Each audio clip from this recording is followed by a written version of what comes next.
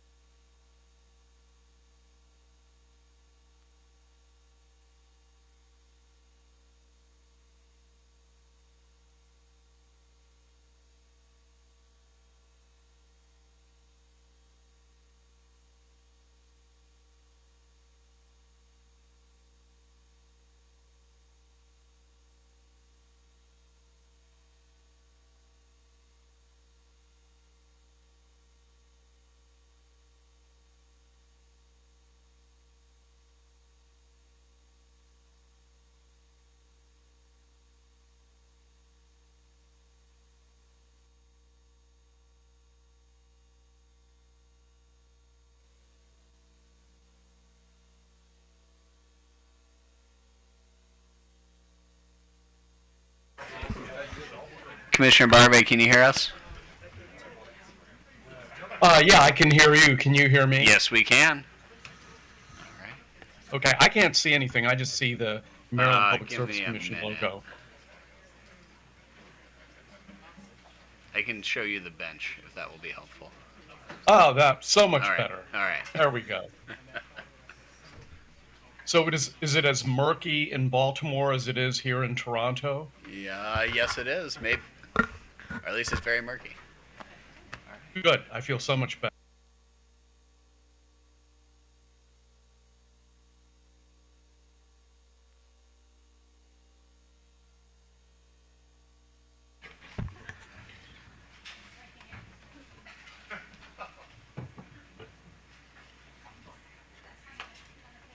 Are we up on YouTube? All right.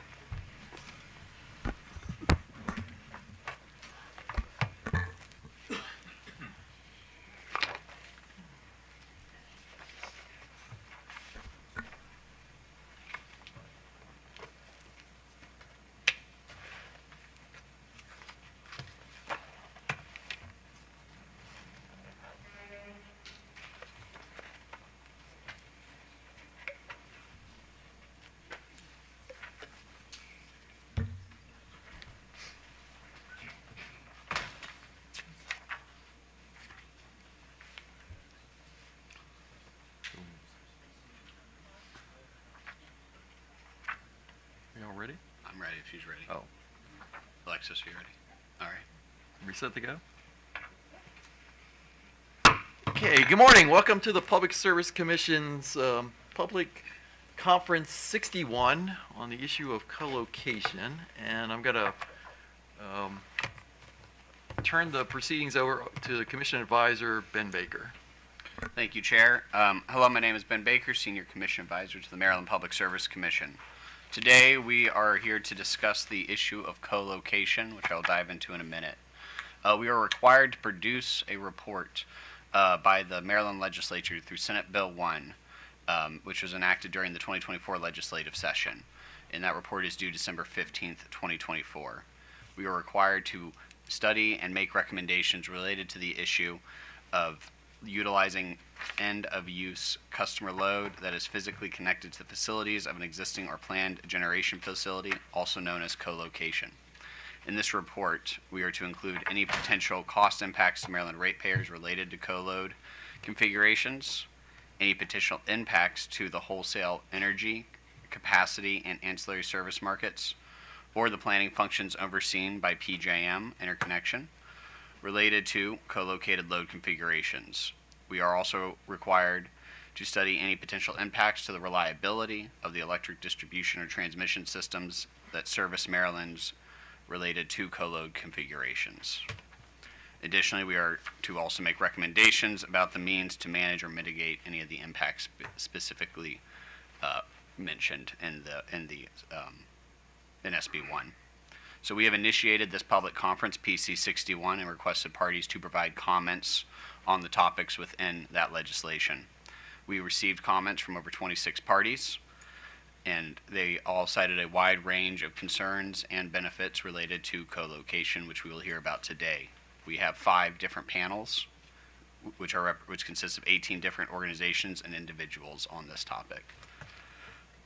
Our first panel will consist of organizations dedicated to the bulk wholesale power reliability and wholesale markets and oversight of those. The second panel will consist of the 5 largest electric utilities in the state of Maryland, most of which have provided comments with concerns associated with co-location. Our third panel will consist of operational proponents of co-location, generally from the perspective of power producers and data centers. Fourth, we will have a panel that consists of general economic interest in the data center discussion and how co-location might benefit those economic impacts. And finally, our last panel will be our state agencies. We have asked all panelists to address their views of co-location, respond to other parties' comments, how co-location impacts the 4 topics that are listed within SB1, and also have discuss the opportunity cost of large load customers choosing to co-locate in neighboring states. Additionally, each panel received ahead of time a list of topics and questions that we would like to hear from them, either through their presentations or questions that we may ask today. Finally, we did ask all panelists, because this is a solution issue that we are looking at, that we would want to understand from their points of views the pros and cons of the state restricting and not restricting co-location, and the potential solutions to address any negative impacts in either of those situations. We also asked what can the PSC do with our existing authority, or what future legislation could address these concerns. Additionally, we would like to hear from the parties candid discussions about what they believe is within our jurisdiction and what they believe is within federal jurisdiction. So with that, I'm going to hop into a quick briefing on what is collocation. So collocation is a physical configuration on the grid in which load and generation is sited in the same spot, and the load is physically connected to the generation source. Though co-located load and generation are not exclusively connected behind the meter, arguably any generation source that is directly providing energy to a customer behind the utility meter qualifies as some form of co-location. This includes issues that we are more familiar with, which include behind the meter solar, storage, and combined heat and power. For the purposes of today's discussion and the report that we will be developing, we are focusing on co-location within the wholesale power market and the generation. Under this arrangement, a load, likely a large load, data centers, crypto mining, hydrogen producing, would set up facilities electrically to offtake electricity directly from the generator instead of, or in addition to, interconnecting directly to the grid. By engaging this action, some or all the generator's capacity would be reserved for the exclusive use of the co-located load and may not be available to serve the wider electric grid. The possibility of this arrangement creates several technical and policy considerations that we will hear about today. PJM has recently released guidance on co-location and two acceptable but different configurations that they would accept within their markets. One is called network load, the other is non-networked load.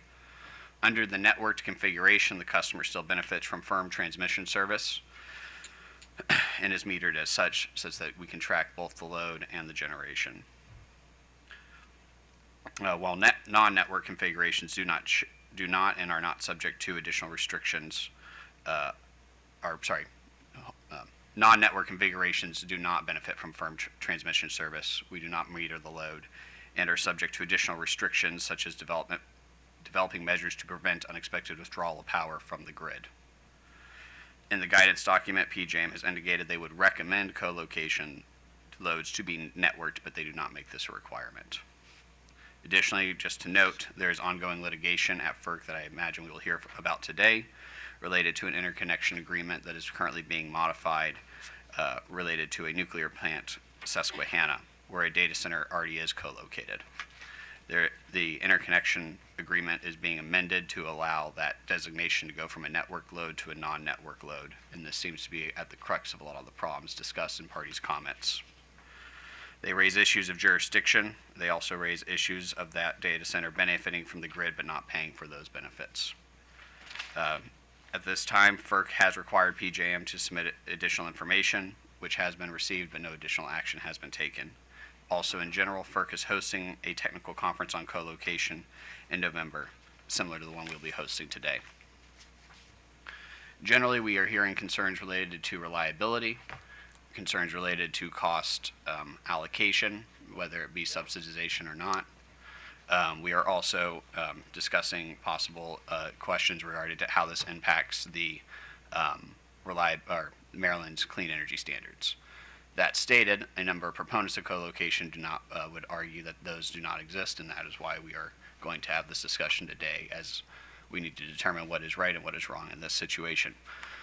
Today, we look forward to hearing from all of our panels, and our first panel will consist of PJM, Reliability First, and the Independent Market Monitor. During our presentations, we will have them each have about 5 to 10 minutes to present, at which point, after everyone has made their presentations, I will go through a list of questions, and then after that, if there's any questions that you may have from the bench, we'll take those also. With that, Chair, may I call our first panel up? Go ahead. Thank you. All right, PJM, Reliability First, and the Independent Market Monitor, please come up.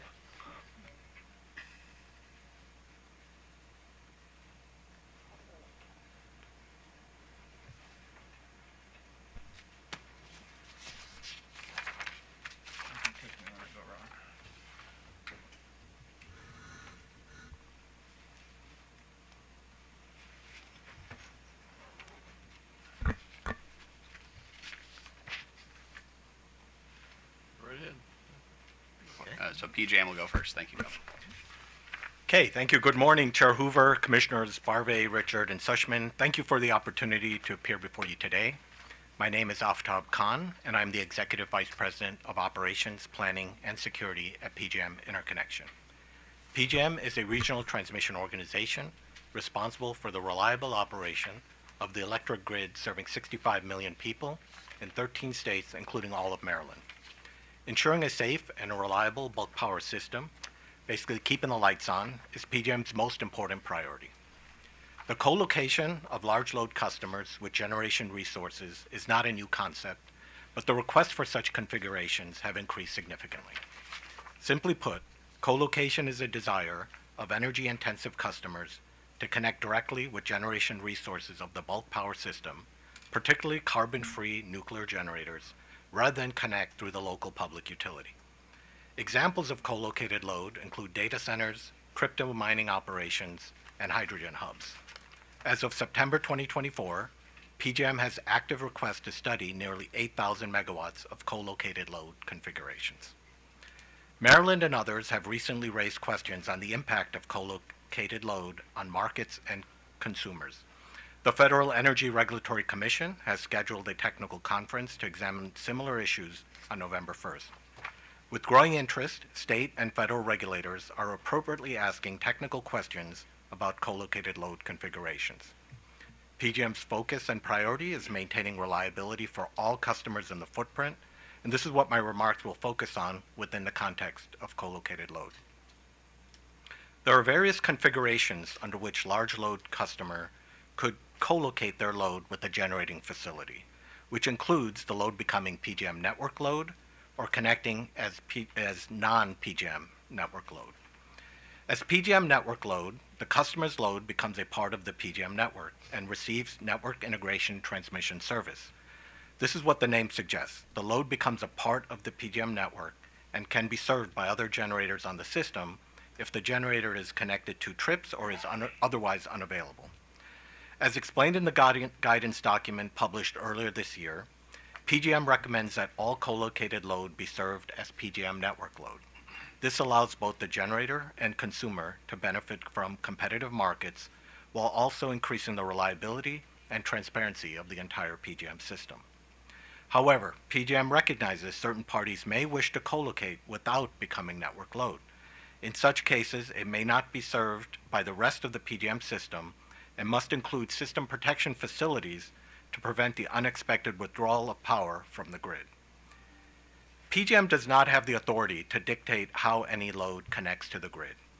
Moreover, PJM cannot stand in the way of private transactions between generation resources and large load customers so long as the parties follow existing federal, state, and local rules.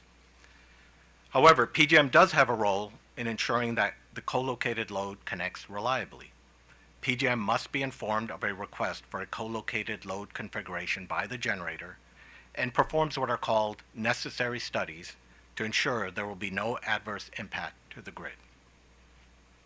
Any required transmission upgrades to support the requested configuration will be identified and must be implemented at the cost of the generator before the co-located load is permitted.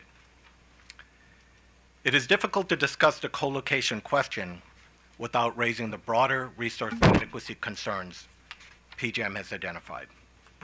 The current PJM fuel mix is balanced and diversified between different fuel types, and we have adequate generation resources to serve the anticipated needs of our system today.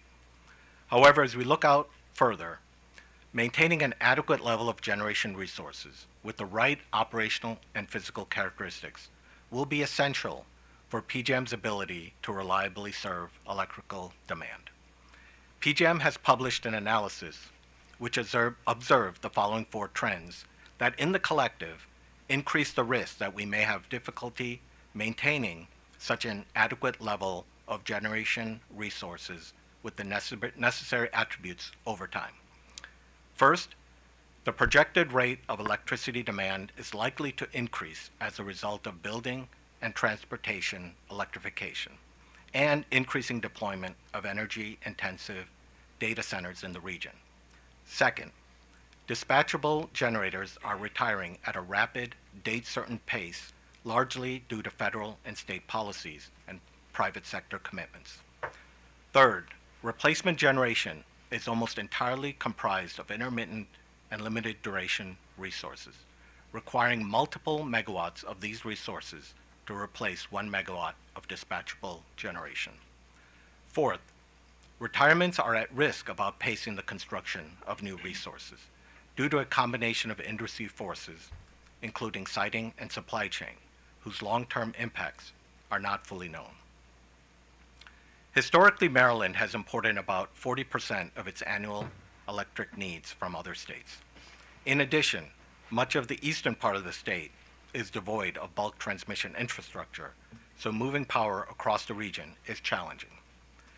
Regardless of whether large load customers co-locate with the generation resource or connect through the local public utility, load growth is a key consideration in ensuring resource adequacy.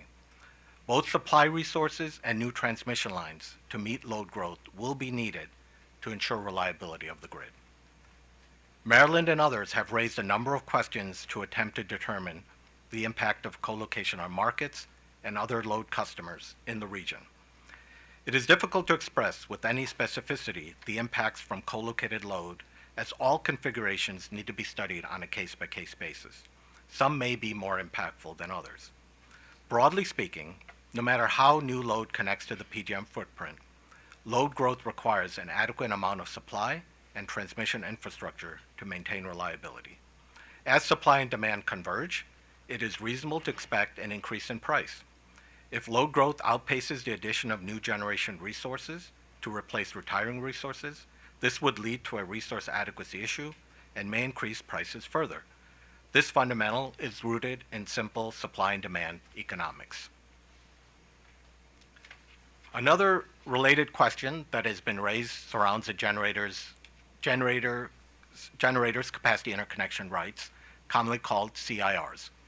CIRs are the rights to input generation as a capacity resource where the facility connects to the PJM transmission system. Under certain co-located load configurations, the CIRs associated with the generator must be reduced by the amount of megawatts committed to the co-located load. This means there is reduced generator availability to the PJM system load, and as such, there are potential impacts to the PJM markets. Lastly, under any configuration, co-located load is electrically connected and synchronized to the PJM transmission system when consuming power, and therefore benefits from the use of the transmission system and ancillary services such as black start and regulation services. PJM network load accounts for such services, but there are no transmission or ancillary service charges to the off-system load. PJM previously tried to address this with proposed rule changes for ancillary services, but the proposal did not achieve the consensus of the PJM members.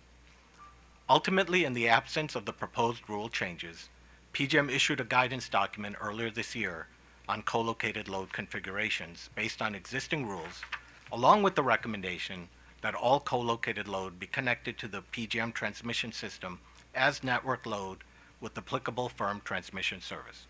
Again, this allows both generator and consumer to benefit from competitive markets while also increasing the reliability and transparency of the entire PJM system.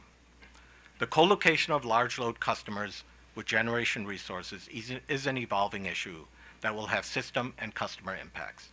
PJM's primary role is to ensure that co-location occurs reliably. Regardless of how it connects to the system, load growth, including load growth spurred by large customers in the PJM footprint, will require adequate supply resources and transmission to maintain reliability. The PJM system as it stands today is a reliable system with an adequate capacity reserve margin. However, PJM could be at risk of facing resource adequacy challenges should these trends of high load growth, increasing rates of generation retirements, and slower entry of new resources continue. This situation is not unique to the PJM system, but can be seen across the U.S. PJM appreciates the opportunity to testify today. We will continue to engage with our stakeholders, the industry, state utility regulators, and the FERC on matters relating to co-located load, including issues relating to the dedication a specific generation to serve that load. Thank you, and I look forward to any questions you may have. Okay, thank you. So Good. I guess we want to hold all the questions Yeah, until yeah. we hear We'll go from next Joe. to the reliability first. Thank you. Good morning. My name is Brian Theory, and I'm the Director of NED Engagement at Reliability First. Thank you for the opportunity to discuss technical reliability considerations related to co-located load configurations. And thank you for your proactive leadership on what is not just a state, but a national conversation. As we have already heard today, FERC will be hosting a commissioner-led technical conference on co-location of large loads on November 1st. Before I jump in, a little bit about myself and about Reliability First. Once again, my name is Brian Theory, and I've dedicated the last 20 plus years of my career to electric grid reliability. Before joining Reliability First a decade ago, I worked in various roles in industry, including substation and transmission design, but mostly control center operations. I joined Reliability First in 2014 and have supported its mission in preserving and enhancing the reliability, resilience, and security of the bulk power system in several different roles, including auditing, event analysis, and most recently, outreach, training, and education. Reliability First is one of the 6 NERC regional entities commissioned following the 2003 Northeast blackout and subsequent Energy Policy Act of 2005. We cover all or parts of 13 states across the Midwest and Mid-Atlantic, including all of Maryland and the District of Columbia, serving the public good for our over 73 million customers. Our delegated responsibilities under the Federal Power Act can generally be summarized as threefold. 1, audit and enforce the NERC reliability standards for more than 300 registered entities in our footprint. These entities include our 2 regional transmission organizations, PJM and MISO, plus the utilities, generators, and distribution providers across our region. Number 2, analyze system events across our footprint. We have provided testimony at hearings following Winter Storm Elliott in December of 2022, and we continue to learn from and share lessons learned from extreme weather and other grid events. And number 3, Section 215G of the Federal Power Act requires that we conduct periodic assessments or studies of the reliability and adequacy of the bulk power system. You are probably familiar with the NERC Long-Term Reliability Assessment and the seasonal assessments, and are hopefully following our updates on our Interregional Transfer Capability Study, also known as the ITCS. When the U.S. Senate Energy Committee displays your infographic showing 2/3 of the country at risk for shortfalls around the end of the decade, this tends to gather some attention. These studies have been further validated by the PJM4R report and the MISO reliability imperative, sounding the alarm on the risks we are facing. It is important to note that the Federal Power Act, specifically Section 215I, states that we do not have the authority to set or enforce mandatory standards for adequacy or safety of electric facilities or services. The statute makes clear that we do not have the authority to require the construction or generation of transmission assets. Resource adequacy is a right and responsibility reserved for the states, and in many states coordinated with their RTO. Reliability First's role in this discussion is to serve as a technical resource and provide technical reliability related information based on our expertise. Our statements are not intended and should not be interpreted as advocating for a specific position or outcome. In these discussions, we will shine a flashlight on reliability challenges from our assessments and hopefully arm the states with questions they can and should be asking. Before I continue, my colleagues and I were impressed but not surprised by the questions that were sent out before today's conference. In our role at Reliability First, we can simply focus on the reliability and security challenges. However, in your role at the Commission, you have to prioritize and manage not just reliability, but also affordability, cost allocation, and environmental impact on your state and its constituents. It is not an easy challenge, and once again, I thank you for your leadership on large co-locations. The co-location of large energy consumers with power plants, typically nuclear power plants, presents both opportunities and challenges for system reliability. The overall impact will depend greatly on the specific implementation, technologies used, and regulatory framework. Careful planning, robust fail-safes, and thoughtful policy can help to maximize benefits and minimize risks associated with co-located load configurations. Additionally, maintaining diversity in both generation and consumption patterns across the broader grid help to ensure overall system resilience. Increased load growth across our footprint after years of somewhat flat growth has been a reliability theme that has exacerbated the resource adequacy risk, which is highlighted in our long-term reliability assessment. Reliability First, NERC, and others have been warning the states that we are simultaneously experiencing generation retirements at a time of increased electrification. The data center load growth has been at the heart of this increase, and we believe that data center co-location may hasten the pace of change. I think it helps to first set the stage on 4 factors driving these types of configurations. Number 1, speed. Co-located configurations construction may be faster than typical transmission operator service requests. In the case of a co-located facility, the generator interconnection service agreement can be modified, and the data center and power plant can strike an agreement to build a substation and sell power to the data center. I think it's important to note that we are somewhat in the infancy of this regarding how this plays out. The PJM guidance document states that PJM reserves the right to take actions to delay an addition to protect system reliability. However, we do not know exactly how this will work in not just the PJM region, but throughout other regions and across the country. What we have seen is this. We have seen instances across the country where large data centers not co-located have been delayed by the interconnected utility due to reliability concerns and system constraints. In our region alone, we have seen cases in Ohio, Illinois, Wisconsin, Virginia, and the District of Columbia of such delays to safeguard reliability. This is an important discussion for RTO states and all involved stakeholders regarding the pace of change and how we plan, model, and when necessary, build reinforcements when generators enter into these agreements. Number 2, cost. In Reliability First role, we will not opine on cost, fairness, or allocation, other than to say that states should consider a fair and just energy transition that helps keep energy affordable to its constituents. A challenge easier said than done.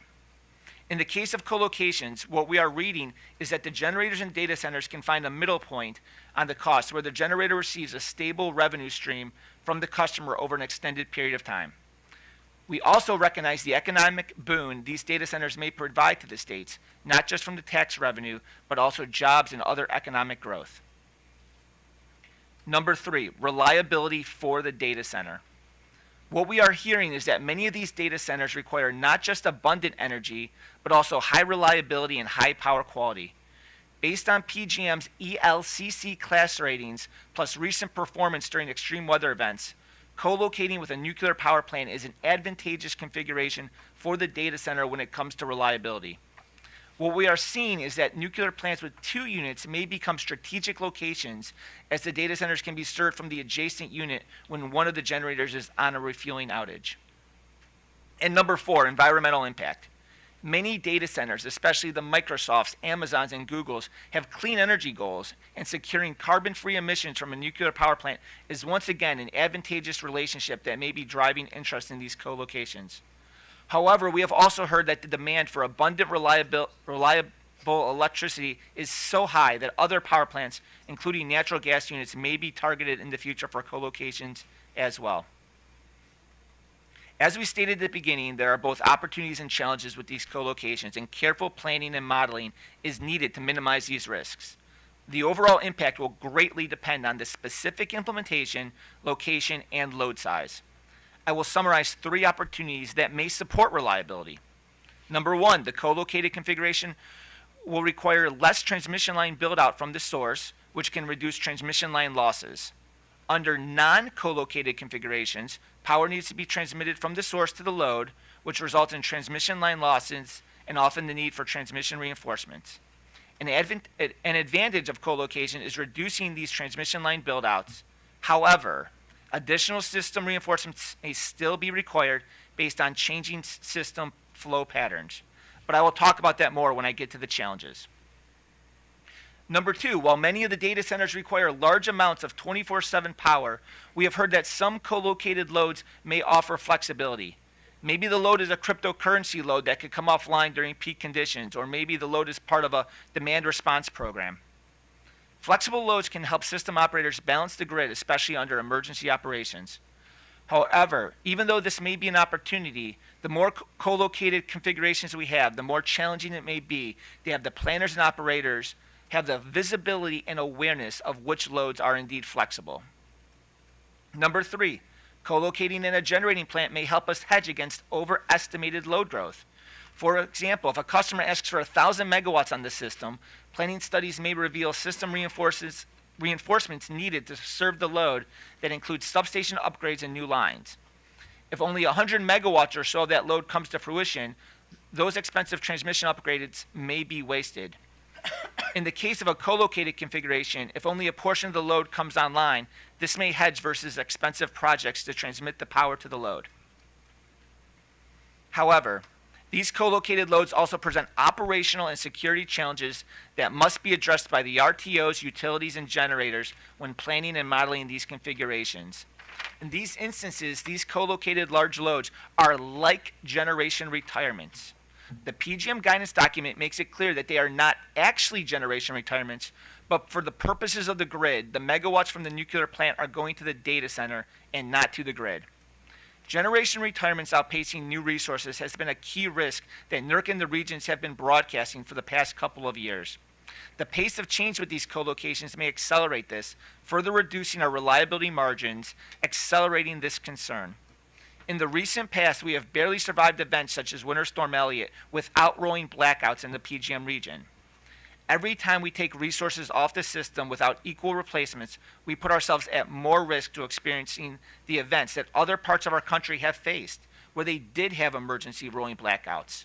Very serious situations that result in not just minor inconveniences, but major impacts to our economy, and also in some cases, the loss of life.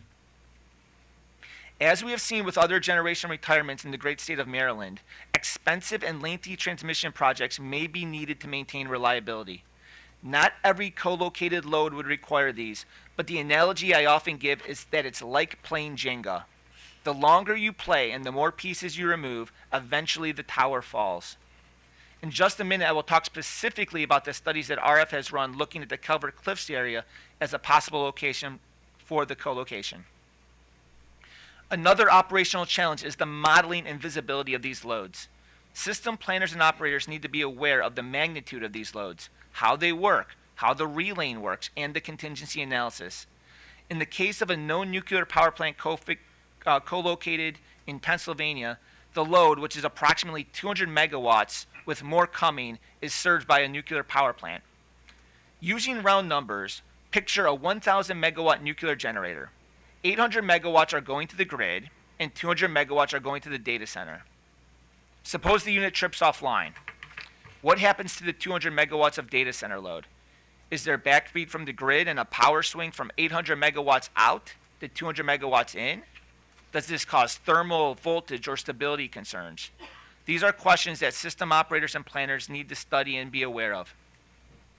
In the case of the known co-location configuration in Pennsylvania, the data center load comes offline through protective relays if the unit trips, so there's not this power swing. However, will all configurations work the same across PJM or across other regions or across the country? Will the operators and planners have the tools to study these conditions? Will the data center load that came off eventually get transferred to a second unit at the nuclear station, or does it have its own backup generator? Or does it stay offline? And furthermore, what happens if the nuclear power plant retires prematurely? Is there an obligation from the utility to serve the data center load that once existed behind the generation meter? And how would that be accommodated? These are all important questions that can vary by location and by situation. Furthermore, there's the security challenges. Are the cybersecurity systems segmented to prevent shared access? Even if our critical generation and transmission systems and control centers are protected, what if our adversaries can attack the large data center loads, causing voltage or frequency swings on the system? While it was not cyber-related, we saw an interesting event recently where a transmission fault resulted in several data centers tripping offline unexpectedly due to a voltage fluctuation. Similar in nature to the Odessa disturbance in Texas, where a bunch of inverter-based resources came offline due to a fault on the system, there are system risks if very large loads, hundreds if not thousands of megawatts, come offline unexpectedly. Once again, the planners and operators will need tools, technology, training, plus awareness to mitigate these risks. I want to go back to the questions that Maryland sent to the panelists. While I won't opine on the cost or impacts to markets, I do want to talk a little bit about the studies. As I stated at the beginning, Reliability First NERC and the regions are required to conduct periodic reliability assessments or studies of the transmission system. In this role, we are different from the transmission planners, as we simply study, assess, and communicate the risks to our stakeholders. We are not determining transmission or generation solutions. Our studies look at existing planning areas and existing plans in place for the future without making assumptions about new lines that may be built. We study existing resources, including known and planned generation retirements, anticipated future load growth, plus resources in the queue that we believe are likely to be online for the given time horizon. We communicate our results through our reports and in our reliability committees with industry transmission planners, plus we share these results with our state stakeholders to communicate technical reliability considerations and risks we are seeing. As I've stated throughout this testimony, the overall impact greatly depends on the specific implementation, location, and load size. For our study, we used a 2033 model, and our independent assessment confirmed PJM's preliminary 2029 RTEP analysis that the Calvert Cliffs area will require additional reinforcements before 2033 to avoid potential voltage collapse based on known assumptions for load additions, and generation retirements. What this means is that adding any co-located load at Calvert Cliffs or non-co-located load around the Calvert Cliffs area exacerbates this problem.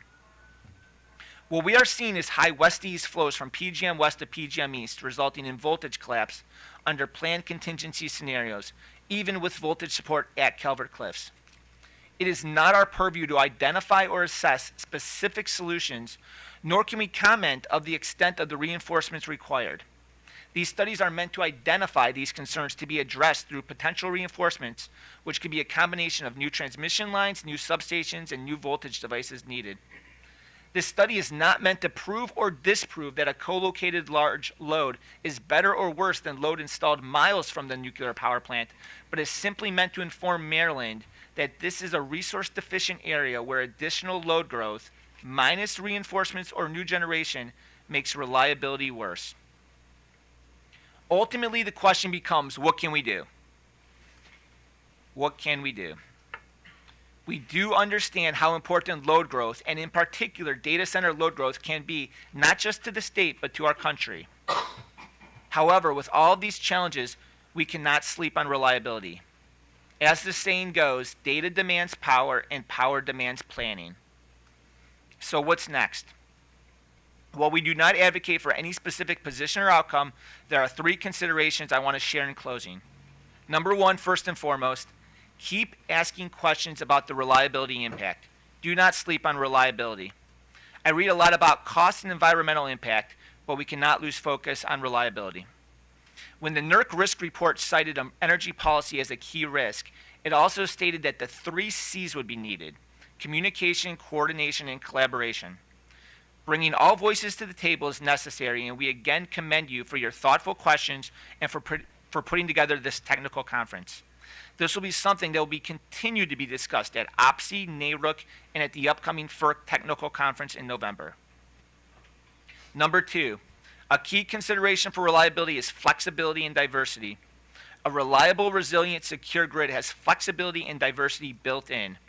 A diverse mix of resources is a good thing for fuel assurance, fuel security, and to ensure 24/7 deliverability.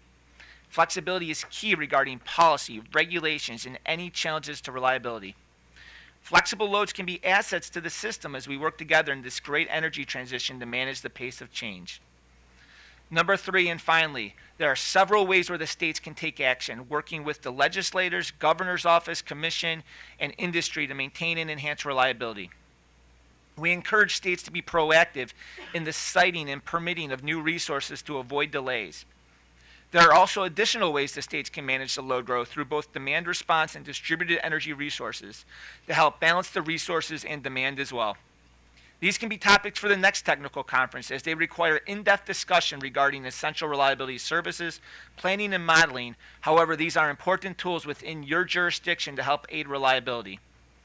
While they cannot be the only tools, a combination of new resources, grid-enhancing technologies, new transmission, and load management, all carefully planned and coordinated with industry, policymakers, and policy implementers, can help ensure this is a reliable energy transition. I thank you again for the time to provide these comments, and I look forward to your questions. Thank you. Monitoring analytics. Thank you. Good morning. Appreciate the opportunity to talk to you today. I'm the market monitor for PJM. Primary focus for the market monitoring unit is competitive markets, competitive efficient markets, which mean markets that provide power to customers at the lowest possible cost. So our charge is simple, though not easy to carry out. Co-located load raises a set, won't surprise you, of significant policy issues, and they'll be appropriately addressed by you, the Maryland PSC, by other state commissions, and also by FERC and NERC, as we've heard. These issues should not be decided by PJM in private discussions about bilateral discussions on ISA conditions, which is what's happening at the moment. They shouldn't be done on a case-by-case, one-by-one basis. They should be thought about comprehensively. You can't think about one interconnected load without thinking about thousands of megawatts. 20,000 megawatts perhaps could be the outside. It needs to be thought about comprehensively. My most basic point is it's not possible to be off the grid. So we're not talking about living in the mountains here with solar. It's not possible for any load, any significant load, to be off the grid. All load, including co-located load, is on the grid, affects the grid, and benefits from the grid. As a result, decisions about co-located load affect all customers in Maryland and in PJM. So it's essential that all load, all significant load additions, as well as obviously gen additions, go through the normal PJM analysis process, even if it's time consuming. And the necessary analysis is necessary but not sufficient, because it's narrowly focused on individual situations rather than thinking more globally. It has to be thought about globally. Every new generator and every large load addition goes through the process. PJM, as we know, is a complex, interactive system. There are no shortcuts, and no one should expect to jump to the front of the queue. The fact that PJM's queue process is, shall we say, less than perfect, although getting better, is not a reason for some load or gen to jump the queue. So one of the issues the Talon Susquehanna ISA and amended ISA has been mentioned. One of our fundamental issues with the Talon's amended ISA, if it were to become the template for others, I think it is essential ultimately to have a template, is the definition of backup power. We've heard a little bit about backup power already today. It illustrates the point, the way that's written, that it's not possible to be off the grid. While the nuclear capacity equal to the co-located load, as we've heard, gives up its CIRs, that is, its right to inject power into the grid, in fact, its obligation to inject power into the grid, and is no longer PJM capacity, the ISA, as drafted, would rely on the grid for backup if the dedicated plant were on outage. Now, PJM's position has evolved significantly on how to deal with all this, and it's evolved positively, and I think the amended ISA is much better than the original ISA and much better than PJM's position of a couple of years ago, saying that you didn't even have to give up CIRs. But it's still not adequate, and it's still not appropriate for PJM to be setting public policy through negotiating ISAs. The key thing there is that if the nuclear power plant, the primary source of power, is on outage for whatever reason, the co-located load will rely on the grid. However complicated the provisions for buying additional capacity, if we're super tight and capacity is not going to be available to buy, the key point is that it will shift to reliance on the grid. So this whole discussion is not an abstract argument, as we know, in PJM or in Maryland. There will be real-world consequences from Maryland decisions and from the decisions of other PJM states and FERC and NERC. As you've heard a little bit, PJM's tight. Doesn't come as a surprise to anybody. We've all been talking about retirements, all talking about low growth, been talking about the fact that the last capacity market price was quite high. PJM is tight, Maryland more so. Maryland is extremely tight. In the last capacity auction, as you know, Maryland had the highest capacity prices in PJM. And even though the $460 or so price was not the price actually paid by Maryland customers, because it's offset by the fact that Maryland is importing some cheaper capacity from elsewhere, the next capacity auction, we've heard from PJM that the parameters indicate that the maximum price could be as high as approximately $700. If that were the case across the footprint, the prices in Maryland would go from $300 a megawatt day to $700 a megawatt day on round numbers. Maryland is short of capacity right now. The loss of Brandon Shores and Wagner will exacerbate that, as you are well aware. So our preliminary analysis of the impacts of, we did some preliminary analysis of the impacts of co-located load. Just as an example, as a sensitivity, if 1,000 megawatts were removed from Calvert Cliffs, it would increase Maryland capacity payments. This is in the last auction, by the way, not the upcoming one. We're not predicting prices either, just to be very clear. We're not predicting the price will be $700, but given that that's the maximum price, it is a logical possibility that it could for a system as tight as Maryland. So if 1,000 megawatts were removed from Calvert Cliffs, it would increase Maryland capacity payments by about almost 30%, about a little more than $300 million. If all of the Calvert Cliffs were dedicated to co-located load, it would increase Maryland capacity payments by about almost 50%, or about $500 million. And if 10,000 megawatts were removed across the system, and again, we think that's probably a low estimate, across the entire PJM system, not just in Maryland, but across the entire system, that would also increase Maryland capacity prices by about almost 50%, or about $500 million, $500 million. So your actions will affect other parts of PJM, and the actions of other parts of PJM will affect you, and that's part of the reason I think that FERC and NERC are going to be involved in this, because it's an interactive system, interrelated system.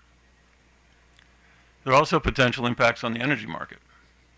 Again, our very preliminary calculations of if you take out 10,000 megawatts across the system of nuclear, the expected value of that increase is in the billions of dollars, around $18 billion. The low end of that is around 7.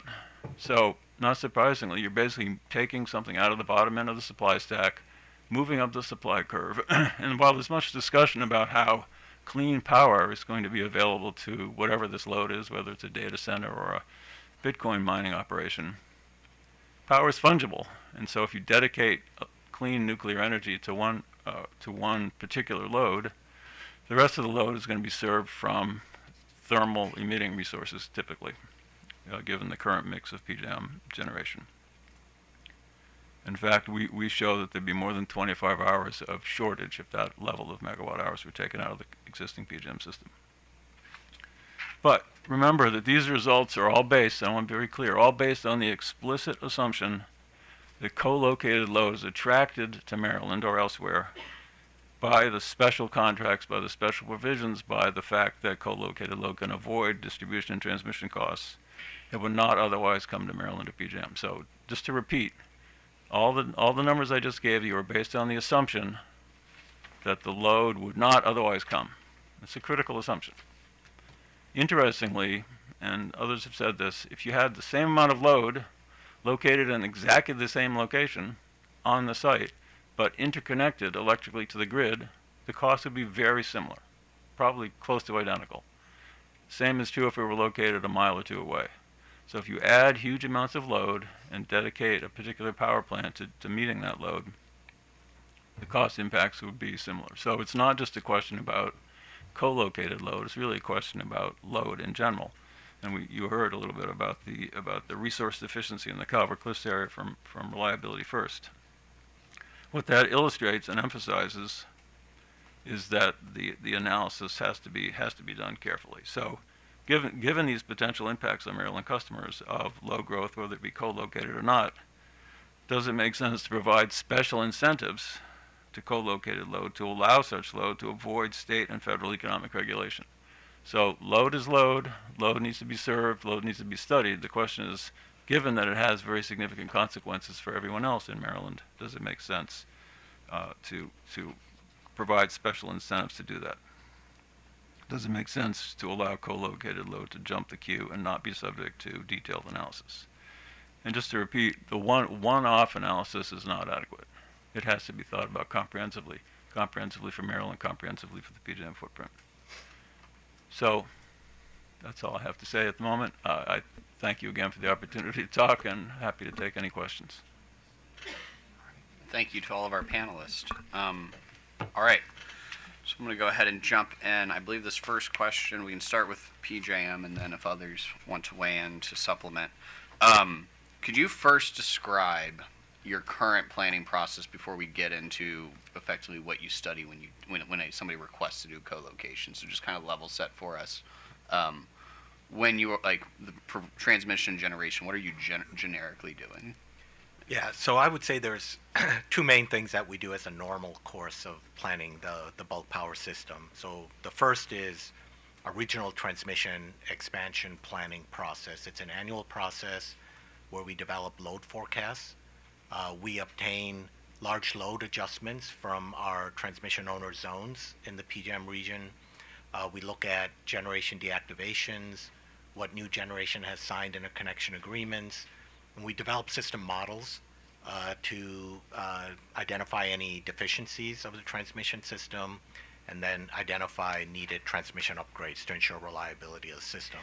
The models we develop are forward-looking, so we generally ensuring that we plan upgrades in the 5 to 8 year transmission upgrades, 5 to 8 year time frame, but we're also looking out 15 years for robustness of the solutions.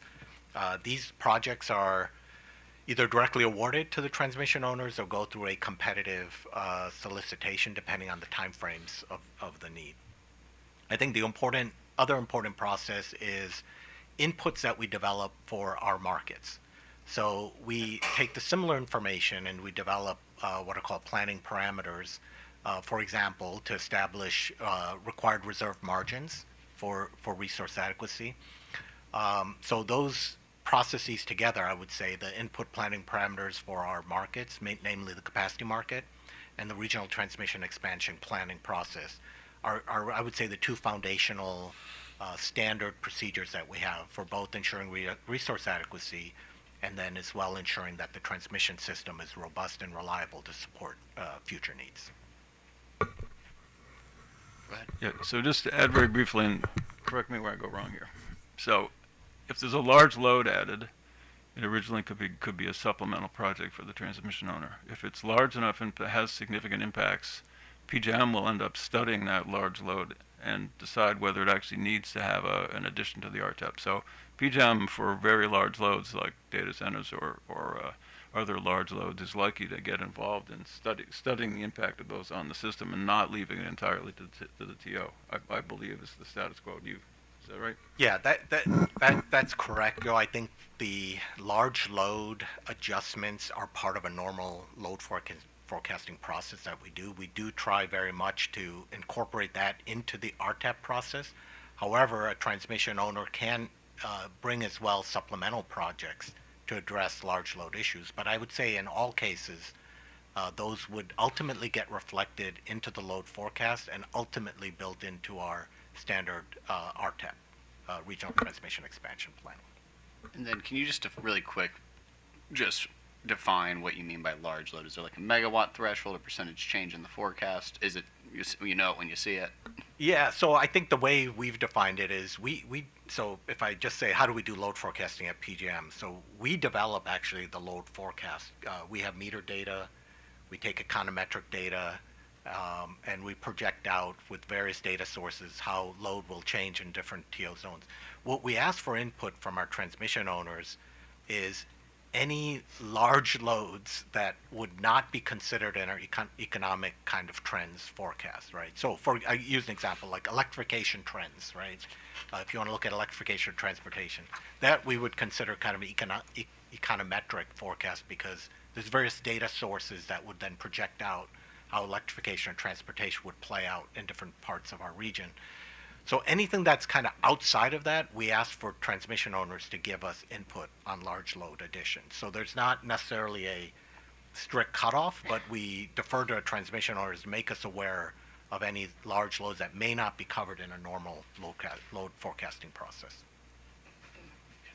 Thanks. Can I add in too as well that if the load is large enough, they may have to register with NERC as a distribution provider, which would hold them applicable to certain NERC reliability standards, including cybersecurity standards, communication standards, modeling, relaying protection, and others as well. Okay. Thank you. And then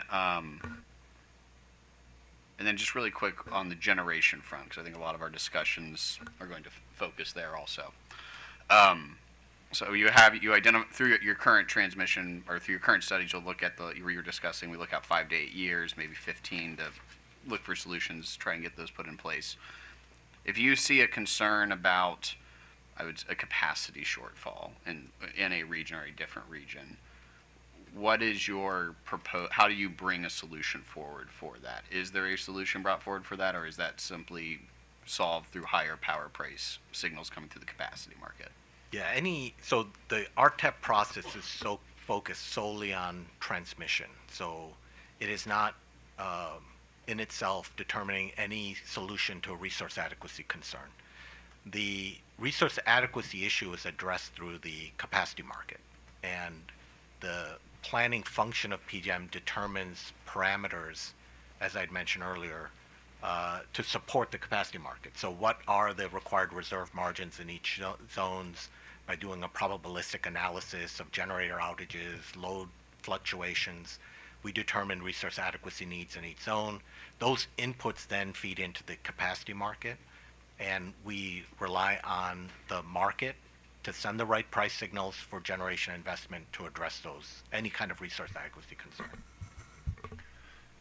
Yeah, I would just add that the RMRs are a great counterexample to that. So, I mean, what you described was the ideal outcome, but that didn't happen in the Indian River Fork case. It's not happening in the Brandon Shores case. Generation was actually never given the opportunity to compete. Transmission was a default option.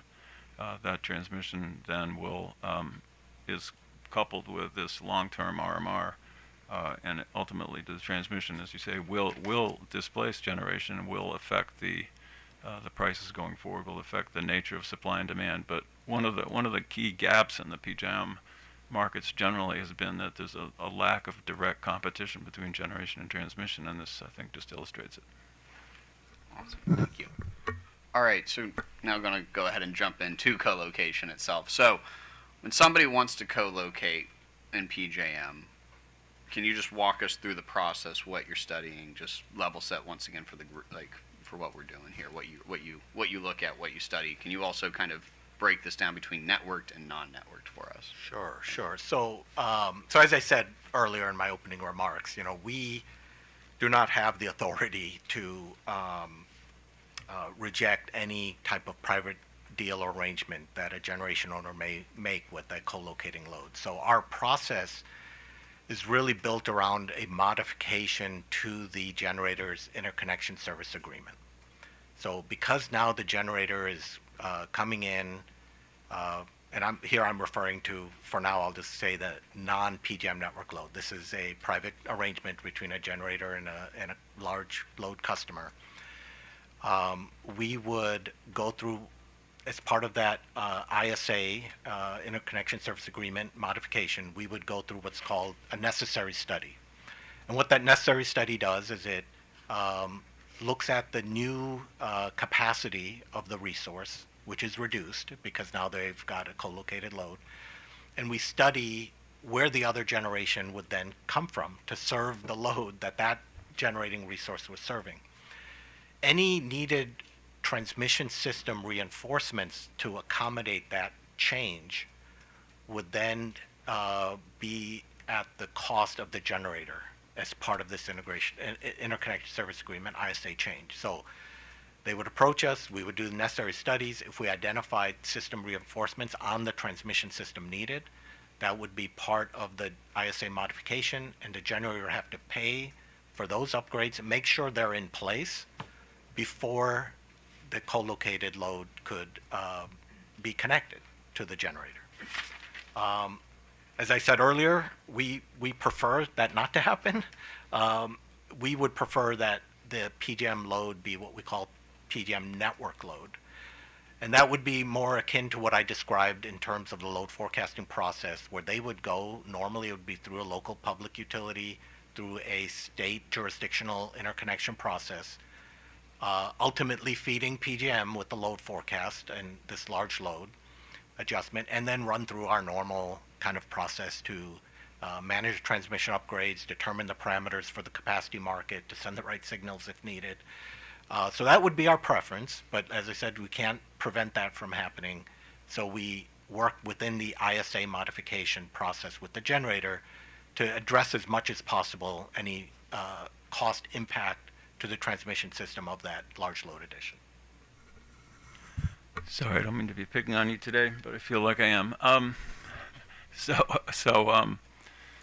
one of the points I made about the Talon agreement is that PJM, in fact, did negotiate a series of very significant changes to it. I think they were positive changes. I didn't think they went far enough, but they were positive changes, and they were against the interests of those private parties entering into that arrangement. So the notion that PJM has no authority there, I think, is a little bit of a stretch. I mean, it can't reject a private transaction, for example, a bilateral contract, a financial contract.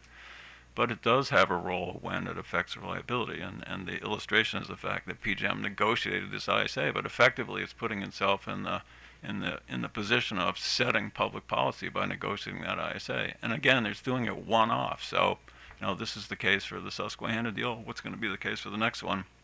It needs to be general. That's why it's a policy question. It's a question for you. It's a question for other PSCs. It's a question for FERC and NERC, and it should not be. And and PJM is appropriately reticent to try to set general policy, but they are, in fact, and PJM. It's not really PJM's role, as they agree. It needs to be set more broadly so that PJM knows how to behave in these situations. Thank you. So, I want to break it down to maybe into two or three parts, because I think this gets into a lot of the debate we're going to have around cost allocation later, and who should be paying for what. So, somebody shows up, they want to co-locate. You're going to say network, non-networked. If it's network load, basically it's going to go into your typical planning process, and it's going to run through that in its entirety. And then non-networked load, you're going to have to do a study at that point in time to determine if there's issues. In either situation, so at that initial declaration that I want to do co-location, and maybe I need to break it into two questions here, but when they do co-location at that time, you were discussing if there are any sort of system reinforcements that need to happen, those need to be paid for by the generator. What is included in system reinforcements? Is it simply I need to make sure the power quality in that region is okay? Is it if I identify effectively a full-scale need for a large transmission build that they're going to be responsible for the whole thing? What is the scope of system reinforcement? And if you want to, once again, you might need to break this down between networked and non-networked. So thanks. Yeah, so I'll do the non-network, non-PJM network load. So this, again, would be the load that's connected directly behind the meter to a generator. The necessary study process would have the same reliability criteria of what we would do in our normal regional transmission expansion planning. That means any violations that are addressed, it could be voltage issues, fault current or short circuit issues, stability issues, thermal issues, any violation that then occurs because of that one change of the generator unit output decreasing, because presumably power flows will come from elsewhere to serve the needs that that generator was providing. Those would be all part of issues that would need to be addressed by the generator. So potential could be building a new line in the worst case, or reconductoring, or adding other components of this, expanding a substation to change the characteristics of the system. Multiple things, but it could be all-encompassing there. The difference, and this may be what you're getting at, is if you come in through the normal PJM transmission expansion planning process as a large load, which would be PJM network load, again, all the criteria would be the same in terms of how it's studied, and the same scope of what the transmission impacts would be. But in one scenario, if it's coming through our normal transmission expansion planning process, the network upgrade costs would be addressed through a FERC-approved cost allocation to load in the PJM region. In the case of the specific non-PJM network load, the generator is going to pay that specific impact. So, but I want to say it's a little hard to compare apples and apples on this one, because the RTEP process is encompassing a lot of change in the PJM system, whereas a co-located load study, although same reliability criteria, is looking at one specific instance. So there'll be a little bit of difference in how the system would be looked at and the upgrades would be in those two processes. But there is a difference in who's paying the cost of that network upgrades in those two scenarios. Is there a particular reason PJM chose not to or thinks it can't run the non-networked load through basically required the same exact kind of run through of the RTEP process and the traditional planning before you sign off on it? Because I think Dr. Bowering keeps bringing up, well, it's a one-off. It's a static point in time versus over here with this networked approach. I'm doing a kind of that full-blown look at the system. Is there a reason why we don't funnel them both through that if effectively the end result is the same, which I'm losing 1,000 megawatt? Well, I'm just going to use 1,000 megawatts of generation as an example, whether that's true or not. But just as an example, why wouldn't I just put them both in that process and then at that point figure out cost allocation to them? Yeah, I think the main distinction between the two, I think it's mainly a jurisdictional issue, because if the large load customers coming through the local utility, through the interconnection process, it runs through kind of the normal kind of FERC-approved transmission planning, cost allocation kind of process. The issue of PJM non-network load is technically it's not PJM load, it's a private transaction between a generation owner and that load. So, and that's why we treat it as such, in that it's a modification to an interconnected service agreement of a private transaction that's occurred between the generator and the load. So that's really the main reason why we cannot, as it stands today, treat it in the same way. And then we'll do non-networked and then networked. On this, before I go down one step further in the hierarchy of when costs to come on the system, but staying here at the initial identification. So non-network, this is, I guess, a simplistic, I'm trying to get a simplistic summary, unfortunately, because we have to run it all the way up the chain, is on the non-network side, you would argue any cost incurred at that moment in time related to transmission system upgrades, not generation, but transmission system upgrades, they would pay at that moment in time. That's correct. Okay. And then for networked, similar, but it would be through the cost allocation schematic that will happen through the traditional planning and cost allocation process. Yes, that is correct. And maybe I didn't explain it as well as I could have, but I wanted to draw the distinction of when we do our regional transmission expansion plan, it's a very comprehensive. So let's say a large load customer is coming in through that process. There's many changes that are also modeled at the same time in that case. So it's a little bit difficult to compare apples and apples, say, hey, if I'm a large load and I come in through the RTEP process, you won't necessarily be able to single out the cost of that large load because there's many other changes modeled at that time. I don't know if that makes sense, but whereas in the case of the co-located non-network load, you're only looking at one situation in isolation. So it's a little bit, it's hard to say that if there's costs that came out of that PJM non-network load, that doing it the other way, that same cost would then be paid by everybody. It'd be slightly different because you're solving needs that would be more comprehensive. Right, and that's fair. Yeah. Yeah, and I might come back to it, but for now, you'll stop there. Yeah. So then, I guess really quick, Dr. Bowering, is there anything you would want to add to that? Do you agree with that assessment? I mean, no, so it would add two things maybe. One is that when large loads are added, when they're not co-located, they do go through, ultimately affect the RTEP process, and I think that's what was said. But secondly, I mean, this emphasizes the fact that it's just one-off, and I get why it's one-off it appears to be one-off to PJM, but it's ignoring the broader policy questions and also ignoring the market impact questions. Okay. And then we'll go down to secondary impacts, which is really, they're now off the system, or non-networked is theoretically off the system. We're going to put that in air quotes. And then we have the network load, which is on the transmission system. At a future date, you're going to continue running your transmission processes.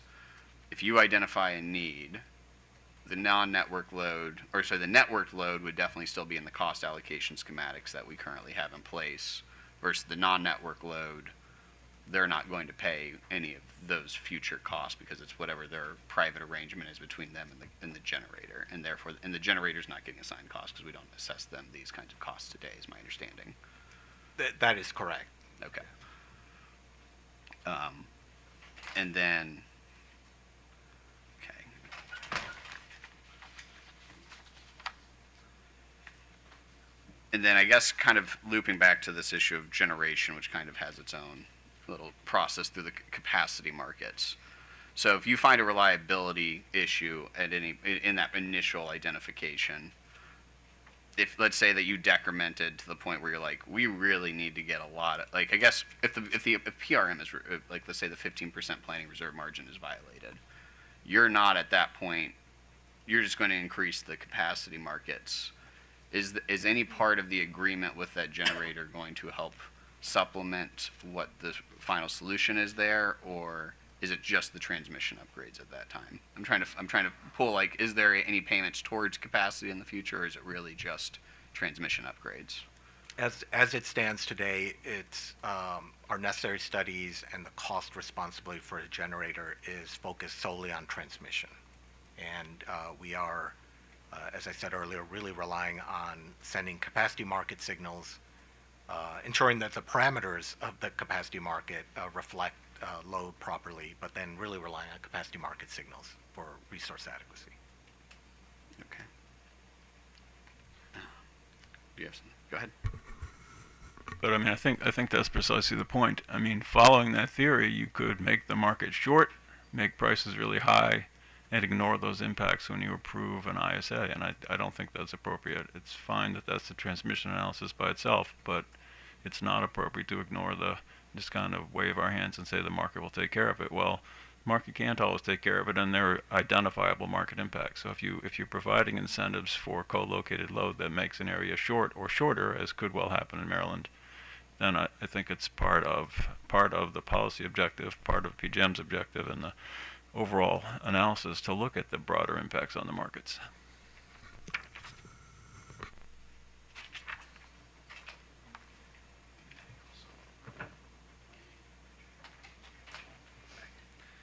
All right. So going ahead, well, one second. I'm just trying to decide before we hop into the markets. So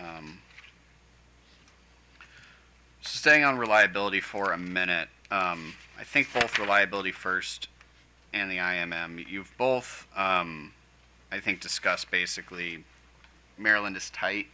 Maryland, like, basically we need more resources, or we need to be able to bring more energy into the state. Regardless, and it sounds like Reliability First, your discussion is effectively saying before you can even think about adding additional load or removing a generator, this issue needs to be resolved. So do you, I guess what I'm trying to get to is, from a co-location perspective, is the real issue, it doesn't sound like you have as big of a concern with co-location as much as it's just an incentive mechanism that might encourage additional load at this time. It's not that the arrangement itself is, in your view, impacting reliability any different than if it was just connecting directly to the grid. I think that's a fair assessment, with the caveat that our concern is that the co-location configuration, I think, expedites the pace of change and can somewhat at times jump the queue. So that's our concern. So all things being equal, if a very large load, 1,000 megawatts, was added at Calvert Cliffs or just outside Calvert Cliffs, from a reliability perspective, that's the same concern. We see west-east flows, we see contingencies that result in voltage collapse, we see the need for reinforcements, very real reliability concerns that we do get concerned about. So whether it's co-located or not is not the issue in this specific instance. However, I think it's just really important to note, as our concern in general is that pace of change. And the point we've made in our testimony was that we've seen other utilities throughout the region get asked for these large loads, and for them to put their own delays on it. Say you could have 100 megawatts now and 100 a year for 10 years or something like that, or just delayed in general. So we're just very, very concerned that this could be the first of many where the load comes online very, very quickly. And what we're hearing is that based on these agreements, it could be up in under 2 years, based on the time they could build a substation, modify the ISA, enter into some agreement. It could be a very, very short time frame that a lot of load comes on the system quickly. And I guess this might be turning back to PJM. We've had discussions where your guidance document currently says if I have a concern about co-location, PJM will step in and not allow it to occur. So, or maybe that's I guess reliability concern. So can you, I think, kind of following up on this, the pace at which it could occur, and can you maybe discuss why or why not we should be concerned about decreasing generation at a rapid pace versus adding load at a rapid pace? In this, do you view that co-location can effectively expedite the reliability problem any differently than choosing to add a new load? Yeah, so first let me just make sure it's clear from a PJM perspective. We are very concerned at the pace at which large load additions are happening on the system, whether it's non-PJM network node or PJM network load. We have a lot of large load additions that are not co-located, that are in front of the meter type of load. So in general, we have a big concern at just the pace of large load additions on the system. Now, whether and just to kind of follow up on Joe's comment, we welcome the engagement of our states and FERC on this topic, because what I described to you is the process that PJM uses today, which is a FERC-approved process of how we manage markets and resources and how we manage transmission expansion planning. So I just wanted to be clear, we are concerned about the pace at which this is happening. But the process that we use is what we have as an approved process today.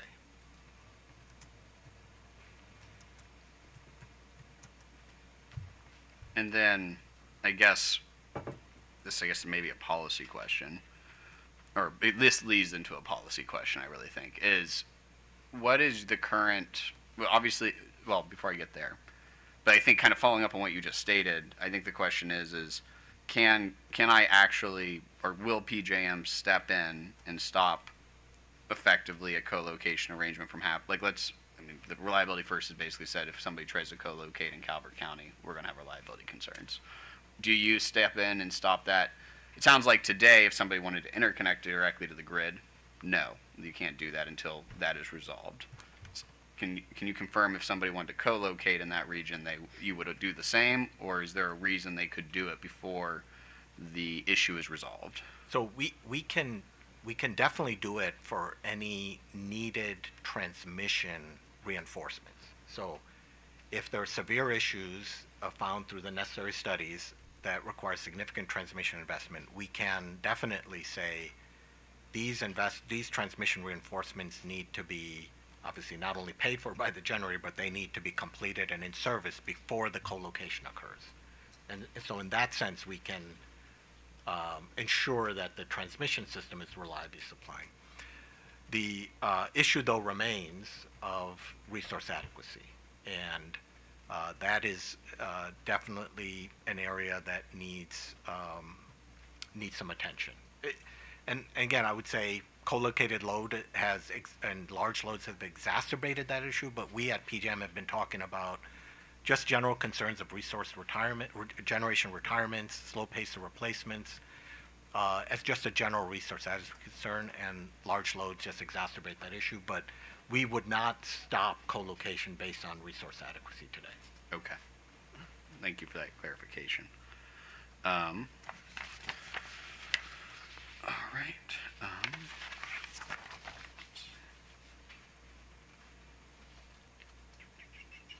So we've kind of, I think reliability obviously, and capacity, I think we've kind of beat around in terms of if we know if the generator goes away or I add load. It sounds like pricing is, all three of you would agree generally, the wholesale power pricing, whether it be capacity, energy, those prices are going to go up relatively similar. Maybe there's some nuances in there that we would need to think about, but in general, I add 1,000 megawatts of load, or I subtract 1,000 megawatts of generation in a region.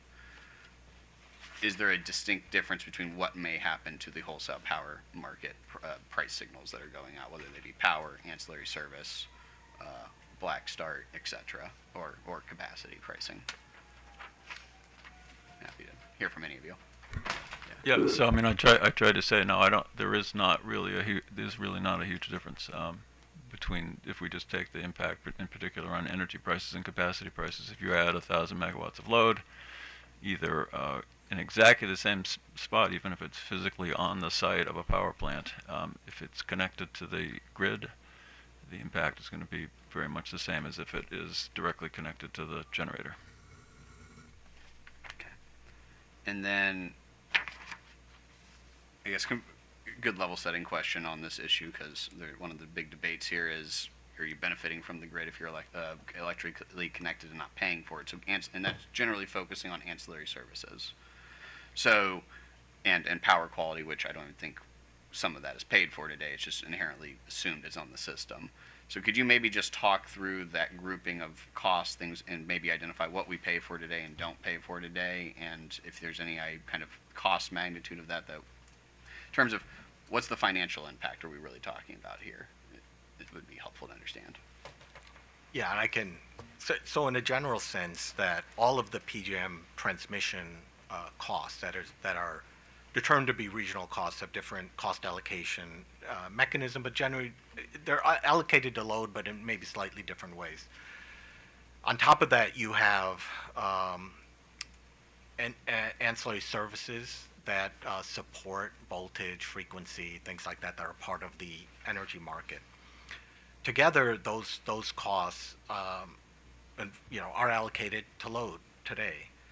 The issue with the co-located load, which is non-PJM network load, there is no allocation of any of those costs to those loads, because that co-located load, it's only allocated to PJM network load. So I would say it's a combination, what we say transmission service plus ancillary services costs that are today not allocated to non-PJM network load in this co-location configuration. Yeah, so, I mean, just take Black Start. And clearly, co-located and non-co-located load both benefits from having Black Start, and the idea that a co-located load doesn't benefit from Black Start, it shouldn't pay for it, I think just nonsensical. But the other point that I've made, just to, sorry to keep repeating myself, is that there's the backup question. So, in addition to ancillary, at least the extant amended ISA leans on the system for backup. So we have Black Start, we have reserves, we have frequency control, we have reactive, and clearly the load behind the generator is benefiting from the fact that it's connected to a network which maintains control over all those elements of power delivery.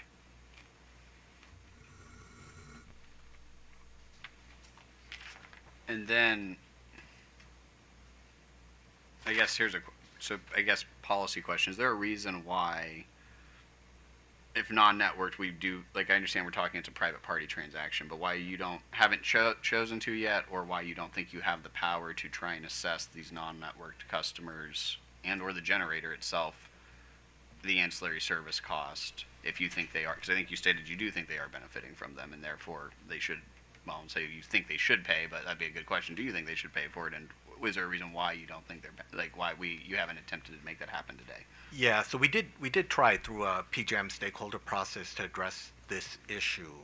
Unfortunately, we weren't successful getting it through our membership. So that's why we just published our guidance document, and we're basically saying we encourage this load to be PJM network load. But again, as I said earlier, we can't prevent the private party transaction. So, but we did try to address it through the stakeholder process. We're unsuccessful. Doctor? Yeah, I would just say that that's not a reason not to, make a 206 filing at FERC. That stakeholder process was about a lot of different things, and to PJM's credit, PJM's position evolved very significantly during that stakeholder process, and we certainly appreciate that. But the idea that PJM can't impose costs. PJM doesn't have the authority to impose those costs by itself, clearly, and that's appropriate. But there's nothing, if you believe that they should pay those costs, there's nothing preventing you from filing something at FERC to request that.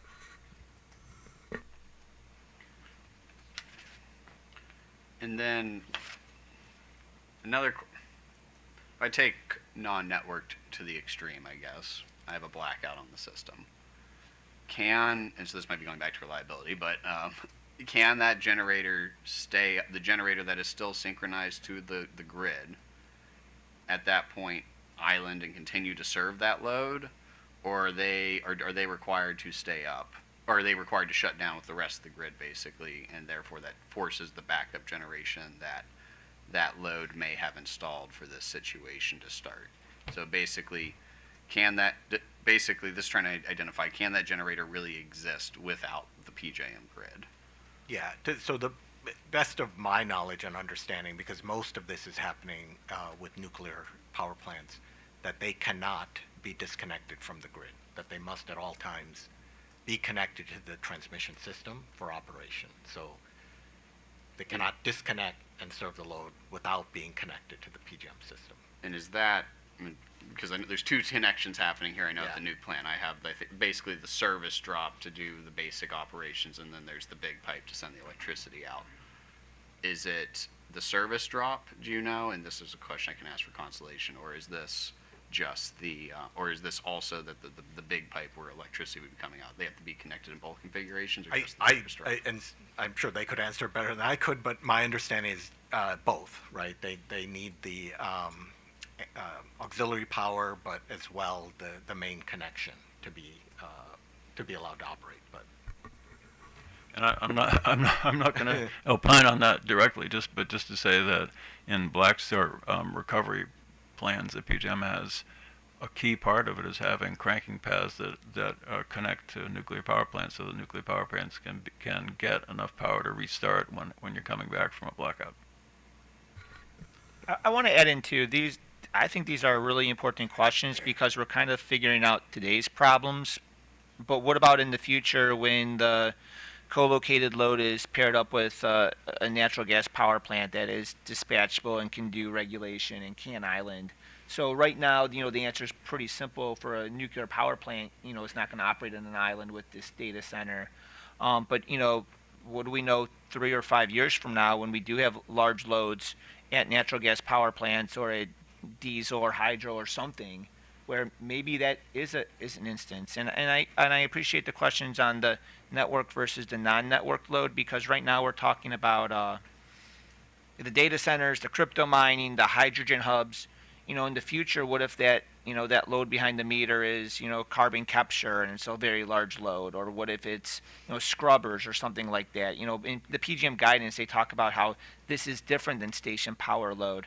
But even the the loads we're talking about today, the data centers, crypto and whatnot, those could be different loads tomorrow. The hydrogen, the carbon capture and whatnot. So I think these are really important questions, because we're like I said, we're figuring out today's problems, but we also got to be mindful of what this looks like 3 or 5 or 10 years from now. And I think these are going to be topics that are continued to be discussed at the FERC level, at NARUC, at OPSI, and all of those forums. Okay. And I guess following up on that line of questioning, I mean, this might be for you specifically, reliability first, but others please weigh in. Is the main issue today, is there a concern with co-location if that co-location encourages new generation development? Somebody co-locate, like two different, the data center wants to build, but they also, at the same time, they will partner up with somebody and they invest in a new plant and put it on the grid. And that plant partially is serving them and partially is serving, and partially is available to PJM. Do you have similar concerns there, or is this all about the state of the world that we live in today, with the existing fleet? No, I think that's a good question, and I think like any good engineering answer, it depends on the location, the size, and all those things. So, the thing we've been reading about even the past week has been 3 Mile Island coming back, but how those megawatts will go to a Microsoft data center. At the end of the day, that might be a net neutral in reliability. I didn't gain anything, I didn't lose anything. Maybe I gained some ancillary services from 3 Mile Island spinning and providing some inertia to the grid. So there might be some benefits here or there. We don't know exactly how this plays out, if all that load comes on at once, if it's always on the system, if that load fluctuates. But I think it always just depends on the location, the spot on the grid it's at, the load, how flexible that load is. But I think that's a very good question. Yeah, I mean, to add to that, I agree with what you said about all the locational attributes, but having a new load bring with it new generation is clearly better than not. So clearly a good thing.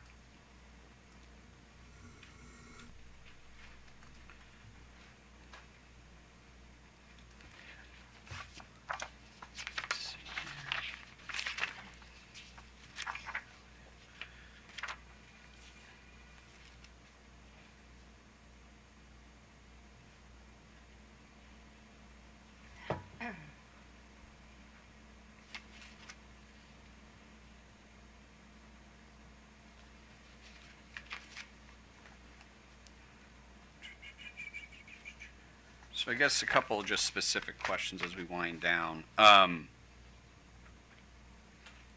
So I think we had liability first study come in. We've also had Constellation claim in their filing to us that they had their own study done with PJM that showed that region wouldn't have reliability concerns. So I guess we have competing discussions around what may or may not be reality in the future. So I guess PJM, since you were implicated in one of the, at least in, well, I guess now both, because there's the preliminary RTEP assessment that we're hearing about regarding 2029, and then we also have Calvert Cliffs saying Constellation saying that they've done a study with you that showed no issues. Could you just maybe help pull together, if you can, the difference between those two? I know you are not privy to reliability first study, or maybe you have asked them and have been privy to it, but at least from your RTEP process where it seems where there are claims that you are finding similar findings to reliability first, how basically what you did with Constellation aligns with what you're currently finding in RTEP, and if that basically just the state of the world as is right now with all those studies. Yeah. So first of all, I just would say that our process around Calvert Cliffs is not complete, so we're not public with it yet. But in general terms, what I could say is that we did provide reliability first with the planning data for the study that they performed. However, that model that they looked at, which I think directionally was correct, to identify that, if you make some pretty big changes on the system, that there could be some significant reliability implications. The only, I think, difference that we would have there as PJM is that case that they studied has not been solved or corrected yet. So we actually just closed a competitive window for transmission solutions to address those needs in that case. So I think there's a little bit of a timing difference going on between the Reliability First study, where they said, hey, this could be a reliability concern. They're not the transmission planner, so it's not their job to develop transmission solutions. That's our job. So I think there's just a little bit of a gap there, and I just want that, in our RTEP window, again, which we just closed a competitive window, within a few months we expect to award transmission projects through that competitive process to address the needs likely that were found by RF. So that's probably what I could say right now, and I probably can't get into details of the specific Calvert Cliffs work because that ISA isn't completed, modification isn't completed and filed with FERC yet. Okay. And we would be happy to meet again with our transmission planners to go through the details of the study. But I think he did a nice job of laying it out. Like, we don't, we base it on known projects, known resources, known retirements, not, not new speculative projects. So, we identify these deficiencies, which, we obviously hope will be addressed in that time frame. I think what happens too is I think the timing issue is a very, very big deal, because if you're following our inter-region transfer capability study, and it just came out, I think, maybe a month ago from NERC, and the prudent additions are coming up, in another month or so. And you look at, the transfer capabilities from PJM West to PJM East and PJM East to PJM West. You'll see some numbers there that are bigger than zero, but those are today's capabilities of moving power, across different planning areas and across different regions. And I think what it highlights is that how quickly things can change. Some of these numbers don't seem like big numbers. You hear like, things like a 4% load jump, and that seems like a small number. But that, in addition to generation retirements, in addition to other loads coming on, not just the data centers, but other electrification, whether it's heat pumps, EVs, whatnot, all these things add up. And I think I don't want to say it's fragile, but I think these numbers can change, and I think they will change. So I think it's just really prudent that we continue to look at these things. I think that FERC through Order 1920 is trying to get us to take a proactive look at these, long term, especially long term, with 3 different scenarios, looking at all the benefits. But I think these are things that are moving really fast. So if I could just add very briefly, I'm not going to get into the reliability discussion. That's your guys' area, but we see the impacts on markets. So markets are still tight. Markets are very tight. Prices are high. So that's certainly one indication there's an issue. But the other question is, so there's a competitive solicitation. There's going to be dollars spent on upgrading the transmission system. If those upgrades make possible a co-location at Calvert Cliffs, who's going to pay for those transmission upgrades? Is it going to be the co-located load? Probably not. But it raises an interesting question of, as you've been saying, about timing and who pays and what the impact of being behind the generator as opposed to in front of the generator. And I appreciate the fact that PJM prefers in front of the generator. We certainly agree with you. So, I guess kind of following up on that a little bit, but kind of thinking about, so we know basically the capacity market is the price signal to generators, so there might be a chicken and the egg here question, but maybe the better way to get it is it reasonable to expect new generation development in the time, like, I guess capacity agreements in PJM were about 3 years, feel free to correct me if I'm wrong. But basically when the SERS that they currently hold run out, or if they have to find replacement, is my understanding, that CIRs that we were discussing. Or basically what I'm trying to understand is, can it be realistic to assume that new generation can develop in that time frame? Or is this kind of getting to a policy area where a lot of us in this industry need to take a long, hard look at how can new steel at least for resources get in the ground? So trying to understand what is the reality of today in terms of getting new steel in the ground for generation sources and expected timelines, if any of you can talk to that. Yeah, so again, I would say as PJM, and we've been talking about this for a few years, we are generally very, very concerned about future resource adequacy. And original concern started with the pace of retirements. And I think some state and federal policies accelerated what we call date certain type of retirements of resources that I think we've made a strong appeal to ask for support to get more flexibility and not have that kind of date certain retirement of critical resources on the PJM system. So that's one aspect of it. The other thing I would say is we have a interconnection queue reform process that feel like we're making great progress on. We understand we're still working through a backlog, but we have roughly, now not all this is going to get through in the end, but roughly 170 gigawatts of resources that by the end of 2026 should, and again, what actually comes through at the end will be less than that, but that's what we started out processing. And so roughly by the end of 2026, we should have whatever that number is out with signed interconnection service agreements. Our concern there is 98% of that is intermittent and limited duration kind of resources. So we need quite a lot of that for, as I kind of mentioned in my opening remarks, to replace a 1 megawatt of dispatchable resource. So the other thing that we hope market signals do is generators that we're planning to retire due to economic reasons would view the PJM market more favorably and delay their retirement decisions, right? So I think there are a number of things that could help, but I would certainly say that we are concerned about resource adequacy, and it's not a given that that issue will be addressed.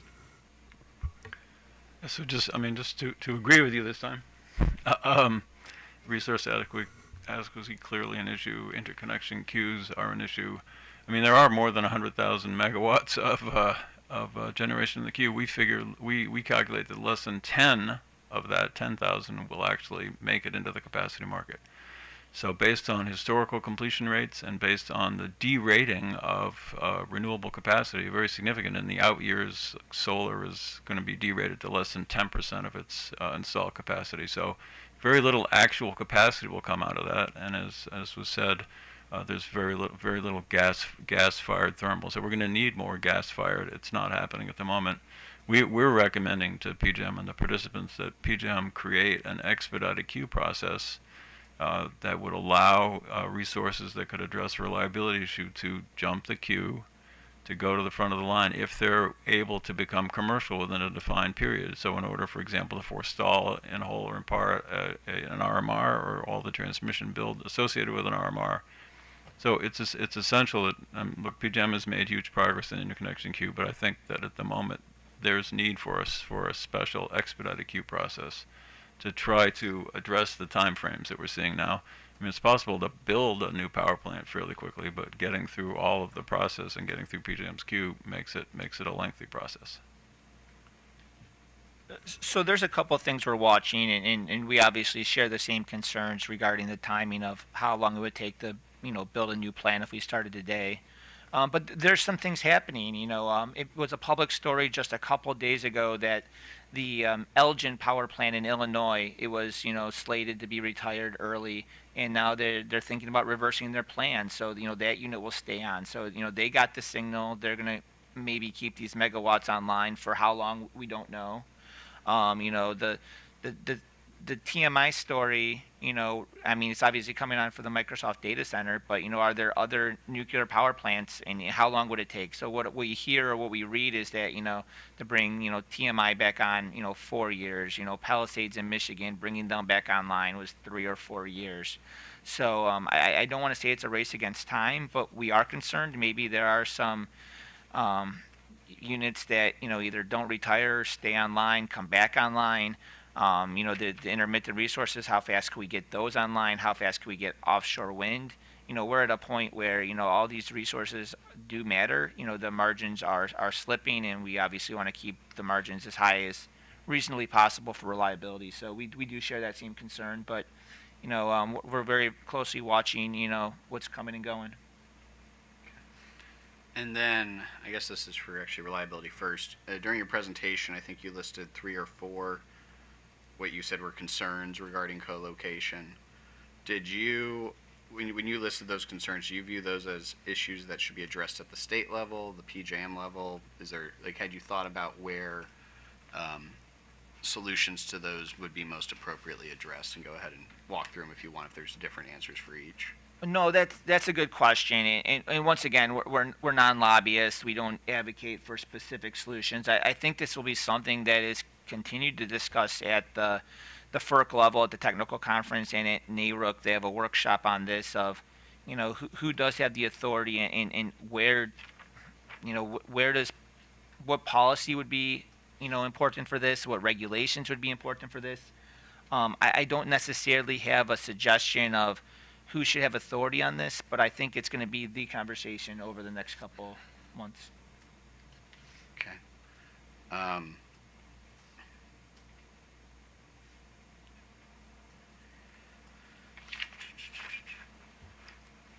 a couple more. PJM, I think we have this what if question. If we do something to possibly limit or restrict co-location in this state, that will just lead to data center. Basically, the argument is that data centers bring a lot of economic advantages to the local region. So we would miss out on those, and that they would just co-locate into a different state, and we would still pick up the tab for that choice. And I guess I did say PJM, but anyone on this panel, go ahead. We think it would be good for us to all understand, is there a way for us to predict which locations may be a concern for us to think about as a state where they could choose to go to a zone that would impact us? Is this something where it's just you won't know until it happens, because you can't predict that? It's so trying to understand is like basically it seems like we're stuck in a rock and a hard place where you maybe you don't say yes to this in one state, but another state says we're happy to take it, and then you lose out on the benefits in that region. So just curious to understand from a planning perspective, how can the state view what regions might be in direct competition and or would result in cost allocation to us? I mean, I can just maybe speak in a general sense. Certainly our resource adequacy concerns in Maryland are more acute. However, I would say across the PJM region, we have a general resource adequacy concern. So, you know, I would say, like, given the magnitude of what we're starting to see in some of these very large load additions, and just to be clear, a lot of what we're seeing are front of the meter load additions. So even though we're seeing large co-located with generators, we're also seeing a lot of front of the meter.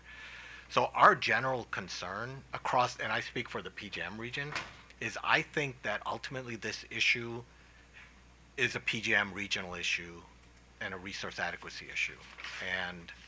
And although Maryland certainly situation is more acute for us, this is just a general concern that we have to ensure that we can maintain resource adequacy through rapid load growth and a significant energy transition.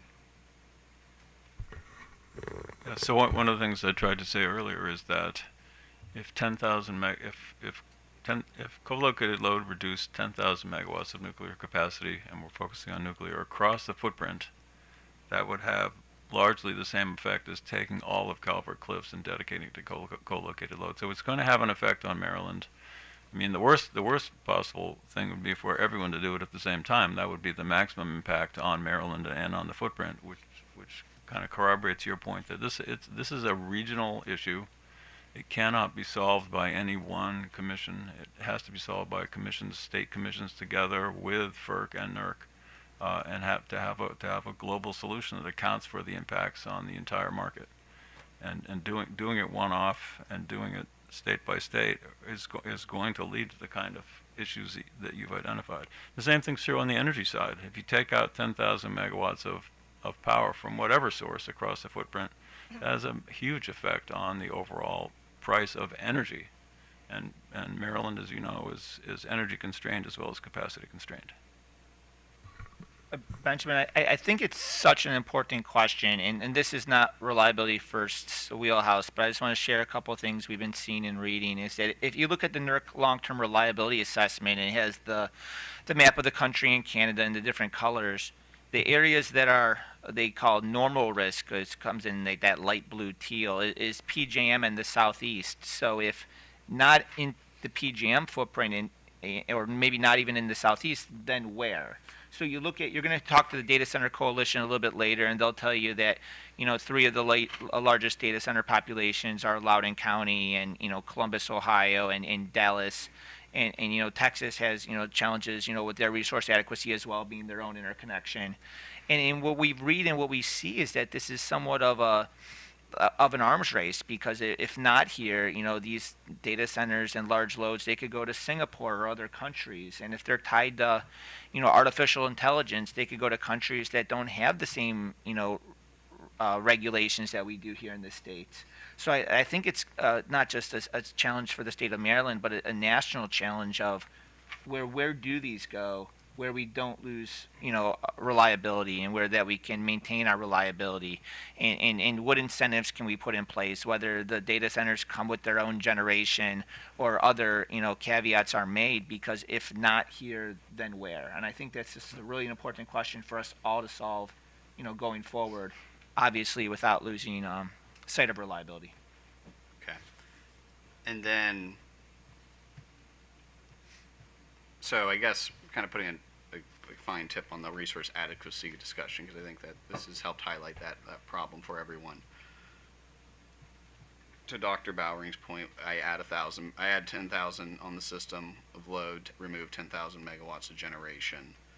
If that puts us near zero on the PRM, is there any tools PJM currently has in its toolbox to, I guess, deal with that problem, or is it, or I guess, is the tool just no new load, or no, no deactivations and or deratings until that PRM can fix itself, because there is no, because at a certain point I can build transmission, build wires, but at some point I need something in the ground to serve electrons, make electrons. So what it is, I guess this is a question trying to just highlight, is where maybe some of this discussion, whether it be here at the national level, needs to go, is basically getting new electrons. Is what I guess, is there a tool in PJM's toolbox at this point to mitigate that risk, where we basically get close to zero on the PRM? Yeah, there are some options that PJM has that have never been exercised. Around, for example, if we run short of resource adequacy and capacity market, there's an option for us to run a backstop auction to get necessary resources. Best of my knowledge, Joe may know different, never been exercised. So how or what that would look like is to be determined, and is certainly, I think could be an option for the future. I think we would prefer not to do that as PJM. We would prefer to work with our stakeholders and states, FERC, to see what can be done through our normal kind of processes, normal markets, to encourage resource development. And I kind of said earlier, policy decisions, I think, have impacted our markets and have impacted generators' decision to stay in the market. So I think it's an opportunity for us to maybe take a step back, look at how we can ensure that needed resources stay on the system together. That would probably be a preferred way to go, and rely on our markets to support that investment. But if that doesn't happen, then certainly there are some backstops that we could begin to pursue. I would just add, prices are part of it, as you said before, and I agree with that. Not all high prices are supported, but as the system gets tighter, higher prices are definitely the appropriate response. But in addition, the expedited queue, so a way to figure out how to get generators that can actually provide reliability moving forward in the queue, get them so they can become commercial is essential. So I agree with you. We haven't seen a backstop. I don't want to see a backstop auction, but you never know. Thanks. Yeah, and thanks, Joe, for highlighting the expedited queue. So I will say, from a PJM perspective, we are exploring what that would look like. Obviously, we don't want to impact the queue reform process and work through the backlog, but at the same time, we do want to, as Joe highlighted, see if there's a way that resources that provide the reliability and resource adequacy solution that we need could be expedited through a queue process. That's something we're working on now. Plus, we already talked about today the RMR process. There's another process too through the Department of Energy called a 202C. It's an emergency order to keep a generator running. It's normally used for short time frames. I think 90 days. I'm not too familiar with it. However, that could be, they could do another one after that. So there's another backstop in place as well. And then I guess kind of getting into the solution discussion, starting with authority, which of the concerns that we've been discussing today do you think fall within PSC lap? Which of them may fall within the state's legislative lap? And which ones do you think are really better focused on at the federal level? And just would be curious to hear from you all on those different issues.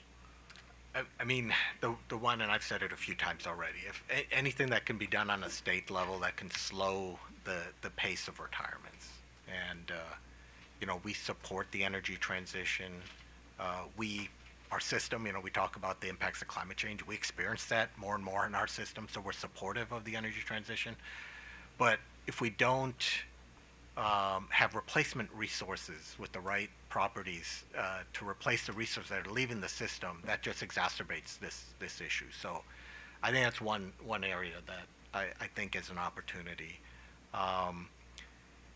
The other, I think, is, as I've said before, PJM, we work within the rules, governing documents, FERC-approved processes.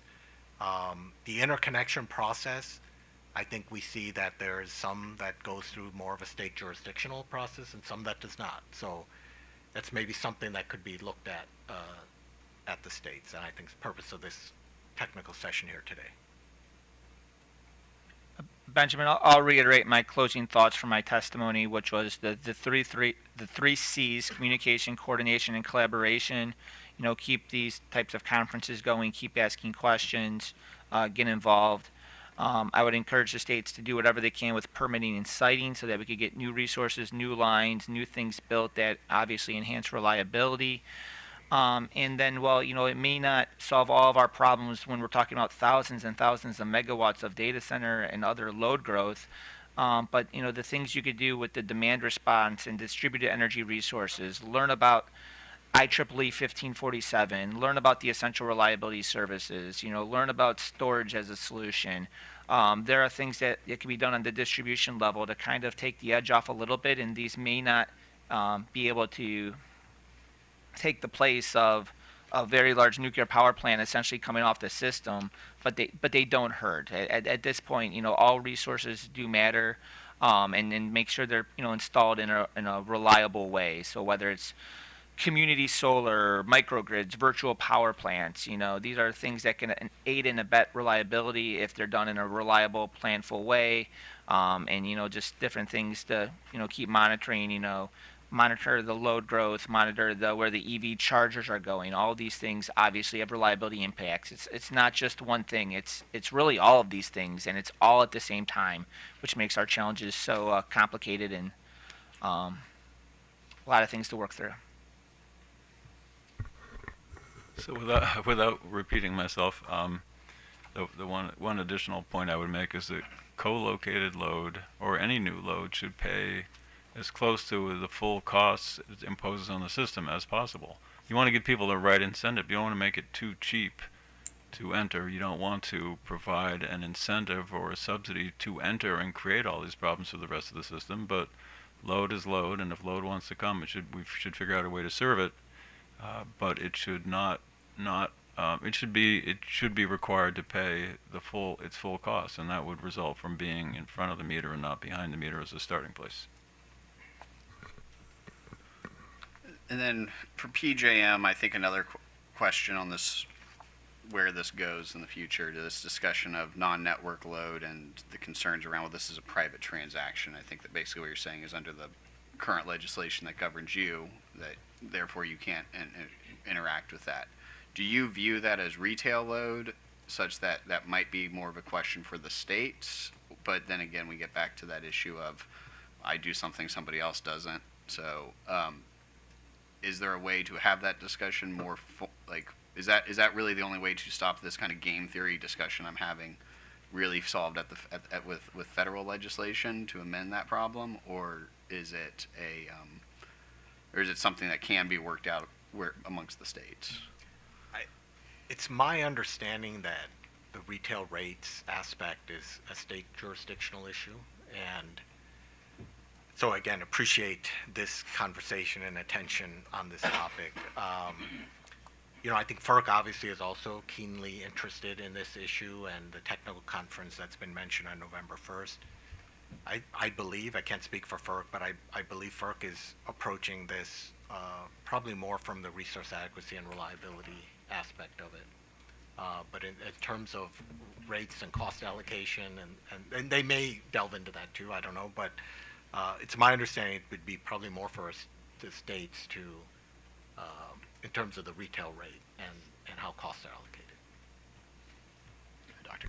Yeah, just very, very quickly. I mean, it's, for better or worse, complicated problem. Clearly, parts of it within your jurisdiction, and I agree with what you said about, simply all the retail rate questions. So I regard co-located load as one of the cost advantages to it, quote unquote, is that it's avoiding local regulation, state regulation, and it's also avoiding federal regulation. So there are clearly issues that are for you and state regulators, and there are issues that are for FERC, and everyone needs to work together as quickly as possible to try to come up with a coherent plan so that everyone can understand what the rules are going forward.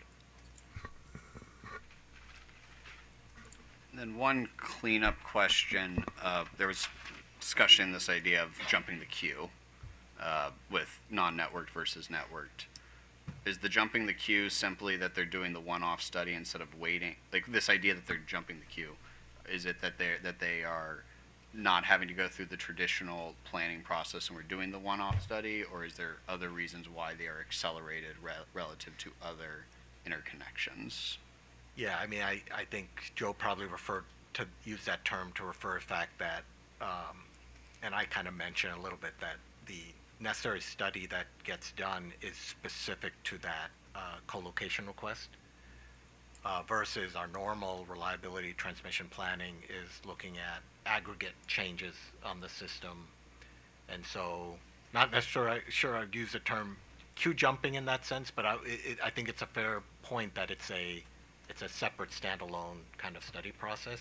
Now, whether the overall time is quicker or shorter that way, I think it really depends on if the necessary study finds significant transmission upgrades, then timing-wise there may not be that much of a difference because the time to build, to define and build those network upgrades, it could be the pacing item in the overall schedule. But if there are no network upgrades, certainly that would move fast through a necessary study process. And then I should add that whatever ISA, and I think people are aware of the Susquehanna ISA modification, whatever ISA changes get submitted to FERC and need to be approved by FERC. Thank you. And then Dr. Bowering, you had mentioned at one point you think new gas-fired generation needs to be built. Is states like Maryland, which have aggressive clean energy goals, is your statement related to that we need more spinning mass? Is it that you're viewing that those generators bring certain qualities others don't? Is it just we need more steel on the ground and that was a statement? Can you just maybe go ahead and clarify where you're going? Sure, and by the way, I'm not not giving my opinion on Maryland's clean energy goals, please. It's not my bailiwick. But what I am saying in general for the PJM system is, if it looks to me like going forward, we need a mix of reliable resources, which could be gas-fired thermal with reasonably firm gas supply, and intermittent. So we have a lot of intermittence that's going to be very low-cost energy, but it's not going to be there on Christmas Eve 2022. It's not going to be there at night. Not going to be there at times when the wind's not blowing. And we're going to need reliable gas backup, even under the current rules where the capacity factor of combined cycles will be limited. You still need gas-fired resources to provide reliability until such time, and we're ways away from that, we have adequate storage and other capabilities to provide that. So that's what I meant. It's not about clean air. Obviously it is. It has an effect on it, but I think that part of managing the transition to the future will be relying on renewables for energy whenever they can provide it, and that'll be a lot of low-cost, maybe even zero marginal cost energy, but not forgetting the fact that we're going to need reliable energy at times when that's not available. And the only source that appears available is either gas-fired or dual fuel fired CTs and combined cycles. All right, thank you. Before I turn over to the commissioners, is there any other discussion or proposals you have in terms of solutions in this area related to co-location that we might not have discussed related to networked or non-networked that you'd like to bring forward? Thank you, Chair. Okay, thank you very much. Questions from the commissioners? Commissioner Sussman. Well, thank you for appearing today, and Mr. Baker asked an exhaustive amount of questions, which we really appreciate, because it's less that we have to ask. But I do have a couple of questions, sort of that came up through the responses that you gave to Mr. Baker. So let's start with Mr. Khan. Let's assume that we're dealing with non-networked, because that's kind of what we're hearing, at least in the proposals that have been identified in a number of jurisdictions. And what you said was you would do a study for the because the nuclear generator is always connected to the grid, so there's always going to be some kind of impact. So you're going to do a study, and to the extent that there are transmission upgrades that are required, the generator would pay. So I guess so sort of two-part. So what kinds of transmission upgrades would you anticipate or could anticipate in that scenario? And how are you able to reach the generator? What is your jurisdictional authority? Yeah, so there's, in terms of jurisdictional authority, there's a defined point of interconnection for So the so generator. it would be because it remains interconnected. That's correct. Okay, so for example, Mr. Thierry was talking about in the future data centers sort of co-locating with some kind of fossil-fired generation that is not connected. That you would lose your ability to reach the generator because it's not connected to the system. Is that the?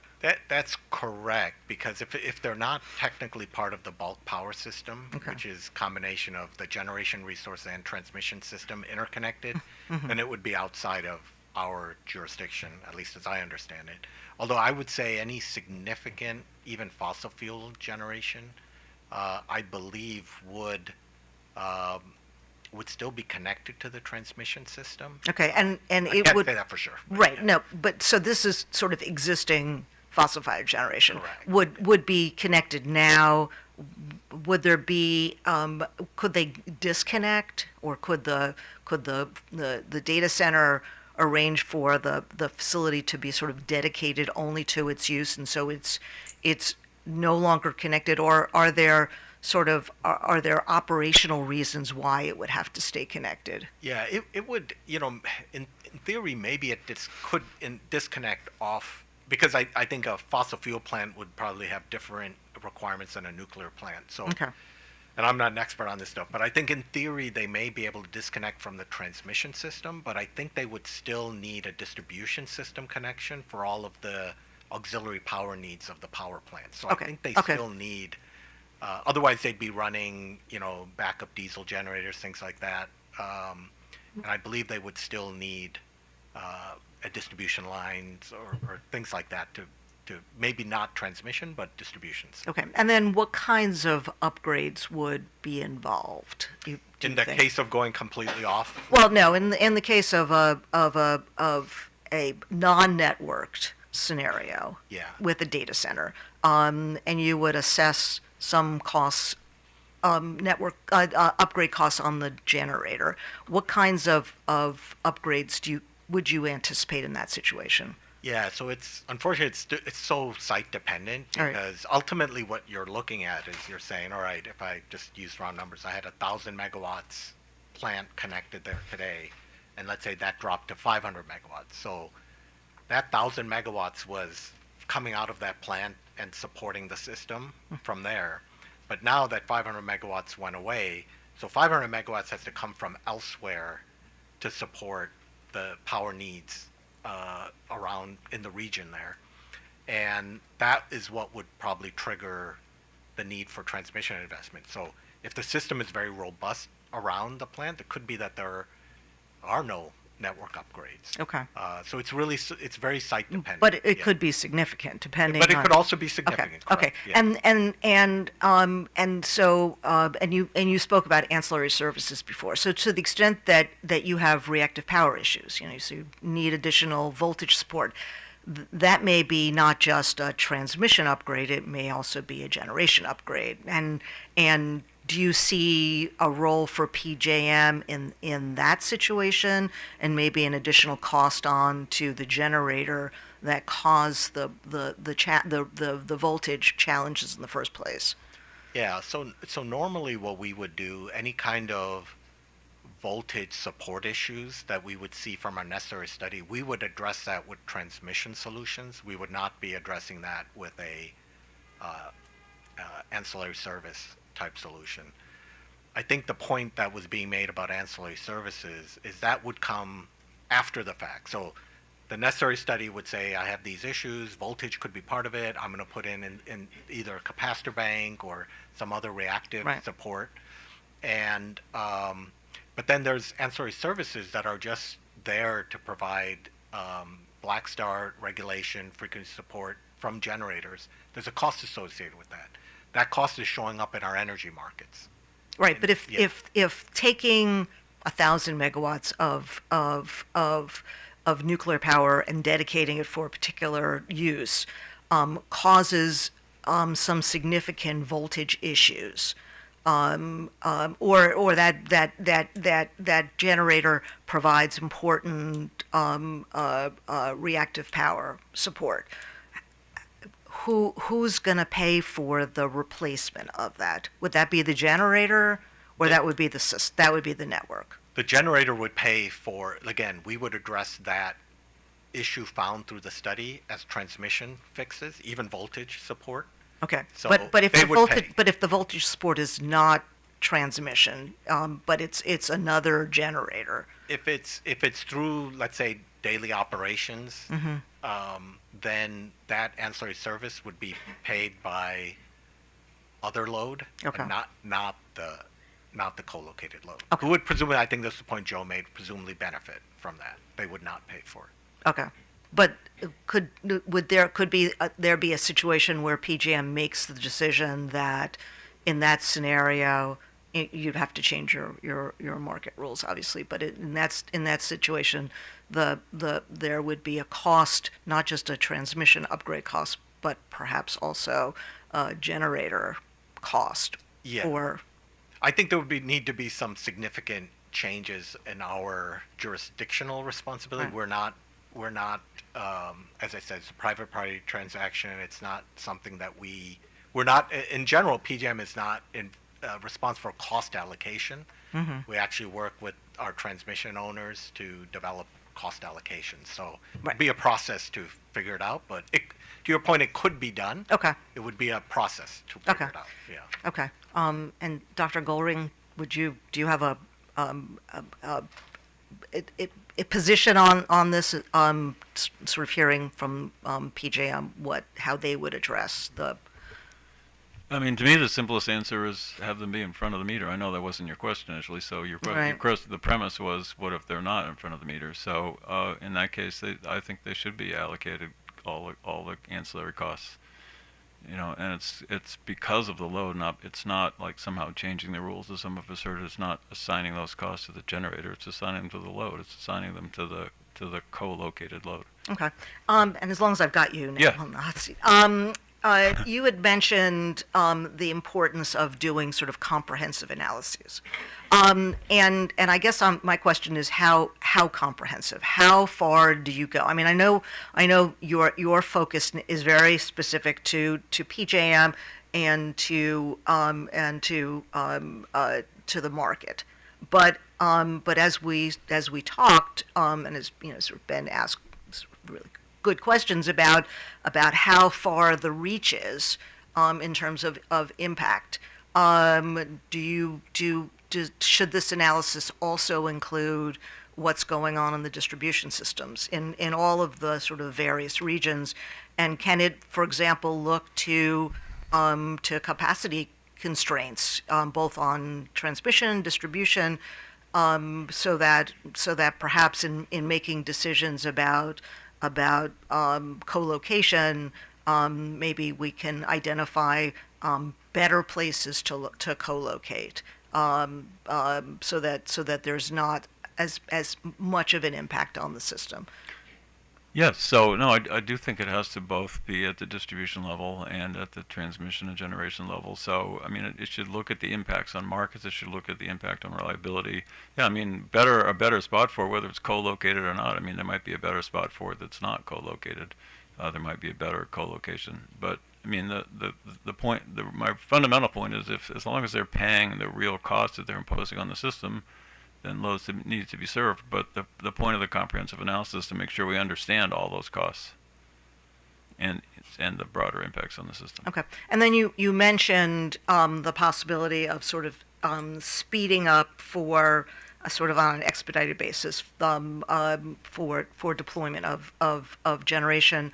And Mr. Khan, you also mentioned sort of a backstop.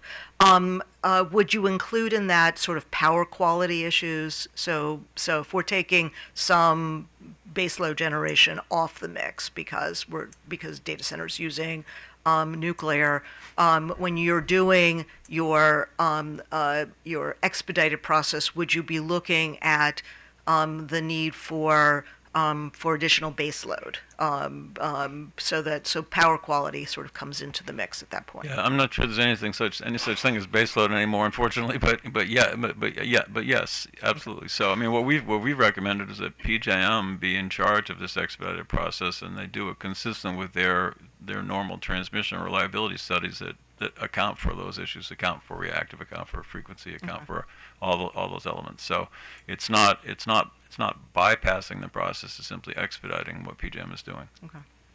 And Mr. Thierry, you mentioned that the generator could become a distribution provider to the extent it is selling power to the co-located facility. Can you talk a little bit about what that means in terms of reliability responsibilities? No, it's a good question. So this came up with the Talent Susquehanna, was that this was, at least from my understanding, the first time from like a NERC perspective, we had to cross this bridge. So we have a collaboration group called the ORCG. It's all the registration people meet together to say, well, what does this look like? Because a distribution provider would usually be a utility or a muni or someone that serves customer load. So we said, well, what does this look like if it's a data center behind the meter? So at one point, Talon was registered as, they've always been a GOP. They were also registered as a distribution provider. And then when the data center was sold to Amazon, Amazon is now a distribution provider. So I joke around with my kids that we could audit Jeff Bezos. But the distribution providers, there are certain applicable NERC standards, whether it be the cybersecurity, whether it be communications, load shed directives, for example. Well, I'm really interested in the load shedding issue because so it's got to work with the balancing authority to make sure that the system is operating properly. How does it sort of meet its NERC obligations while it's still providing power to this data center under a PPA, presumably? No, sure. So, this is a question where we could get back to you because I didn't come prepared to talk about all the standards, distribution standards are applicable for. But from my understanding, they have to follow operating instructions from their RCBA TOP. So if any, buddy who serves load, if we are in emergency conditions and they say, I need you to shed 5 or 10 or 15 megawatts, they have to follow that if given an operating instruction. Now, would PJM and its transmission owner members, would they give that operating instruction to Amazon or to these data centers? I don't think that's been figured out yet. Maybe Mr. Khan knows because if you look at the PJM, we don't want to put you on the spot. Right. If you look at the PJM manuals, the PJM manuals are all posted publicly. Right. They'll say that if you have, for example, I'm from Ohio. If you have a problem in the Cleveland area, they'll say, hey, we're going to issue a load shed directive that will impact, First Energy and Cleveland Public Power and what percentage of what based on how much load they serve. And there's charts and tables that kind of go through this. I don't think we've crossed that bridge yet of these distribution providers, the expectations for PJM and its members to say, all right, we're in emergency conditions, Winter Storm Elliott, I'm going to give them a load shed directive. And will that be their entire megawatts, half their megawatts, and what if they say no? These are pretty important questions. I just don't think we've crossed that bridge yet. I think we're somewhat at the infancy of this, and I think we need to figure these things out pretty quickly. However, the long story short, as a distribution provider, they have to follow the standard, which is they have to follow the operating instruction unless they could be fines and penalties for being uncompliant with a NERC standard. Okay, and as long as they're connected to the grid, that is how NERC reaches them and reliability first. So Mr. Khan, have you considered this question, or are we at the infancy of the analysis, or are you further along? No, we've certainly considered it, but I would say how the load gets treated today, again, it's my understanding, is per the terms of the ISA agreement, because it's non-PJM network load, so it would not be treated by our normal, let's say, directives as PJM. So I think it's something we've talked about, and I believe this would be subject to a future modification of an ISA to define the terms of how that load would be treated in emergencies. But as I understand it today, it's not fully. Right, but you're the balancing authority. We are, yes. Right, so you'd be issuing the directive We to would. shed load. We would, but Okay. per again current rules and current processes, I do not believe that is addressed in the ISA agreement. Okay, but, It is something we're thinking about. well, that's what, and actually, that was sort of my question. Hearing what Mr. Thierry had to say, I'm assuming this is something that is It going to is. be taken up. It is. It is Okay. something we will address. Great, thank you so much. That's all I have. And I'll add on, I think that flexibility is important because I'll just give a similar scenario, and I don't know exactly how this works, but in emergency operations, I think that at least some states or some ISAs allow the generator to, it's supposed to have scrubbers for environmental reasons, and they could use dozens and dozens of megawatts. If we're in emergency conditions, I think there are some permits and some waivers where they could turn off their scrubbers, which could give extra megawatts to the grid. So maybe very similarly in the future, maybe there are provisions where some of that, we don't talk about the scrubbers as load shedding, but essentially it is like load shedding. If the generator has a nameplate of 800 megawatts, but 50 or 100 megawatts is going to a scrubber, or in the future carbon capture or whatever that might be, station load, you say, well, if they have emergency operations and it's give me everything you got, there may be provisions, waivers, and other things to help maintain reliability, especially in these instances like these Winter Storm Elliots where we need it the most, where quite simply lives are at stake. Fine. Okay, thank you. Commissioner Richard. Thank you, Mr. Chair, and thank you all for being here to help us put this report together for our legislature. I think Mr. Baker pretty much covered all the questions I think we need for the report. Maybe I could just add a couple just clarifying questions.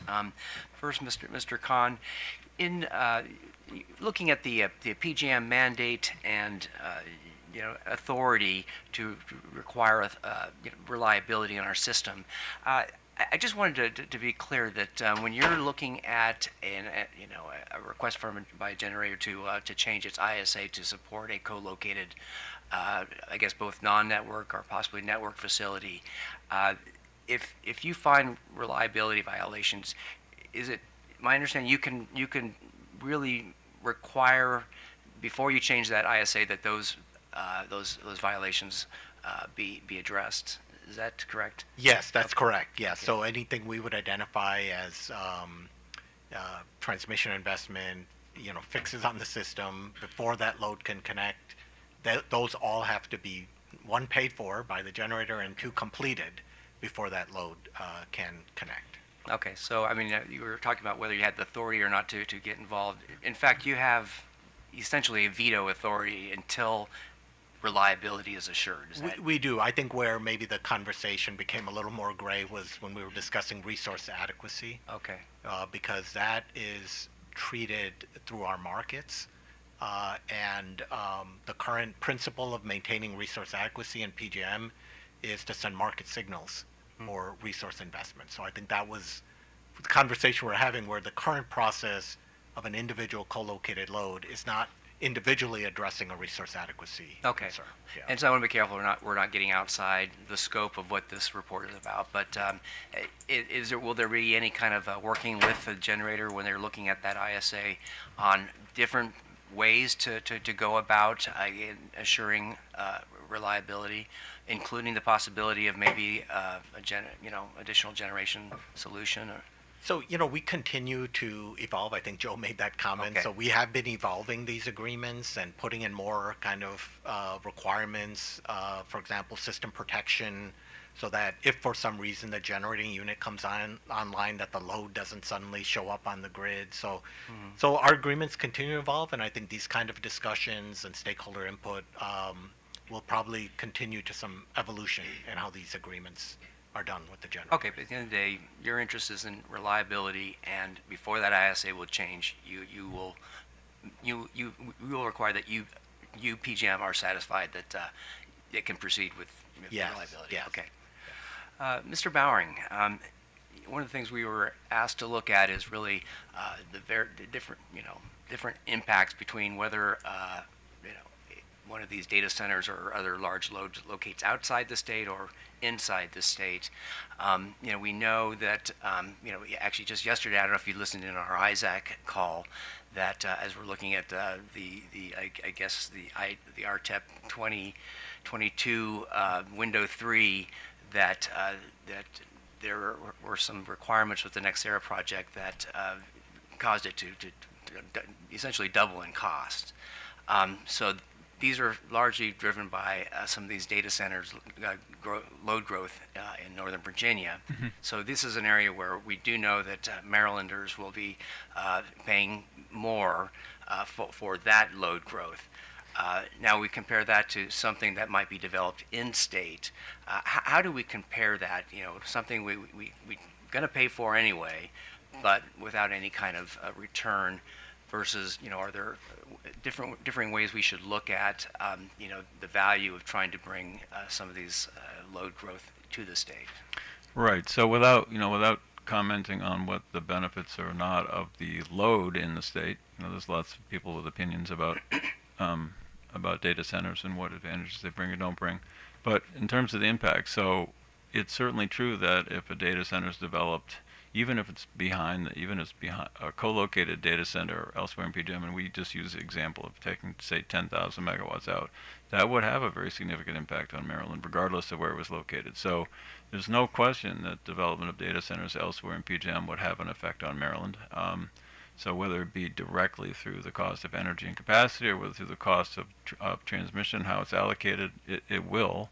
I'm not sure you can, if co-located, and those are data centers, and the ones you mentioned are ones that are not co-located. Those are data centers that are have to build transmission to Those serve are them. all costs. I'm just Yes. trying to figure out if we're looking at trying to bring something to Maryland and have some benefits as well to maybe offset some of those costs. Are there other factors that we should be thinking about? I mean, I haven't assessed what the possible benefits are. So presumably, you're talking to someone about what the asserted benefits of data centers are, and I don't know what those are. Okay, I just So yes, just- right. Yeah, because I guess if we're paying for something anyway Right. outside the state, there are probably zero benefit there. But if it's in-state, are there additional costs that we should be considering, again, to make that evaluation, which is, I think we're being asked for in the Yeah. report, whether or not it's good to bring these data centers or large growth entities to the state, or Sure. I mean, I think the differential impact on Maryland is partly a function of the fact that the system is so tight here. You're short of capacity, you're short of energy already, so do you really want to exacerbate that situation? I mean, and more so than would happen if it occurred elsewhere in PJM. So it is going to affect you, but it could disproportionately, the cost could be disproportionately high given the situation that Maryland in particular is in with respect to just the market side of things. So I'm not giving you a very satisfactory answer. Well, now, no, but- I figured you were probably the Yeah. right person to Right. ask this question. I don't know if there is a precise answer or not, but it was a question that I think we were asked to answer. Right. So I'm sorry. So I would just say, I mean, the kind of just thinking it again about it. I would look at the relative costs of doing it if you're considering possible benefits in the state. Look at the relative costs of adding significant amounts of load in the state comparing to adding it elsewhere, and those are really just a function of market conditions in Maryland at the moment, which are, as the recent capacity market indicated, tighter than anywhere else in PJM at the moment. Okay. Commissioner Richard, I want to follow up on that just because I appreciate your line of questioning, because what I'm hearing is that if Maryland says the data center industry would cause us a $200 billion intake into the state, jobs, economy, all those things, but it will cost us $100 billion of upgrades, new substations, new transmission lines, and you say, hey, I'm up $100 billion just doing the math. The question I would ask is it at the same level of reliability you had before, because there may be new lines, new substations, new voltage devices, and they may pass planning criteria, and you may meet some minimum standards, but it may not be at the same level of reliability that you've known and experienced for the last decade. So I think that would be the question that you ask to not just PJM, but to your local utilities and whatnot as you figure out the math. I think it's a really important question, though. Okay, well, just to that answer, I would say that if PJM is involved, I would expect that they're going to provide that required level of reliability. That's kind of why I asked that question, just to know that, if there's going to be a change in the ISA to support a large new load, that I can, the state of Maryland can count on PJM to make sure that, we're not going to be left with lesser reliability. So So I think that's one of our concerns, though, because I think historically, and Mr. Khan could help me with the numbers, PJM has been around this, I'll say 30% reserve margin limit, and that's more than needed. The needed reserve margin limit is around 15%, so they've had as much as they need and then some. So they could dip into what we'll call these reserves and these margins, and they could still remain above that 15% or whatever they need to do, that 1 in 10 year event. However, we do get concerned, and we don't get into the cost and those types of market mechanisms and whatnot, but we do get concerned because when we see an event like the polar vortex or Winter Storm Elliott, and all the regions are leaning on one another and transferring power, as we get closer to those minimum limits and they might pass the criteria, we do increase risk, and then whether that's once a year or once every other year or once in 10 years, those things do increase risk. So that's why I would say just make it clear that you're maintaining that same level of reliability you've known and loved, and not just cut into some of those excess margins. Are those numbers approximate about 30% is what we've been historically at, and we're kind of sinking at the end of the decade towards that 15%, right? Yeah, I mean, that's in line with some of the conversation we had about resource adequacy and just concerns that load growth outpaces the addition of new generation. But just, so there's reliability, sort of transmission reliability, and then there's adequacy. So you're talking, I mean, the answers are about both those things. So I think your point to PJM was that they're going to maintain the technical requirements for reliability, but that may not be true on the market side. Right, so we'll allow co-located load, and if prices get really high, they get really high, and that's the right market signal was one of the answers. So, and it goes to the question about reliability margins. They are much tighter than they were just a few years ago. I mean, as terrible as Winter Storm Elliott was, and it was terrible, there were approximately 90,000 megawatts of forced outages. That's like, I mean, there's about 90 nuclear power plants in the country. That's like every nuclear power plant not coming to work today. And we made it through. We didn't make it through by a ton, but we made it through Winter Storm Elliott, at least here in the Midwest and Mid-Atlantic. So it's pretty remarkable that we were able to survive, an adequacy issue like that. And so we do get concerned as these margins get smaller and we see the retirements and the new load coming on. We do get concerned that, what happens next time. And we're working diligently on these. We, FERC has a dashboard where we're working on winterization. We do voluntary winterization visits. It's not acceptable to lose 90,000 megawatts. It's something that the standards will address, and we'll address it through outreach. We'll address it through visitations. But it's one of those things that weighs on our mind. I mean, environmental factors was the top risk in our regional risk assessment because it's probable that we're going to have extreme weather, and it's impactful. It does cause outages on the system. Okay, well, appreciate that. The only other thing I had was we mentioned a few times that FERC is having the technical conference next month. Are there any important policy questions, and Dr. Bowering, I think you made that point, that are likely to come out of this that will be important not only for PJM and its stakeholder process and what might be preempted by the stakeholder process and what may go into their manuals, but that would be important for this report to our legislature? Yeah, I mean, one of the things that I identified in my earlier comments was the definition of backup. So in this amended ISA, backup actually allows. So if the primary generator, which is dedicated to the co-located load, goes out for some reason, the amended ISA allows that co-located load to switch to other PJM capacity. And that basically means they're leaning on the grid. They're counting on there being excess capacity. So either there's not excess capacity, or there is, and they're leaning on the grid. But either way, that is to me a very directly imposing a cost on the system they shouldn't impose. If you really want to be separate, either go out when your generator goes out, or pay for enough backup yourself so that you have it. I mean, I don't think either are really totally the best way to do it. I mean, the point of the grid in general is to provide backup. That's why we have a grid with diversified generators and transmission lines. Nobody exists as no generator or load exists as an island. It's all an interconnected grid. That is the point of the grid, is to provide backup. So that's again why I think it makes sense to have the load in front. Okay. Mr. Khan, anything that you hope comes out of this technical conference that may lead to some action or directive from FERC? Yeah, I mean, I think this is a very tough industry challenge, right? Because utilities have the mindset of an obligation to serve load. I think Brian mentioned some of the strategic interests that may exist to support large loads like data centers for AI and other reasons.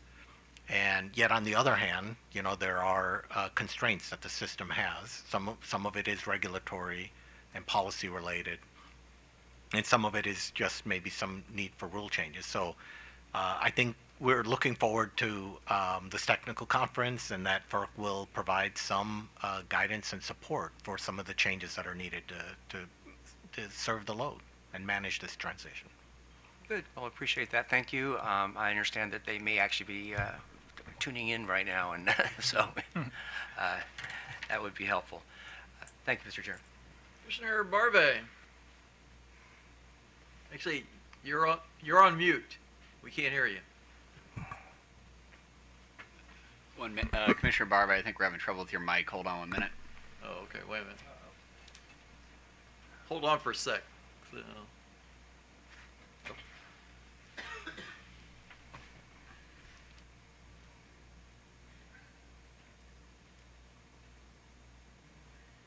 Isn't there a setting where you can unmute everybody? Commissioner Barbe, go ahead and say something. Nah. No, we cannot. 1 minute. I heard him. when he started. He was talking just.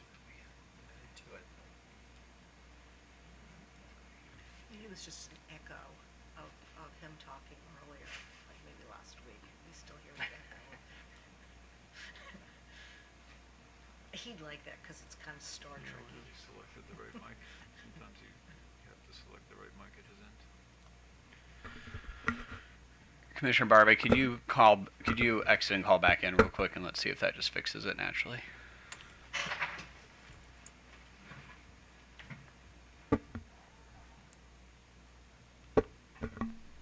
Okay, so he's going to disconnect and come back in. Yeah, let's go ahead and do that. All right, so just so we're not sitting around looking at each other, in the extreme weather situations that PJM faces, either extended heat waves or the polar vortex situations, when you go through your process of trying to deal with the peak demand situation, if I remember right, the first step in that process is the voltage reduction process. Can the data centers, given how they use power, can they operate when you do that, if you know? Yes, because I think the voltage reductions that we try to implement always stay within the bands that are allowed for minimum voltage. So we don't, when we reduce voltage, we don't go below whatever is the standard specified minimum voltage that a customer could accept.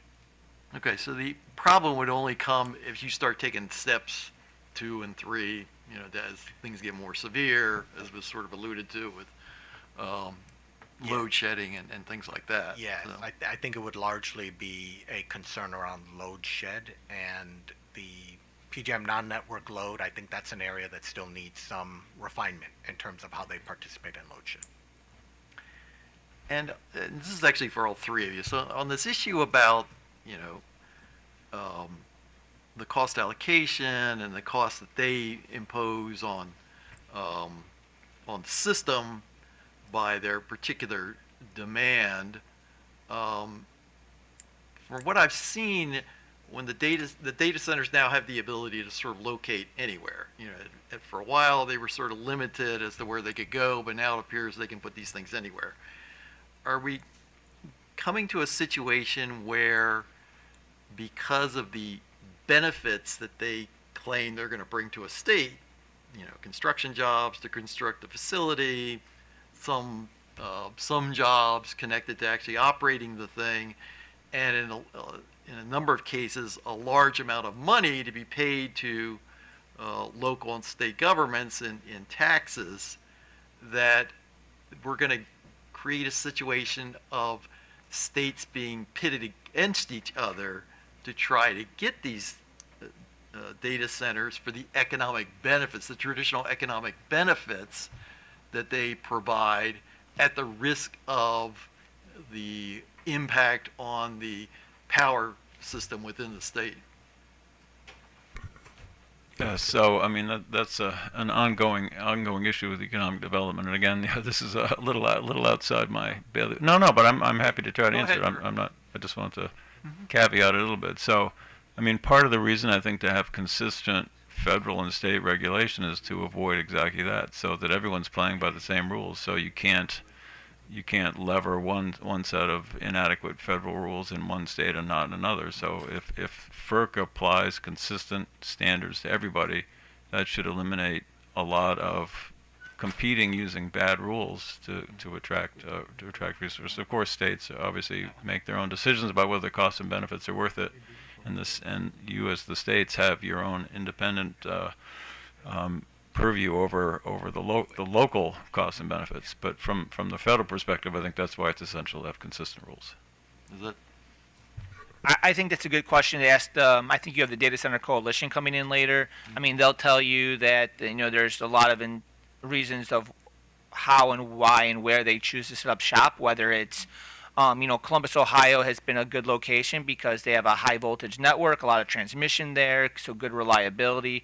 Fiber networks. I've heard Loudoun County is a good spot because of not just its fiber network, but also the availability of the workforce. They need people to work and operate and build these things. So there's a lot of reasons why, how, and where they pick the spots.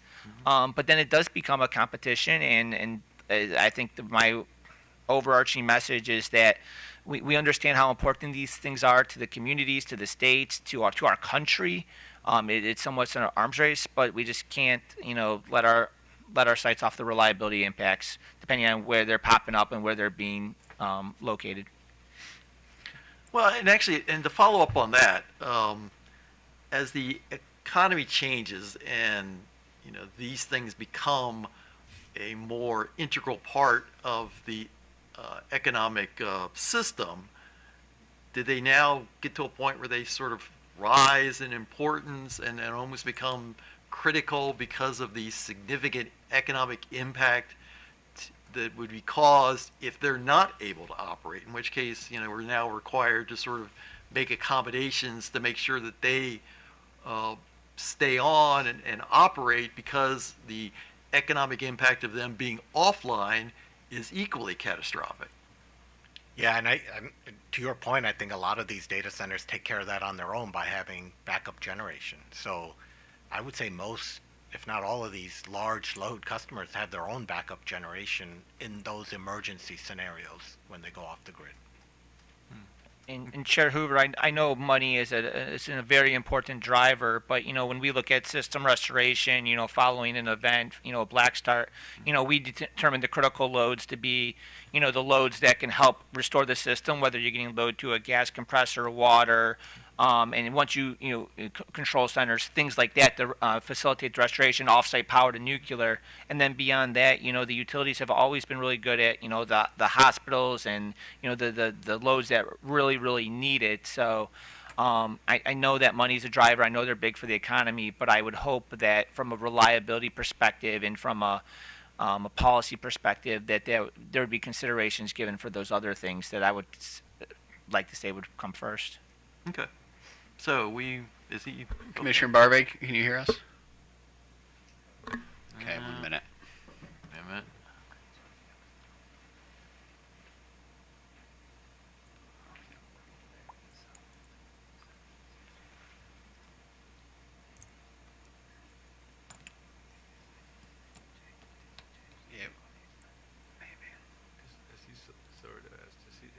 selected the right mic it is in. Commissioner Barbe, can you check to make sure your microphone is the right one right now? Okay. So you're on at your end. It's just somehow not coming through.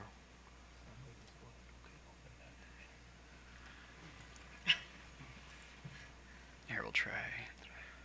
Go ahead and try again. Nope. Okay, But go ahead, Chair. so let me make a suggestion, and I hate to hold you guys, but we were going to break for lunch.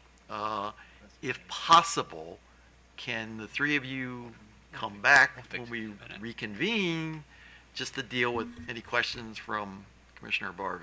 Yes. Sure. Okay, so why don't we break for lunch and, what, 1:30 or? Yeah, yeah. Okay, 1:30, so we'll be back at 1:30. Thank you. Thanks. And we'll try and fix our technical issues. We're going to need that on. Well, we're going to need that on in order to test. Thank you. Thank you. Nice to meet you. Good to meet you too. All right. Thank you. Hey, excellent questions. I mean, absolutely gnarly, fantastic, good. If you asked me what questions to ask, Thank you. No, you were. I mean, these are the questions. Every state should ask the questions that should be. I mean, you essentially wrote the script for FERC. I hope they're asking all these questions. I hope they're watching. Here, Alexis, can you flip the switch for now? He left the room.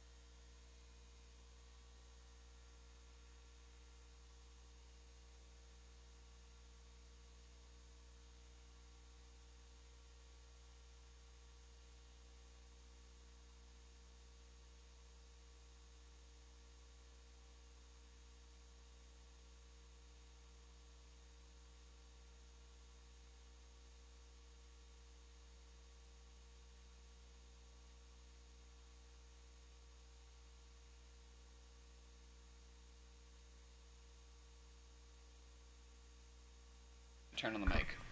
Brett, can you hear me? All right, it's not coming through. Give me a minute. All right.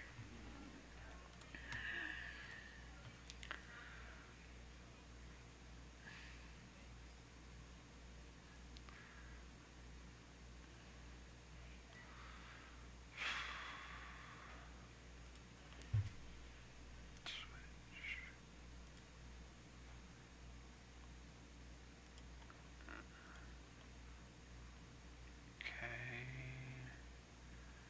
Any breakout session, start live streaming, step away from meeting options. No.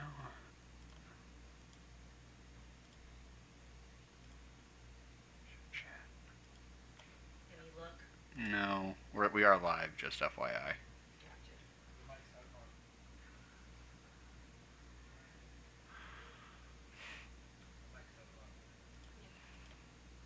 Oh wait, hold on. All right.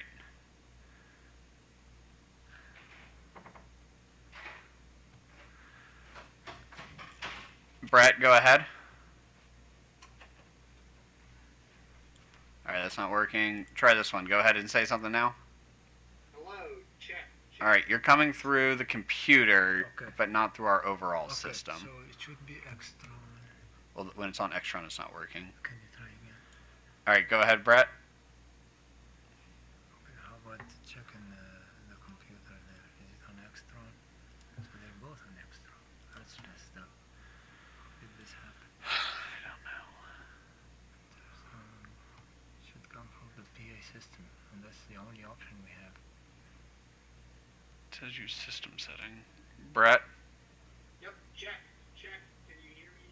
we can. The issue's going to be how do we get on the YouTube? I guess, Brett, could you pull up the YouTube really quick? Or Yeah, let me pull up the. I don't know how we're going to do this without it getting a weird echo. Hold on. It's coming from the speaker over here of the webcam. I could put a mic on that. Yes. Are you hearing what you're saying through the YouTube? I cannot hear what I'm saying. Okay, that's good. Do you want to basically restart the whole system up, Ben? We could. All right, Brett, we're going to shut down WebEx and restart the meeting. Okay, I can hear myself through the computer. Oh, you can? Yeah, but that's not what we want. All right, give me a minute. Like I can hear myself through the. All right, we're going to shut down and then have you come back. Thanks.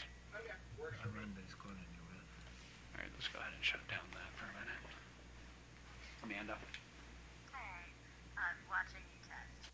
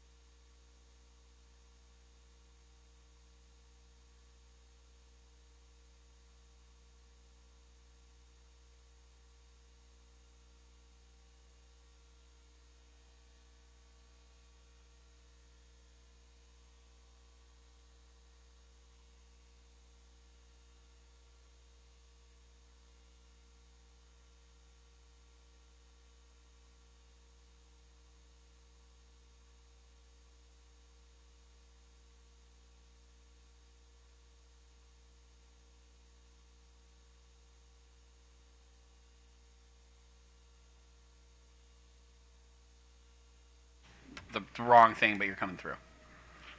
All right, we're going over to Extron now. All right, say something. And check. Testing. We got you back. All right, thanks. Yep.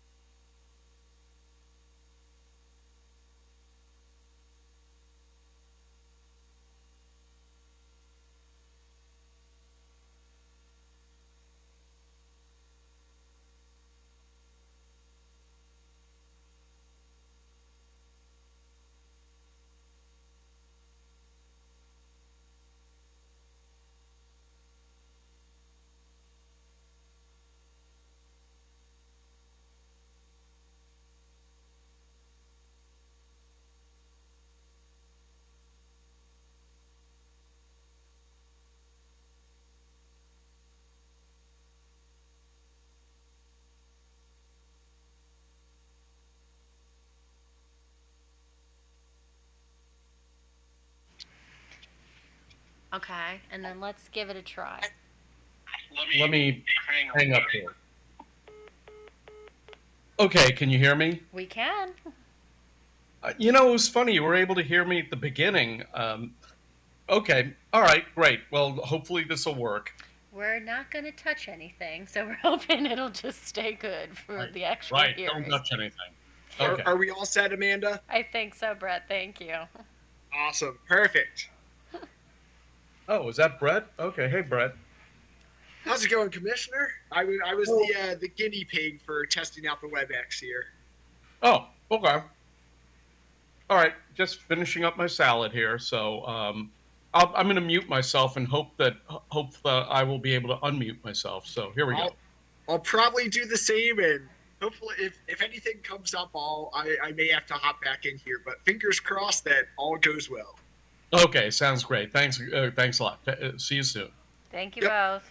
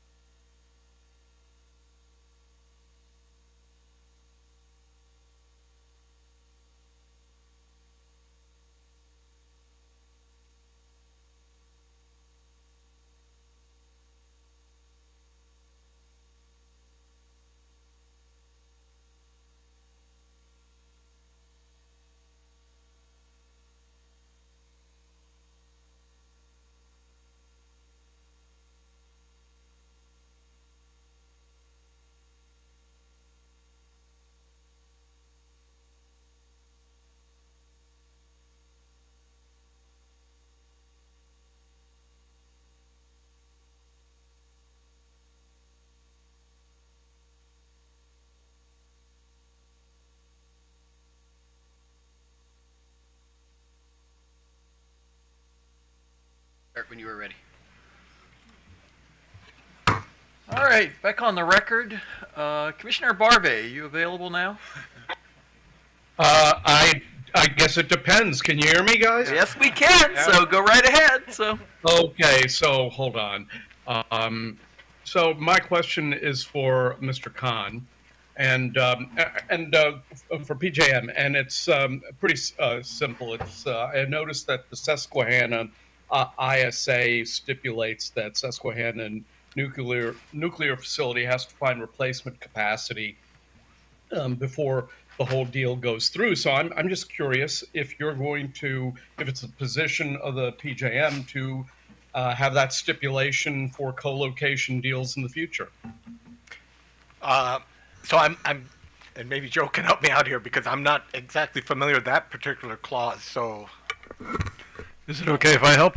sure, yeah. Yeah, sorry. So, from my reading of the ISA, if the originally dedicated unit is on outage, then Talon has to look for a replacement and can't actually serve it until it does it. And it appears to be assumed that that's going to happen very, very quickly. It also assumes there's actually adequate replacement capacity out there. But it does not, as I pointed out this morning, does not require Talon to have backup capacity already dedicated to it. Does that respond to your question? It does, but it causes me to ask another question. Would it be a good idea to have that as a requirement? I think it would. If you're going to do co-located load, I think it would. As you know, my preference, my recommendation would be not to do co-located load, but if you're doing it, it would make sense to do that. So either that or to have it agreed that the load will be dropped if the unit is on outage. I can't see you. Who was it who just spoke? Sorry, this is Joe Bowering. Sorry. Oh, okay. All right. Well, you're the perfect person to ask then. So let me. I didn't exactly hear this in. There was a lot of questions and answers. So let me just ask. Maybe this was answered, but I want to make it clear. What would your position be with respect to a brand new facility? Somebody decides to build a nuclear facility or natural gas plant or whatever, and they decide to say, this is going to be new in the footprint of the PJM, and we're going to have a quarter of it is going to go to a co-located load. Do you think, to what extent does that 1/4 of the capacity being sequestered for the load, how much of that, is there any need for that to pay charges to support the transmission system? Yeah, I don't think it changes that. I mean, I think it would be great if when large new load comes on, it would bring generation with it, and then it doesn't matter if the load is co-located or not. I mean, it's still, as I pointed out this morning, it's still the same issue whether you bring on large amounts of load with or without co-location. So the point remains the unit and the load is still on the grid, and it still makes sense to have it share the overall cost of the grid. But it would be great if in your hypothetical, even if it's a completely brand new facility that was designed with the idea of having a big chunk of it go to, let me just be simple about this. Let's say it's on campus and it's got a big fat wire leading from the generation facility straight into the load, and it was designed that way from the get-go. 3/4 of the electricity would go to the grid and 1/4 wouldn't.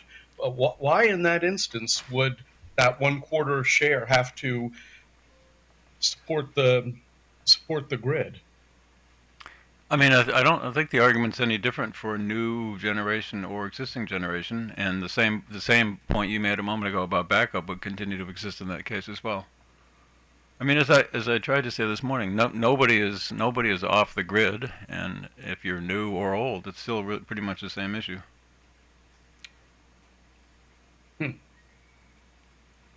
Okay, thank you.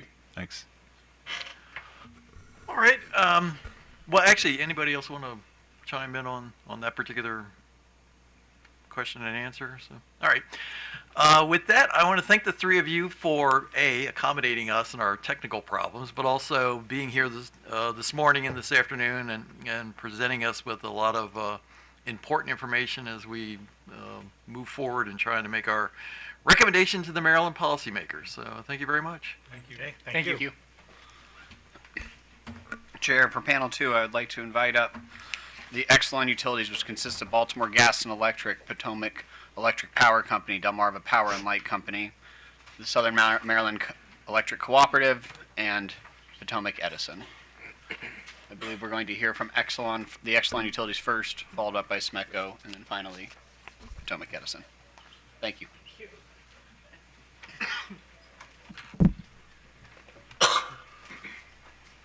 Good afternoon, Commissioners. Kim Curry, representing PHI.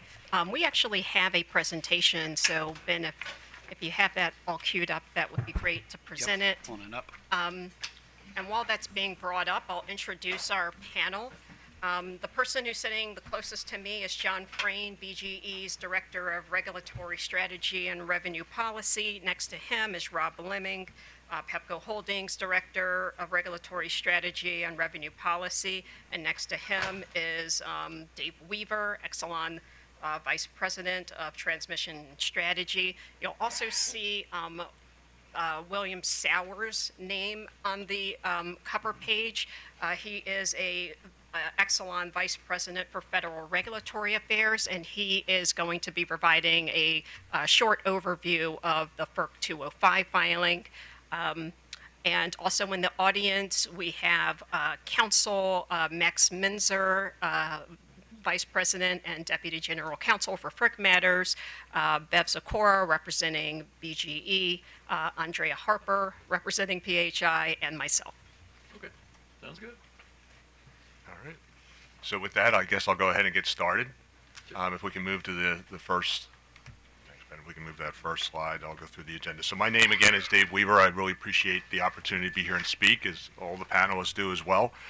I have a little over 35 years in the utility industry, and the majority of that I've spent in transmission operations and transmission planning in various capacities. So I've done system assessment studies, and I've done operations and trained dispatchers, and I come here with thoughts from that perspective. And today, my responsibility at Exelon is transmission strategy and transmission planning across the Exelon operating companies, and that includes generation interconnection contracts as well. So we have a few slides. We'll take a few minutes to just go through a handful of slides here, and we're going to mix it up between the three of us to walk through it.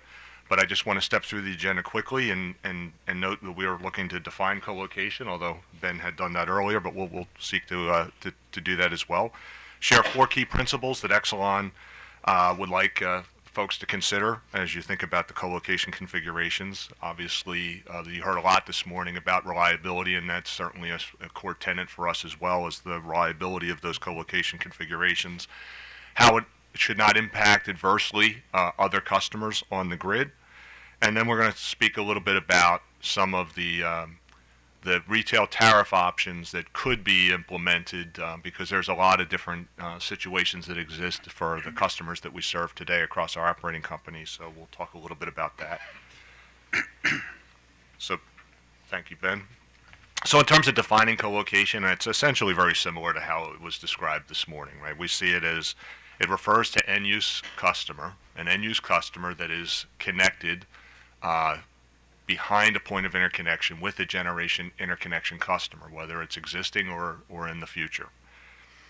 We are seeing interest from generators on our footprint in the various opcos that Exelon that Exelon owns.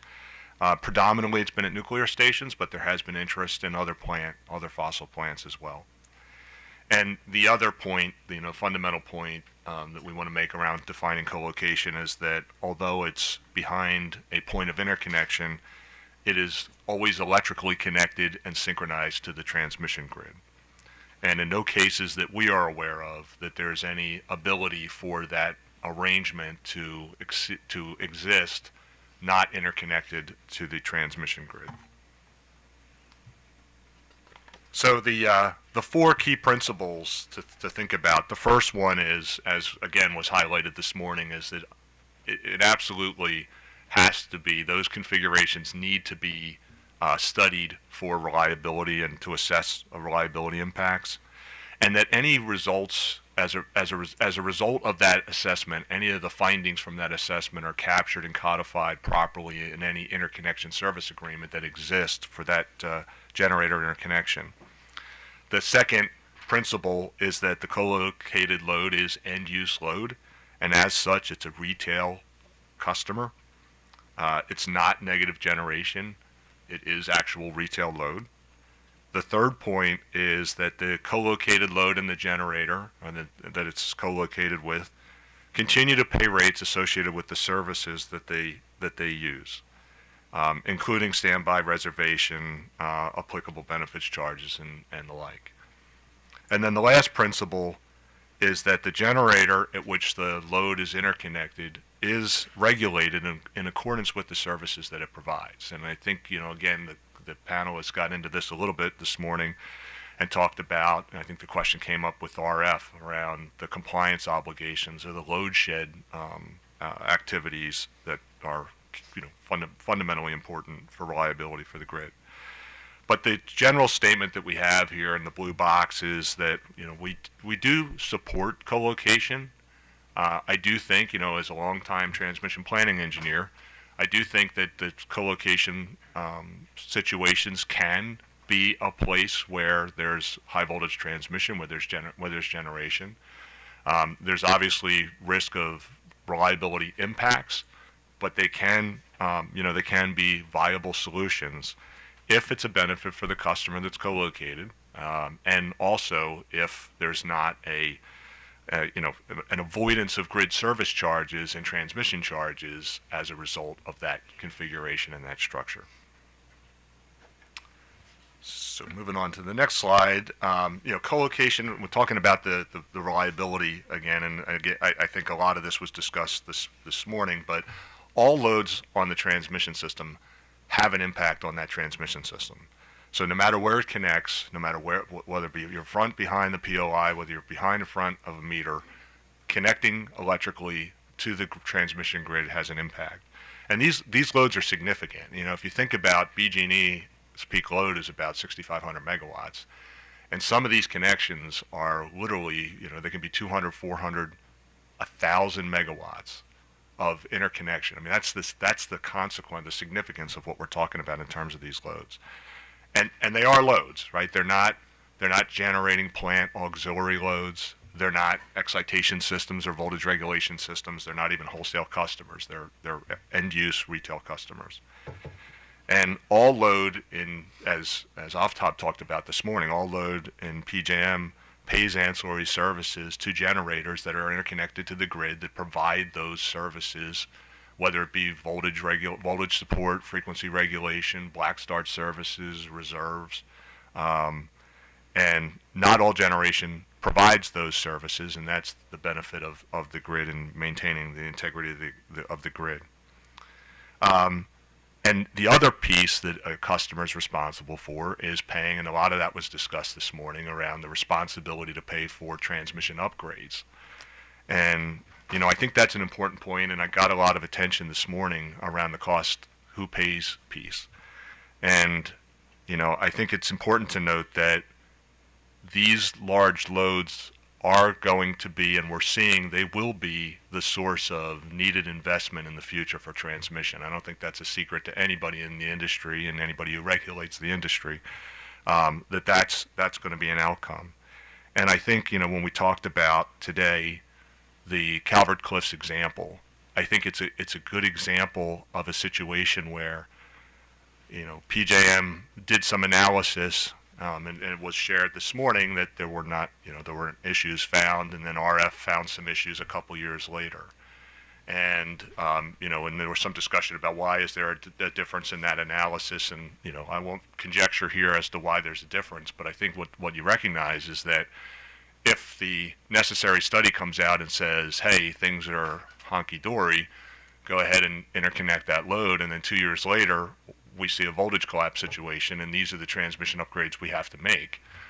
The transmission customers that are on the grid today will pay for those network upgrades and not that co-located entity, right? Because if they're not a retail customer, they're not allocated those costs. So they've been able to get in and connect, no upgrade responsibilities. 2 years later, network upgrades are needed, and they're allocated to all the customers that are retail network customers.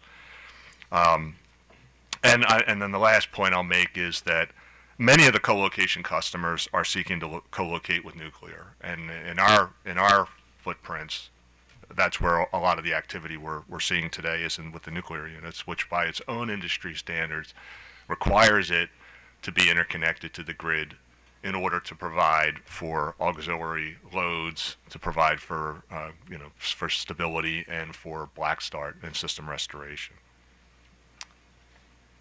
So moving on to the next slide, and we talked about this, not only the reliability piece, but not adversely impact other customers, right? So as I've made the point a couple times here already, but co-located load, again, is an end-use retail load. So it's appropriate that that load, like any other load, pays its fair share of retail delivery charges, and we're going to be talking about that in here in just a moment.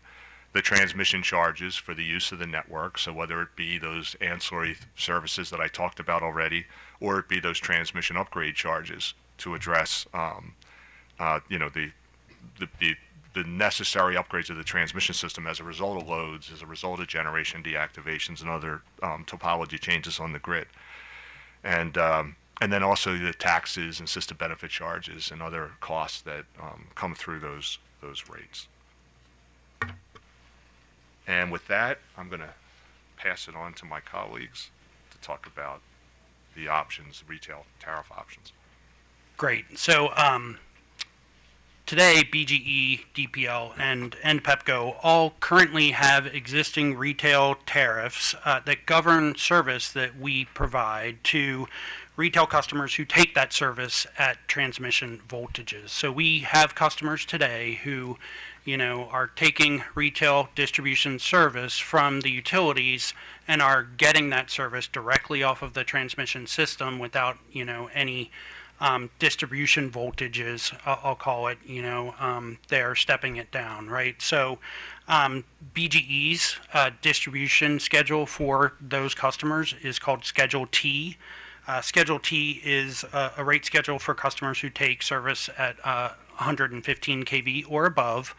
And this rate schedule actually was most recently updated in BGE's last multi-year plan at the end of this year. We had proposed in case 9692 some revisions to that rate schedule that basically provide for the ability to enter into individual contracts with customers when the facts and circumstances dictate it, that would supersede the terms and conditions that we have right now in the tariff for Schedule T. So what this revision allows for, and why I'm mentioning it here, is that as we go through the study of co-location here, to the extent that there are learnings through the study of needs or requirements that co-location customers have, we now have, or BGE has, in the tariff, the ability to, provide service at those, specific facts and circumstances under an individual contract, to the extent that that's appropriate. And I would just note that similar to BGE, Delmarva Power and PEPCO both have similar tariff provisions in place for customers that desire to interconnect at transmission voltage and take retail service from the utility. Namely, at Delmarva Power, we've got Schedule GST for customers that are taking service at transmission voltages, and at PEPCO we have Schedule GT3B for any customers interconnecting at 66 kV or higher. In general, I would just note that the Exelon utilities are always committed to working with our customers to ensure that we have appropriate retail tariffs in place for specific end uses, for specific co-location load arrangements that we might be discussing here today. And we really think that the Commission's study on this topic is very timely to ensure that we're able to also review the current tariffs in place as a part of this, and ensure that they are appropriate for meeting this need of this new, or ensure they're meeting this new need that we're starting to see emerge more significantly on the system, and make any modifications to those that might be warranted in order to better address those situations as they continue to arise. Next slide. So another existing option that we had in the tariff that we wanted to just note for you, and this is an aspect of co-located load that we actually see with other customers today on our system. So we do offer what we call standby or backup service for customers. So if you can imagine a customer who might have their own generation behind the meter, at times they actually do want to have that connection to the distribution grid, and they want backup service basically for points in time intermittently where their self-generation may not work or may need to come down or whatever it might be. So we do have tariffs that offer this sort of standby backup service, and we imagine that there could be situations where co-location customers would also desire such a service for standby or backup service. So BGE's current standby or backup service is called Schedule S. And there's actually two options under Schedule S for customers to choose from when they want standby service. It is today limited for customers who have self-generation and are on Schedules GL or P, which means that co-location customers who might actually want to take service at transmission voltages under Schedule T, we would need to broaden this Schedule S option to be eligible for them. But I think that it could be done, and certainly is an option. So we wanted to just highlight that this could be adapted as an option for co-location customers in the future who are retail customers and desire standby or backup service. Again, similar to BGE, Pepco and Delmarva also both have the same types of tariffs in place for standby service for our customers, namely Schedule S and Rider S for our two utilities respectively. And, I think the key point here that we've got made at the bottom 2 points of the slide really here are that I think the commission raised a question beforehand with the parties around, how do these loads interplay or relate to other customers with other behind-the-meter technologies like solar, like cogeneration type configurations. And I think at the end of the day, this really recognizes that all of those situations are recognized as a retail load with other implications around the behind-the-meter technologies that they have in place. And we've designed tariffs to accommodate those specific considerations of those technologies and those specific configurations. And our position here is that, co-located load should be handled in the exact same manner. It should be designed appropriate and assigned appropriate retail rates so that they're no better off and no worse off than any other retail customer in the state, and that they're paying their fair share of grid service charges, as well as public benefit charges like, Empower Maryland, EUSP, environmental surcharges that all of our customers in our state here pay, and they're not avoiding any of those costs. I think that's really the key point here as we look at this load arrangement, that it's really can be handled through the appropriate tariff just as any other configuration can be. So just wrapping up our presentation in terms of the conclusions that, again, we support co-location when there's economic and operational benefit for customers. It must not adversely impact reliability. I think that point was made very clear today by numerous parties. And then arrangements like these forms of arrangements, as Rob just talked about, they just need to keep the customer in mind. And co-located load, retail load, and use load should be paying its fair share of the retail delivery charges, transmission charges, and other relevant charges so that other customers aren't impacted as a result of the customer being identified as not network load. And that concludes our presentation. Awesome. Thank you. Next we will have Southern Maryland Electric Cooperative. Actually, kind of a logistical question. Yes. As opposed to, sort of running all these guys off and bringing some others, because I'm thinking about the question situation. Should we deal with Exelon first and then? There are some specific Exelon questions, but I think we'll end up asking the same questions of a lot of the utilities. Yeah, I understand. Yeah. So. I mean, I can ask them to Exelon and then ask the others to pontificate after the fact on if they agree or if they have nuances, if you'd like me to do that. Okay.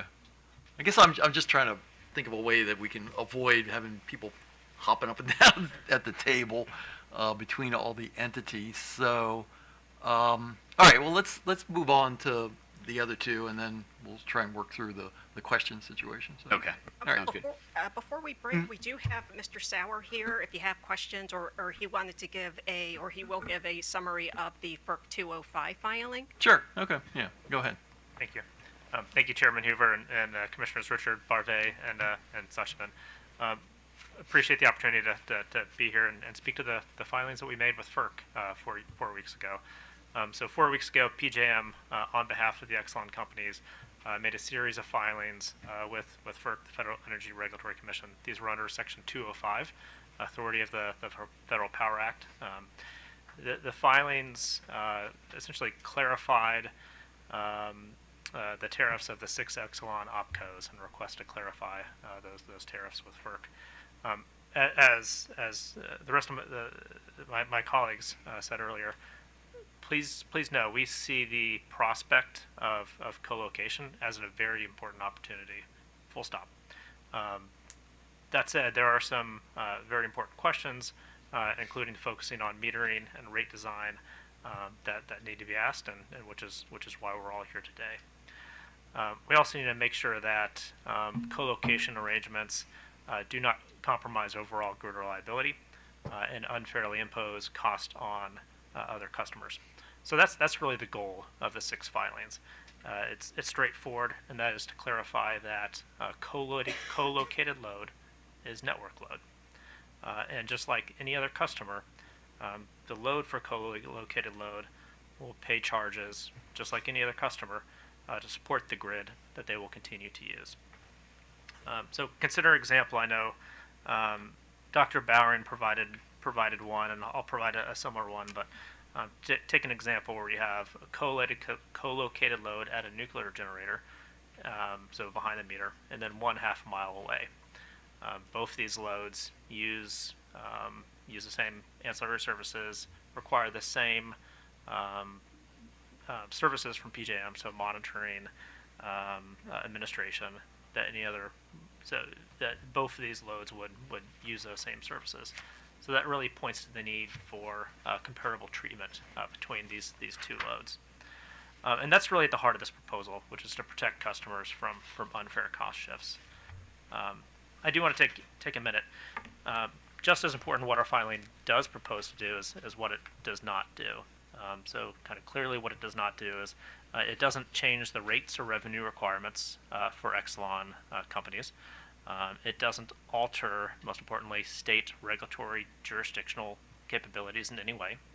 And it doesn't change behind-the-meter arrangements for QFs or other entities and their ability to continue to enter into and use their behind-the-meter arrangements. So that's what it does not do.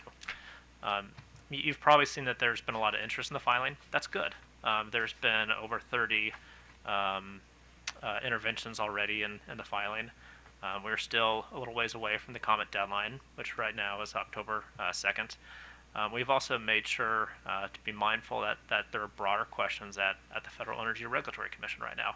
As you know, there's a conference coming up on November 1st, and we want to be mindful, give the Commission a chance to think through some of these broader questions before acting on our filings. So we've requested action date in early December from the Federal Energy Regulatory Commission. So those are our 6 filings. Okay, so one clarifying question from One clarifying question. Okay, so the 205 filing is a request that FERC recognize co-location as network service. Okay, so that you would ask FERC to issue a ruling that co-location cannot be non-network. That is correct, but I'll provide one caveat as well. Okay. These filings are for the Exelon company tariffs. So within the Exelon company tariffs, it would state that load, co-located load, has to be kind of receive service one way or the other. It has to be network, or it has to receive service via point-to-point. So correct. There would not be a non-network option. Okay, and is there a threshold number? I mean, is it 100 megawatts? So I guess that question sort of goes to the question of I'm always concerned about the possibility of gaming one way or the other. Is there a way to sort of say, yes, this is what we're talking about, but other types of scenarios are not covered under this? For co-located load, there would be no threshold. Certainly, we're aware of comments, and we've had discussions with other entities that have behind the meter arrangements like qualifying facilities. We're continuing to have those conversations, but please know the focus of the filing is not to change in any way, and we believe the filing does not change in any way the ability for those entities to enter into the arrangements that we currently enjoy. Thank you. Okay. So close, and then we'll deal with, well, I guess in SMECO, right? Yes. Okay.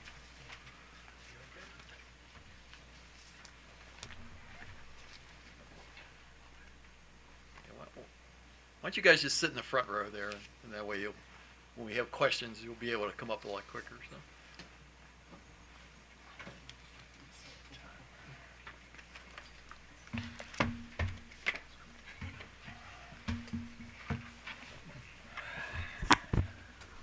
Good afternoon, Chair Hoover, members of the Commission. Damon Krieger on behalf of Southern Maryland Electric Cooperative. And it is afternoon. That's right. Okay, just wanted to make sure. So let me just, if I could briefly introduce the two individuals to my left, or my right, excuse me. I'm directionally challenged. So to my immediate right is Eugene Bradford, who is the Vice President for Rates and Energy Procurement at the cooperative. To his right is John Rohrbach, who is the Executive Director for Regulatory Strategy with ACES Power. And ACES Power has been a partner with SMECO for many years. As I'm sure you all are aware, unlike the other utilities in the state, we have a managed power portfolio, and so ACES works very closely with us in managing that power portfolio for the benefit of our customer members, which has been very successful for many years. And Mr. Rohrbach is very much steeped in the inner workings of PJM and everything that's going on in FERC, and particularly with a cooperative bent, so he appreciates the landscape that we operate in. So a few comments. I'm not going to repeat anything that you've already heard from Exelon or in our written comments. Most of, if not all of what Exelon already stated, we align to, perhaps maybe with one exception in terms of just the tone of conviction, expressing support for co-located load. We may have a few more concerns with respect to co-located load, so I think just that force of that conviction may not be present with the cooperative, as you may have heard from Exelon, but otherwise, in terms of the background, we're very much aligned, so I'm not going to repeat any of that.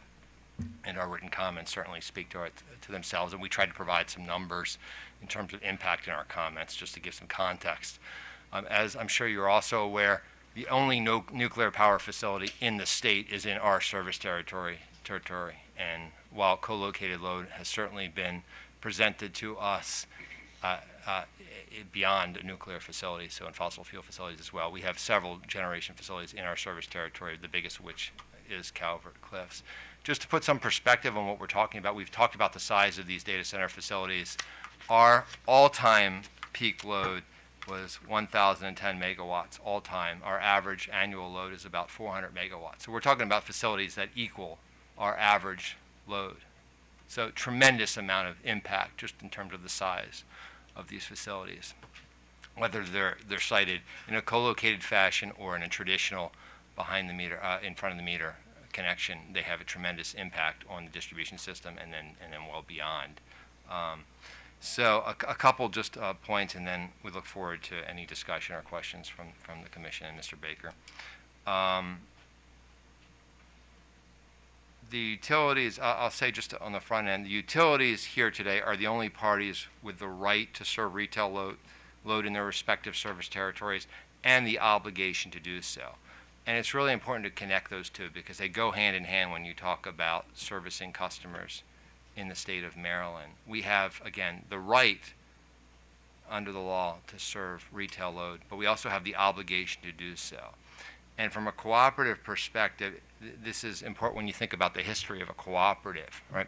We don't exist in an opt-out situation in Maryland.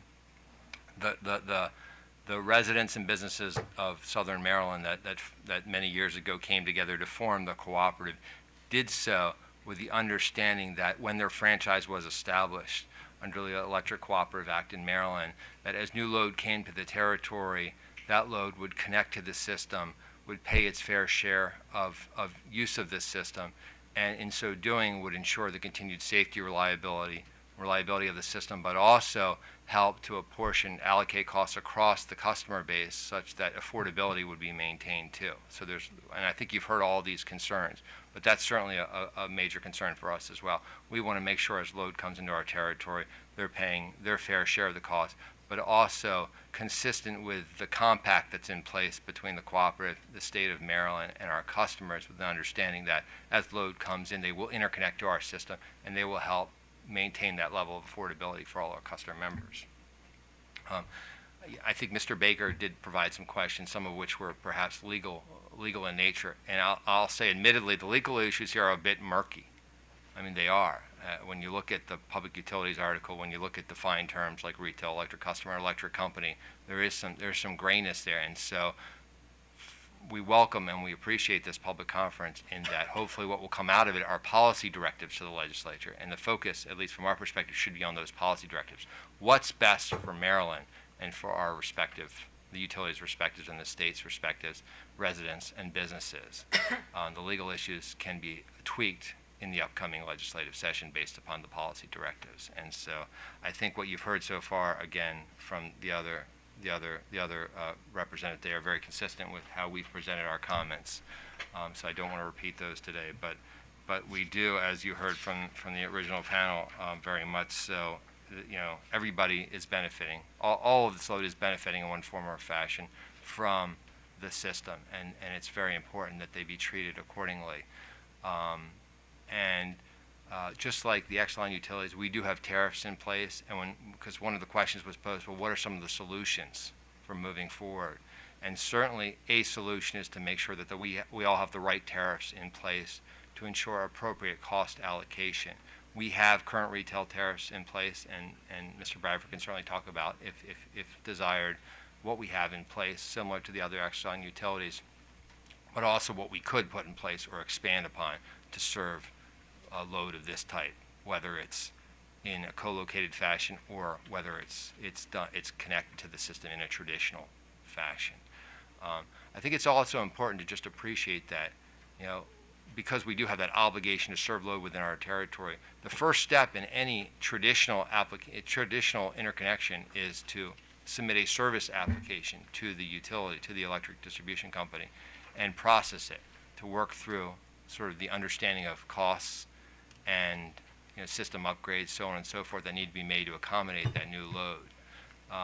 And in full transparency with respect to Calvert Cliffs and the surrounding area, we have never been approached by, whether it's Constellation, a data center load, or Calvert Cliffs, the plant itself, about connecting a data center load or a load of this size. And so there has been no process undertaken at the cooperative yet to consider what would need to be taken in order to serve a load like this in our territory. So I think that's just an important consideration. I mean, that's the traditional first step. And so we certainly agree with the first panel, Mr. Bowering's comments, just in terms of traditional connection points, front of the meter. That's our position. We believe that is the right way to accommodate load, whether it's small, medium, or large of this nature, and go through that process. That's what's in the best interest of our customer members and in the system as a whole. And so with that, I'll pause and certainly open to any questions that you may have, or to the extent that Mr. Baker wants us to jump ship and then come back later, whatever makes sense. Well, I guess anything you two want to add to what was said? No, I don't have any other comments to add to. No, I was just going to. Sure. Thank you, Mr. Chairman. John Rohrbach here on behalf of SMECO, and as Damon said, and as the previous panelist noted, no one is really off the grid. They're synchronized to the grid. Mr. Weaver touched on that. But in our comments, we touched on to the extent that a co-location, a colo situation, allowed load to avoid paying their fair share. Mr. Bowering touched on that. Exelon panel did as well. We looked at the SMECO distribution tariff into PGM non-RPM, non-capacity, right, because that's served by the generator, non-energy, but the ancillary services, the key ancillary services regulation, and the transmission and RTEP enhancement charges, putting all that together, we looked at a 400 megawatt load and what that would cost shift to SMECO's other load. And that was, 112 million in that vicinity. And that's using some his past averages for, regulation and ancillary services, so we didn't just pick 1 year. But the point is, that's a sizable number. Thank you. Okay. Potomac Gas can step up, and then we'll get all the questions. Thanks. Thank you.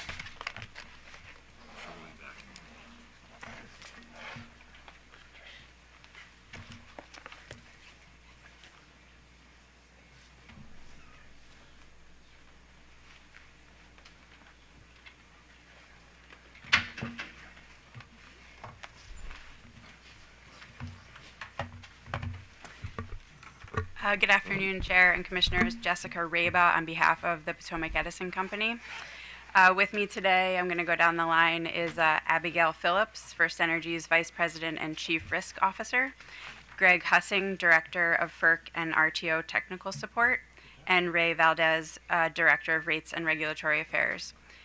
We are not going to retread the same ground you've heard so far. We're just going to try to supplement with some additional comments and keep it brief and get to the Q&A portion. But Ms. Phillips will kick us off. Thank you. Good afternoon, everyone. Thank you for having us today. I'm going to build upon what our colleagues talked about, but I'm also going to go back to some of the topics we talked about this morning in terms of resource adequacy. The organization over the past 8 months has taken a really data-driven approach to understand capacity and what's happening with capacity, especially in light of our customers in all of our states in PJM. And we did our own simulation to say, how big of a problem is this? What's causing the problem? And then we're starting to think about potential solutions. And in that process, there's a lot of adjacent topics that are on that resource adequacy challenge. One is co-location. So what I'd like to do is just kind of walk through how we're thinking about resource adequacy as a risk. Now, that said, generally you don't have chief risk officers up here talking about these matters, but this is also an opportunity, and I think risk and opportunity are two sides of the same coin. So the opportunity I'll start with, then I'll talk about the risk. The opportunity is, there's a great opportunity for economic growth, what data centers can do to push our society ahead with understanding large language models, understanding running simulations, but they need a lot of computing power, and so that's something we need to rise to the occasion. The other thing that I'm encouraged by is, how nuclear is getting back into the conversation as a part of a zero carbon, solution. I know Maryland has clean energy goals, and I think that having nuclear back in the game is going to be helpful in terms of achieving long-term capacity and long-term goals, not only for Maryland, but for PJM and the country. So just wanted to lead into those opportunities before talking about some of the risks. So when we think about the resource adequacy challenge and what our models have been showing is that starting in 2029 with very conservative load growth models, we start to see a gap. And that gap in terms of capacity is that means there could be potential outages during peak times. And what's happening, what's causing that are, three main things that I'd like to talk about and that we talked about this morning that directly relates to the co-location topic. Load increases are outpacing dispatchable generation. I mean, that's just the supply demand. Our load, our demand is coming on faster than we can build. And that's just kind of the basic economics that everyone talked about. The next thing I'd like to talk about is right now it doesn't seem like the PJM capacity markets are paying for those capital costs of generation, and the price signals that PJM talked about this morning are increasing the prices, but in the past auction, no new dispatchable on-demand generation is going to come online. And so how long is it going to take to get those price signals, to make those price signals work? And how long are we willing to wait to depend on that before we need to do something to get new generation on in Maryland and the rest of PJM? So in terms of trying to figure out, it's a timing issue where the demand is outpacing the supply once again, and the question is are the markets going to solve it? Do we trust the markets to solve it, or do we need to take further action to make sure for the economic growth of the state and for just the United States, do we have enough electrons to make sure that we can power those data centers? So that's the second point. And then the third point is something that we've also heard, that the economic and policy pressures are causing the dispatchable on-demand generation to retire. And so when you have increasing demand but decreasing supply, that also presents a problem. And so, one of the kind of the outcroppings that I'm seeing with this co-location conversation is, why are the data centers co-locating with generators? Do they think that that capacity is going to be available in the future? So if they see, and they've run probably similar models in terms of how can we get the power that we need, how can we make sure that we shore up that generation capacity now to make sure we have it in the future if we don't see it in the future, is that one of the root causes of why we're having so many more co-location conversations? And then from a nuclear standpoint, from a clean energy standpoint, is that why they're looking specifically to nuclear? Because it's that dispatchable on-demand generation. And the construct that we're in right now isn't allowing for that confidence that they'll have that generation in the future in the long term from a capacity standpoint. So those are some of the root causes of some of the resource adequacy challenge and how it relates to co-location and what's happening. In terms of the consequences, my colleagues have talked about this. It's reliability. What happens if we don't have enough? Are there going to be outages during peak times? What does that look like? What does that mean for all customers, not only data centers, but residential customers? Affordability, like we talked about this morning, the PJM capacity auction increased prices and on average of 20% across PJM, and you didn't get any additional on-demand dispatchable generation. What does that mean? Our residential customers are going to be paying more, and and there's another auction coming up in December. What's going to happen then? And then finally, I think just overall, if we don't have enough generation and we don't have the right kind of generation, it really impacts our ability to serve this economic growth. And so how do we figure out how to balance, I think the market monitor said we have demand growth and we need more generation. So any new generation is going to be great because we need more electrons on the grid. So in terms of the resource adequacy challenge, this is something that, again, great economic opportunity for the country, for the state of Maryland, but it is one of the biggest risks that we see, not only to just our customers, but also the economic viability of growth in general. And the last thing I would just close with, when you think about co-location non-network, if you're decreasing capacity, and we talked about load as load, but what I think we need further study on and what we need to think about is, what we understand that load is for that, data center customer. What happens to the residential customer when that capacity is taken offline? What does it do to the markets, to your average residential customer in the capacity market? So, any reduction in dispatchable on-demand generation that's available to serve residential customers should be analyzed before we make any changes in policy or regulation. We have to really understand when you co-locate and what that does to the capacity, short-term and long-term. How does that trickle down into who's paying for it, who gets the benefit? And we need to make sure that not only is it cost affordable, but again, we maintain that reliability. So just wanted to go back and touch upon, something that was brought up this morning from the resource adequacy component as we think about co-location and future policy and plans. The main issues, and I agree totally with the folks that have spoken before us, in that we have always understood the network options, and that has leveled the playing field across all the states. And as we move forward to this non-network options, what are the clear rules, and who will be the winners and losers? And will that be across states, or will it be, how is that going to be accomplished? So, we urge the commission here to really work with the other states as well and make sure that we can have a clear set of rule sets that then will let the co-locator know what the rules are, and also as transmission owners and distribution owners know how to administrate them and provide clear guidance to them as they're coming and asking connection questions. So really the network solution has provided us clear guidance in the past, and also the correct cost allocation. How do we accomplish this new non-network configuration and do it accurately and not create winners and losers? Yes, thank you. The only thing that I'll add is just to round out the discussion. Similar to my colleagues at Exelon, Potomac Edison does have similar tariffs. We have a very large Schedule PP tariff that's for transmission level voltage customers, as well as an alternative generation service tariff that covers instances for customers that have generation, and specifically when that generation is not available as well. So I just wanted to offer that to complete the record. Thank you. So I guess at this point, if we can get the main representatives, one from each of the utilities at least at the table, or two, and then everyone else can take the two podiums on the side as we start working our way through the questions. Yeah.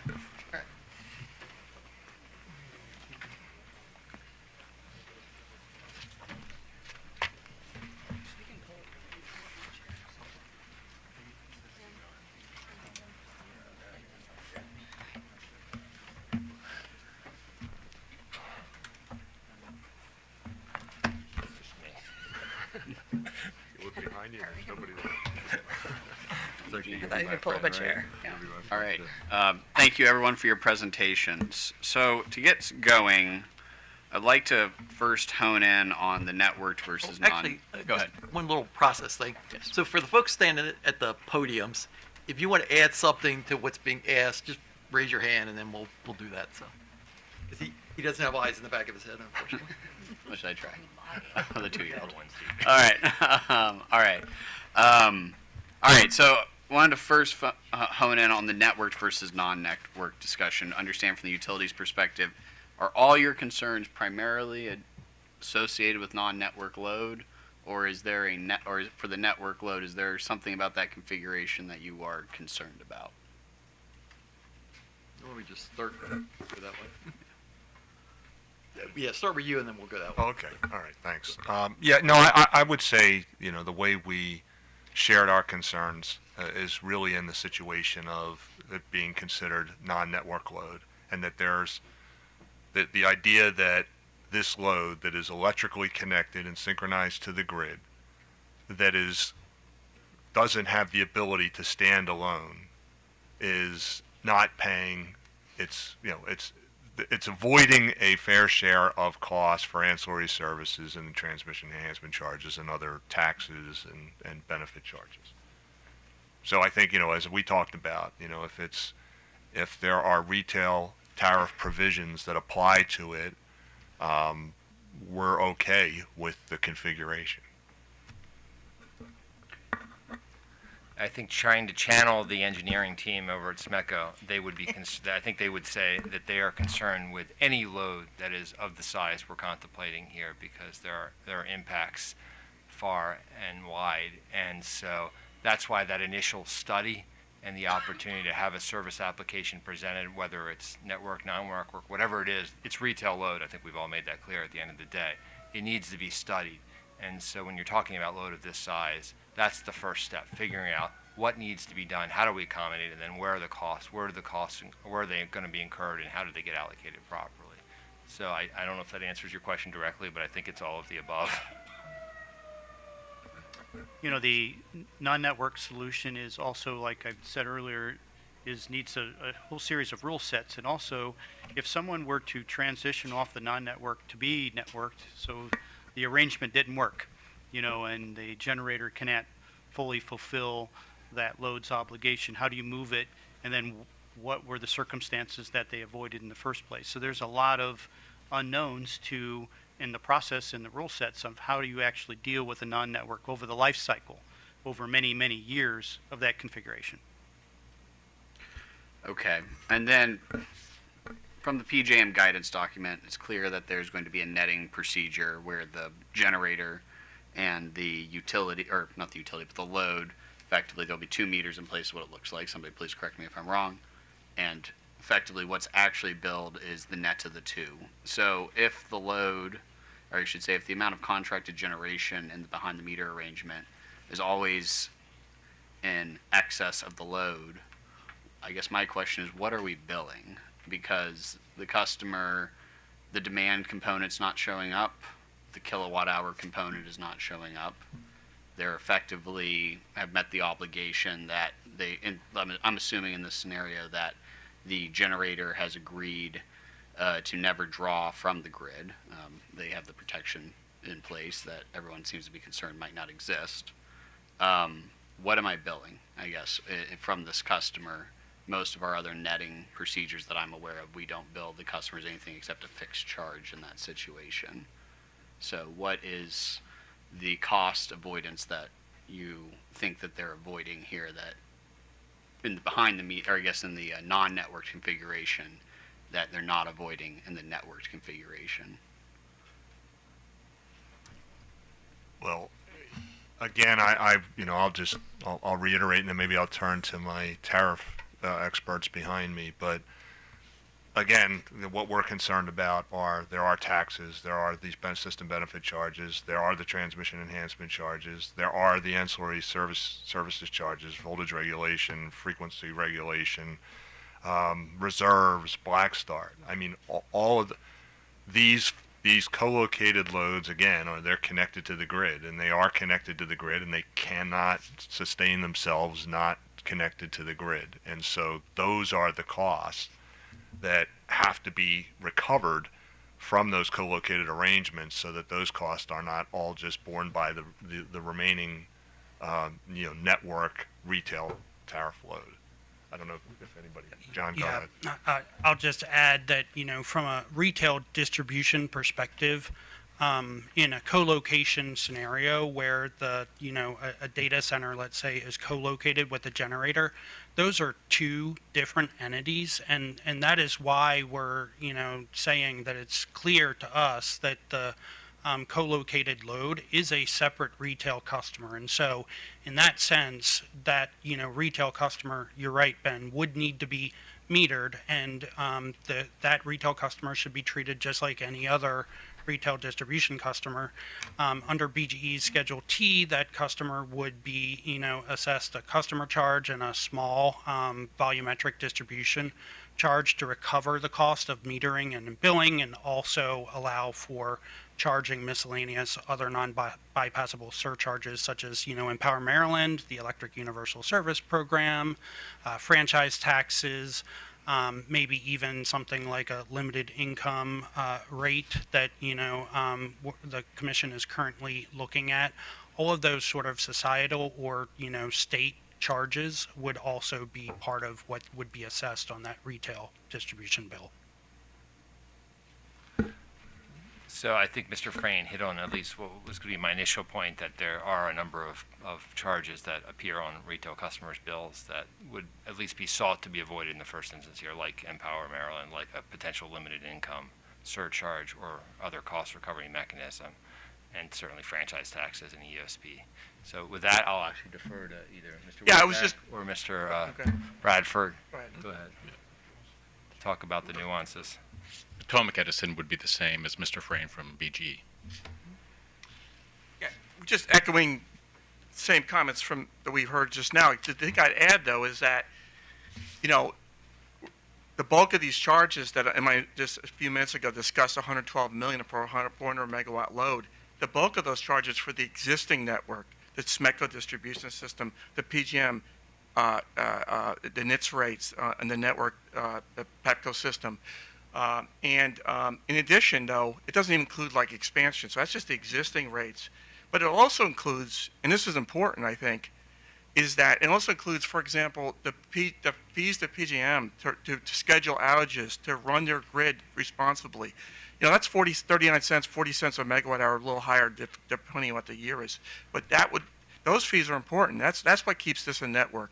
And you can't avoid that thank you. One last point, I think it also, as you've heard, we see it as two customers. You have the generator, which still is a station service retail network connected for their station power. And then you also have the load.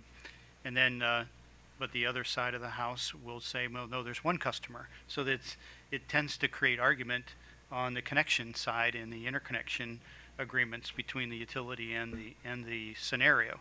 So we definitely see this as an area, and look for guidance, because we like to avoid arguments as well. And we are in a similar configuration at the cooperative, where we have actually a separate rate schedule for standby service to Calvert Cliffs.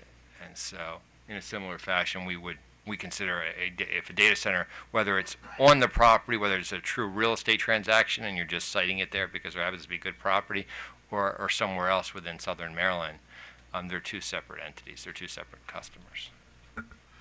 Well, that brings up, I think, a good point, where yes, the proponents of co-location would argue we're looking at a single customer, and operationally speaking, that maybe that is what it looks like, versus I think legally speaking, the utilities are arguing that's not what not what we're looking at. So I guess the question, I mean, if I was to take this into the extreme, okay, Amazon bought the data center at Susquehanna.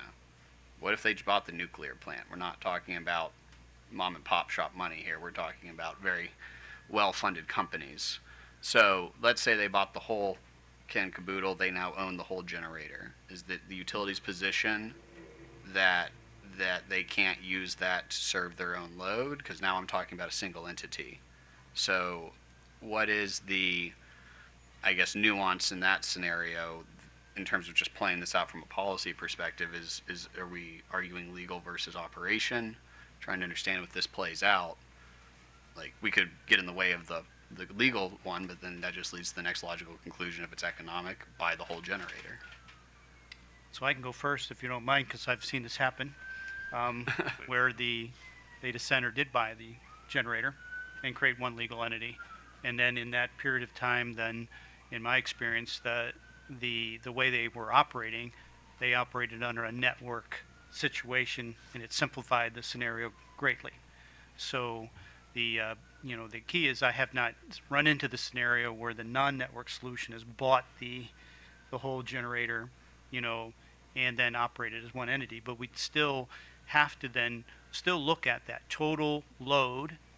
It's the station service power of the generator, which is still a network in its independent station service agreement, and then the load, and you'd still have to look at how you're going to configure that, either under a two-bill scenario or to the same legal entity, or how you would then frame two kind of electric service agreements together that gave you the same end result as the if you had two independent parties. So you would make a construct that would still provide you the same actual end benefit, but you're just just handling the legal entity activities. I just want to add one more thing to that. Besides the technical parts of it, I think that we have a finite set of generation right now, and what I'm just trying to I just want to caution a policy of letting the people that have the money that can go buy the generation buy all the generation, and then if you co-locate and with not on the network, what happens to everyone else? And so again, the downstream impacts of having the people that have all the money go buy all the generation because they can afford it, but then where does that leave the rest of the customers and the people in the state of Maryland and PJM? So I think it's like, technically, how does it work? But what are the long-term implications of what precedent this could set? And if they can operate electrically isolated from the grid, have at it. But if they can't, then pay your fair share. Okay. I feel like I'm in a law school class. Right? I mean, and so I haven't really thought through this exact fact pattern, at least myself. I certainly would ask Mr. Bradford and Mr. Rohrbach to chime in. But at the outset, it still comes to this notion of we have to have an opportunity to study. Here you're talking about export and import. So what's the load going to take? There's still two parties or two configurations at play.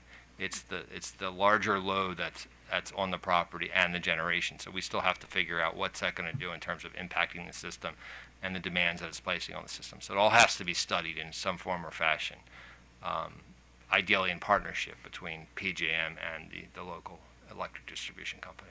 And so I don't know. We're good. Okay, so I'm getting the thumbs up. So I guess my law school answer was okay. So I guess kind of maybe closing the loop on this question then, because I guess this leads actually into the legal question about what is retail load in this state and what you all have we would have jurisdiction via you all in terms of assessing the suppliers, or not the suppliers, the generator in this load. That murkiness that you were referring to, let's go ahead and dive into that a little.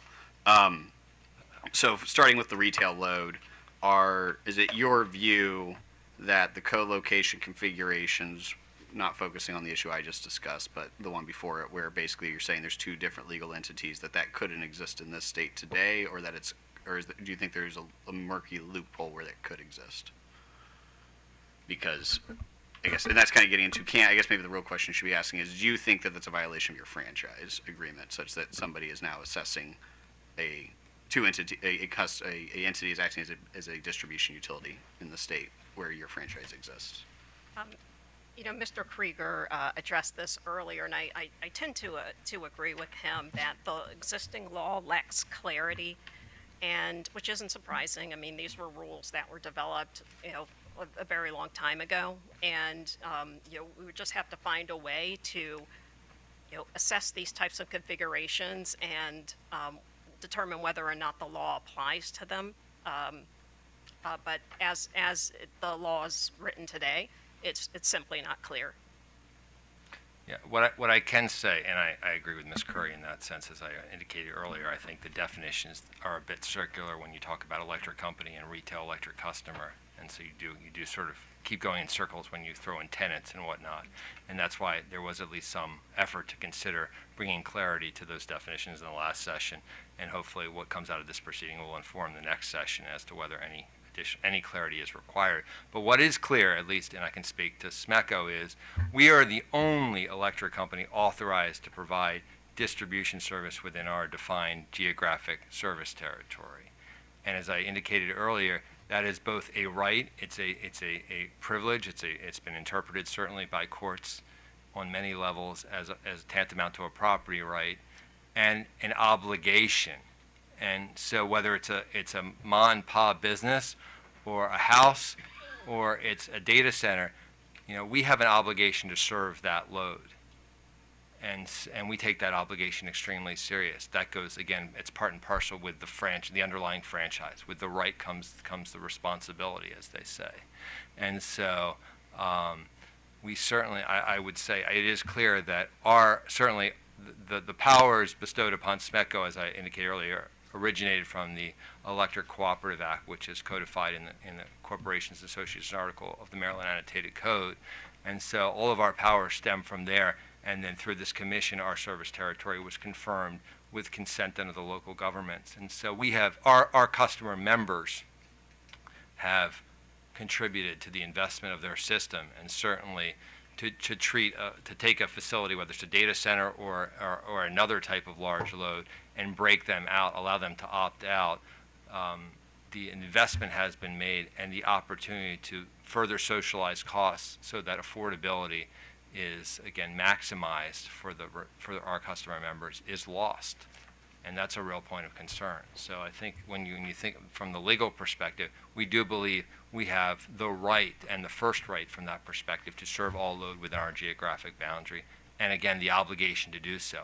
The fact pattern, at least as has been presented, is not, because we've never gotten a service application request, that we can't serve this load. The fact pattern is that the load wants to avoid the cost of service or a variety of costs that they're nevertheless going to benefit from across the system. That cost avoidance is certainly a point of concern, because it then pushes all those costs on all of our customer members, because they're still there. The costs are still there. I hope that answers your question. Gets us somewhere. Yeah. I think it's going to be that murky issue. But the fact that you think it's murky, I think, is important for this report.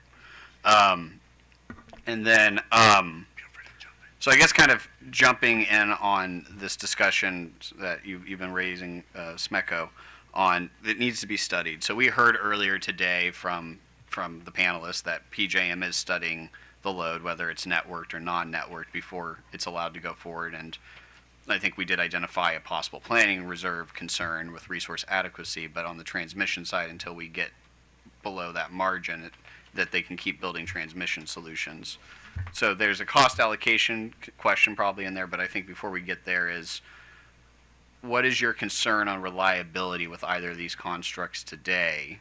So before we get into cost allocation, but focusing on the reliability statements, PJM has said they're going to study it before it can go forward and allow it to occur.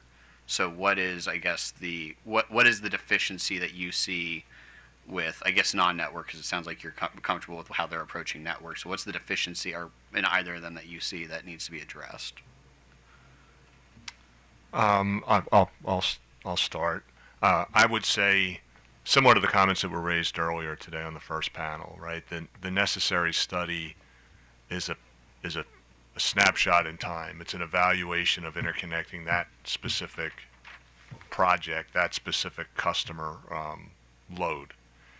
It's not a holistic plan of developing, what the future transmission needs are.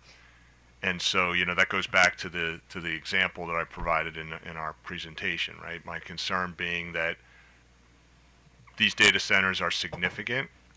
They're going to be primary drivers of needed transmission investment.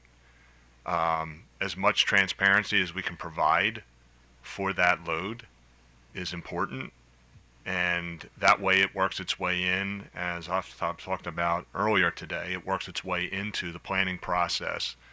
And then it works its way into the load forecast, and then we are able to build infrastructure to accommodate it. And I do think that FERC is helping us. Order 1920 requires a 20-year out scenario planning view, so that we can get a sense for where do we think these large loads are going. But yeah, it's clearly a challenge that planners are dealing with today in terms of, which of these data centers are coming, which ones are speculative, and what ramp rates can we meet in order to serve the load. But I think fundamentally, the challenge with PJM's necessary study, again, is that it's a specific review of a specific situation for a specific point in time.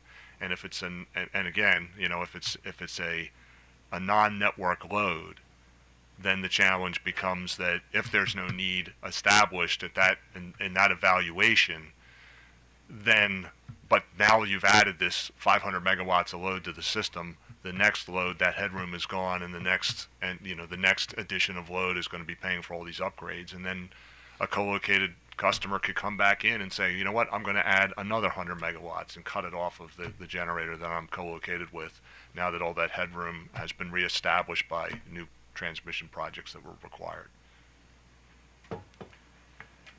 I guess the only thing I would add to that is I appreciate the comments earlier about the 3 C's, and particularly notably collaboration and communication, and that's really essential when you talk about a study, because as I've learned, this is obviously, by the nature of this conference itself, this is an emerging area. There is a lot to learn still and figure out.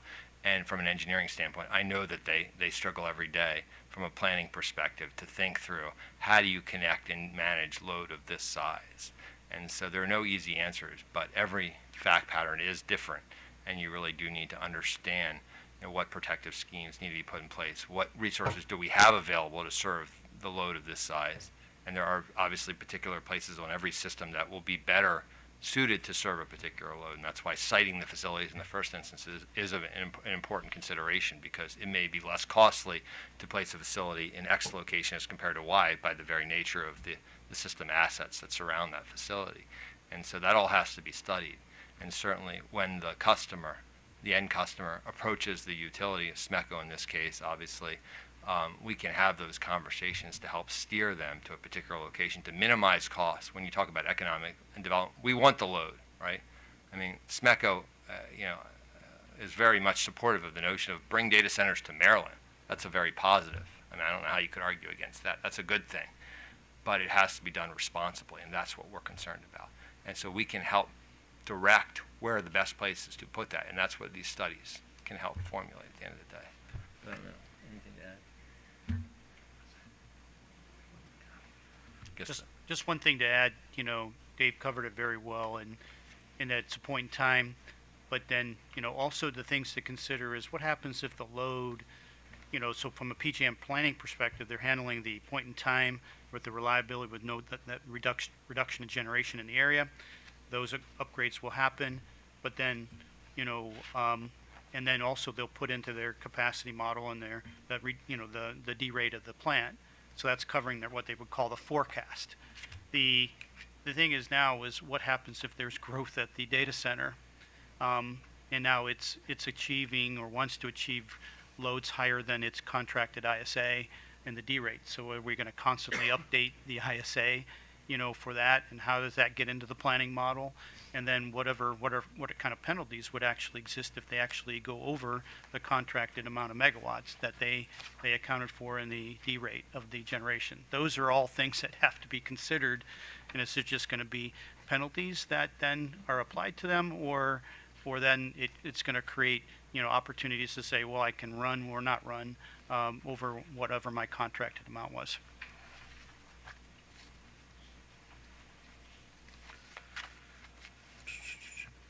So I broke this down with the PJM where we went immediate at the time of a study need is identified, and then there's obviously the secondary impacts where I think it was just alluded to later. The headroom is now gone, and now there needs to be an upgrade.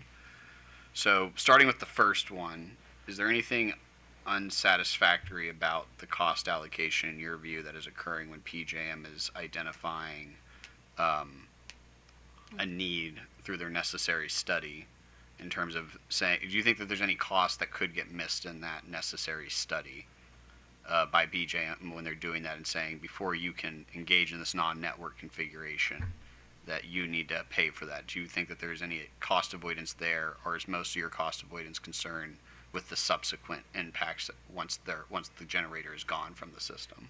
And just for clarification, you're talking about costs are allocated to the generator through the ISA. Or to me, there's sometimes, actually, you can go ahead and correct me here.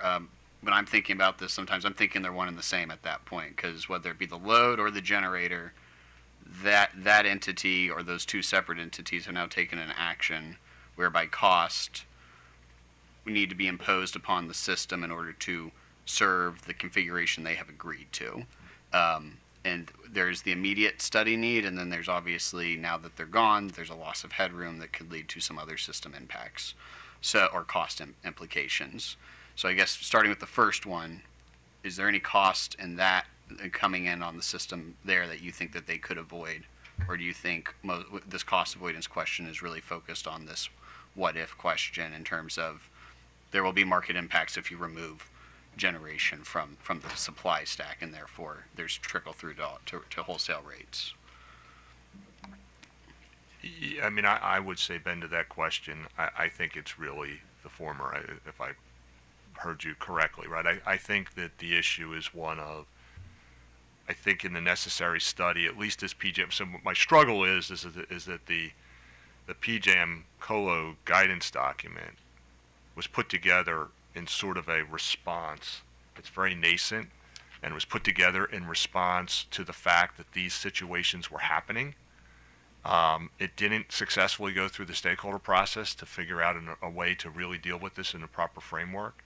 So they put this thing together, and you heard Offtop talk about it this morning. It's clear that PJM prefers in front of the meter. They actually say and define in that document that it is electrically connected and synchronized to the grid, and as such, it is receiving ancillary services and benefits from the grid. So I think, that fundamentally, that's our perspective. The necessary study, what PJM does for a non-retail, non-network load, we don't really recognize it because it's like they're just kind of put that document together to try to address what to do because these situations are happening. And now we're in this process now of trying to figure out and get some guidance about how do we put the retail provisions in so that those cost arrangements that we talked about, those future impacts, are captured appropriately. But I think in terms of PJM, I won't say that PJM isn't competent in performing their necessary study. I think they do the necessary study, they identify needs, and then what we found is that either the generator hasn't had a necessary upgrade, or they limit how much load they're actually going to or how much generation they're going to remove from the system. But I think that that identifies those. I think they appropriately identify those immediate needs. But the bigger issue again is the fact that the future headroom, the future issues that load coming onto system creates is not going to. They're not going to continue. They're not going to continue to contribute to all of those necessary upgrades and all of those ancillary services for being synchronized and electrically connected. Yeah, if I could just add, I agree with what was just said by Mr. Weaver, but Ben, right? Yes. Yeah, I think you're also referring to, as AFTAB discussed this morning, what that study is for the, so to speak, the transmission side of it. I think you're also, if I heard you earlier, you're also looking at what he said, as just to paraphrase it back, was there's a market side of it that the markets handle. But to the extent that the colo configuration, it sort of sneaks up on the market, whereas if it was in a network configuration, front of the meter, the market would have more lead time to handle it. And I think that's what we would say, is that there's a better, it's not perfect, but it's better than the colo situation where suddenly you've withdrawn all those megawatts from the, like overnight. Whereas, okay, thank you. That makes sense. I think so. Just to paraphrase back to you, it sounds like we've discussed. Me and Mr. Reed were discussing transmission. I think what you're highlighting is the fact that there's the capacity signal. Yes, sir. Is what you're saying is missed in the initial group. And that would be better handled in a network front of the meter situation. Yeah, and to John's point, right, I mean, we talked a little bit about, and Aftab talked about that this morning, that the process is that the transmission owners who have the relationship through our economic development teams are engaged with data centers where, forecasting what that need might be is, involved in doing feasibility studies to interconnect those customers. And that informs us to then inform PJM, that informs their models for whether it be RTEP or whether it be for the capacity market. Okay. That's good.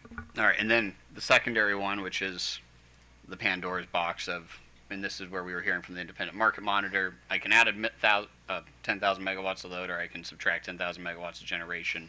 Generically speaking, the price is going to go up or down relatively the same, was the argument.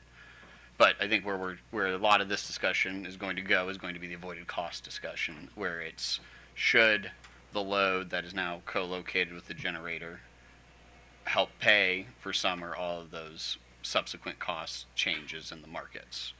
So based off comments I'm hearing and in the write-ups, it seems that the utilities are most primarily focused on concerns about avoided cost related to transmission and ancillary services.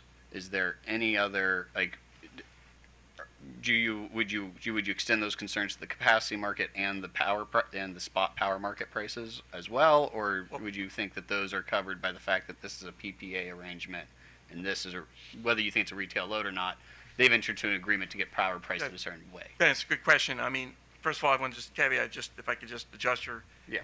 When we talked about in our comments, that includes the distribution, the spectral service, that load distribution, intertransmission, and the ancillary services regulation, outage coordination, you name it.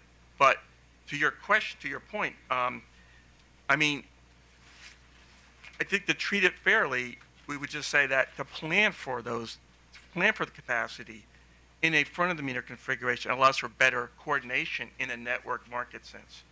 But no, in the quantification that we offered earlier in our comments, the capacity of that customer facility and the energy is serving that facility. But you're adding to it the fact that overnight flip of that switch, so to speak, then has a massive ripple effect that the market or the planning process with the market can't handle. And so, but we haven't added that to our per se calculation. But you raise a good point. How should one address that? Maybe David has a thought about that. No, I mean, I was just going to say, I mean, I respect the energy and capacity contract, the arrangements that the customers make, and that was in our PowerPoint, right? If it's to the benefit of the customer, then that's fine. Again, so long as other costs aren't being avoided. But I don't want to sit here and say that the PPA arrangements that co-located generators have with their customers is a violation or can't work, in PJM space. I think we just also need to know more about it because it is a new configuration. So if they have PPAs at a set price and that customer is paying a set price, and then you have constraints and capacity in the rest of the system, what does it do to the prices in the rest of the system?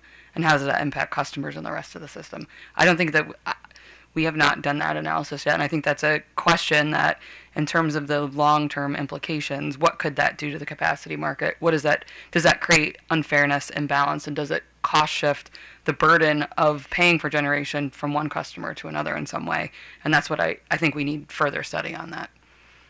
Then the other thing I'd say is that Joe discussed that this morning by saying that ideally the 14 jurisdictions, PGM and FERC, which there's pieces on both sides, would address that cohesively. Thank you.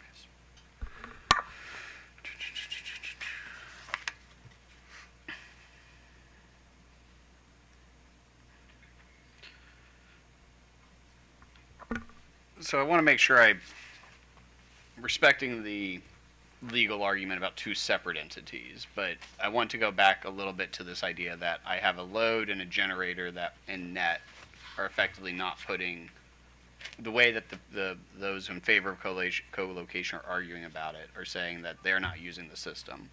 We can get into the ancillary service discussion in a second, but I do have a question about the transmission, which is they're not putting a demand for that it doesn't seem like they're putting a demand for that transmission on the grid in terms of the capacity. Maybe I need to be able to get the right power flows, like the power quality to that location to be able to maintain the generator. But the transmission itself, in terms of the size of that pipe, seems like the argument would be, I'm guessing using the gas alignment, would be I effectively have an interruptible customer that will never demand capacity at peak. So this gets back to my question about, I think the utilities all have some numbers in the millions in terms of cost avoided. And one of those, I think, big ones is the transmission cost. So trying to understand if they're never putting, and this might be a subsequent discussion about what a future tariff would look like, that maybe we can't get into today. But what am I billing them? Because I think this gets back to the issue of, this is a load and a generator that is completely netted out onto the system, and so we're claiming that they're and I'm assuming this is all in real time, no sort of banking or anything like that. So what am I just trying to understand how that the millions of dollars calculations that have come out are true avoidance calculations from the perspective of that we would ever bill them that full amount, unless in your future tariffs you think that we would never allow that netting to occur in the first place. And you can also state that, but trying to understand the second one where if I did allow that netting to occur. I think, can I just ask you, let me just play the question back. Yes. If you have a co-location that you want to go to, okay. What you're trying to figure out if there is a campus of a generator and the load is on that campus, how is it literally that there is a cost shifting to the EDC or TO's customers? Is that essentially a way of saying it? How does that work? I think there's two questions there. I think there is, how is there a cost shift, which I think your answer, and you can correct me if I'm wrong, is going to be because they're, by the nature that they're connected to the wholesale market, to the bulk power system, they're benefiting from it, therefore they should pay for it. So there's that, I think, policy discussion we can have here in a second. Then there's just the second one in terms of practicality speaking. Typically when there's this kind of co-location that happens, I think on the retail side, we net the two, such that there is not really, I'm trying to find what are my billing determinants here. Because at the end of the day, if I'm treating them as a single entity, which could happen here with non-networked, even if I do claim jurisdiction over the retail side here, what am I billing in that kind of a scenario? I think that's what I'm trying to get to, and how did it, Yeah, if I'm understanding the question correctly, I think you're trying to make an analogy maybe to a net metering situation on the retail side where, maybe let's just take a simple example where you have a residential home and you have rooftop solar, right? And that customer, chooses to be net metered, and you're saying, I don't understand how we go from a situation like that where there's one meter and, a single bill that's net going to that, customer, to a situation where, there's a generator and there's load that's co-located with that generator, and, we're saying that, there's two separate, kind of entities there, and, there would be two sets of customers, two bills, two, sets of billing determinants. Did I get the question kind of right? basically, and this is assuming that I allow them to be, I treat them as a single entity. I understand there's the legal question of can I, but assuming I do, for billing purposes, where they're effectively netting, Right. basically the new plant is the solar. Yeah, and I think there's also kind of net metering that gets into a whole other kind of policy discussion, right? I mean, the construct of net metering was created to to foster solar, and there are questions today about whether that construct of net metering makes sense to continue, or whether it needs to be modified or should be modified going forward. Regardless of that, I do think kind of the assumption that the analogy could be made. I don't think it really holds in my mind with a generator, because here with a net metering situation, you have the primary customer on that premise is an actual user, right? It's someone who's going to be using load. They put some rooftop solar on their rooftop, let's say, that load is intended to serve them, and yes, they're connected so that kind of during times of the day where there might be excess load or something like that, the load is connected to the system to go on it. But this situation with co-location of load and a generator, you have a generator there whose purpose is to actually provide electric supply to the grid. And the co-located load is a separate entity, and it's a separate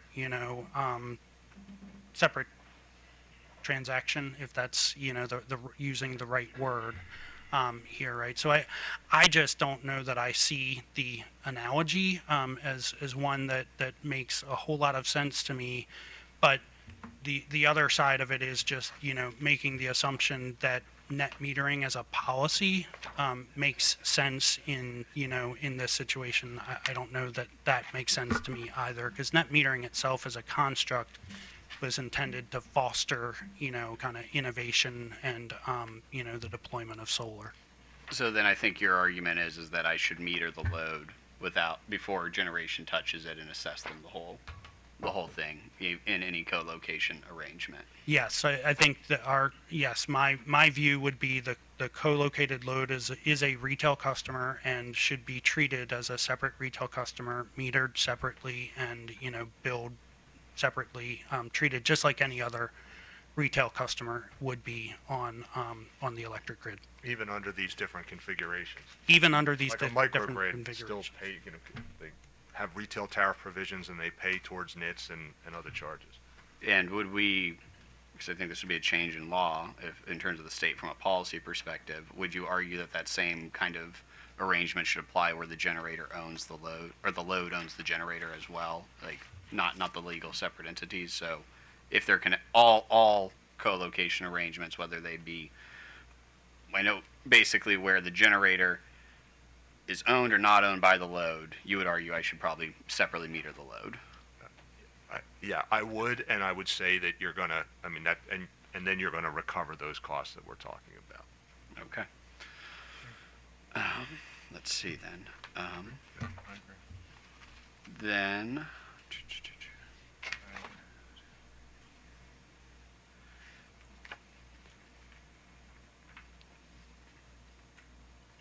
And then using, I guess, new generation. So this is getting to the policies of the haves and the have-nots, I think, question that was raised, a statement was raised a couple minutes ago.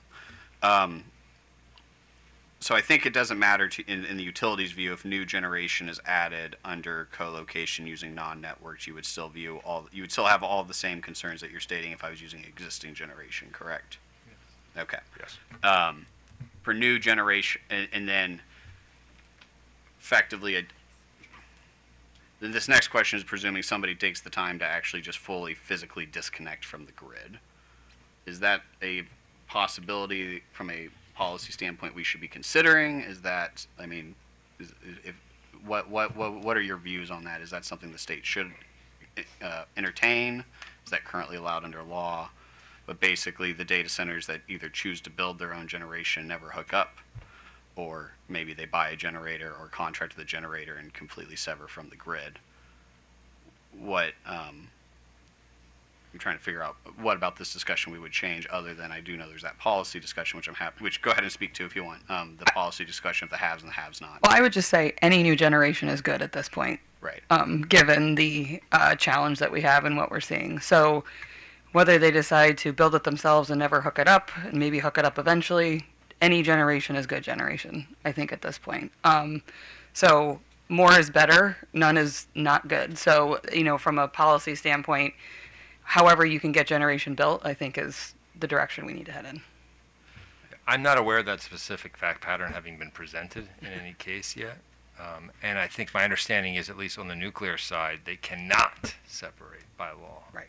Correct. But I think we also know that So if we're talking about fossil fuel. That's fossil fuel, I mean, the whole following this to its natural course. I mean, right now everyone's targeting the nuclear plants probably for various reasons, but there's nothing to stop somebody reactivating a coal plant using a natural gas plant. So what, I guess trying to understand if I there's an would say, opposition there. Ben, that I do think there's room for other services to be covered with the co-location arrangement, right? I mean, they can put a black start generator behind, they can have STATCOM devices, they can put facilities in place to manage those ancillary charges, so long as those responsibilities aren't being put on the back of other customers that have to make sure that those services are available for the co-located entity that's not paying for it.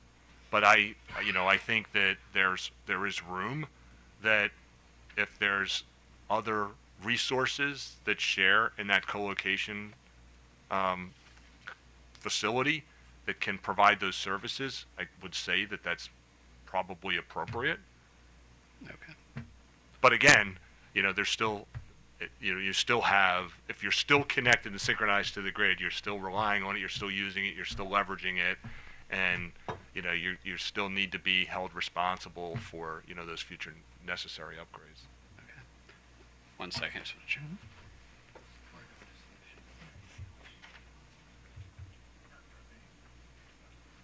So just the last couple questions. This is really getting towards the solution statement. So, I guess starting with the first, if the state takes no action to limit co-location, that continues. How do you think that we can impact? How do you think the supposed cost shifting can be mitigated? Do you think that's done through our existing authority? Do you think that is something that we just don't mitigate? It just is. I guess the real question is there a solution there if no one takes any action to limit co-location as currently designed? I mean, the only thing I'll offer is Will's comments earlier, right? We had our 205 filing in order to make sure it's clear that those are network loads that are interconnecting to the transmission. And on that 205 filing, sorry to cut off anyone else, if FERC takes action on that and agrees with you, is there anything else to be done at the state, local, or any other level, I guess, or is that kind of a one-stop shop that it clarifies this is network load and no additional discussions are necessary? I'll defer to my friends in the back, but I would say we still need to address the retail provisions and how we treat that specific configuration. But I don't know. Yeah. No, I think you said it well. I think we would just make sure that we, recognize that these loads are retail customers and that we have appropriate rates and provisions in place to ensure that they're assessed their fair share of costs. Yeah.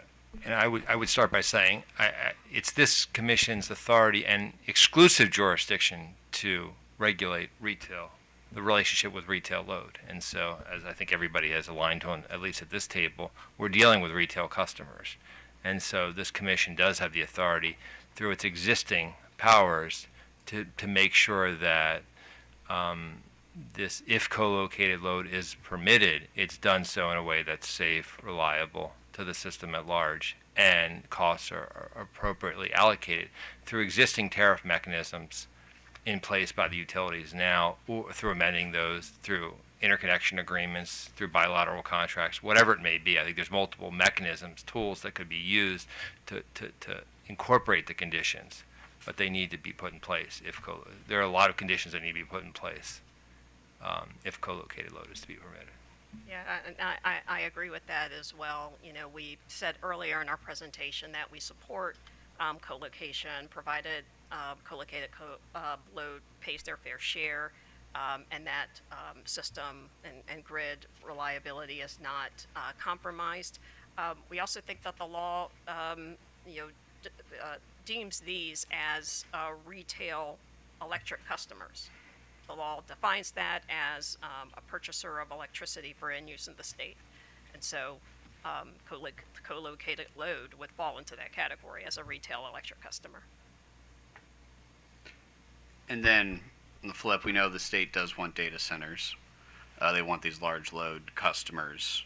And if people, and there is a concern that if co-location is restricted or only done through the network, that's going to act as a barrier to deployment. So we've heard about there's concerns about people getting interconnected in time or in a timely fashion and so forth. So I guess what are actions that we, the PSC or the state could take that you think would help mitigate some of the concerns raised by by those who are proponents of co-location to, I guess, incentivize these types of customers if they choose, if basically non-network co-location is prohibited? I mean, I think the state has already taken a number of actions to try to incentivize data centers, whether it's through, accelerated siting processes for backup generation or other mechanisms, tax incentives. There's certainly a lot of tools. It's not just through cost avoidance through the utility that has negative consequences for other customers. That's our biggest concern. And so certainly there could be consideration to how do we make sure we have increased attention on. But I think we all do. I mean, I can certainly speak for SMECO and say that if there is an opportunity to bring a load like a data center into our service territory, we have an existing focus on pushing them through the process. Again, the one example that we've been talking about today hasn't been pitched to us yet, but we're happy to take that and move with it. So I do think we're all set up to move these applications, but they have to be presented and then studied accordingly so that they're not negative consequences.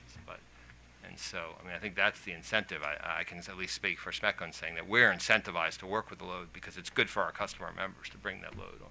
So there's a natural incentive to push it along. Now, whether there's a need for more regulation through rulemaking or a working group or whatnot to help develop other processes, I mean, that certainly could be a consideration, but I do think we're all working hard to attract data centers to the state. Yeah, and I would just say for Exelon, I mean, I've said it a couple times, we're not against co-location, so we're willing and happy to support interconnecting. I said it at the onset of the presentation. I do think there's sometimes benefits to the co-location, because they can bring it to market quickly. I mean, we work very hard with our data centers in front of the meter applications as well as our co-location opportunities. And there are instances, I mean, a lot of times, a data center, it doesn't always have the luxury to have the property to be located exactly where a nuclear unit is, as an example, right? They're going to try to find property that's maybe along a transmission line corridor, where likely they can interconnect. We can interconnect 200 or 500 megawatts without having to do a lot of upgrades. But then we have to interconnect to that transmission line. And we can't just tap into that transmission line, because if we just tap into that transmission line, then we have the implication of harming reliability to the other transmission lines in the territory, other loads that are interconnected near that transmission. And so we do actually have an example in Chicago where we're interconnecting, we're working on a project to interconnect to an existing substation because their property is close enough to that substation. We can make the interconnection at that substation and not have to build out infrastructure to do it. So it depends on the circumstance as to whether or not the colo is actually quicker to market than the in front of the meter situation. But we're supportive of either opportunity to get the loads connected as quickly as we can. One other option that is a little bit more far afield, but not out of the realm of possibilities, is you could take out of market solutions for generation into your own hands, and similar to like clean energy RFPs, you could create large load generation RFPs in the state, so you could guarantee that there would be generation here that Maryland could support that would help your own capacity constraints, and then you could have that generation in the state, and then that the load would be closer to the generation that you could support. So you're kind of potentially solving a resource adequacy problem for Maryland, but also then drawing those data centers here to say, we have the generation, we'll be able to support you, you should come to our state. So out-of-market solutions is, something that's, I've heard in other states do it. I think California has a strategic reserve for some of its capacity. New York State does it for clean energy. New Jersey does it for offshore wind. So you could take those analogous constructs of out-of-market solutions and potentially do that here in Maryland as well.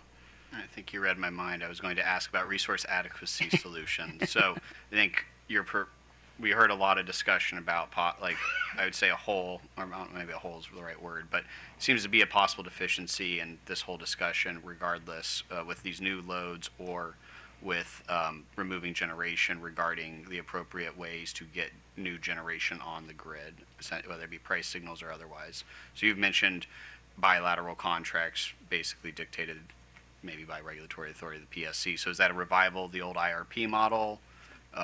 Is there, other than what you just discussed, are there any other proposals in terms of addressing resource adequacy concerns in general? I mean, the three, and we're not advocating for one or the other, but the three that just has come to, based on other models in other states, the United States, is the state procurement approach, like I just mentioned, in terms of conducting RFPs within the state to build the generation.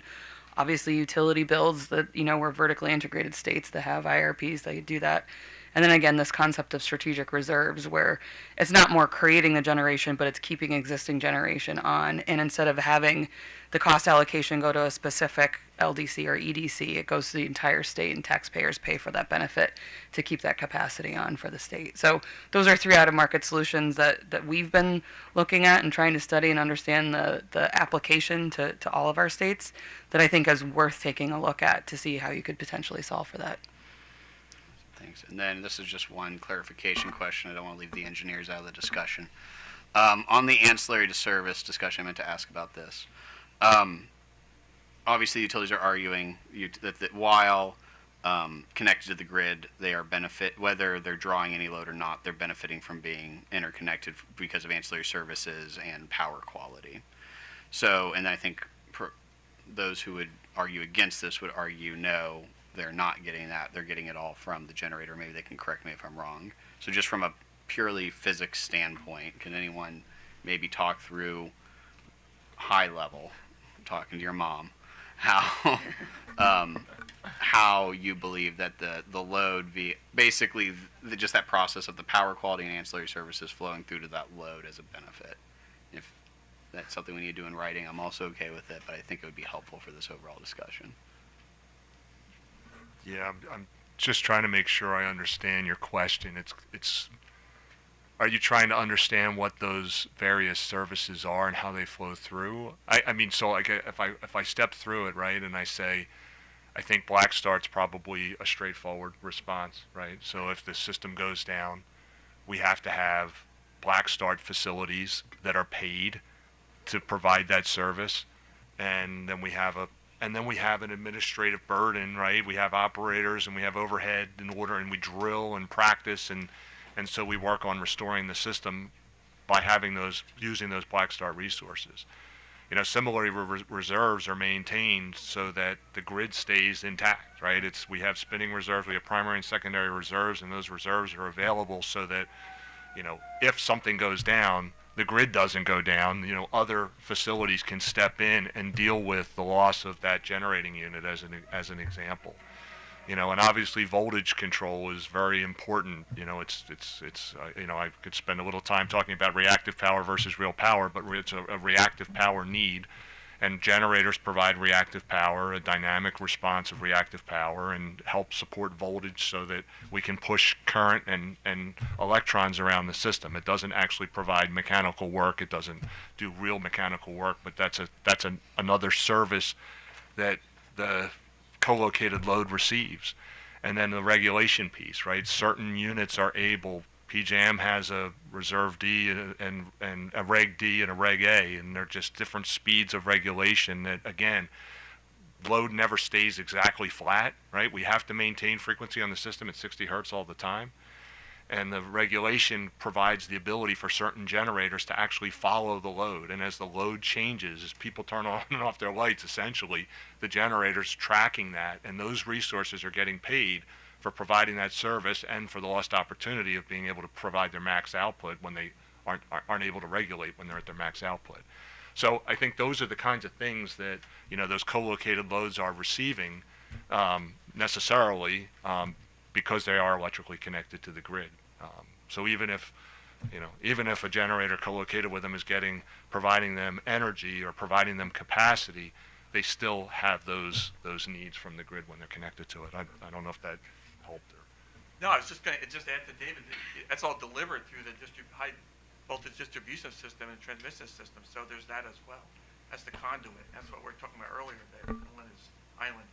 Right, and so I think probably a good way to kind of maybe encapsulate this, if I was to summarize it for the less technical, that generator, if it's connected to the grid, needs that in order to be able to do its job to serve the load. Okay.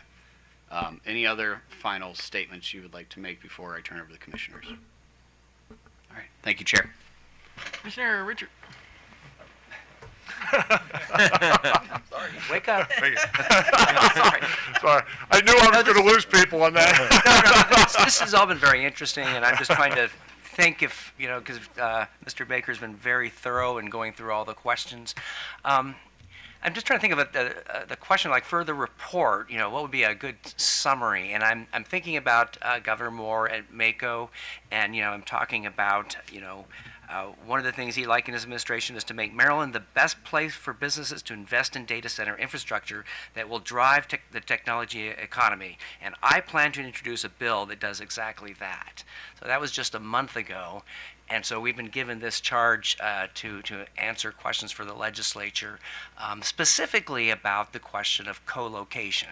So that's what it is. You know, what the impacts will be, and then it was slightly broadened by the Senate President, because he'd also like to, you know, make the assumption it's going to be built somewhere. So if it's built outside the state or somewhere else that's not co-located, what are the implications there? So I guess what we're going to hear from the next panel, and maybe you can just directly, you know, answer those questions. What is the best way, if it's not, you know, I think we've suggested here that co-location is good. It could be good. But then it's, is it the connected or the network or the non-network model? And I think kind of what I take from the next panel is that if we do it in that way, it'll be it's easier. It'll speed the process up. There are some benefits with you know, cost causation, and from that standpoint, it looks like, well, you know, if the developer is willing to pay for all the impacts on the grid, that means then the ratepayers don't have to. So those seem like some pretty compelling arguments. You know, again, is co-location, non-network, you know, is that a better way? Is that a better way to go for the ratepayer as far as all the costs that we're seeing already that ratepayers are going to be paying? You know, whether it's, you know, for the 2022 RTEP window 3, you know, which is largely driven by all the load growth in Northern Virginia. Some of the things we're already seeing for load growth here in Maryland, and the potential for a facility. So anyway, maybe you can just give me kind of what your top line is. What would that report heading be for whether or not it's co-location, network or non-network? I would just refute the comment about the upgrades going to the co-located load. It goes back to my earlier comment. My major concern with that is when you think about the 2022 window 3, that was a culmination of load of a number. It wasn't one co-locate, it wasn't one location. It is a collection of load forecasts that's driven into the PJM RTEP. Yeah, outside of Maryland. Outside of Maryland, And, absolutely. you know, and but we're gonna pay. But each we don't one get of anything but for each it. one of those individual projects may not and probably didn't generate a lot of project need, right? That's what's demonstrated, is that the RTEP demonstrated the need.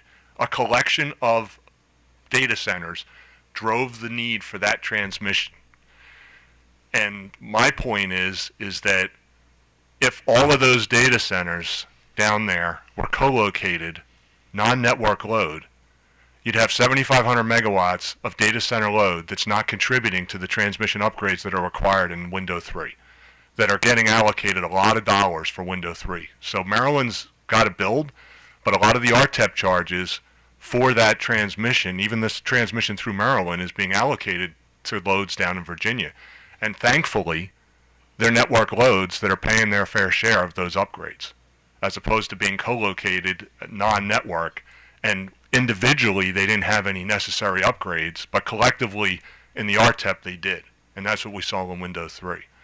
And so I would just say then, to conclude, that the transmission piece of it, let's leverage that for Maryland, right? We had to build out transmission to accommodate the northern load, the Northern Virginia load. We have to build transmission to accommodate the loss of Brandon Shores. And that transmission, we're not going to see necessarily the resources tomorrow in Maryland, but that transmission is there to provide, and I think Aftab alluded to it, that that modeling wasn't necessarily, may or may not have been, and I can't opine, right, because I'm not going to say directly whether it was or wasn't, but there was some insinuation whether or not those projects were included in that assessment. And so I think, there's some value in the fact that, yeah, Maryland is shy on generation, but there is transmission build-out that's happening in order to be able to deliver the resources that are available around PJM into the state. Hey, just one question to your answer. Had some of those projects been co-located in Northern Virginia, and had there been a non-network, wouldn't then those developers have paid for whatever was necessary to settle any of the violations, any of the results of the necessary studies that PGM talked about this morning? Yeah, no, it's a great question. I would say that the problem is, again, they're looked at one-off. So individually, each one of those resource additions may not have driven the necessary transmission. And even in the end, it may not, even if it did, even if each one of those data center locations drove a need for upgrades, that may not have been a very good, effective, long-range, cost-effective solution for transmission, because it's a very, the problems we have in the whole interconnection queue is it's a very incremental way to build out the transmission infrastructure, as opposed to stepping back and saying, what do we see in the next 15 to 20 years? Where do we think we need to incent? Where do we think it's going to go? How do we build the transmission infrastructure to meet it, so that we aren't left with trying to put together a Window 3 series of $5 billion of transmission in a 60-day window or 90-day window, and trying to deal with Brandon Shore's retirement deactivation in a short period of time. And I think that's the struggle we have, and obviously you're hearing some passion. Yeah. I've got years of planning experience, and that's the kind of thing that when I started my career, we had that kind of foresight, that kind of collaboration, that kind of deliberate discussion about where's the generation going, where's the transmission need. Hey, Dave Weaver at PECO or Delmarva, talk to Sue Glatz at PP&L, and let's figure this out, and PJM. And that doesn't happen today. And I think, but be that as it may. It's supposed to. It's under Order 1000, and right. hopefully under Order 1920. But anyway, yeah. We're getting kind of. Yeah, I think we are definitely. But but the point I just want to make is, I think, to your point, I just want to make sure it's clear that, those individual projects may not have identified the transmission needs individually, or they may have, and there were incremental upgrades that were put in place, but ultimately the collection of all those upgrades resulted in the need for this pretty significant transmission build-out.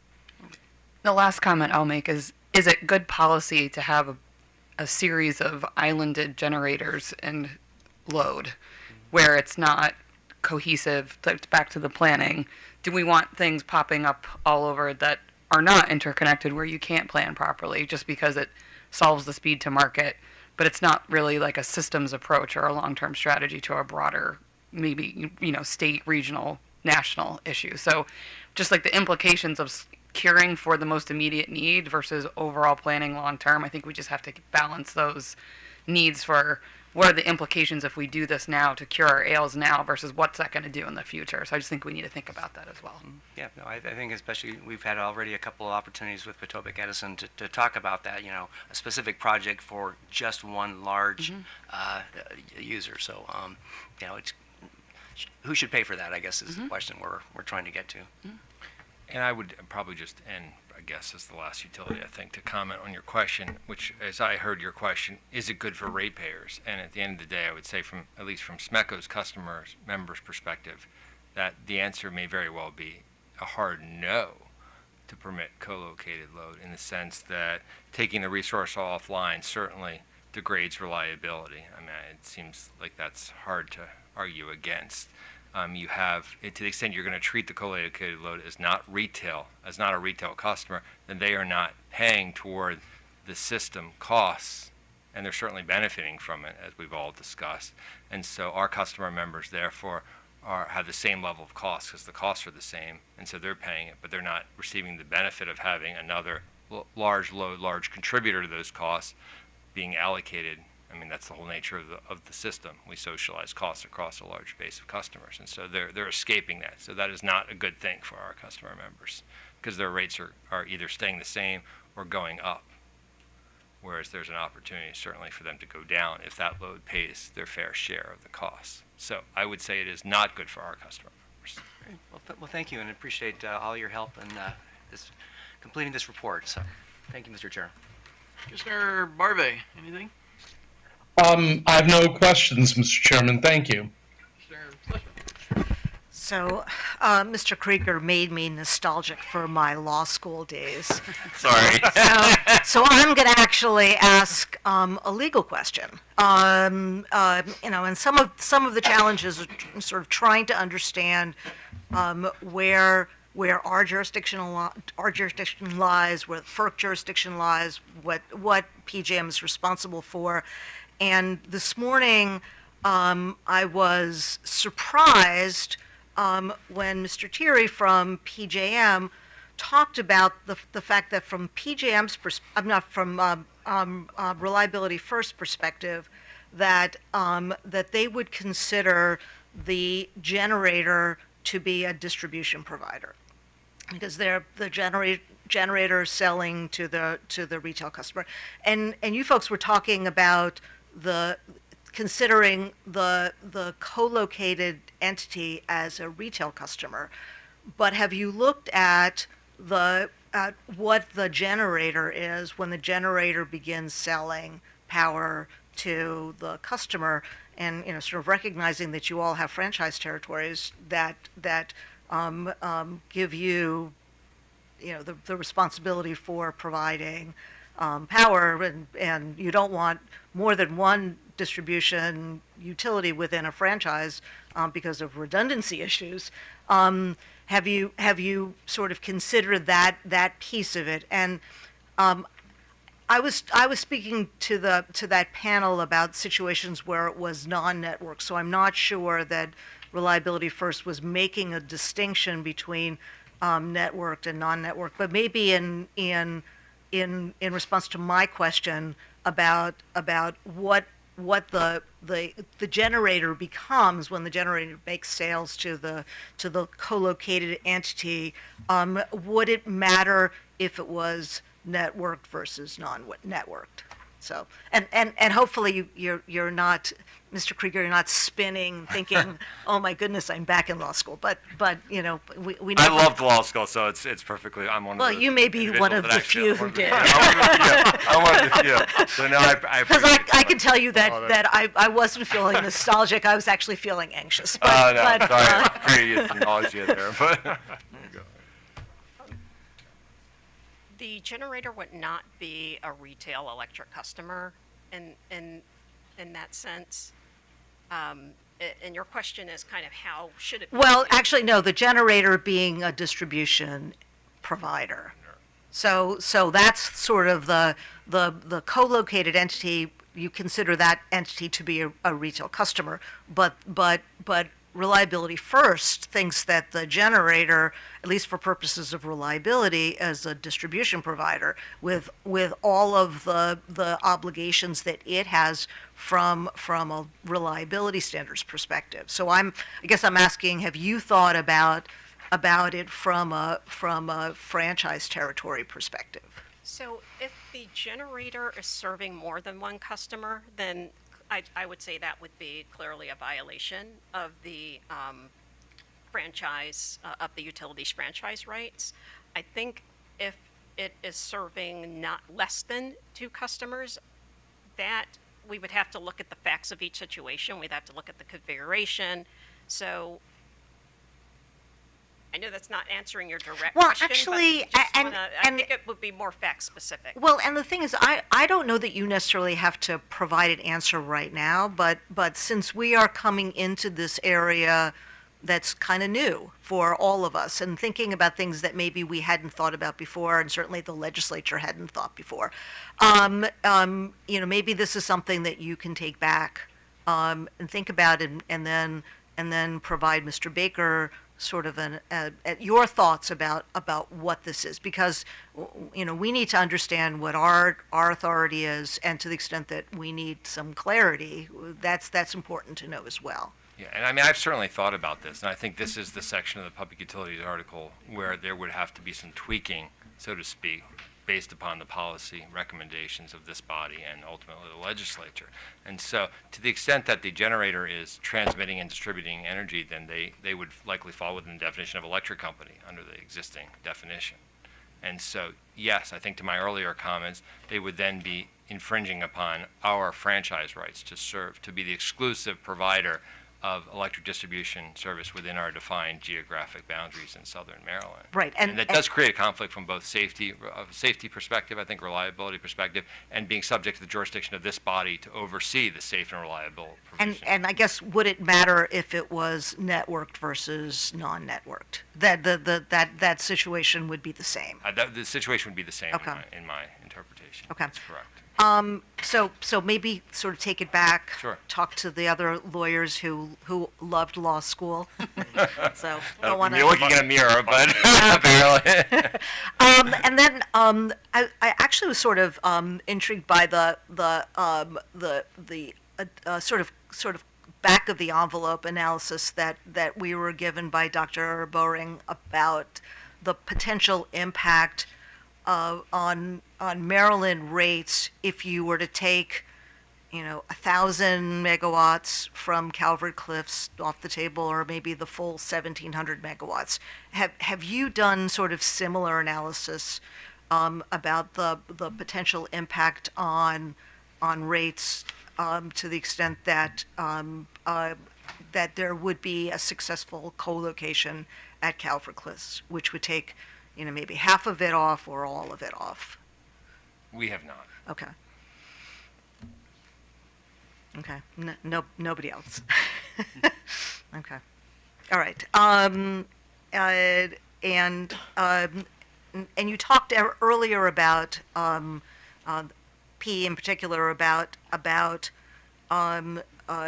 what happens when price signals don't work, and you cannot get sort of generation built. And you had those sort of 3 proposals. Is that what you're kind of thinking in terms of not just incentivizing new generation, but incentivizing dispatchable generation? So you sort of get the same quality of generation if some nuclear was taken off the table.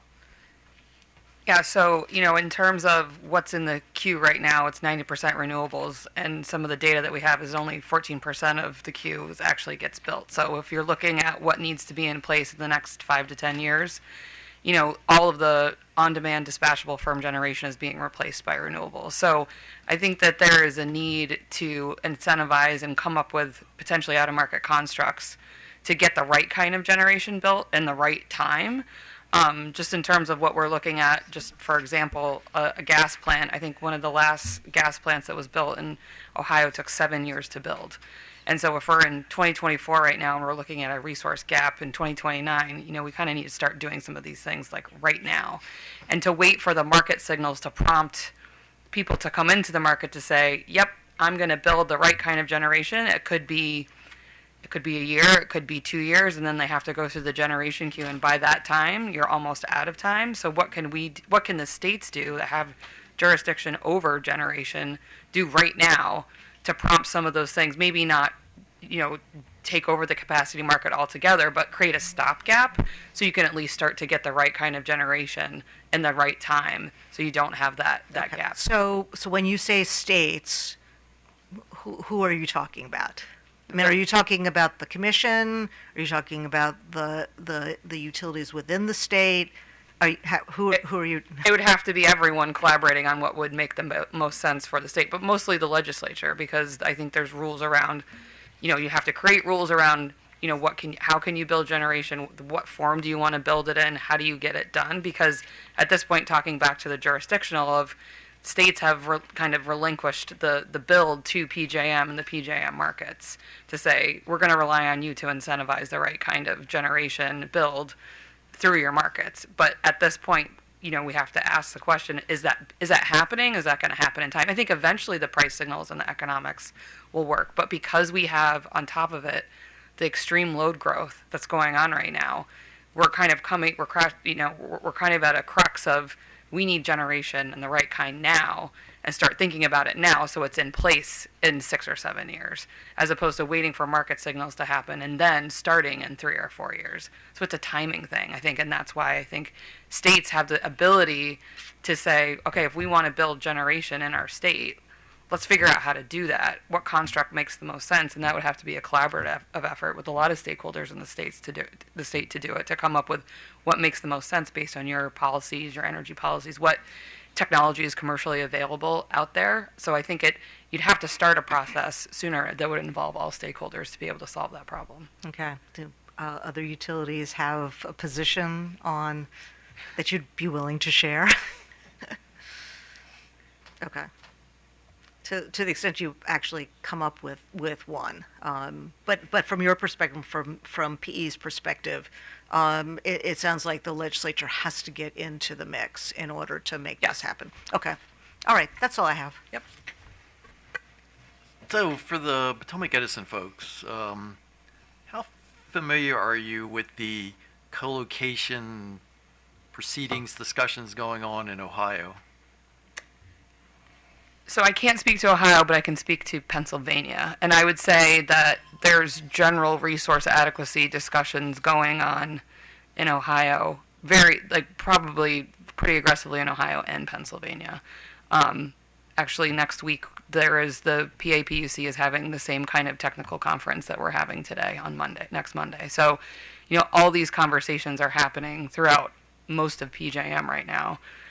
In terms of the state's position on it, I think that's what the purpose of next Monday is going to be, and trying to discuss some of these things. But I would say that this group has shared today of preferring a network solution for co-location, because it's been in place for a while and it's been working and it allows us to effectively plan, I think is something that we're going to be aligned on across PJM. Okay. All right. Thank you. Yep. Thank you.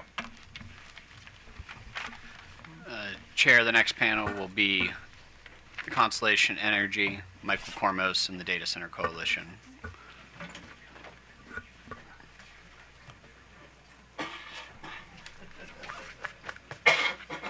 Actually, why don't we take a 15-minute break? 15-minute break? All right. All right, and we will take a 15-minute break. Thank you. Well, we're changing.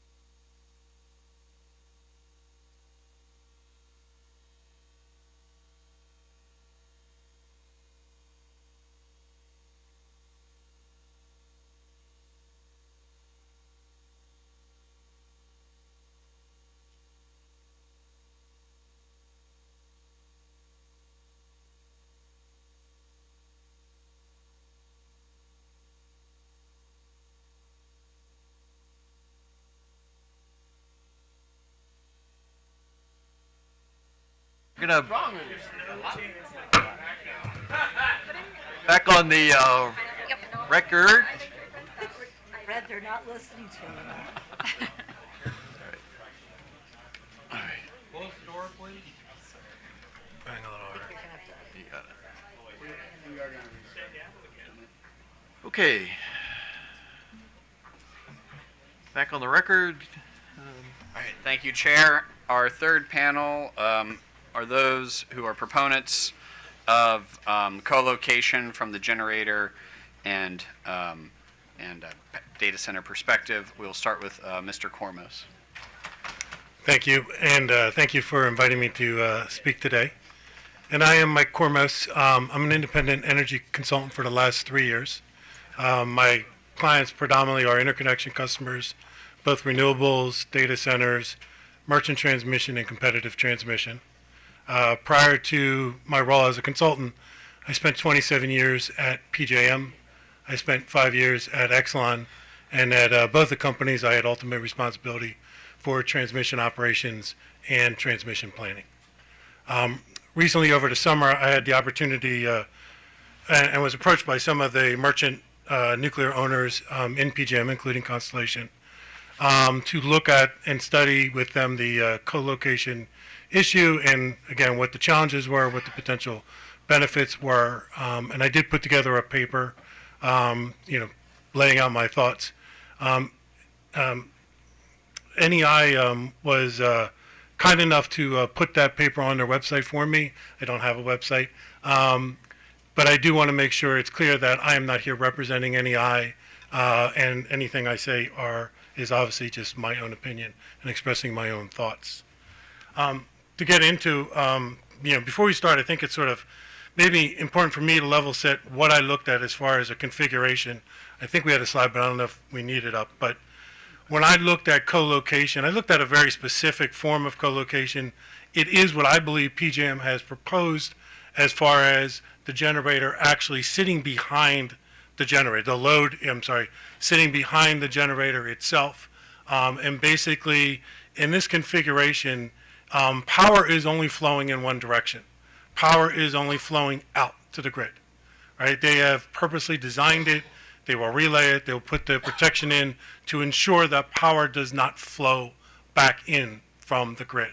And I think that's an important distinction because I think sometimes we sort of confuse the terminology. And, one of the things I would say also is, you heard the term grid connected a couple of times by my good friend Dr. Bowering and also Mr. Weaver, who were obviously my coworkers many times throughout my year. And I agree, it's grid connected, but that does not mean it's equal. And that does not mean it's getting the same service from the grid as every other network load is. And it's an important distinction because as we get into details about who should pay for what, it's important to recognize what is the service that is being taken. This load has accepted a different level of service from the grid, if it's getting any service from the grid. It's accepting a different level of service from the generator. And that level of service says if that generator is not available, the load has to go offline or go on its own backup supplies. We can talk about alternative backups, I think, during the questions. But for at least the purest form is it goes offline or it has to go on its own individual own backup generation. That is different and vastly different from network load. Network load can get its generation from any generator on the system. And in fact, PJM is spending money to ensure that that capability exists for them. PJM also assures that if an individual transmission line trips, there is adequate room on the grid for that flow to redistribute and that customer staying. In this case, if their facilities trip, the load is off the system. There is no insurance of backup for their facilities. So I think it does matter as we talk about this, just what that configuration is, and then really what the benefit is and who is paying. And I think this example, to me, it's obvious. They are not using the transmission system, the load is not using the transmission system. It is definitely not using the distribution system. We can have a discussion about ancillary services. I'm more than happy. I have probably as much experience in that as anybody. So I think it does matter as we go forward. So I think that's just sort of level setting what is and isn't really happening with this load as far as how it is being integrated or not into the grid. I would say, the other part I would probably want to talk about is also then, what did I perceive the benefits to be? And I do think there are benefits, and I think you did start to allude to them. It is really, when you look at serving loads that are potentially a gig, as an old system planner, and I have as much experience as most in this area, serving it as close to the load as you can, minimizing how much power has to flow over long distances, simplifies the operations, absolutely requires less infrastructure to move that power if you're not having to move it over longer and longer distances.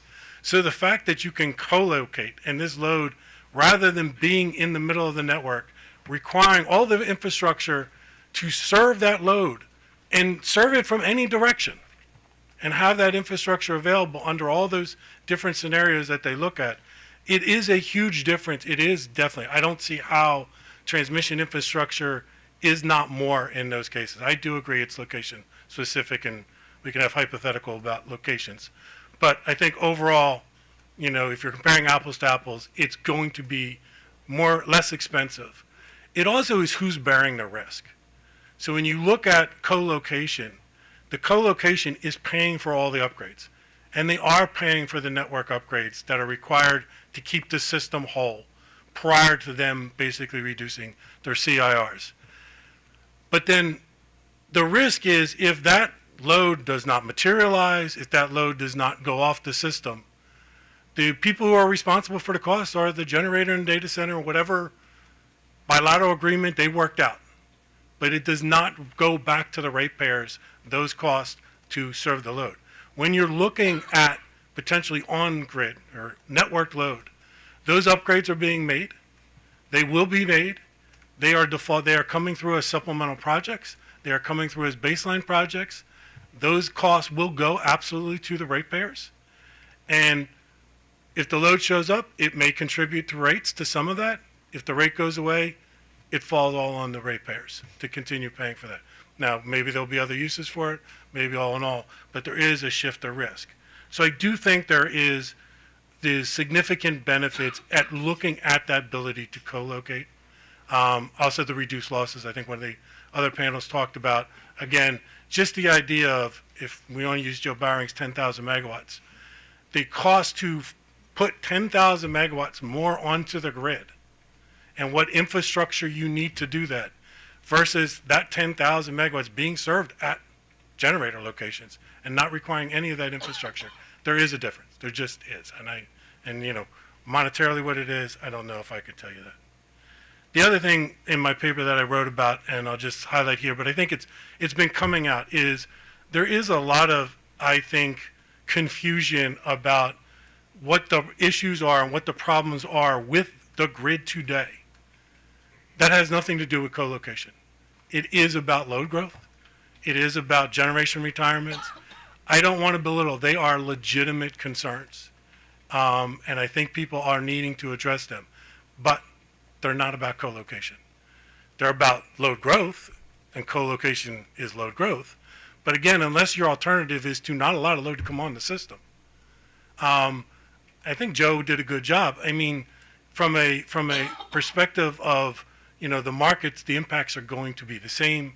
From the perspective of network upgrades, I actually think the network upgrades will be less by co-locating than putting it onto the grid. Again, we could probably have that debate, but that's at least where I'm coming out on it as. So I think there is, as you go through this and have this conversation, is just to make sure we are separating what are the issues at PJM, and we can talk about those, and a lot of the panels have sort of gone off and talked about resource adequacy and how to get generation on the system and all that. And that's great, but it's not co-location. It's not really impacted by co-location.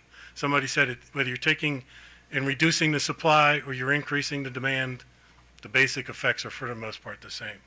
And again, as I did mention, I did talk about ancillary services. I won't take them up in this conversation. If you wish to pursue them in the questions and answers, I will. And I do look forward to the questions. Thanks.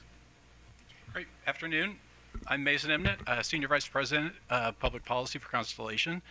Thanks for including me in the conversation today. And I guess I want to start with the point that Commissioner Richard noted, that Governor Moore has a goal. He's been clear. He wants to make Maryland the best place for business to invest in data center infrastructure. But other states share that goal. And so Maryland's competing for the investment. And a welcoming regulatory environment, we believe, is critical to making Maryland open for business to data center development. So I agree with the points made by Mike. Want to be brief in my opening remark and leave time for the robust conversation. And I appreciate your stamina and making it through this long day. So I'll just make 4 points. First, customers should be able to choose how they configure their projects. A hyperscale data center can choose to plug into a power plant, or it can plug into the grid and use the transmission system as an extension cord to the same power plant. As we've heard repeatedly today, the impact on supply of electricity in the state and the region are the same, but the impact on the transmission system is very different. Plugging directly into the grid through collocation avoids placing additional burden on the transmission system and therefore also avoids the grid upgrades that come with connecting and delivering to the data center. I think this is the core of our disagreement with the utilities. They'd like customers to use the extension cords that they provide, which creates a bigger transmission system and increases the utility profits. That makes sense. That's how their revenue structure is designed, and it makes sense that they object to customers choosing not to use their wires. But forcing customers to use the wires when they have other alternatives available does increase cost for other customers.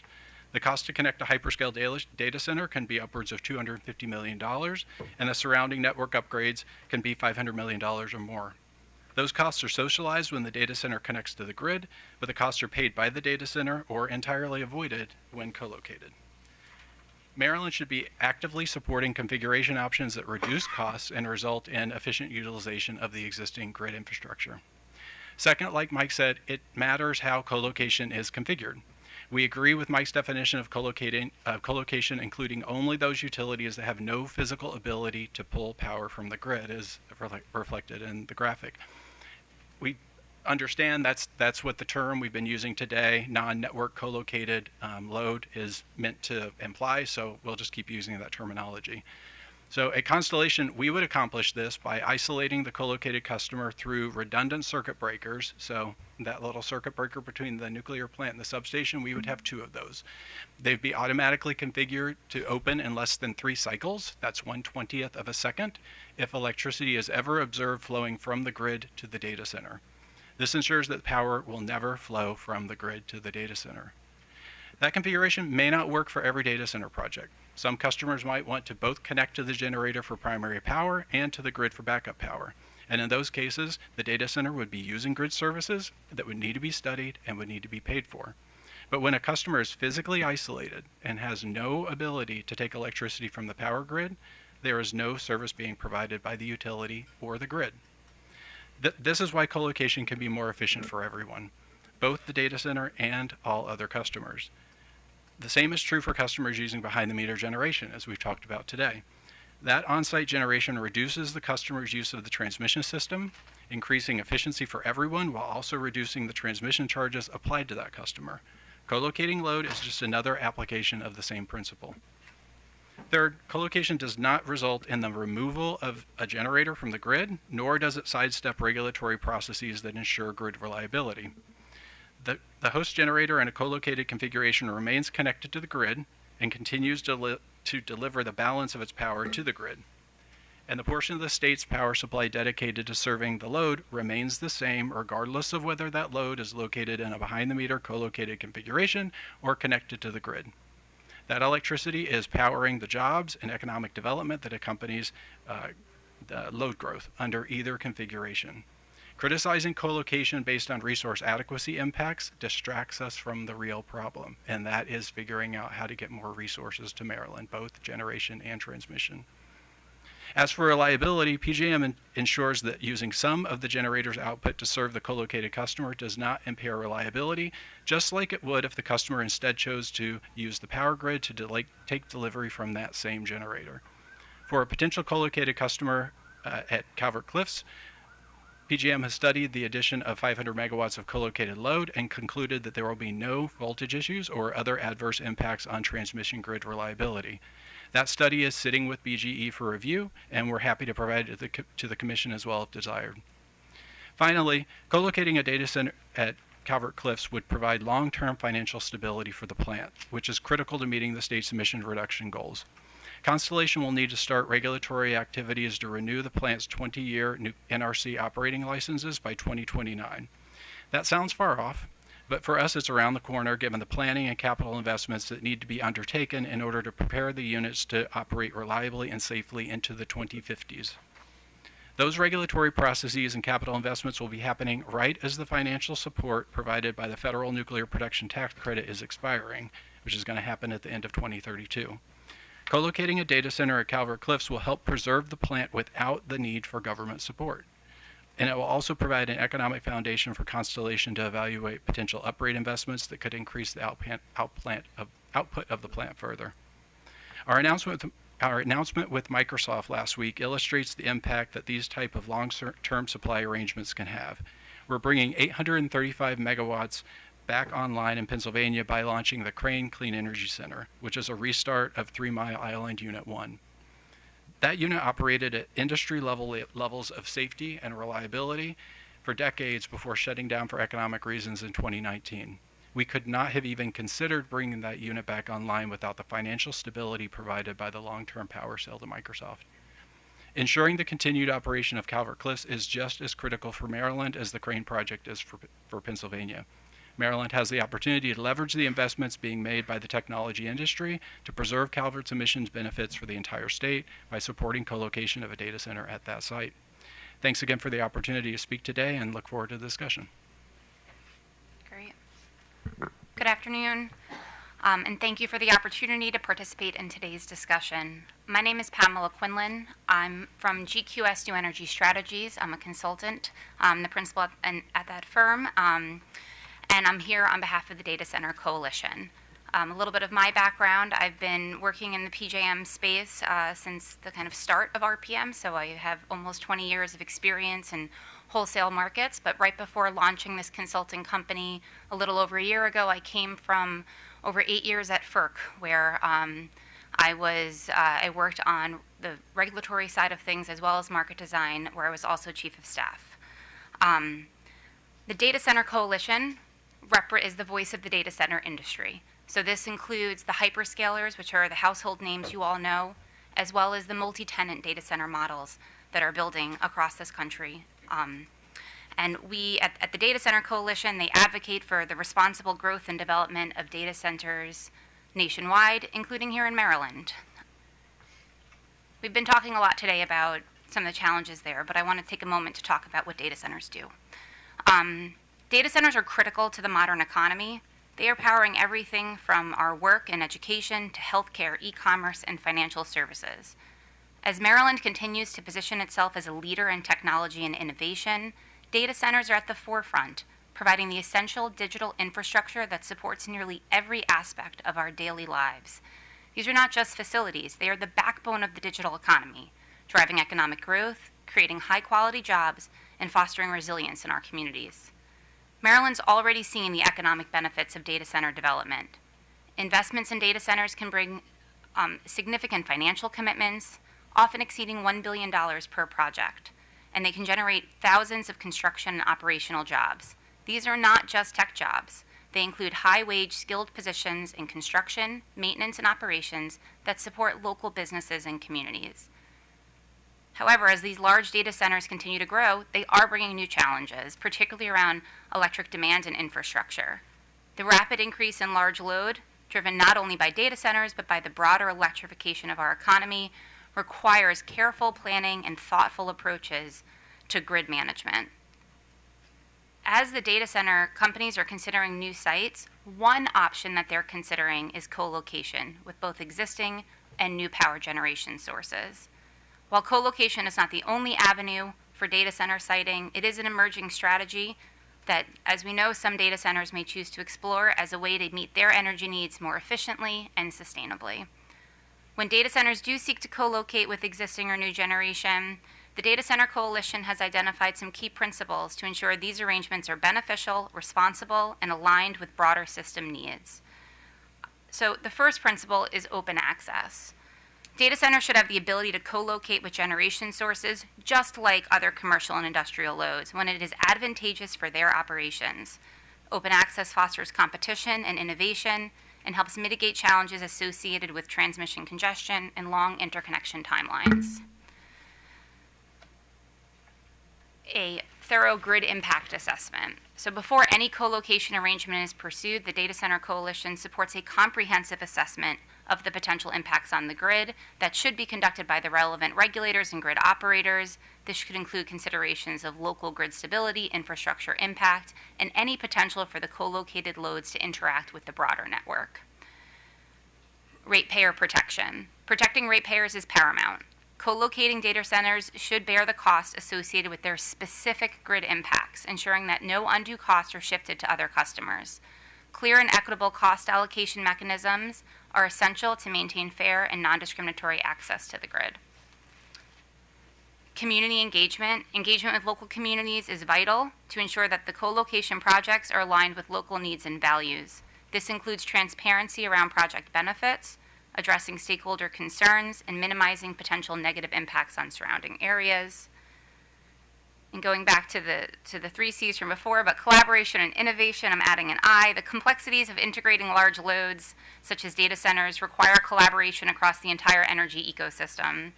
The Data Center Coalition encourages ongoing dialogue between the data center operators, power generators, utilities, state and federal regulators, grid operators, and other stakeholders to develop innovative solutions that optimize the benefits of co-location while addressing any potential challenges. And finally, environmental considerations. Data center operators should strive to mitigate any increase in grid-level emissions as a result of the transaction. The continued growth of data centers presents both opportunities and challenges for Maryland's energy landscape. While co-location is just one path forward, it is a valuable tool that can help meet growing electricity demand in a way that is efficient, reliable, and sustainable. By adhering to these key principles, Maryland can support responsible co-location practices that align with broader policy goals, protect ratepayers, and contribute to the state's economic success. The Data Center Coalition looks forward to working with all stakeholders to ensure that data center growth, whether through co-location or other siting options, continues to deliver broad benefits to Maryland's economy and communities. Thank you for the time, and I look forward to today's discussion. Thank you all for your comments. So I guess I'll start with probably the lead-off question for all of them. Networked versus non-networked. I guess right now, I would assume you're the proponents of non-networked. What is the weakness about network that you don't support in terms of, I mean, we've heard a lot of benefits today about it allows it to go through arguably the claims are a more robust planning process where it's kind of combined with everything. So why not just run all co-located load through the networked solution? Where is the weakness there? What cost do you think the data centers are bearing that they shouldn't bear? I guess walk us through why we just shouldn't do networked. Maybe there needs to be some improvements there, and maybe what are those improvements you think need to be there? So, I mean, I'll start. I mean, I do think the speed of the interconnection is a big issue. And it's not, I mean, and again, I do agree with everybody who said, it all depends on whatever upgrades you're going to need. But co-locating should be less upgrades. So the speed of it should, if nothing else, come from you have to build less. So hopefully it'll take less time to design, engineer, get through the studies, and do it. So I do think there is a benefit if you want to get on, in a certain time frame. Co-location may be the better answer for you from that way. I also think, though, this idea of taking a different level of service, of being willing to, weigh the pros and cons, the costs and the benefits of co-locating and accepting the risks that non-network load absorbs is something the customer should decide. I am not opposed to network load by any stretch of the imagination. I think network load is good too. I do agree, I'm worried about how much flow we're going to have to try to actually put on the network in a short time. So I am a little bit of a favor of, again, the closer we can get generation and load together, the better. So I think looking at that different type of service. And basically, data centers already spend a huge amount of money on backup facilities anyway. Even as reliable as the grid is, it's not foolproof. And so they spend extreme amounts of money making sure they are available when they are, or they're coming up with business models which allows them to actually move the load to a different location and shed the load that way. And I think they should be allowed to take advantage of those. And so that's one of the reasons why it's probably not as reliable to co-locate as the network, because again, you don't get all those network benefits that come with a hefty price tag. But if you're already investing in your backup and you're confident in your backup, or you have business alternatives that you can handle, you should be allowed to take advantage of that. So I think there are definite benefits that it may make sense for certain data centers and certain generators. It's not going to make sense for all data centers, and it's not going to make sense for all generators. Yeah, I agree. I think we support both configurations, and our project announced with Microsoft is a grid. Well, we assume we are selling power to Microsoft, and we are delivering it to the PJM grid in Pennsylvania, and they will use it to power their data centers in the PJM region. Presumably, maybe they'll wheel it to somewhere else. And so we support that. That works for that customer. We also have assets that customers are interested in using in a non-networked co-location configuration. And as Mike said, they are interested in that, understanding the limitations that will come with it. But there is speed to movement because we are working bilaterally on an individual basis with a customer. We are doing that in coordination with PJM and the transmission owners, going through the necessary study process, which takes a couple of years to get through. And one of the questions we can get into that detail.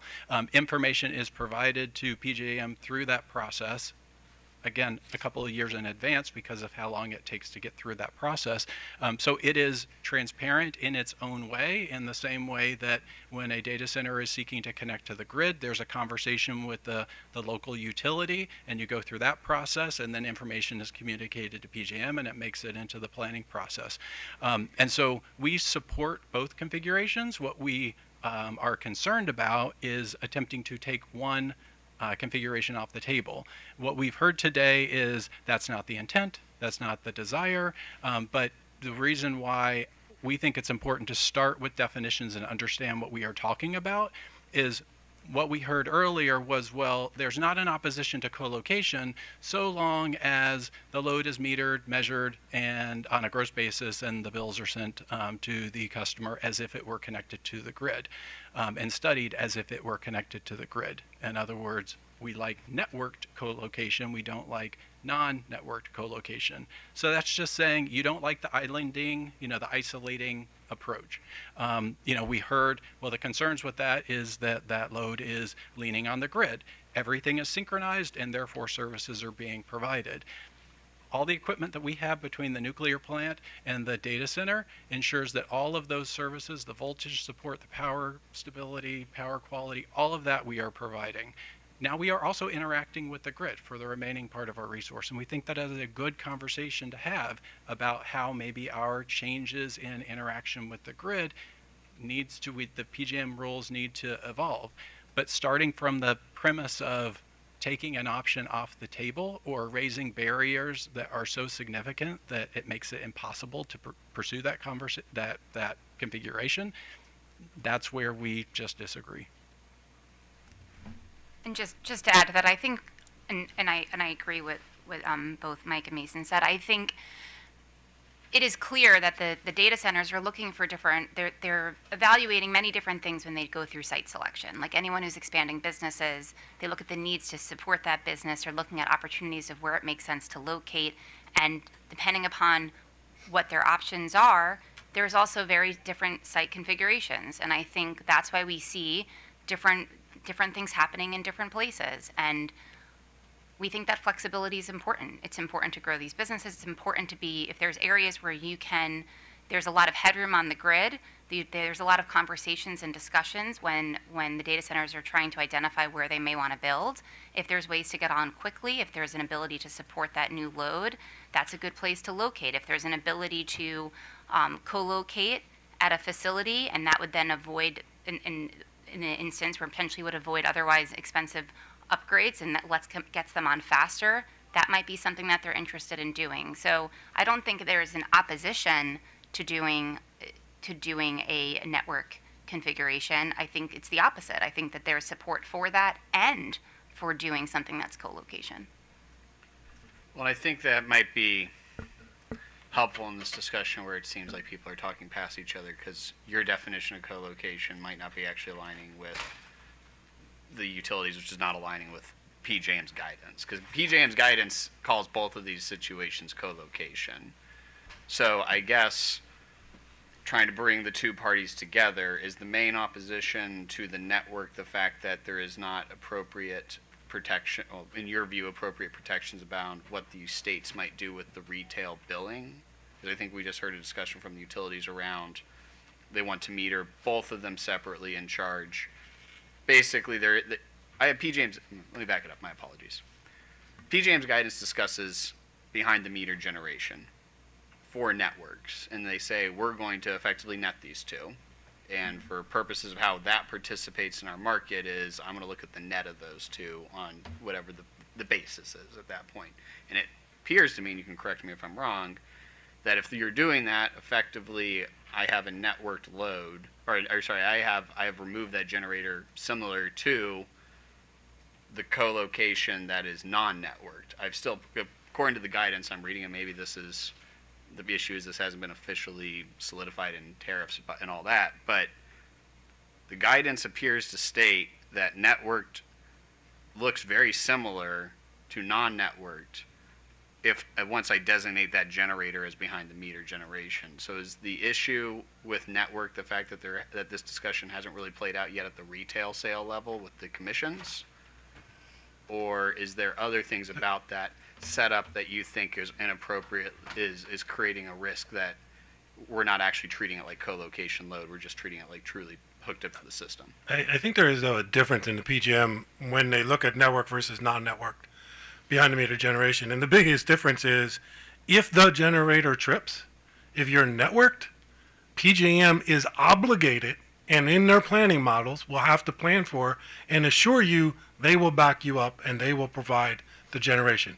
And they will make sure all the transmission infrastructure is in place to do that, and they will make sure in the capacity market there is adequate capacity to cover that. If you are non-networked, PJM does not have that obligation. PJM actually has no obligations from you. They have no contract with the load. They have no obligations to the load. So I do think there's a big difference. I don't think it's just retail rates or not retail rates. I mean, I do think that's a component. If you are considered non-network, but you're being forced to pay for a transmission system you basically are not allowed to use, there's an equity issue there in my mind. I'm not sure how that's equitable. And then, yeah, I think the answer is, well, then it's just networked. Or let's just call it what it is. Co-location is just a physical thing. And we do struggle with the logic of the argument against co-location based on this rate-making principle. So under our configuration, again, there is no physical ability for power to flow from the grid to the generator. In that situation, the logic of the guidance and the logic of traditional rate-making principles is there is no cost causation associated with using a system that you have no ability to access. And so even if the co-located, non-networked co-located customer, or I guess to stick with the terminology, so even if the co-located customer were networked but had the physical configuration we are talking about, then you would lead to a netting where there would never be an instance where the load is higher than the generation, and therefore the billing determinant would always be zero. And so we can call it whatever you want to call it, but there's not going to be a charge assessed. Now, the response that we've heard was, well, we want to distinguish between those two things. We want the customer to be separate from the generator, and we'll measure those separately, and they will interact with our systems independently. Because of our configuration, that is what we don't understand, because the load never has the ability to access the system. And as Mike said, PJM will ensure that it is not providing service to the load. Okay, so I think, go ahead. If you're I was just going to, from the Data Center Coalition, I think we want to be very clear that that the Data Center Coalition supports paying the fair share of cost. I think what it comes down to is what are those costs? How are they incurred? And how does that relate to the configuration? And if there aren't additional costs incurred, or if the configuration essentially prevents the additional costs from being incurred, then it would be hard to argue that's then their fair share to pay for. Okay.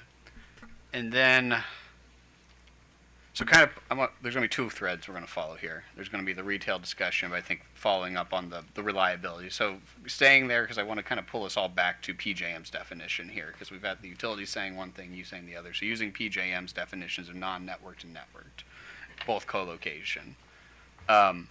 Under PJM's networked configuration, the main difference, even though we have this netting issue, there's still at the end of the day the obligation to bring power in to serve them. So therefore, the whole system has to be built to serve that. Versus versus if I'm dealing with non-networked, I have removed that firm service regardless of this whole. Even though the netting discussion is different, I still have that backup. Okay, and then before we get into the retail, seems like I'm hearing from the data center, one of these you're claiming can be done faster than the other. Is that all because is network slower because I have to wait till we clear the RTEP process? Where is the I guess the impediment to a network study being faster or slower than a non-networked? I don't think that's inherently true. I think it can be true, and it has been true. We are seeing longer times there. I don't think an RTEP upgrade delays an actual network interconnection. I haven't heard that. If you're going through and there's necessary upgrades that are needed because, to go through, and you might see that, as we're talking through, the supplemental projects might need to be put in place to be able to actually facilitate your interconnection. There might be some delay with that, but there's also potentially upgrades that are needed when you do, if you're doing a non-network co-location that is necessary to facilitate that transaction, there may also be upgrades necessary. So I think it becomes an extremely site-specific determination as to what's actually faster. I think where you've seen that speed is certainly an interest, and I do think that for data center development, we're increasingly seeing that getting access to power is in a timely manner is one of the major limitations for being able to be moved forward. So speed is important. It's not necessarily always faster one way or the other, and it's not the only consideration. I would say I think the other reason why it potentially could be faster is the way it's studied. So in a co-location, non-networked situation, I'm going to trip over my words, I guarantee. Basically, the load, and it is going right to PJM. PJM is doing all of their studies as well as incorporating the TO and any concerns that local TO would have in one set of necessary studies, getting an answer, and being able to move forward. The network area, in front of the meter, network load, whatever we want to call it, initially the customer goes to the utility. The utility does a subset of the studies. They do not have the ability to run everything. PJM does. That set of studies is done. That may identify things like substations that need to be built. They may identify some local, I just know the line you're connecting to can't handle it, so I got to upgrade that line. But then that information at some point has to go up to PJM and through the form of a load forecast adjustment, which then has PJM run their RTEP study through it. And then that RTEP study may identify additional problems, and then those problems will then have to go out and be solved, and mostly through competitive windows. So I do think there is actually, maybe there's ways to clean that up. Again, it's interesting to me that PJM, in a non-network situation, PJM has veto rights. They are a signatory to that agreement. In a network situation, PJM is not a signatory to that load connecting. It is a two-party agreement between the transmission owner and the load. PJM is not involved. Now, I trust the TO will do what PJM says, but there's, that will be determined at some point. So I do think because of that separation between the utilities doing their look first, ultimately getting it up to PJM at some point, can in fact cause some delay that is different than what you would see when they're really just going right to PJM. PJM is able to do it all in one shot. Yeah, and one other thing I would add that's just mechanical, and you can kind of look at the graphic and see. So here, these loads we're talking about are very large. And so they're going to need a substation, and they're going to need, switching station delivery equipment. And so if in a networked configuration where a transmission owner is doing that work, it's going to need to go on they would open up a transmission line, it would plop in a substation, and it would build the associated delivery equipment. That's a major project. That's going to work through their processes with all the other major projects that the transmission owner has, because they are very busy and reliability is important, and we need, all of those projects to be done. That same substation, switching equipment, everything, when it's located on our property and we're constructing it for one user, they're paying for it. They're paying 100% of those costs, and there's no socialization going, but it's a one-on-one. We are able to move more quickly because we've got one project to manage, and the transmission owners have, dozens or more projects to manage. That's not throwing stones. It's just the practical reality of resources available. So I guess, but I think what you just submitted though in that speed up, and correct me if I'm wrong, or maybe why you're telling me, or here's maybe a better way, tell me why this shouldn't be a concern. You just admitted that there are going to be less studies done. That No, they're just incremental studies done. They're not less. Right. They're not less studies done. Right. So let me finish. Just an incremental serial approach to those studies. Okay, but either way, if I was to have never had this discussion around co-location, if a load wanted to connect directly to the system, there are a series of studies that would have been done. Before I ask about those, let me now jump over to the other one. When a generator wants to connect to the grid, do I go through a series of studies as well? But you deal right with PJM. You deal right with PJM. Okay. When a generator wants to derate, they also just go straight to PJM, correct? Or retire. Both of those they go directly to. Okay. And PJM does those studies, as you're well aware of. Yes. So what I think you're trying to, so what I'm trying to get to here, I guess, is by co-locating, by doing networked, I'm going to jump through those incremental studies that I would have done with the utility because I'm giving it firm service. Why, in this situation, that load basically is, I'm basically taking a generator which originally wasn't doing load, and now I'm adding load to the system. Well, you're in a debate that is added to the system. That's fair. I'm trying not to, yeah. So, but I'm adding load. What is the logic that you would tell others why that they, at that point in time when I'm adding the load on the generator side, it should not go through the same studies that it would have gone through on the network side? I think it will go through the same studies. Don't get me wrong. The same reliability studies, the same NERC standards are still applied. It's just the sequential nature of it with the network load is you have to go and deal with the utility first. And as Mason said, we're not trying to throw stones. They have a long list of studies that they are trying to get through, trying to accomplish. We talk about the generation interconnection and that mess, and that is all that burden is on the utility. So it takes them longer to at least start that process. It will get to PJM, and PJM will run those studies, the studies they will run. In the co-location, because you're just dealing with one owner, they are able to very quickly put together what you need for a substation and deal with that. That, again, it doesn't have to go through the utilities version. And then you can move right to the PJM studies fairly quickly. So that, again, it's just the sequential nature. It's the same studies. We're not saying the load is studied any differently. The same NERC standards, the same tests that are applied in all those cases. Generation deactivation, generation interconnection, the RTEP studies themselves, or the necessary studies that PJM is doing that. They are the same. But on that point where you say the utilities have to run a study, even if in the networked, in the networked configuration, the utilities are going to run their studies. But I'm going to look at that, taking your picture that you have up there, which I think applies whether I'm talking about networked load or not networked load.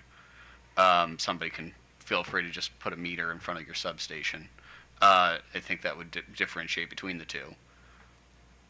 I guess is a solution here that, is there anything I think you're trying to say is there's nothing to study there, but the utilities are still nothing, claiming they need to study something. What, I guess I'm trying to figure out, what are we studying from the distribution utilities perspective or the TO's perspective, if in both of those situations the electric configuration is the same? And that might be what your point is. But once again, maybe trying to understand, why are we trying to differentiate between these two other than the firm, non-firm, and why one's faster than the other? So I think why the studies are the same, the complexity of the studies and the results are quite different. So the effect that you will see on the system by putting a very large load in the middle of the system and then running through all your contingencies and your ability to do that, where that may generate criteria violations, then coming up with then the set of upgrades that would be needed, is going, in my opinion, going to be more complex than if it is behind the meter. So there is the speed just from the complexity. Again, in the one on the left, you're not trying to move another 1,000 megawatts on the grid. You are reducing the output, and they need to study their reduced output. And as I think PGM said earlier, if any upgrades are needed to replace that output from existing generation, they will determine what those upgrades are. That is different than if you're putting the load in the middle of the system, and now you are studying how am I actually going to serve that load. And then just even in the design of that substation, you know, the utility will have to decide how they want to build that substation. I've actually seen some substations where they want redundant 500 kV feeds into the substation because they cut a 500 kV line and they don't want 2 lines, they want 3 lines at least into that. And so they had to design a whole second parallel 500 kV circuit. That takes time. That also costs money. Now again, it's very location specific. So I'm with Pam. I don't want to universally say it's absolutely always going to, it's just, I think overall looking at the situation, you can understand why people believe this will be faster, this will be quicker. It is going to be very location specific still. Right, but I think if I was to summarize at high level, I'm removing a third party from the discussion, and like the utility is not building the. They're not removed. You're studying something different. Yeah. I think we're talking past each other, and if I'm wrong, and I'll never understand these studies as well as Mike Cormos does, but the difference between the left and the right, this is why these diagrams are really helpful, because when you're looking at a co-location behind the meter, what you were studying is not that load, but the removing of some of the capacity injection rights associated with the portion or the full amount of generator, whatever you're using from when you're running your studies, you were assuming a certain amount of generation being injected there. Now you're running all those studies, the full extensive studies that PJM runs to make sure that there's not reliability violations under any of the different criteria with less going in at that point. What you're not putting on, you're not running a study that says, I'm going to use the PJM system and network to serve this load.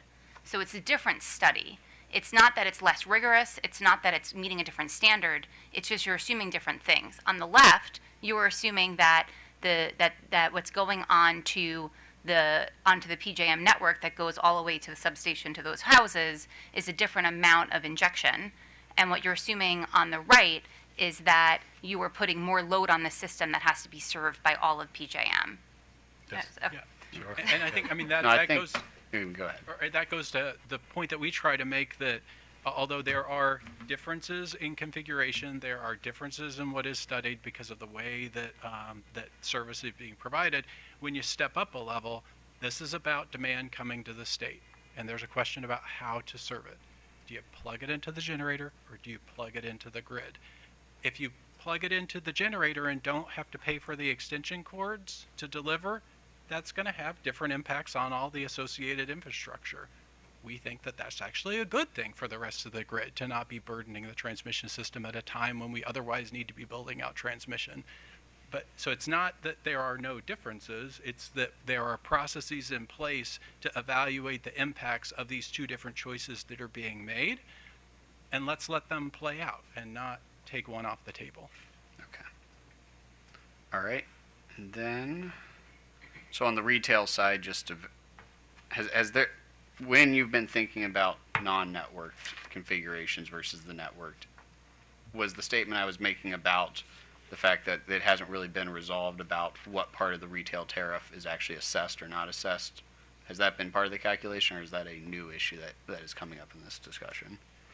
So for us, the way that we are thinking about a non-networked co-located customer, so on our site that we are using our internal delivery facilities to deliver to, is that there is not a retail sale that is occurring. It falls within the one of the exceptions to the definition of retail electric customer, because this would be a tenant on our property that we are directly serving electricity to. So there is no retail sale, which then, to get to the franchise question, there's no kind of encumbrance or disruption of the franchise service territory, because there's no retail sale under Maryland code.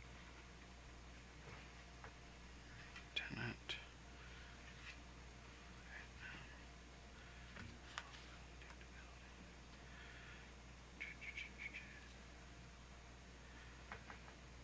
All right, so you mentioned ancillary services, power quality. Sure.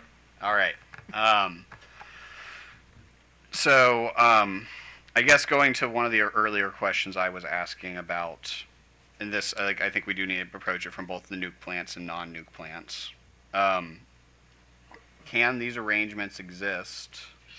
Like, I guess trying to think about this from, I know they're not pulling an electron to directly serve the load, but the generator, can it functionally exist without the wider grid? And I think what you just said is where I took it in my paper. It's not as simple as, oh, they're using all the ancillary services, they should pay. It's not that simple, unfortunately. For one, the main reason ancillary services exist, the big benefit is to keep that network up and flowing, to allow that instantaneous redistribution of the load if something were to trip, to allow that instantaneous access to reserves if something were to trip.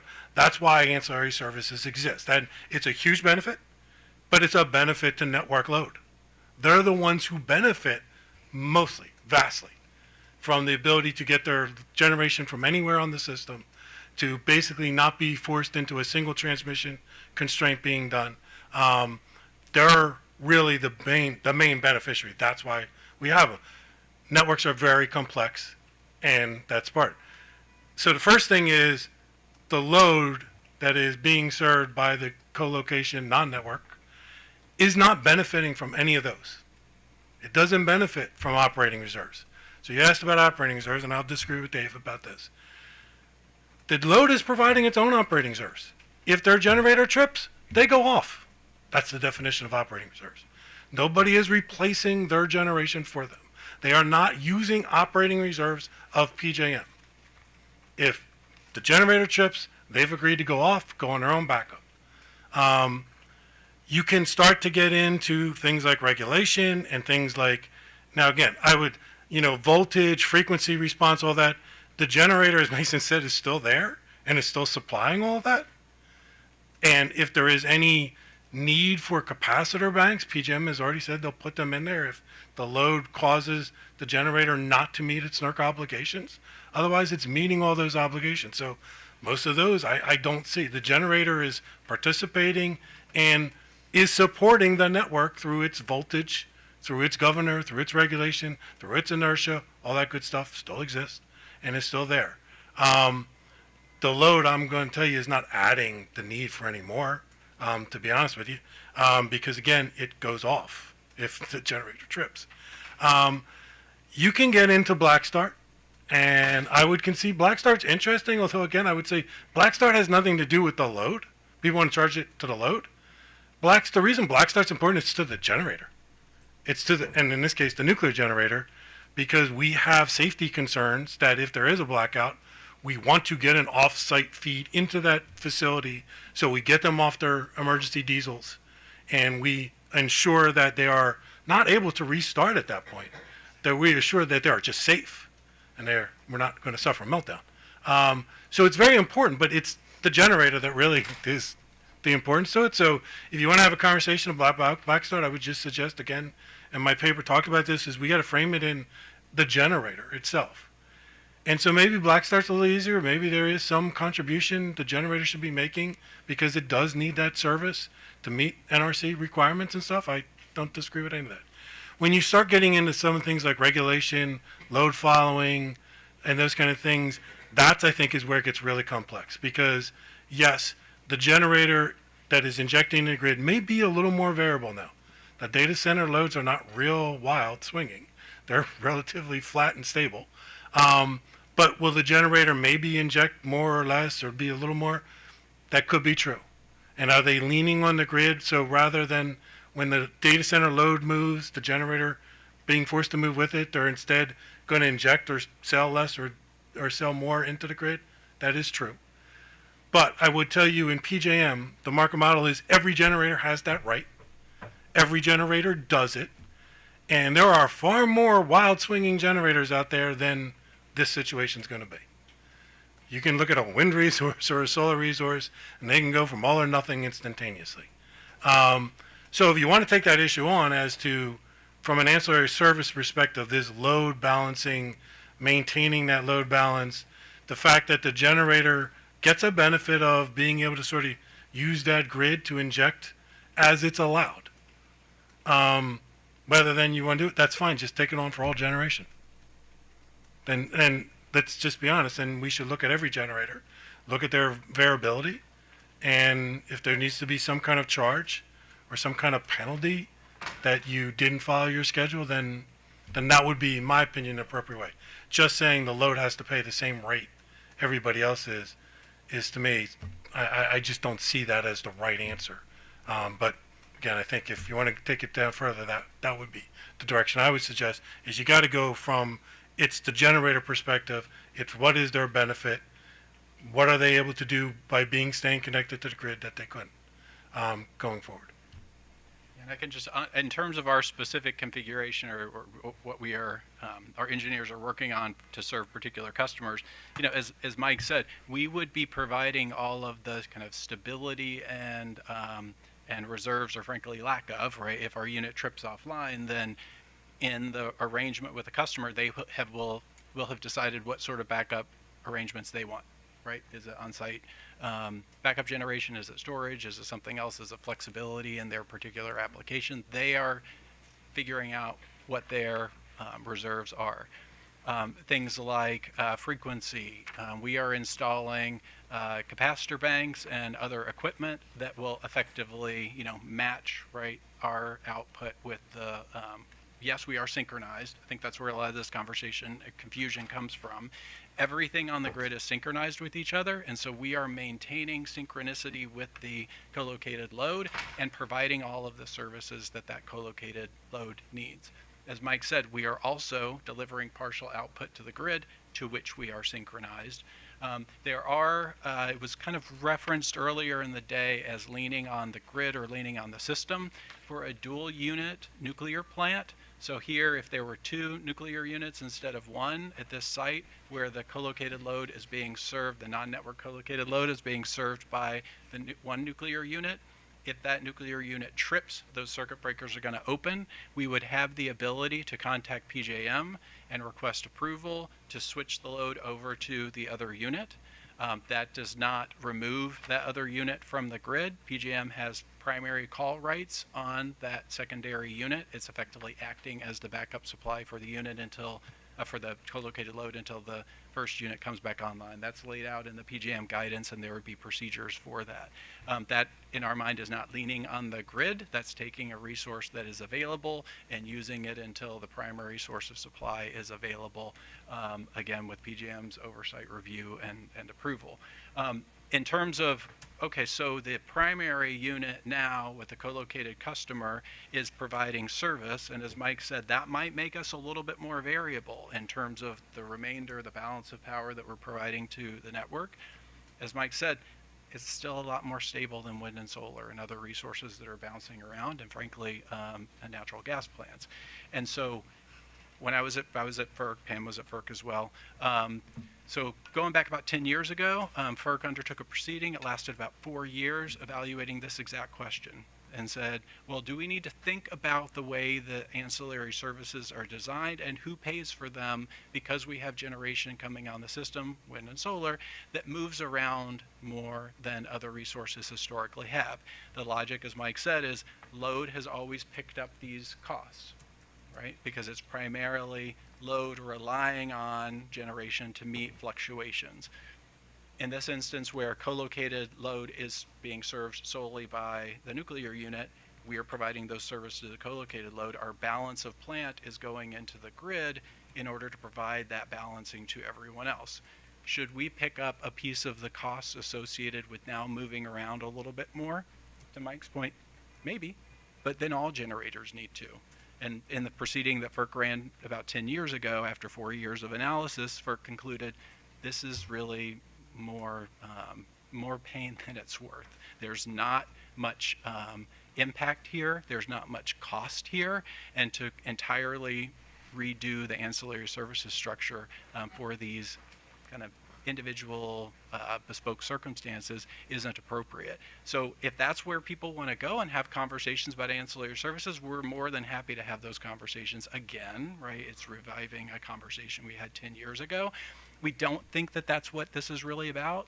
Black Start is a fraction of a % of PJM costs. Ancillary services charges are $1 to $3 per megawatt hour. Those aren't the costs that people are worried about.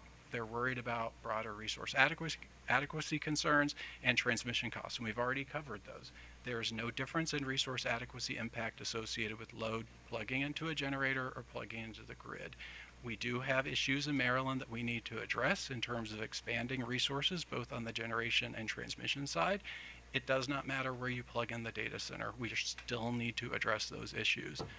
On the transmission side, avoiding further burdening the transmission system by plugging into the generator lowers costs for everybody. We understand why the folks that run the transmission system, they don't like that outcome, but that's just the reality of the facts. All right.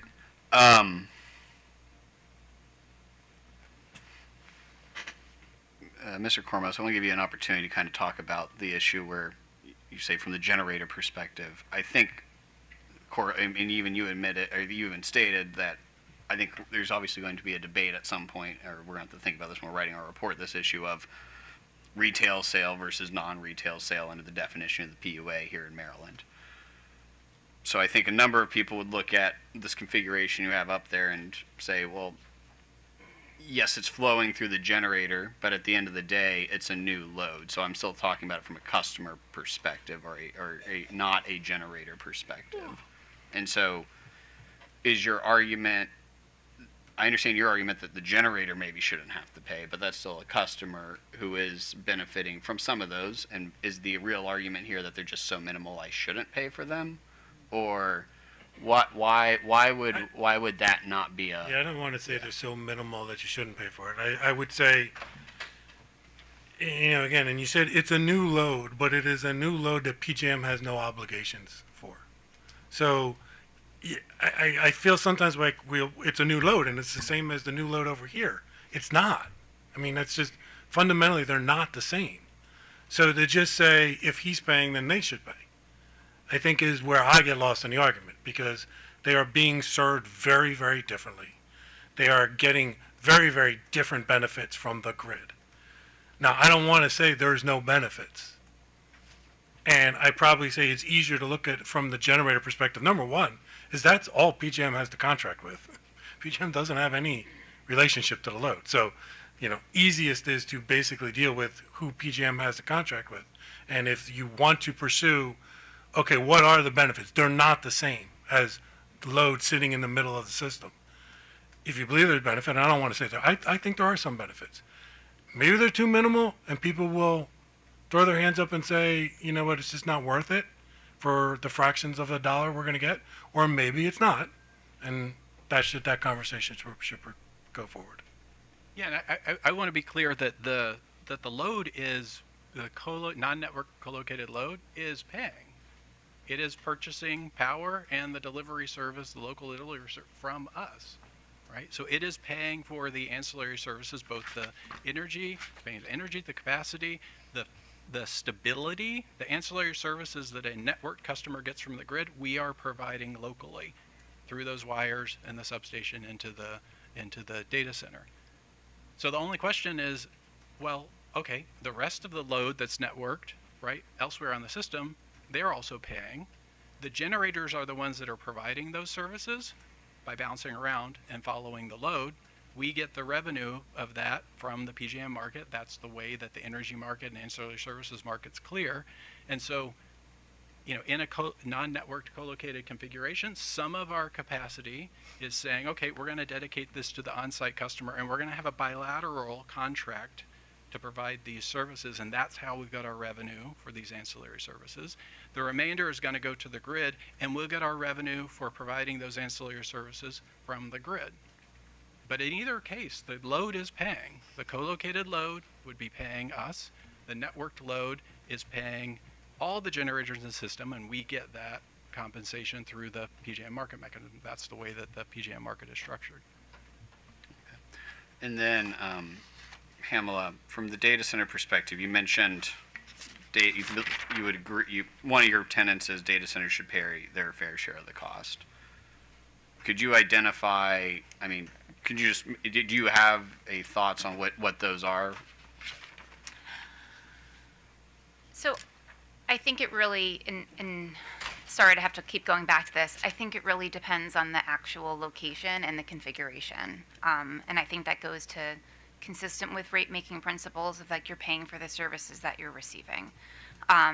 So I think importantly, like when we talked about those studies that were done, if the data center is looking to be a non-network co-located behind the meter configuration, and there are direct network upgrades that are going to be necessary, but for that, because of that transaction, meaning that but for this co-location arrangement, there would not need to be these upgrades onto the system. Those are costs that the data center coalition thinks that the parties to that co-location arrangement should pay for. And in the event that power flows from the grid to a co-located load, then there should be a prearranged tariff agreed to by the co-located load and the local utility and regional grid operator. Meaning, if it really does, if there is this potential to go onto the system for backup power, and it's not full freight, I think what we're talking about here is a circumstance where the load would trip, or it would use its own the data center would either just have to go offline, or it would have its own on-site backup generation, and it would not end up on being served by the PJM network. In that circumstance, that the PJM network, what service is it providing to that load? Why would they pay for services that they're not receiving if they're not being served by the network? Then there's if you are directly connected to the network, and then you're paying the full freight, and we have tariffs in place right now to address that. There's probably some things in between that go down to different types of configurations, and I think there may be areas where those are types of conversations, that collaboration, really full understanding of what those configurations are, how likely is it to end up onto the system, what does that mean for good utility practice and how they do planning and how they should pay. And I think from the Data Center Coalition, if there are instances where the power flows from the grid to a co-located load, that there should be a prearranged tariff agreed to pay for services in that circumstance. But I think what we've been talking about here is where it is set up for that to not happen. And I think if it is set up for that to not happen, then it's hard to say that paying for a network service when they don't receive network service is paying their fair share. One of the points brought up in the utilities, and I think a couple other filings, is there are certain charges on the grid via probably the state or so franchise tax and a couple other maybe the franchise tax is a bad example, that's utilities, but like state taxes and I think that there's a couple things out there where you could argue, and where this is also going to lead us to the RPS standards and clean energy standards. But before I hop into those, of those things, would you think that the data centers would concede that maybe some of those charges, those would need to be looked through, that aren't really related to service, but are more related to the state policy where they're located and related to load in the state, or something that we should find a way to encompass paying for? So I think that the limitations for how that's collected now shouldn't dictate necessarily like what arrangements might be able to be made. And I think the data center community, and I started from the beginning saying it's a lot of companies and they're diverse and they may have different perspectives, but I think in general, I think this is one of those areas where as you are considering a potential project to move forward in co-location, that these are the types of conversations that should be had and to understand and working with the state before that project actually moves forward. So I think but that shouldn't be a reason to back into paying for services they don't receive. Right. So you would view that as more as wherever if the co-location discussion went towards non-networked in the long term, you would be open to solutions where some of these identified costs that may or may not be related, that aren't really related to the load itself, could be passed on. But that's a solution that needs to be studied. I think that's right. I think that goes really into engagement and the collaboration and innovating and thinking through how those things can be supported. So I think the data center community is open to those kind of conversations. Right. All right, and then I did say we're going to go into now the RPS clean energy stuff. So one of the concerns raised via co-location, especially non-networked, is that the generator would have the opportunity to avoid having to comply with state clean energy goals, mainly the RPS standards or any other sort of carbon standards. So do you have a response to that? Is that once again, I know your argument is let's find a solution. What do you have thoughts on that solution? Because I think at this moment, right now we're looking at nuclear plants, no carbon.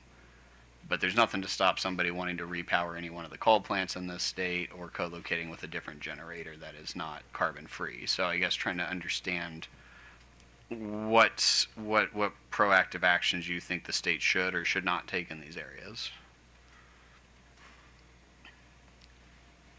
So the data center coalition represents, as I said, a variety of different data centers, but many of them are driving forward clean energy and are huge supporters of it, have a lot of innovation happening across the country and take their clean energy goals really seriously and are very supportive.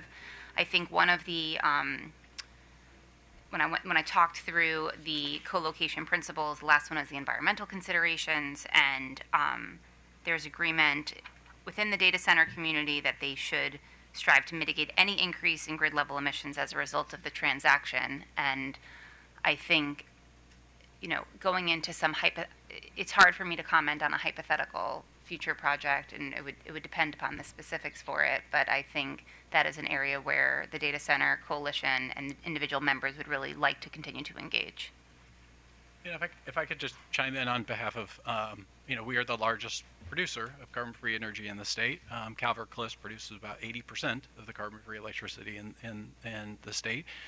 And so the way we think about this is that the data center, nuclear is not included in the state's clean energy programs, right? We have no revenue, we have available power, or no revenue through any of the state programs, and we have power that's available. And we have customers that are very interested in supporting the continued operation and the development of new carbon-free resources. And so you have companies that are approaching us saying, we will enter into very long-term contracts that will result in the relicensing of your facility and the continued operation, where we will be able to continue to contribute to the emission reduction goals of the state. Now, so I think from our perspective, there just needs to be a broader consideration of the type of projects that we're talking about.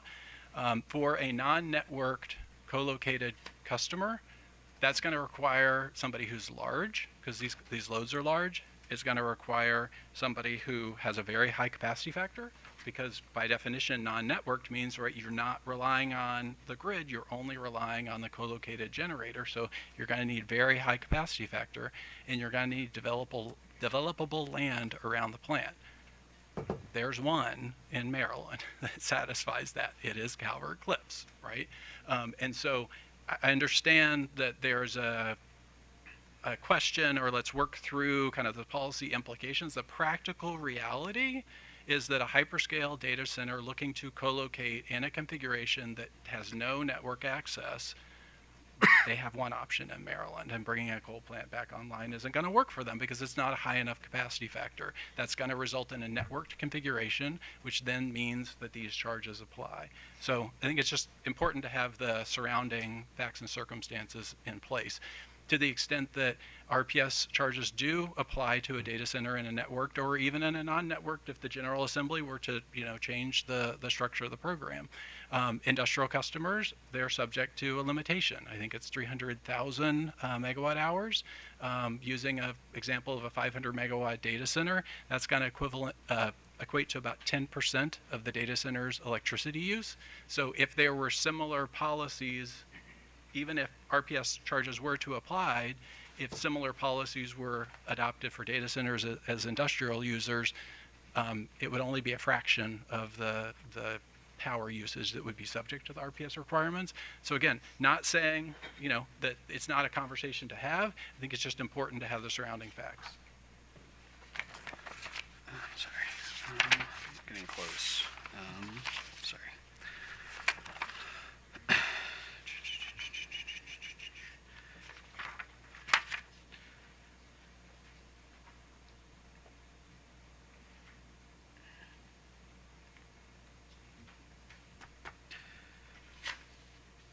I think some of the questions we sent you were about backup generation and co-locating generation offline. I think where that was really trying to go is I think the discussion you started to brush on, so maybe just flush this out, which is, let's say we do have a dual unit. Calvert Cliffs is a dual unit there. And I think you were like, basically, there is co-location at one of those units, but not the other, but there's some sort of agreement to use that other unit as backup power. Why should that not be a concern, or what about co-location mitigates?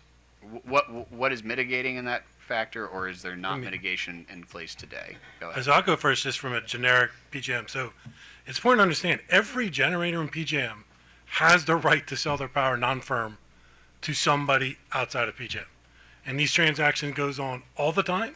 We sell to New York, we sell to MISO, we sell, right? Our generators are free to sell on a non-firm basis to anybody. So I think sticking with that principle, there's nothing wrong with a generator looking to sell its energy then to the co-locate at a backup. I think the question is, though, are they using the transmission service to do that? And I think in an area where there's dual units, they're not, right? They can still be configured, so they don't have to use it. They have the right to sell it. I think they should follow all the same rules that PJM has for making those sales. And Mason said, it's not instantaneous. It's not Unit 1 trips, Unit 2 just starts. It's, you have to call up, you have to schedule it. PJM has to validate that they can handle that change on the instant, that load coming back on. The timing, there are timing requirements as to how fast that can happen. All that should be followed, and I believe they've agreed that that is it. And in that case, it is no different than that same unit saying, I want to sell to New York next hour. And I want to sell on non-firm. And now the difference is they're going to use the transmission service for sure, and there are tariffs in place to do it. And I think to Pamela's point too is, now if that secondary unit is not co-located and must use the transmission service, then I think we need to have a further conversation as to, okay, what are the transmission tariff requirements that would be needed to also be in place to allow that to flow. Sorry, Mason. No, that's okay. And mechanically, I mean, if it's helpful, just walk through, the way it would work. So one of the reasons why large data centers are interested in dual unit sites is that they can rely on the generally very high reliability of one unit, but we don't, we trip. We come down for refueling. And so there will be instances where the data center needs a secondary use of power. And in a non-networked configuration, it doesn't have the ability to access the grid for that secondary resource. And so we can, instead of having, one line going into the substation for the data center, we could, with 2 units, we could have 2 lines going into that. Again, power always flowing down, never flowing from the grid, where the primary unit is operating, but if it trips, those circuit breakers open up, the data center is tripped offline immediately. And then, as Mike said, we can call PJM and say, well, PJM is already aware, right? They would have seen the Unit 1 trip, but then we can reach out to PJM and say, our co-located load is looking to use Unit 2. As Mike said, there's a consideration of that. And if we get approval for it, well, then we begin to switch the load over in coordination with PJM. If In that circumstance where the primary unit has not come back up, if the second unit is called upon by PJM, there's a reliability event, there's an operating instruction, the co-located load is cut off immediately because our primary obligation for that second unit is to serve the grid. That is similar to if that second unit, like Mike said, made a non-firm sale into New York and PJM needed it, PJM would cut that export to New York and the power would remain within the PJM system. There's no difference. On a planned basis, because looking forward, say a refueling outage, we can see this unit, the primary unit coming out of service. We can advance that conversation with PJM and plan for it in a little bit. It's not okay, unit trips and then there's a back and forth coordination. It's a little bit more, we can see this coming, so PJM, is it okay when unit 1 comes down, we can switch over to unit 2. Again, unit 2 always has primary responsibility to PJM. If it is ever needed, the backup, the data center load is cut. And that's all laid out in the PJM guidance.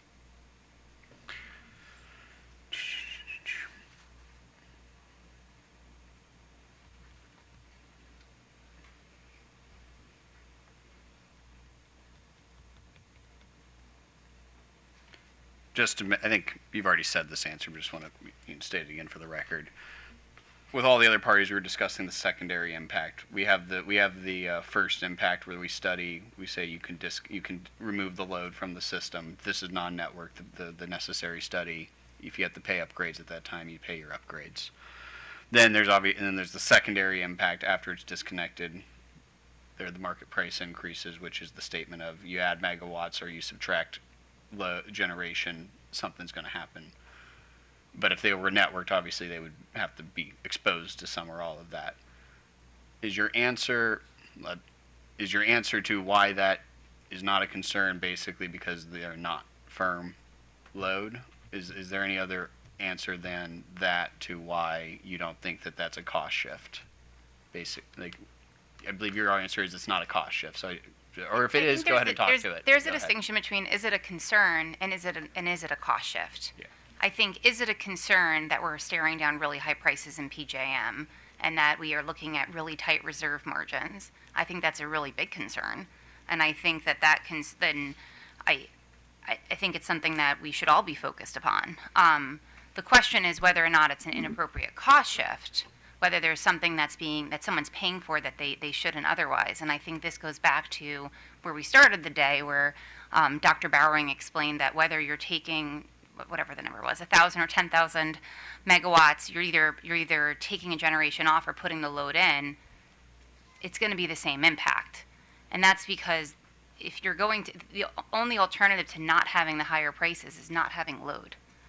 And unless the option is to say, we don't want to grow our economy, we don't want to have load growth, we're going to try to stifle this, then it's possible to not have an increased demand on the system. But whether you're doing it through co-location, through behind the meter non-network co-location, where you're taking generation off the system, or if that data center load is being network connected, that is going to change the supply-demand fundamentals, and it's going to drive up price.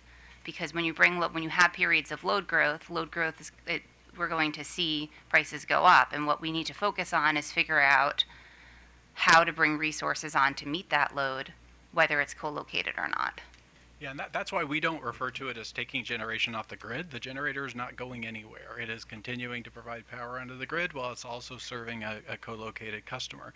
That co-located customer has entered into a very long-term contract with us, and so yes, they have price stability associated with that. They also have risk, right? Prices can be high, prices can be low, but they've agreed to pay us a price for 20 years. That customer could have done the same thing through a networked configuration. It could enter into a 20-year PPA. That's what Microsoft has done with the restart of the Crane project in Pennsylvania. Delivered prices could be high, could be low, but we have a PPA. In our mind, that is fundamental to the ability to enter into bilateral transactions, and there's no cost shifting. There's no, well, this is better off for some customers or worse off for other customers. We have power that's available, just like every other generator does in PJM. any customer that's willing to reach out to us and discuss a long-term contract, we would be happy to have those conversations. Historically, that hasn't been the case. There have not been that many customers willing to enter into long-term contracts with nuclear units because we just have the expectation of continued operation within the market. That changed as units started to retire, as they were facing economic problems across the PJM footprint. States stepped in, a number of states, 2/3 of our assets, not in Maryland, but across the PJM footprint, are under state programs which preserve their retirement. And now we have the federal production tax credit, which is providing stability until 2032. But again, that's not that far away for us. And when you have a customer that's willing to enter into a 20-year contract, again, whether it's co-located, non-networked, or it's on the network, we want to have those conversations. We just think we should have the ability to have both conversations and not only one. Okay. All right, so moving into the solutions discussion.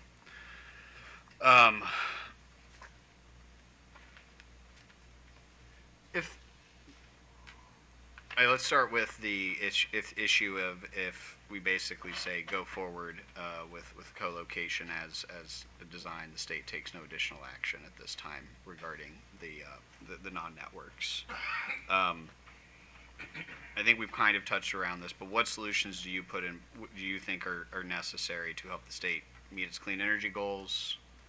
And I think you're basically saying there is no cost shifting, but to the extent there is, how would you propose that be dealt with, and whose jurisdiction should that fall under? So, at least on sort of meeting the resource needs, this is what I will agree with Dr. Bowering. He's still here because we don't normally agree.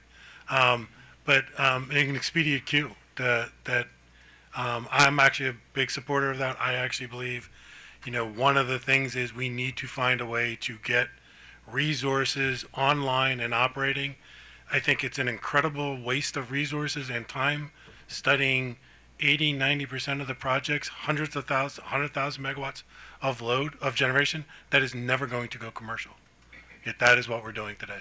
And so finding a way, and maybe this is not something Maryland could do on its own, although I have another client who we're happy to come talk to, is we would propose sort of like the SAA that New Jersey did for transmission.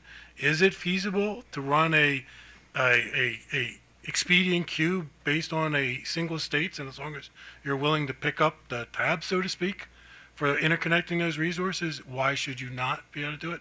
Sort of building a little off what New Jersey did with the state SAA. That's a little outside of this discussion, but I'll just throw that in there as that one of the possible ways of looking, how can we get, there's lots of discussions going on, but I think that's one of the better ways to make sure the resources you want to get on to hit your clean energy goals and to preserve your reliability, right, are getting through the queue, getting online and being done. From the cost shifting perspective, I said, and I think they agree, they're open for discussions. If people want to have realistic discussions of what is the appropriate cost allocation, what are the real benefits somebody's getting. I think to date what we've heard is, well, you should just pay the full amount, your load times full amount. That to me is just a non-starter. So, I think if the extent the state can help, maybe look at other alternatives as to what is a proper black start sharing. If there is this load following balancing, what is the proper way to weigh risks versus benefits kind of thing. Yeah, we've been a vocal supporter of expediting high kind of reliability resources through the interconnection queue. That's a conversations going on at the PJM level as well as FERC. We think that is a great thing for PJM to be focusing on, and so that's one way to get resources onto the system. I think the practical reality for Maryland is, I think it's 485 megawatts of solar of Maryland solar in the queue. That's what PJM has. That's not going to meet your resource needs. And so the state's going to need to decide. Right now, the solution is transmission, right? Relying on the rest of the system, even with the introduction of that solar. And offshore wind is great, and I hope that, it is able to come online and contribute to the state's resource adequacy needs. But the reality is Maryland is relying on transmission, and we should be all focusing on how to expedite the transmission facilities that are needed in order to retire the coal-fired units that we would all like to do for environmental reasons, but then also ensure reliability, affordability, equity for Maryland consumers. So transmission really is the solution that Maryland has chosen right now. It doesn't have to be the only one. There could be choices on development of additional generations resources, again, until kind of the offshore wind comes in, very clearly where the state's policy is on that. In this interim period, we do see the non-networked co-location option as part of the mitigating factor, right? We are in a constrained system, and so to the extent the state does want to see load growth, particularly associated with data centers because of the economic development, at a time where we're also working on these resource constraints, we just don't know why you would want to further burden the transmission system by forcing grid-connected configurations when there are customers that are willing and able to avoid burdening the transmission system by accepting the limitations of a co-located configuration.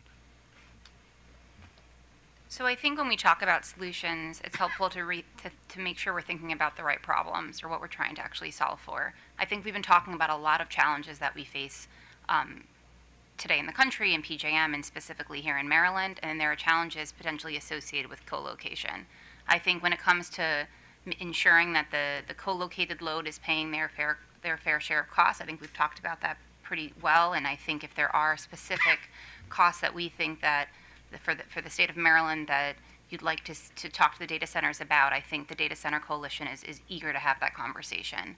I think when we start talking more broadly about the costs that people have to pay in their utility bills, that's related to tightening reserve margins, increased transmission costs, the backlogged interconnection queues, I think, there's a lot of efforts that are happening at FERC that are hopefully going to help. They're probably not going to solve it. But we need to see the interconnection queue work a lot better. Maybe there is some need for a shorter-term Band-Aid to expedite some projects, but that shouldn't take the place of also fixing the queue so that we don't do it this way, so that things can actually get online faster. We talk about transmissions, that's necessary. We should make sure that the process that we're going through at PJM right now is starting to think through how is PJM going to comply with FERC Order 1920? What does it look like to plan 20 years in advance? How do we think about load? And specifically, how do we think about data center load, which PJM says is not captured in their econometric kind of load forecast? So are we planning for it, or are we going to be chasing after this puck forever? We need to make sure that we are planning for and building transmission smart so that we're not building it last minute and in a more expensive way. We also need to make sure that you're getting everything you can out of the existing transmission system, and that includes looking at grid-enhancing technologies and looking at line ratings. So there's a lot that can be done to get the most out of what we have now, and also ways to potentially bring more demand response into the system, that doesn't have to go through the interconnection queue that's so backlogged. So there's a lot that can be done broadly, but most of that is not specifically related to co-location. And I think it's helpful to keep these things separate as to what are the unique challenges for co-location, and then what can be done to help address the kind of reliability and affordability crisis that we're heading to in PJM, and one that the Data Center Coalition is also very concerned about. So we're always eager to continue conversations about longer-term solutions to have a cleaner and more sustainable grid, but we think that is actually rather different than specifically what co-location configuration and what costs are associated with that. One of the solutions, you were saying basically non-networked would help with the problem, but I think we also identified early in this conversation, first panel, that if there is a shortfall, basically they will hold up any co-location, whatever configuration we're talking about, if until they have a transmission solution in place. But we're still, as we've been talking about, a resource adequacy concern, and that I'm still bringing down that reserve margin. I think we're going to continue this is going to be the whose religion do you believe issue of if the plug is into the generator, if the plug is into the load, does it change who should actually pay for it? So not go, you can go there if you want, but I think it's trying to understand how is that a solution? How is non-networked still a preferable solution when one of the known weaknesses is that I am going to be, from a state policy perspective, because everyone's claiming there's going to be all these economic benefits from data centers, but if all my constituents are basically going to see prices go up across the board by bringing in that data center, it feels like it's going to start netting against the benefits. So anyway, so I guess trying to understand, how do I balance those two as a policymaker? I'd just jump in because one of the concerns I have actually is one of the benefits I think of non-network co-located is PJM is a signatory to the agreement, and PJM has said whether it is transmission or resource adequacy, they will not go forward. They will not sign it. That is probably the only tool PJM has when it comes to resource adequacy to stop load coming on. Other than that, I know of no tool that PJM, that if load says they're coming on the system, PJM has no ability to say no. They could ask a transmission owner to hold up, and I would fully expect transmission owners to comply, but there's no guarantee. And then the issue becomes, though, then what's the equitable way? So if there are 4 data centers that want to come on next year, and PJM says I can only serve 2, well, which 2? What 2 get to come on and what 2 don't get to come on? So I think there's a lot of concern in that, but again, it's not, I don't think it's co-locating, and I think co-locating is actually one of the best, the non-network because that is the one thing PJM has to control, because they are a signatory to that agreement, and that agreement does not go forward unless PJM signs off on it. Now, they can battle it at FERC, it can get filed unexecuted, and we can start the FERC 3-year hearing. That'll delay it all by itself. But otherwise, network load coming on, PJM's not a signatory to those agreements. PJM doesn't have any tools other than, you heard PJM talk about their emergency capacity auction, which I agree. Not sure it's really going to do anything. There's no capacity out there. You can hold as many auctions as you want, and you're not going to get any more capacity. So I have that concern, but I don't think, if anything, I think co-locating, non-network co-locating is actually sort of helpful in this case, in a sort of weird way, in that PJM actually does have the authority to hold that up. They don't actually have the authority, at least at this point. They can hopefully look for it, hopefully try to figure out what it is, but right now, they've always just, as load comes on, and again, some of it you can't stop. If you build an addition onto this building and new load comes on, new load comes on. So there's a discrimination issue too when you start telling load why some load's not allowed to come on, but other load is. Now we get into a discrimination question too. I think the bottom line is we should all just hope and strive to get all the load on that wants to get on when it wants to get on, versus talking about holding it up. And I'm going to take advantage that we have Constellation here. Generation development, just generically, what is a reasonable timeline? If you were a policymaker said, I want new resources, I'm sure you can differentiate between renewables and non-renewable generation. What would you tell them in terms of getting something built? I mean, the queue is is a limiting factor right now. I mean, it is shut down. So, just to use our announced restart, it's going to take several years to make it through the process. The queue isn't even open to accepting new applications for some time. And so we are hopeful that, these conversations about having a process to in parallel move forward resources with high contributions to reliability, that's successful, because that would allow that project and others to come online to meet this need. But I agree with Mike that that's where folks should be paying attention, is kind of robust for the transmission facilities that have been identified. Get those in place, including the ones that have been identified for to support Brandon Shores and Wagner retiring, because the state needs them. And then on the generation side, moving things as quickly through the queue. So that's really the constraining factor. You can build. We don't. We own and operate gas-fired generation, but we're not in the business of building them.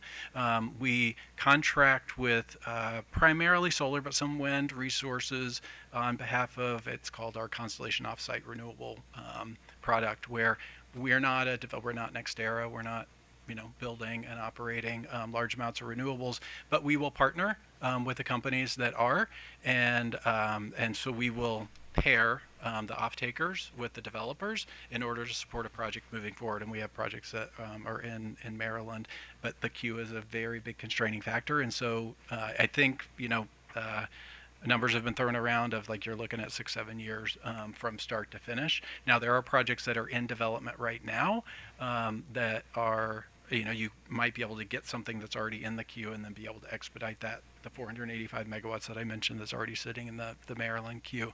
Then there's also repowering. So we've repowered our Criterion wind project out in western Maryland. It's about a 300 megawatt project, and we are increasing output. I want to say by it's like 25%, something like that, by seeing, just refurbishing old equipment. And so there are things that can be done. Even that, though, needs to go through the interconnection process, and so that takes time.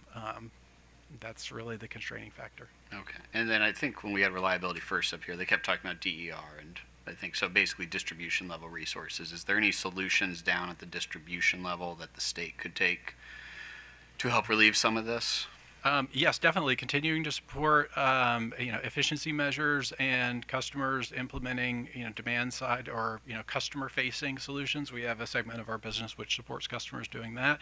I would note that the conversation earlier about implementing, ensuring that customers that have on-site generation are paying for their full service based on gross usage, that walks right into this, right? To the extent that a customer, so say an industrial customer, has the ability to install on-site generation, or a large university campus has the ability to install a solar PV array and reduce its burden on the transmission system.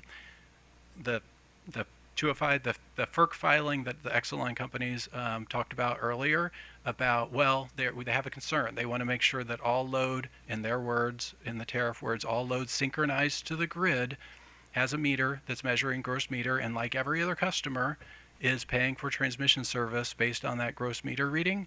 That means that university, why invest in the on-site generation? They're paying transmission as if it didn't exist. To us, that makes no sense. Longstanding policy to apply charges based on a net basis. In our mind, that applies equally to a co-located configuration. But to take a simple example of an industrial facility with on-site generation, a university with on-site generation, they are currently paying based on net usage. They should continue to pay based on net usage. And we heard today that's not the utility position. I would just mention that I do think there's still a lot of untapped potential for DERs, but also as you think about smart thermostats and smart meters and demand response and managed EV charging and different grid enhancing technologies, keep in mind that all requires the digital infrastructure provided by the data centers. All right. I guess then Good promo. last policy, I guess kind of the opposite solution question, which is the state chooses to do something about restricting non-network co-location. We had a question posed to us from the Senate President's office about if, effectively the what if question.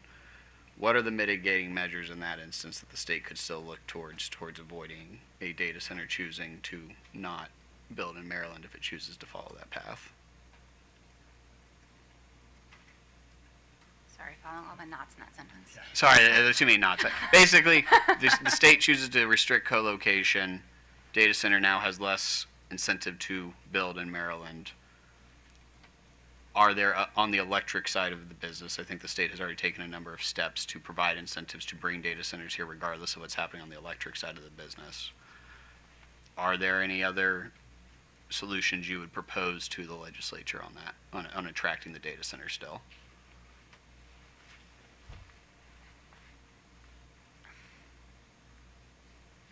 I don't have any specific other solution right now. I would say that, as I started opening up in my opening comments and talked about co-location is just one option. That is not the only option that data centers are looking at. So while we think it's an important flexibility, I wouldn't say that that there are no data centers that are looking to build where they can't co-locate. So I just want to be clear that that's not the Data Center Coalition's position. But there's a lot of really attractive things about Maryland, including the workforce and the fiber optic connection back in that bring into Virginia. There's lots of reasons why it would be really good to locate here, and the efforts that Maryland has taken are really appreciated. I can get back to you on the record and send something, and if there's something further that we can propose that we think would be helpful for the legislature to know. I would just add, I guess I don't think about this in terms of is there less incentive to come to Maryland? It's is there less opportunity to, right? There are choices, because in other states you have a choice of configuration, and we are talking to multiple companies about projects at multiple sites, and I imagine that those companies are talking to other generators about multiple projects at multiple sites, as well as the host utilities. That kind of goes back to the planning conversation earlier today. It has been very difficult for all of us, the market participants as well as PJM, to get their hands around how big is the load center growth and where do we expect it to occur, because the companies are trying to figure things out, right? They're trying to identify opportunities to develop their infrastructure, and they're talking to us and they're talking to lots of other folks. And so if Maryland sends a signal of you've only got one option and it is to connect to the grid, in our view, that will, well, we know that the people talking to us will now talk to us about other states and not about Maryland. That's all the questions I have, Chair. Thank you. Okay, Alexis, can you switch the screens?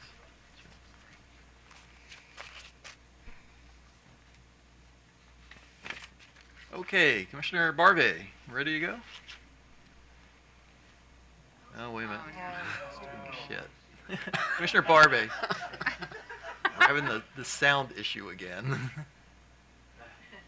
How do we fix it before? Do we know? Hung up, called back in. The old IT stuff. Breathe and reboot. If you want to go to a different commissioner, I'll try. Okay, Commissioner Suchman, well, hang tight. We'll try to get back to you. Okay, so first question, so Constellation does not consider itself to be an electric company when dealing with a potential co-locator. Is that correct? And it's because you think that they're a tenant. Okay, so you're relying on the language that reads, person who transmits or distributes electricity within a site owned by the person or the person's affiliate that is incidental to a primarily landlord-tenant relationship. So the relationship you have with a co-locator would be a landlord-tenant relationship, and then incidental to that would be selling them power. That's your position? Correct. Okay. That's one of the attractions as data centers think about co-location, is we have, at a nuclear plant, we have available power, we have a highly educated workforce, kind of around us. We have very deep community involvement. We have strong relationships with labor community and all of the kind of workforce that's necessary. From the data center perspective, I mean, these projects are... No, I understand all. Yeah. I'm sort of I'm being a lawyer. Oh, yeah. So I'm mostly trying to understand whether you are or are not an electric company. And Ms. Curry from the Exelon Utilities talked about the sale to more than one person as being okay. So rather than sort of go into great detail, I'd like if you're a lawyer, that would be great. If you want to get I would love to have some further arguments about the issue around electric company, because that's important for us in terms of our authority. So we'd like to get some better clarity on it. And if you can go into detail about this landlord-tenant relationship and what the intent of that language is, so that would be really helpful. And I know it's getting late, but I hate to do this, but I'd really like to get that other screen back on.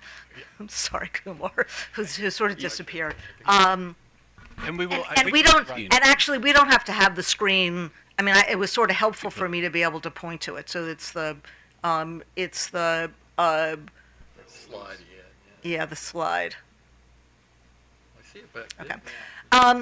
My concern, I mean, we had this morning, we had there we go. So this morning we had a conversation about the network versus non-networked, and now we have the co-located versus grid supplied.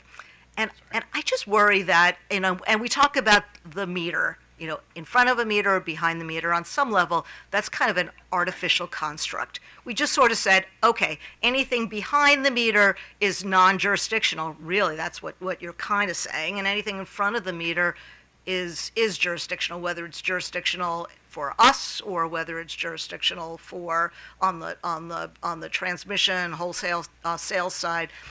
And I didn't get the sense that that's what they were talking about this morning, or at least that's not what I heard. I mean, I was hearing about what would it mean to put a facility on your site, and what would it mean if we directly connected to the co-locator, or if we just continue to supply to the grid and built out transmission. And it seems to me that is on some level an important question, because it's not just about you guys. If the data centers wanted to locate on a site that has utility scale solar with battery storage, I don't think we'd be having this conversation now, because I think the issue is that the proposal is to site on existing, not in Pennsylvania, but if we're talking about Calvert Cliffs here, citing we're dealing with power that has high quality in terms of being dispatchable. And I think that's really, I mean, sometimes we kind of dance around the issue, but that's really the issue in play. And it may be that when you do this study, because if the high quality power goes to the data center, then PJM's going to have to find that dispatchable power somewhere else. And it may be that it's already there, and you don't have to build out transmission. And so it may be in that first scenario that is the most economic thing to do, to have the co-locator be on site, not be directly connected to the generation source, not build out transmission, and so we're saving transmission costs. But it may be that taking that power is actually going to have the effect of requiring more transmission to get some other dispatchable power to the system. In that case, the co-locator is having impact on the system.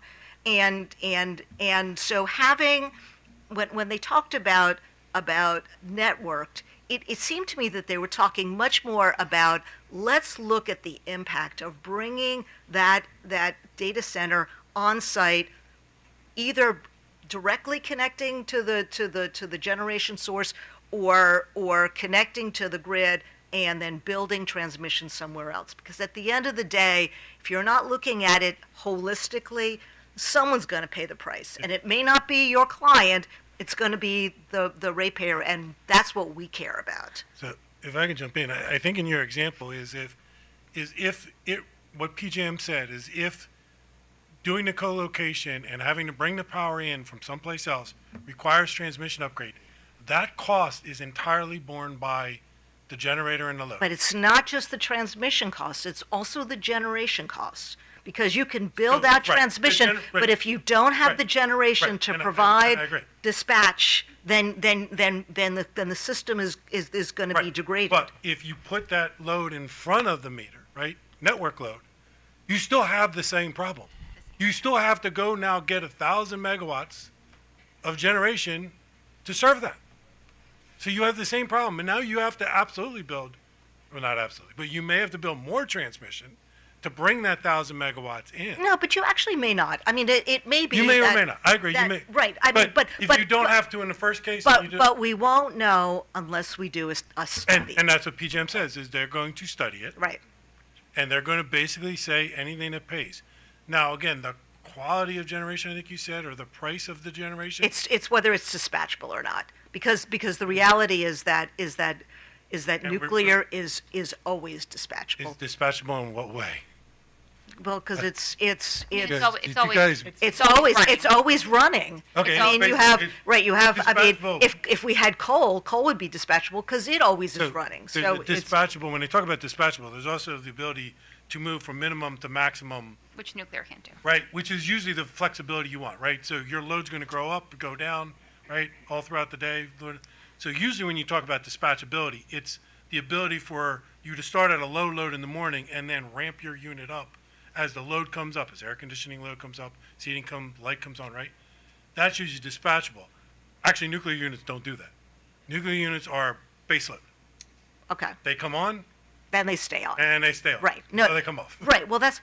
I think my point is that you can always look. You can be siloed in how you look at things. Sure. And I understand that if we didn't have to build out transmission, that's going to be a savings to the system for your companies.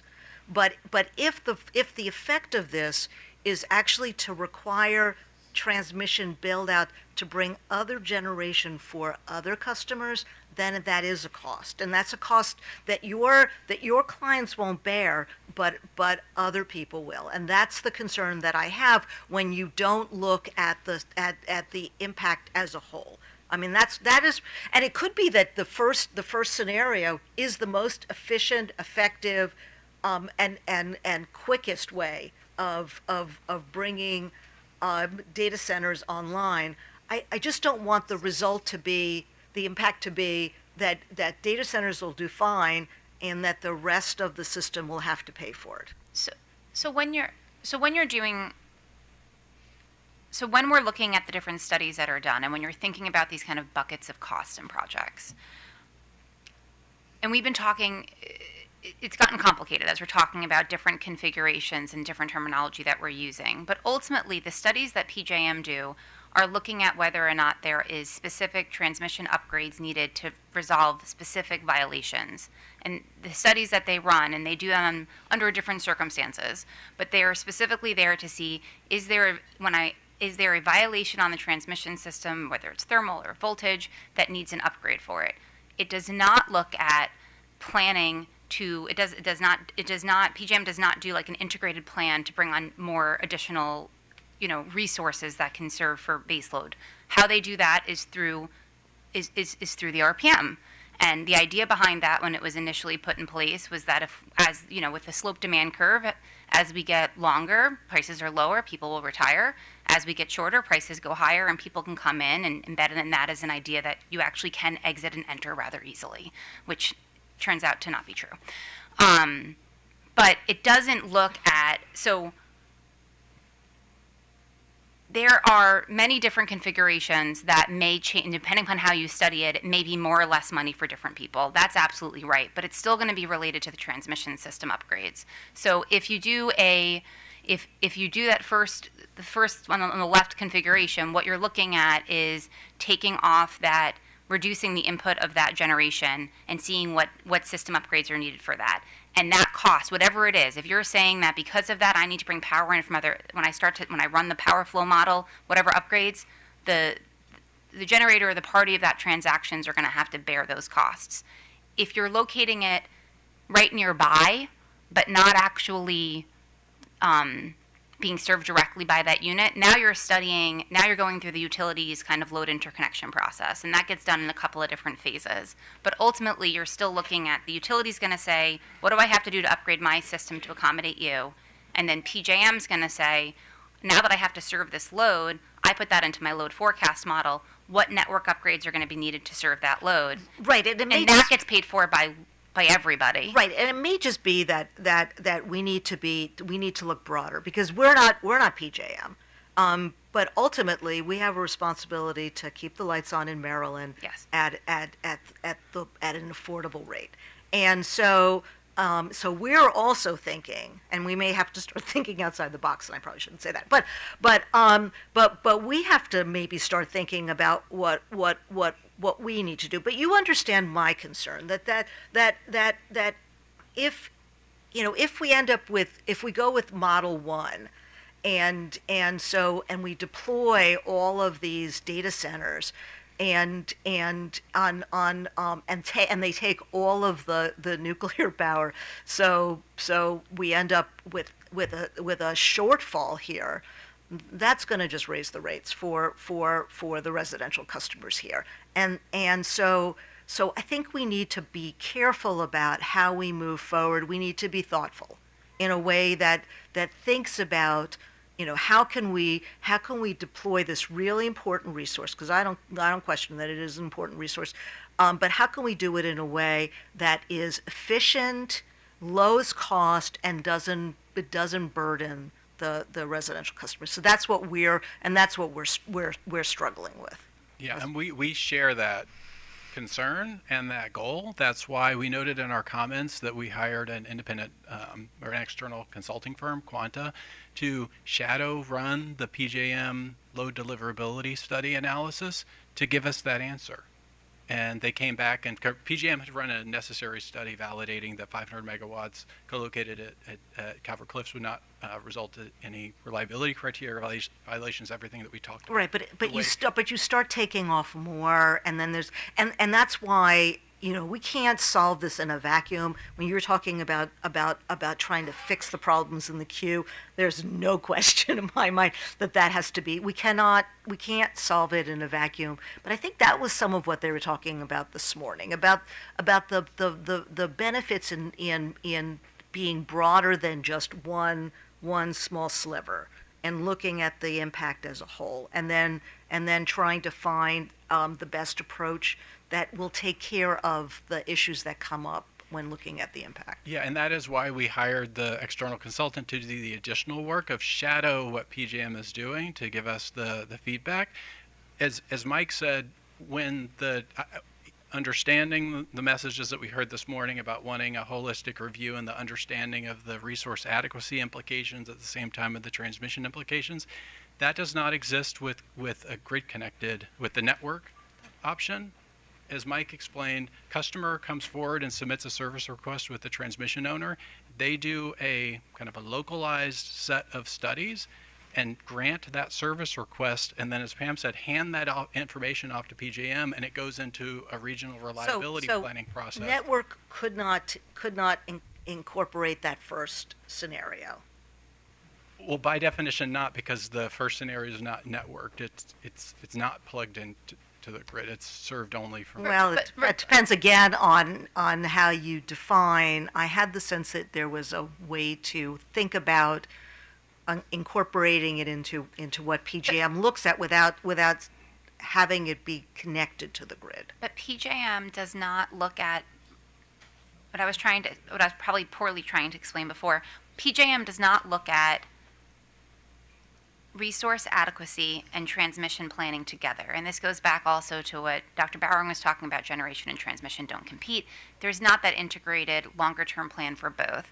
Mm-hmm. They don't think about what resources do I have that I can plan for base load, right? Like, we do that through. And you think that they should be doing that? I do not think they should be doing that. Oh, you don't think that they should be doing that? Okay. I mean, that's a very complicated question, and I can unpack that, but the Data Center Coalition has no position on that.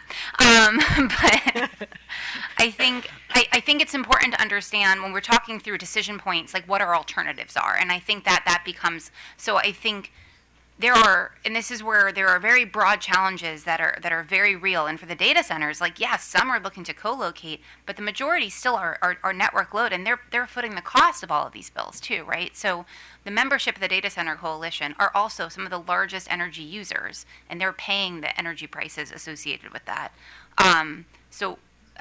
Mindful of that as well. But when PJM is doing this there's not this centralized planning that incorporates both transmission planning and resource adequacy. And we don't think about, when we look at, and PJM evaluates resource adequacy, it's done in thinking about how energy is served. It's not saying, well, this resource is always around, and therefore it gets into this category. It goes through the capacity accreditation process. Like, how much do we think each of these resources contribute to reliability? And different resources are going to have different ratings, and there is a concern that the resources that are in the queue have lower ratings than the ones Well, that are and they leaving. talked about opportunities for either backstopping or speeding the process Yes, along and- for resources that provide greater reliability support. And I don't want to diminish those concerns, because those are very real, and those are things that absolutely need to be tackled, and we need to think about every solution, every possible thing that we can do, and be creative and out of the box to deal with it. I'm just trying to make the point that those challenges related to resource adequacy exist as long as the load exists. So it doesn't matter the configuration, because that load is still real and something has to serve it. Whether you are building transmission and the cost of all the costs that get discussed about who pays for what are also, if there more time can be spent talking that through. But at the end of the day, when it comes to the cost of achieving resource adequacy, that is a direct relationship between how much generation we have, how it's accredited, and how much load we're trying to serve and what the reserve margin is. And the load on the system, whether it's on the system or whether it's netted back off, when you start to think about the intersection of the supply and the demand curve, you're either moving one or you're moving the other, but the point ends up that the quantity price pair ends up being basically the same as what Bowering was trying to say before, because and that's why it's not that like the data centers do better, potentially there's some commercial deals where there's reasons why they want to enter into it if you get a premium price for it, and there's some certainty and maybe there's some speed to it.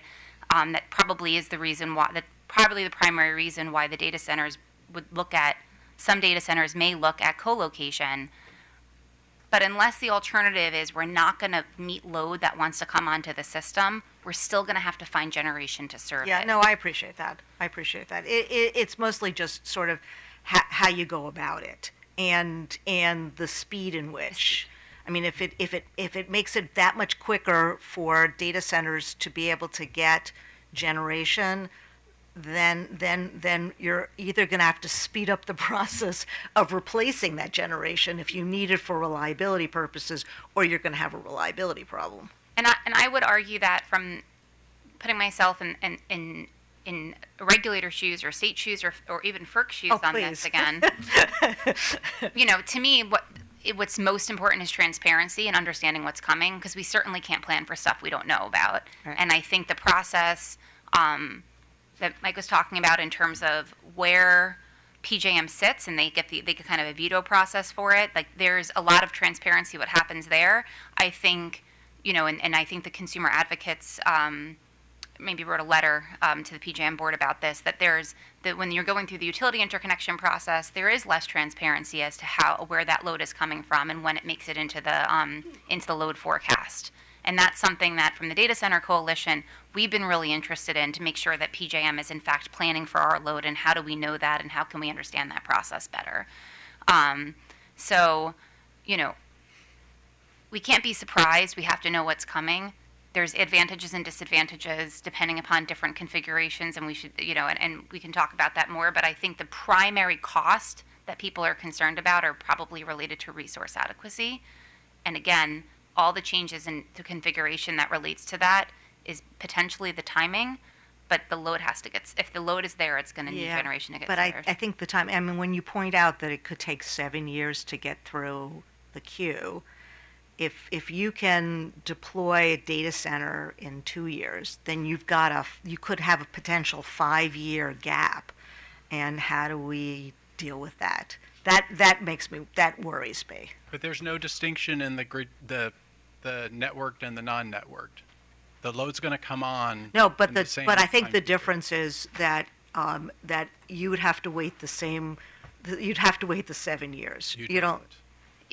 The timelines are set by the individual utilities. They've gotten longer than they used to be, as far as I understand that. And obviously, there's different things happening in different states, but it's not going to be based upon whether a generator can get. There's no linkage there. Okay. And well, actually, I mean, I think in the non-network situation, if the generation is not there, and PJM says we will be short, they have said they will stop that data center coming on, because they have the ability through that ISA to not sign it. Yeah, it's almost like you'd hate, I mean, that's like a nuclear I option. mean, it is that's nuclear. I agree. Right, It is and a so nuclear option. I mean, at that point, you kind of realize that the whole system is broken if that's the, But I if would that's the say result. they don't have that ability on the network side. And You will just get load shed Yeah. unless the utilities, which I do believe the utilities would step in and say, we will stop the customer from coming on. and I think And I do these- believe they would do that, but just to be clear. And there are many conversations, and the data centers, when they're looking at different locations, they're working closely with the utilities. They're talking, they're talking different local and state governments. And I think, there's probably some benefit in bringing more transparency and putting more sunlight on what that load looks like and how it's coming on. And, PJM has taken steps to try to get more information about the large load that's coming online so that that's not a surprise as well. And we're going to start to see that actually this month when we start to look at some of the new large load additions coming into the load analysis subcommittee at PJM. But, that timing, what's going to hold it up? Do we understand what's coming? What's the impact? Are all things that we should keep talking about, and that we should have better information on to continue to facilitate the dialogue. And it's hard to think that the solution is just to hit the brakes on everything, rather than try to figure out a way to meet the demand. And hopefully that's kind of where these conversations can lead. No, I appreciate that. Okay, thank you. So, are we? We're going to switch back the system. All right.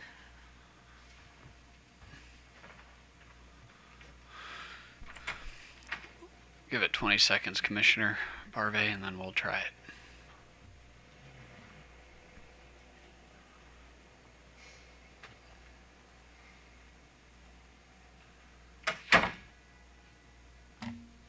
All right, go ahead and give it a test. Okay, can you hear me now? Yes, we can. We got you. All right, thank you. Go right Okay, ahead. So, let's start with some simple questions. I have a question to the representative of the Coalition of Data Centers. I've forgotten your name, forgive me. It's Pamela Quinlan. Pamela, okay. In your testimony, you mentioned that behind the meter loads are quite common. Can you give me some examples of that? Because I'm drawing blanks on that.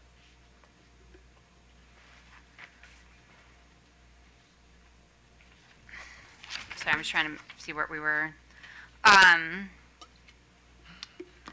So there are different arrangements where you might set up behind the meter configurations where there's on-site generation or combined heat and power. I think the And are those arrangements where generation network costs are not included?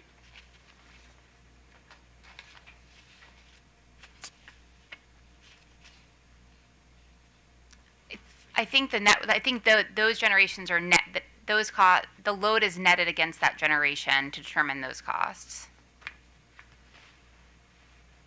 Okay, well, we'll have staff look at it. If you could make a listing of those arrangements, I'm sure we can have our staff look into what the arrangements are so we can get a sense of whether or not network costs are handled in those instances. So thank you very much. To Constellation, let's just talk very briefly about the arrangement with 3 Mile Island and Microsoft. Well, let me ask a first baseline question. The reactor at 3 Mile Island, is that currently in operation, or does it have to be restarted? It has to be restarted. It shut down in 2019 for economic reasons. Okay, so that means as of right now, this moment, it's not paying any network costs of any kind whatsoever because it's not operating, correct? That's right. Generators and PJM don't pay the network costs, but that's right. It's not operating. But they're not sharing the cost of the overhead, in effect, that all the other ratepayers. So okay, so that means that when they do get switched on in 2028, then at that point, one could make the argument that there's no negative to the ratepayers because right now they're not getting anything from the ratepayers. Is that a fair argument to make? It would if there were co-located load there. That commercial arrangement is we are providing power to No, Microsoft. logically speaking, I mean, they're not paying anything into the system right now. So if they were to operate in 2028 and to continue to not pay into the system, the amount they're paying into the system would be exactly the same, correct? That's correct. Okay, good. Now, in the case of Microsoft and 3 Mile Island, I understand that they're buying that electricity in front of the meter. Isn't that right? That's correct. Okay, so why isn't that good enough for Calvert Cliffs? For Calvert Cliffs, the opportunity would be to, well, there are customers that are interested in siting at the station, right, and taking power directly to. If customers are interested in taking power through a power purchase agreement where we're delivering through the grid, that is fine too. We certainly don't oppose that. We think that the customer should have the choice of configuration. Okay, but I mean, I suppose the point I'm attempting to make here is that it seems as though Pennsylvania is seen as being, you know, a land of energy generation from whatever form, and they are seen as being very, very business friendly when it comes to, you know, electricity, natural gas. They're very business friendly. So if we were to require a data center located physically on the campus of Calvert Cliffs to basically be rated, rated as if they were in front of the meter, it would not be fundamentally different from what the very business-friendly Pennsylvania is doing right now, correct? It would be, because in Pennsylvania there's another project at the Susquehanna plant, which is behind the meter with a configuration similar to what we would contemplate at Calvert Cliffs. Okay. Part of the argument you've been making here is that there's a fundamental difference between behind the meter and in front of the meter, and in particular, you made the argument that you have power regulators that would prevent electricity from flowing from the grid into basically the power generation and usage campus that a data center at Calvert Cliffs, for example, would have. Did I remember that correctly? Yes, that's correct. Okay, so here's something that doesn't quite make sense to me. You know, nuclear power plants, generally speaking, don't load follow. You set them, and Ron Popeil would love them. You set them and forget them. They just pump out basically the same amount of electrons every hour on the hour, correct? That's correct. Generally, they move a little bit, but that's generally correct. Yeah, okay, they don't load follow. So here is the thing, though. The grid is pretty dynamic, and if, for example, there is a moment when the data center doesn't need quite as much electricity as it did an hour ago or 2 hours ago, you're saying that the nuclear power plant will export electricity outward. That's correct. We would deliver to the grid more electricity.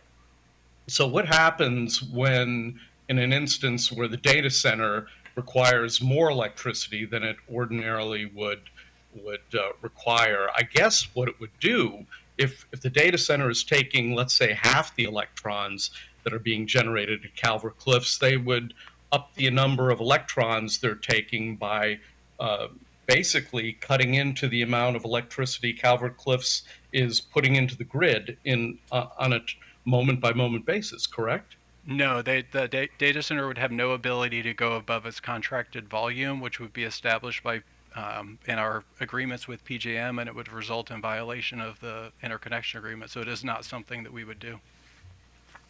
Okay, that's a fair answer. So let me just ask the big philosophical question, and that is this. Isn't there just a gigantic difference between, for all these behind-the-meter loads, isn't there just a big, gigantic economic difference between brand new arrangements with newly constructed generation facilities versus existing facilities? Because here's the way I look at this. Calvert, and I'm very, as anyone will tell you, I'm very pro-nuclear. But Calvert Cliffs produces an awful lot of electricity that is right now being put into the grid for the ratepayers of Maryland and for the PJM ratepayers. And as a result of that, the broad overhead cost of the grid is being shared by all the generators, including Calvert Cliffs. But if Calvert Cliffs were to take, a gigawatt of power offline for export into the grid, then isn't it basically a cost accounting reality that absolutely everybody else would have to pay for those costs?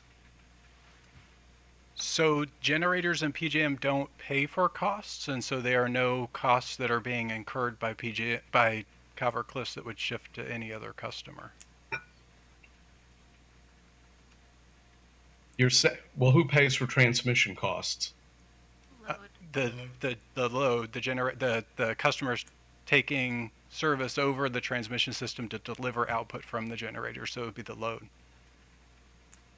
So if we switched off Calvert Cliffs tomorrow, there would be no rate impact to me, Kumar Barve? For transmission service. Oh, for everything. Would my bill go up or down? So I think that gets into the resource adequacy conversation we were having of generation, whether the load is connecting to Calvert Cliffs directly or connecting to the grid and taking delivery from Calvert Cliffs or any other generator in Maryland. We are going to see price impacts associated with load coming. So your testimony is that if tomorrow Calvert Cliffs switched off, there would be no rate impact on people like me and the businesses across the street from me.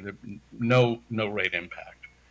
If Calvert Cliffs stopped operating or an equivalent amount of load came onto the system, you would see the same impact on energy costs and therefore consumer rates. I think you changed my question. If Calvert Cliffs switched off, you're saying there would be no rate impact to me.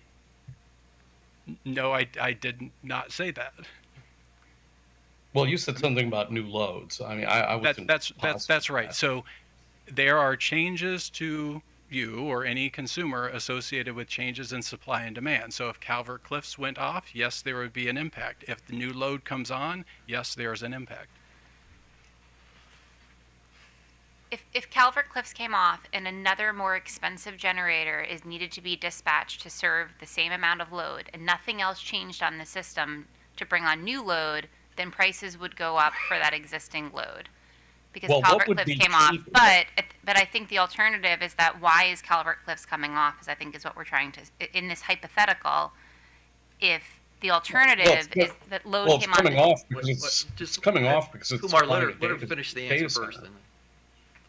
If the alternative, so let's say that Calvert Cliffs stays on, but a data center gets interconnected to the grid and gets served by PJM, and that new load now also requires more generation to be served, then you're going up the supply stack because Calvert Cliffs would be used to serve the existing load, and then you would need more generation to serve new load. And what I think I think this discussion gets a little bit confusing because it matters what you're comparing it to. But if you're taking a generator off or you leave the generator on, but you put more load on the system, megawatt for megawatt, it has roughly the same impact. So, okay, fair enough.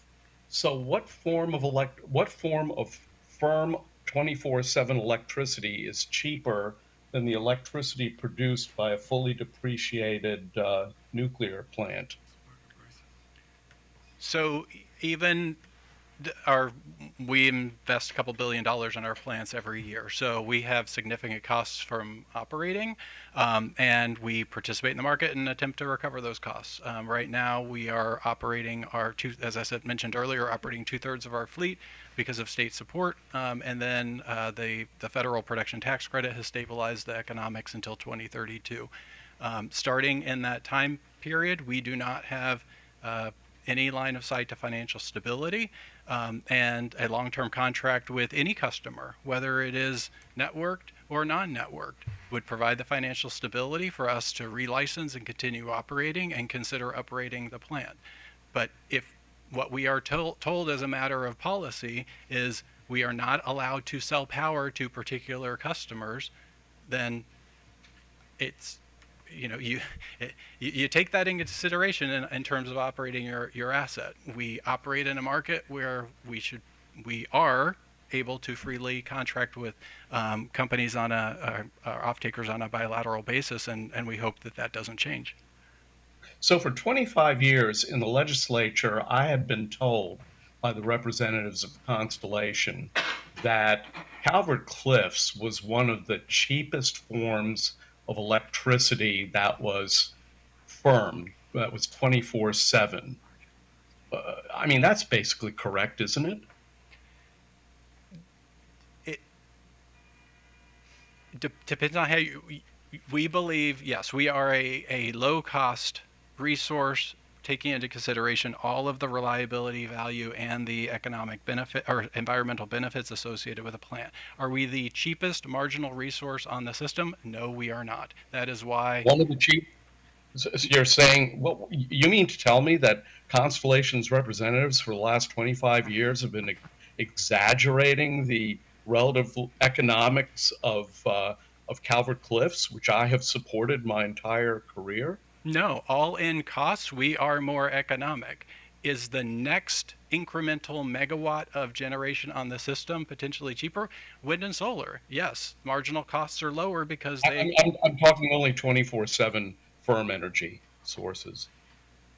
24/7 firm energy resources on an all-in basis, I believe that we are the most economic. I imagine that operators of coal resources would probably disagree, but I believe we're the most economic. So going back to my point, if Calvert Cliffs switched off, probably it would raise the cost of electricity for all the rest of us, wouldn't it then, logically? If Calvert Cliffs is not operating or load is increasing, if there's a change in supply and demand, there is going to be a change in prices. Okay, thank you very much. Thank you, Mr. Chairman. That's it for me. Okay. Commissioner Richard. I think a lot of the questions have been very well asked and answered. I did want to I was interested in some of the points made in OPC, Office of People's Counsel, and a few others about just how your organization, how data centers and maybe even the generator will, as good corporate state citizens, in the alternative, if you're not a retail customer, would contribute though to the important energy policies of the state, EUSB, universal service, the goals of our state with regards to renewable energy and energy efficiency through Empower. I think they even asked about things that will soon be on the bill, we presume, even OREX for the offshore wind projects. Can you just be, maybe clear, how would you characterize, how will your companies approach these state policies? You mean specifically for state policies that are funded through retail? Yeah. If you're not getting a bill from the retail supplier, or not retail supplier, I'm sorry, the load serving entity, how will you approach that? How will data centers approach these costs? So I think it's a really good question, and I think it is an opportunity for a conversation to have with the individual data centers. I think from the Data Center Coalition, I think there's a real interest in supporting those. I can tell you the members have broad interest in supporting those policies. I think in terms of any specific Maybe, I'm sorry, maybe just be really hard. clear, for the purpose of this report, I mean, how, if you could write that section, what would you say in the report about how your companies are going to approach this? And this is specifically was I'm asked gonna- by Office of People's Counsel and several other of the interested parties. I will take that back and try to get you something that would be helpful for the report, but I don't have an idea to give you today on exactly what the Data Center Coalition would support for how that should be done. Okay. And would you support, I mean, I think Office of People's Counsel says, well, if we don't have any concrete, I guess, solutions, then we should suggest that they make it clear in language that these companies, your companies, would have to contribute to these state goals. Let's call them that. Is that an acceptable approach? Is that That sounds like it would likely be acceptable, but what I will commit to is getting back to you for the record on the Data Center Coalition's position. okay? Anything from Constellation? I mean, just as the provider of the carbon-free energy from a resource that is available but is not considered, it's not within the state clean energy programs, but is the largest contributor to the emissions benefits of the state. You know, from our perspective, the ability, the financial security to be able to go through the relicensing process and continue operating for an additional 20 years, you know, that long-term contract provides, that is a benefit to the state. It's not captured Oh, yeah, within and the I'm just asking programs. specifically. We don't have to go into all that. Exactly. I agree, but it is in this arrangement, this potential arrangement of co-located non-network. I mean, is that something that Constellation in this arrangement would also, you know, take on to ensure that these state goals are supported? Yeah, definitely would like to be part of that conversation. It's really more of the customer because those charges are applied to the customer, and so, you know, we can't speak on their behalf. But we recognize it's a conversation to be had. The reason why I raised the nuclear contribution is these customers would be paying for 100% clean energy, which is the state requirement right now is 50% clean energy. So they are going above and beyond. Okay. And so we would hope that that contribution would be recognized. And that conversation has been happened in other states where customers come even grid connected, the network, they bring with their transaction, say a PPA with a solar resource. And there's a And I'm being very conversation about targeted just for the conservation. purpose of the report. I'm Gotcha. sure there are a lot of benefits here, but I think what the Office of People's Counsel and a few others have supported is what specifically are you willing to commit to so that this report to the legislature, it's clear in their minds that, you know, whether or not they should take some other action to make sure that these programs are supported. So, so I appreciate your offer to get back to me with that information. Thank you. Thank you, Mr. Chair.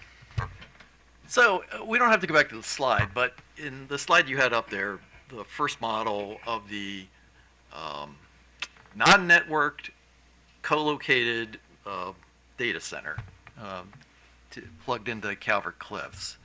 You mentioned the fact that they were taking a risk in the sense that if the day came and Calvert Cliffs said, hey, look, you know, we can't give you electricity because PJM wants all of our electricity. In that scenario, what is the data center going to do? It's not going to shut down all the servers, is it? It would actually have no choice, or it would have to basically apply to become a network load. So if Calvert Cliffs were to go away, now, I don't think PJM can reclaim them. They're no longer a capacity resource. That's the whole CIR issue. So they have forego that capacity revenue. So PJM doesn't have a right to recall them, but just to say they decided to shut down. Well, I'm not talking about them shutting down the plant. I'm thinking more, you know, the scenario that he talked about earlier where one of the units is off And for on the second maintenance, yard? and yeah, so it's just it's not a permanent shutdown. It's just a Yeah, so if one temporary. is out for maintenance and they're on the second one, Mhm. and PJM recalls that energy as they have the right to, the data center would have to shut down. Straight off. Now, the presumption is they have their own backup generation, then they would probably more likely run on that. They would be running on that. They would have to comply with all of the requirements for running that generation. Okay. There is the possibility in some data centers that they actually could. We talked about Bitcoin mining and stuff like that, where they might have the flexibility to just say, yes, we'll go off for the next 8 hours. Okay. So the only other experience we've had with data centers was a few months ago when one applied for a CPCN waiver for our backup generation. And their backup generation, they were a networked taking supply from the utility. So they were not co-located or independent. They were part of that. And so their backup generation was for emergency situations, but it was a fairly significant number of diesel gensets. And there was concern expressed by the commission about the emissions situations related to the diesel gensets. And one of the questions that was asked of the data center applicant was, is there any other way to provide backup power? And what we were told was, nope, this is it. You know, diesel gensets are what we do, and this is how we do it. Your list of principles mentioned concern about emissions concerns. So I guess I'm trying to reconcile this, concern about greenhouse gas emissions, and I've heard lots and lots of conversations from other representatives of the Data Center Coalition about green energy, clean energy, and desires for that, and I'm sure some of the members of your coalition, have that in mind, but at least the only real hand experience we've had with that basically was something that was not quite so clean. So I can't speak to the specific project or the amount of on-site diesel. I would say that those are intended to run very limited, only in case of an emergency. I think there are plenty of examples, whether you're talking, the amount of the investment and the efforts to support different clean energy projects. I think like Google and Microsoft have been out trying to do more innovative things in long duration storage.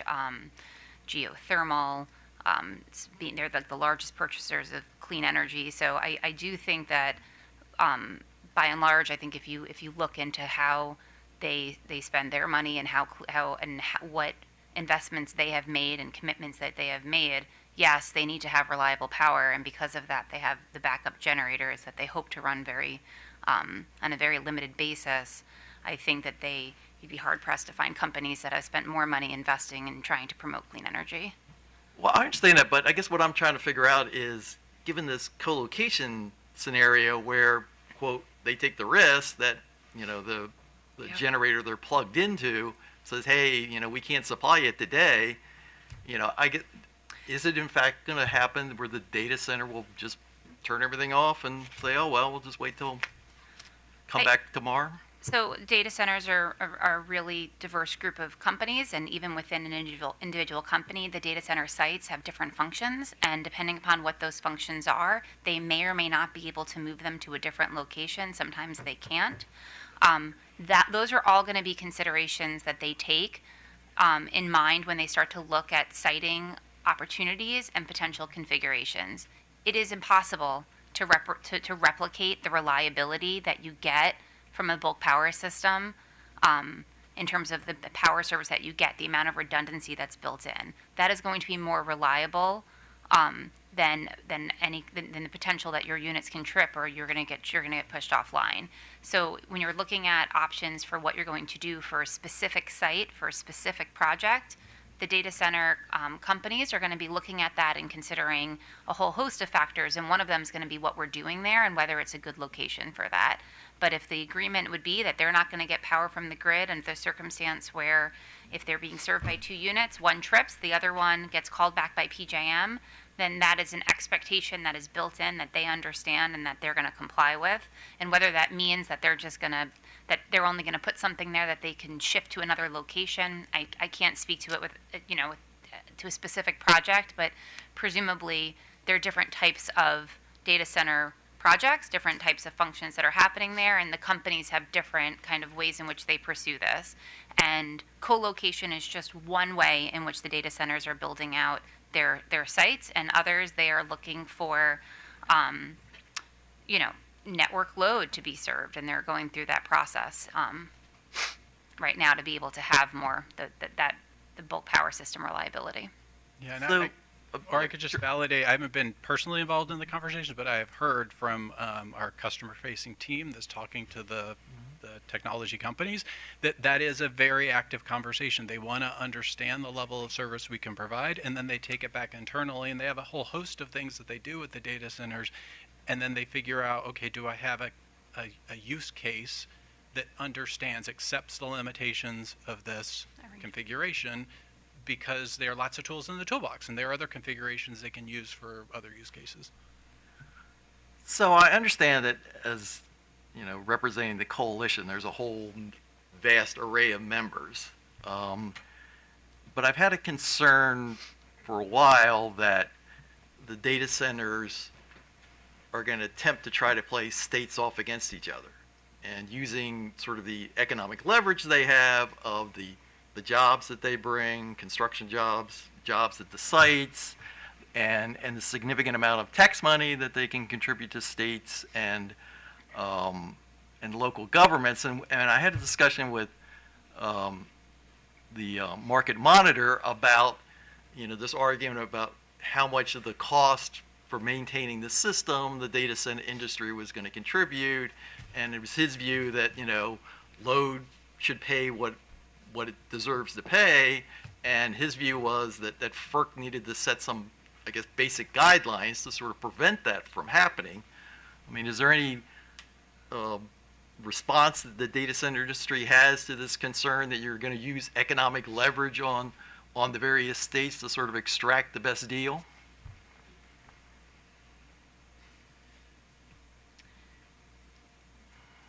So I think there's always a lot of factors that go into determining where you're going to where you're going to be looking for to cite any kind of project. And I don't think that data centers are particularly different than other economic development that has to figure out where it's going to go. There is a lot of benefit that data centers bring to the communities in which they develop in, and I don't know that it'd be fair to say they're playing the states off each other, other than just trying to figure out how to grow their businesses and where to place and how to best work with the communities to site there. So I understand your point there. I'm not sure how that would go back and relate to FERC. I think the Data Center Coalition is hoping to participate at the FERC Collocation Tech Conference, and if there's any specific concern about the discussions in different states, I think we're always happy to talk about that further. But I think ultimately it's just about trying to identify, where there's many factors that go into determination of where is a good place to build a data center, and to work with the local communities and the states and the utilities or the generators to figure out where those options are. Okay. All right. Thank you very much. It is 6:40. Can we don't take 5 minutes and discuss what we want to do next? No, I think we're actually committed to pushing on. So Okay. we want to actually finish tonight. But why don't we take at least a 15-minute break? Okay. And then we can guess set up so. everybody else. And can we make sure that he doesn't get disconnected, I guess? Or Yeah.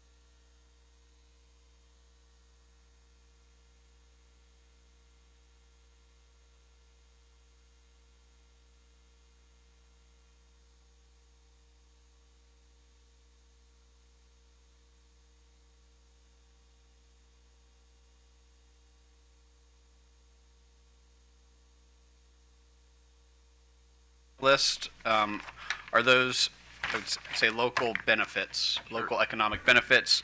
We have representatives from, my apologies, I believe it is the the Calvert County Board of Commissioners and Roger Mono on behalf of Mid-Atlantic Pipe Trades Associations, International Brotherhood of Electrical Workers, and Iron Workers District.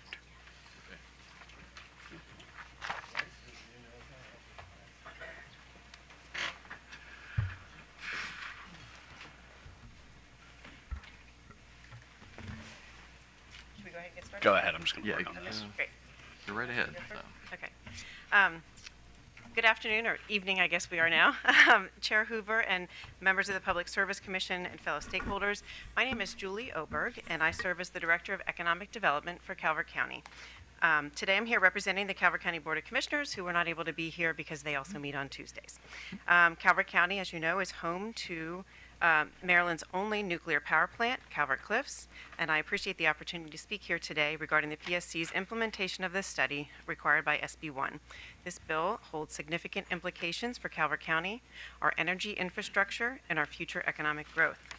Since 1975, Calvert Cliffs has been a cornerstone of our local economy, providing over 700 full-time jobs and contributing tens of millions in annual tax revenue that supports our schools, roads, and other infrastructure. As Mr. Emnett mentioned, the federal nuclear production tax credit has ensured financial stability for Calvert Cliffs through 2032. But this support will end just as the plant's licenses come up for renewal. We must explore options to secure its future beyond this period. A long-term power sale contract with a co-located data center would provide the economic stability needed to continue operation, support license renewals, and enable further investments, increasing carbon-free energy production and benefiting future generations. The PSC should consider the value of a long-term transaction with a co-located data center at Calvert Cliffs to support its continued operation and the community well into the future. Nuclear energy, as we've heard, is a green, reliable technology vital to Maryland's clean energy goals. Constellation, owner of Calvert Cliffs, is the largest U.S. producer of carbon-free energy and has demonstrated its commitment to clean energy by issuing the first corporate green bond to finance nuclear projects.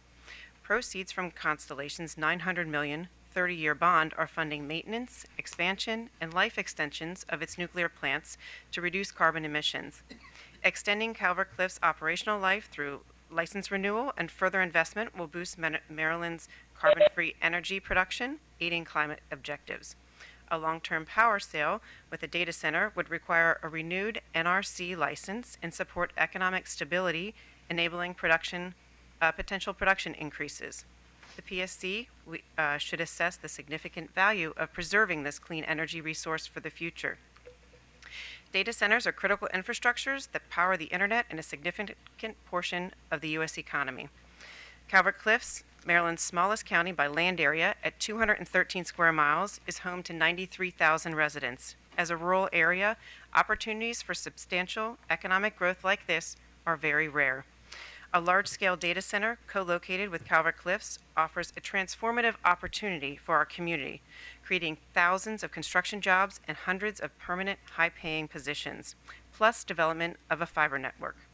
Beyond employment, this project would generate billions of dollars in investments, tens of millions in tax revenue to support critical infrastructure, local schools, and community programs. Co-locating data centers with nuclear facilities provides economic stability for the nuclear plant and ensure data complies with Maryland's stringent privacy laws. These investments are crucial to supporting Maryland's technological future. As a technology corridor, Southern Maryland, which includes the Naval Air Station Pax River, hosts thousands of employees working on advanced technology. Expanding the industry here modernizes Maryland's tech economy, boosts competitiveness, strengthens the state's leadership in national security infrastructure, aligning with the governor's priorities. Constellation has a strong history of community support and partnership with Calvert County. The Calvert Cliffs location is ideal for a co-located data center with its distance from population centers, strong existing infrastructure, and large restricted land tracts.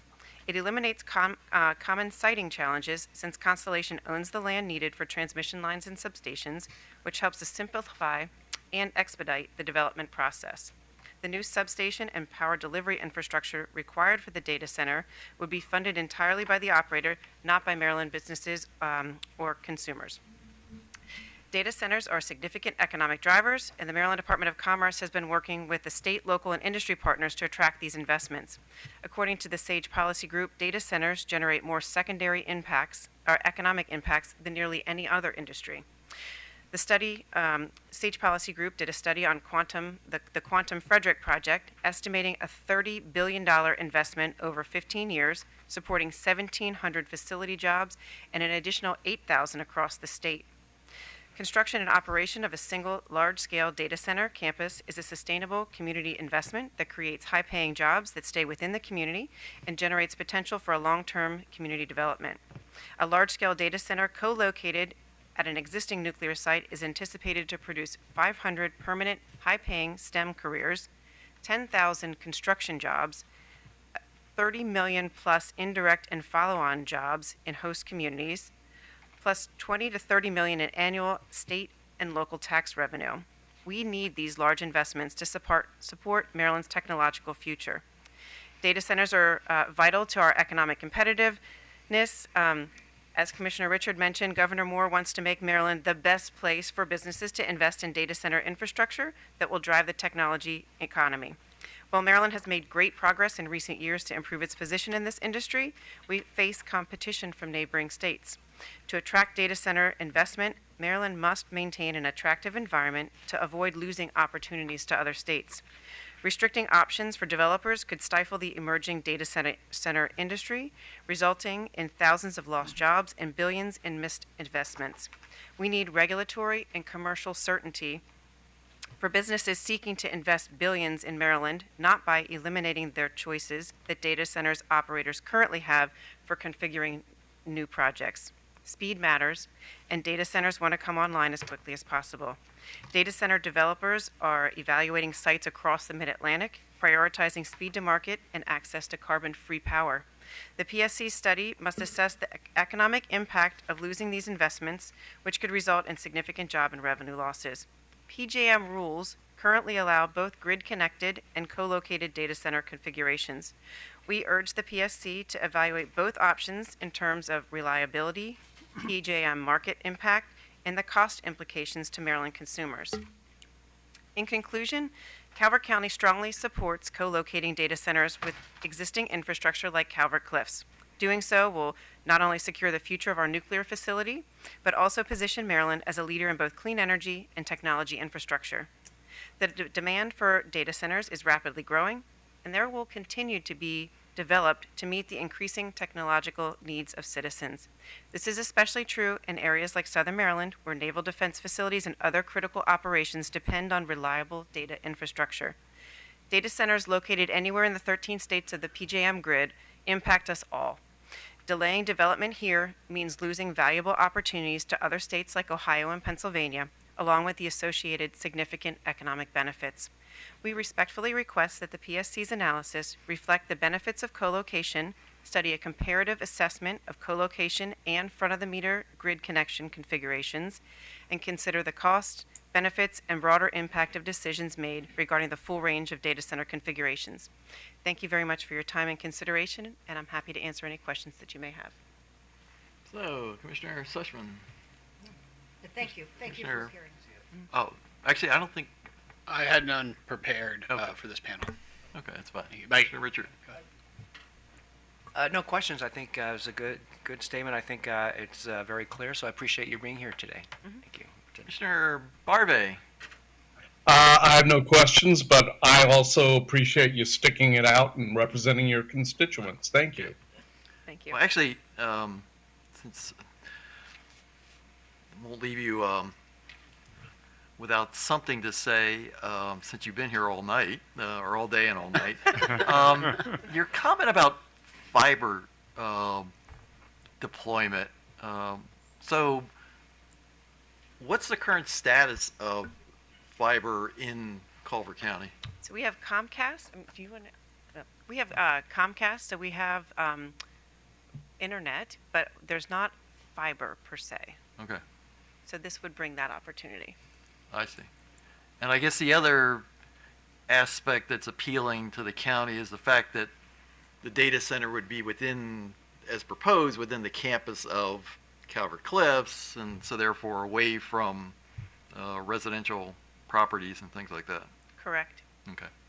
All right. Thank you very much. Great. My pleasure. Senator Mano, go right ahead. Thank you, Mr. Chairman. Mr. Chairman, may I read a written statement, please? Yeah. Thank you. Good evening, Chair Hoover, honorable members of the Maryland Public Service Commission. My name is Roger Mano. I'm an attorney at Mano and Associates, representing a consortium of construction and service trades unions and their signatory contractors. These include the Mid-Atlantic Pipe Trades Association of the UA.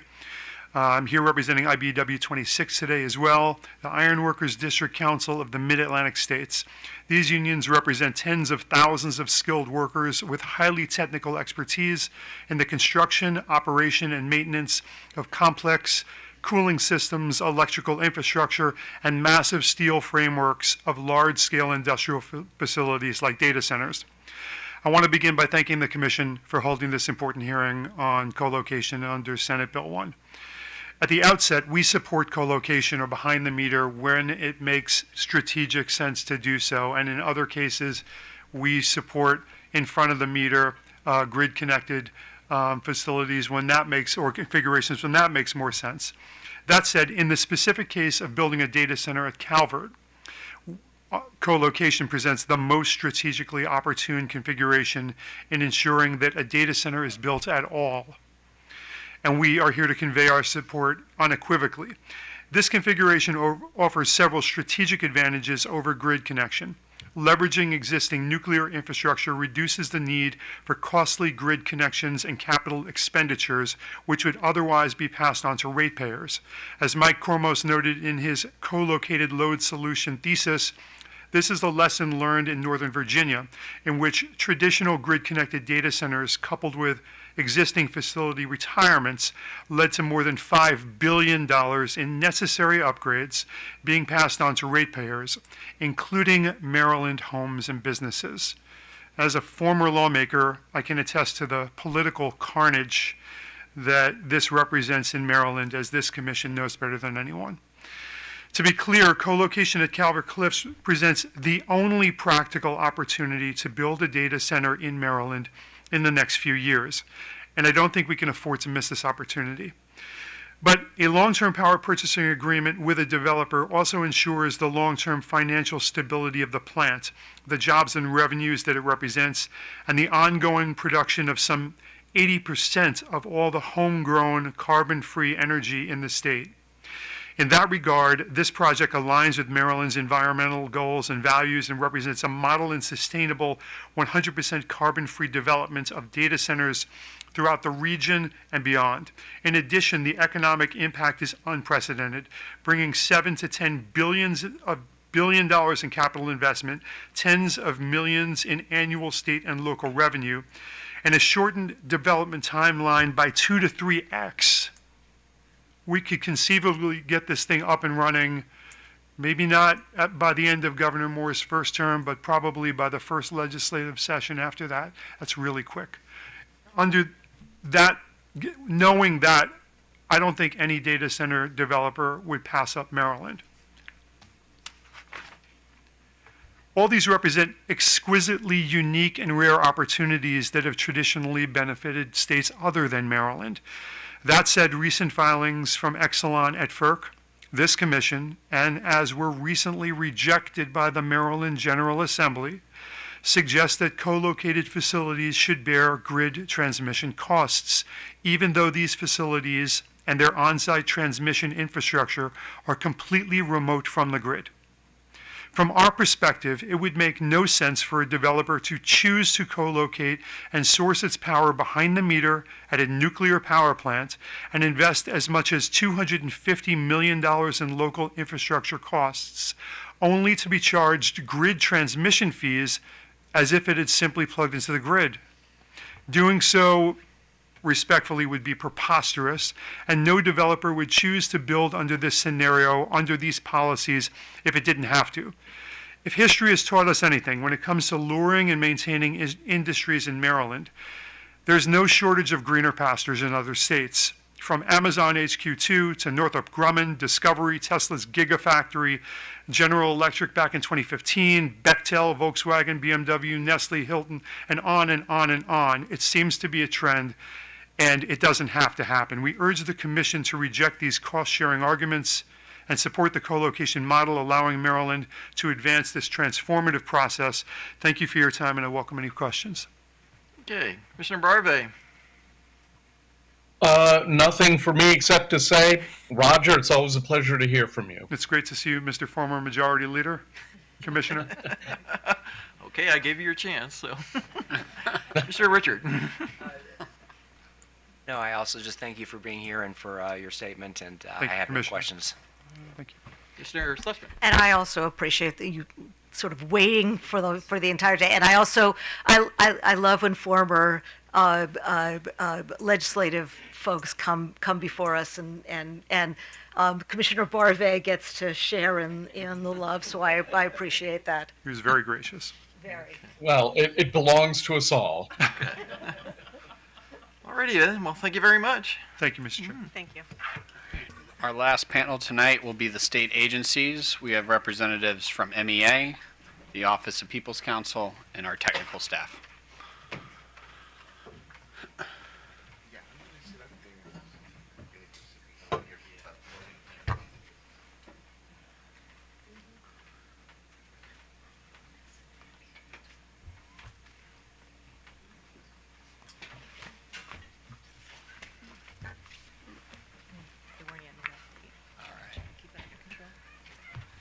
Swing too hard. Bill's Constellation, he's got the PUA with him. Want me to slide? That'd be good. Uh-oh, you've got the PUA with you. This is kind of serious. I think they both have PUAs with them. All right, we'll go ahead and allow the Maryland Energy Administration to start off the panel. Thank you. Thanks, Ben. Good evening. My name is Shannon Freedy, Energy Policy Manager on behalf of the Maryland Energy Administration. I'd like to reiterate MEA's comments that were filed with the Commission on July 26th. The comments primarily emphasize that co-location configurations are emerging in the region and their potential impacts are not yet fully understood. This has been demonstrated by the informative panels throughout the day and all the notes I've taken. Our comments start by describing PJM's updated guidance on co-located load, which, as we've discussed, sets out two configurations, network load and non-network load. We also suggest the Commission identify charges associated with the configuration and estimate impacts to state jurisdictional programs. MEA urges the Commission to continue monitoring ongoing federal and regional actions regarding co-located load configurations as you develop the study and make recommendations. This would be built on today with FERC's upcoming technical conference in November. We also suggest using clear, precise language when studying and making recommendations regarding this issue, consistent with these kind of parallel efforts. This point about alignment on a definition has been raised in a number of other comments, including SMECOs and Constellations. MEA's comments point to the precedential nature of an ongoing FERC proceeding. That's the co-location of an Amazon data center at the Susquehanna nuclear power plant in Pennsylvania. We also touch on the Millstone nuclear power station proposal in Waterford, Connecticut, since it's a similar situation but in a neighboring region outside PJM.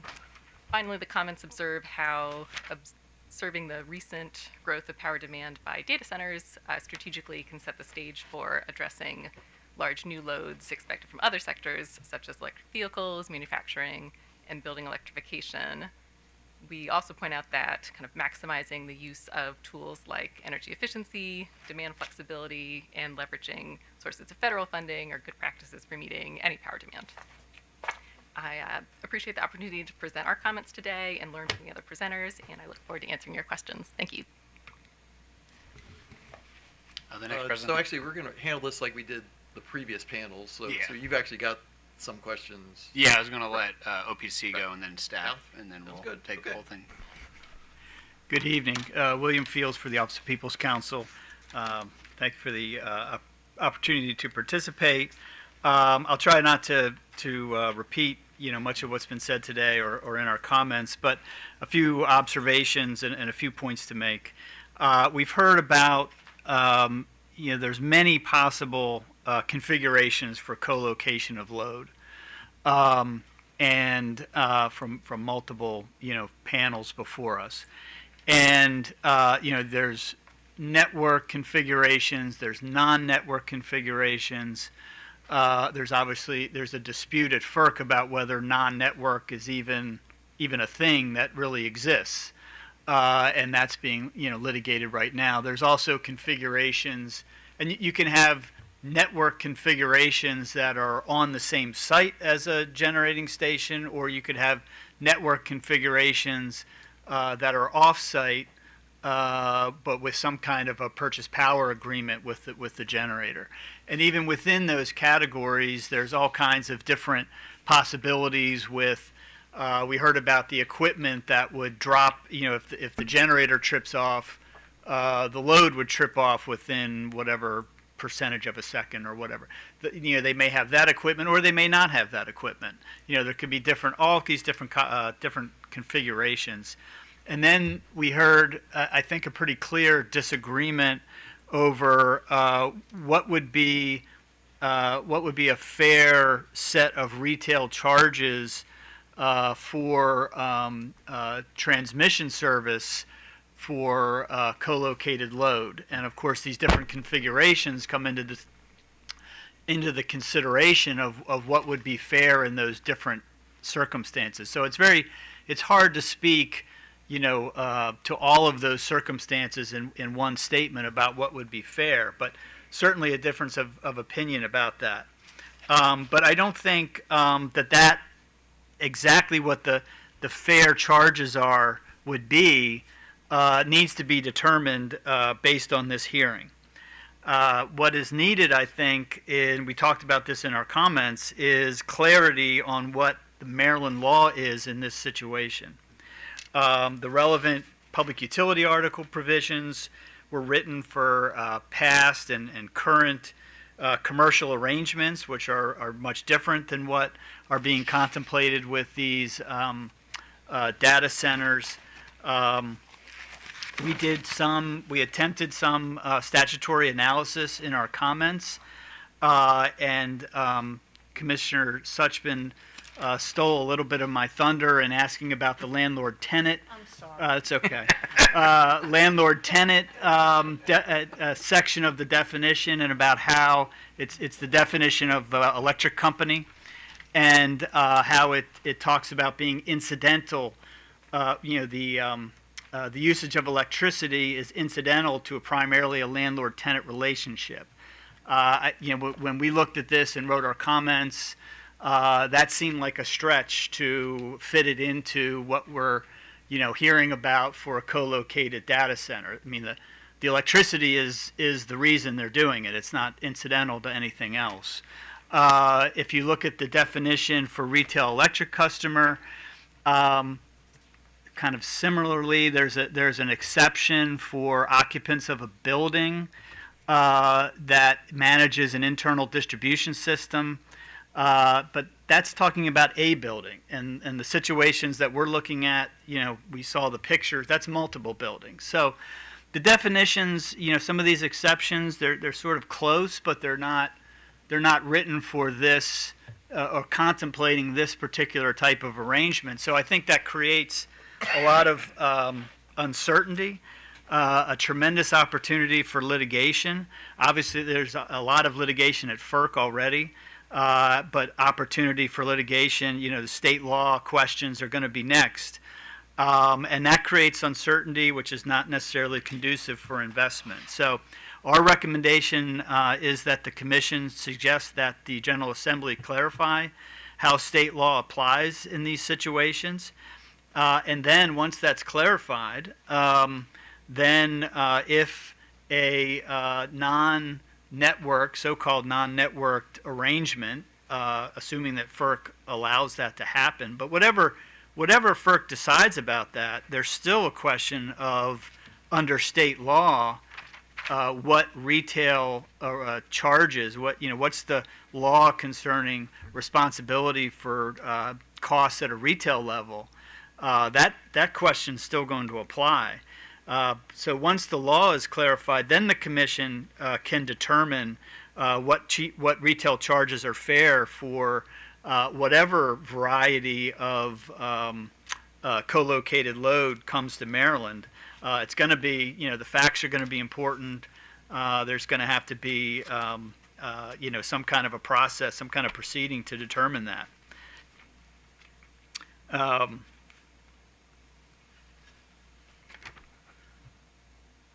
And along with, so there's that basic question for the transmission, what transmission kind of cost should be applied to these customers. And there could be, the answer could be 0, the answer could be the full rate, the answer could be something in between.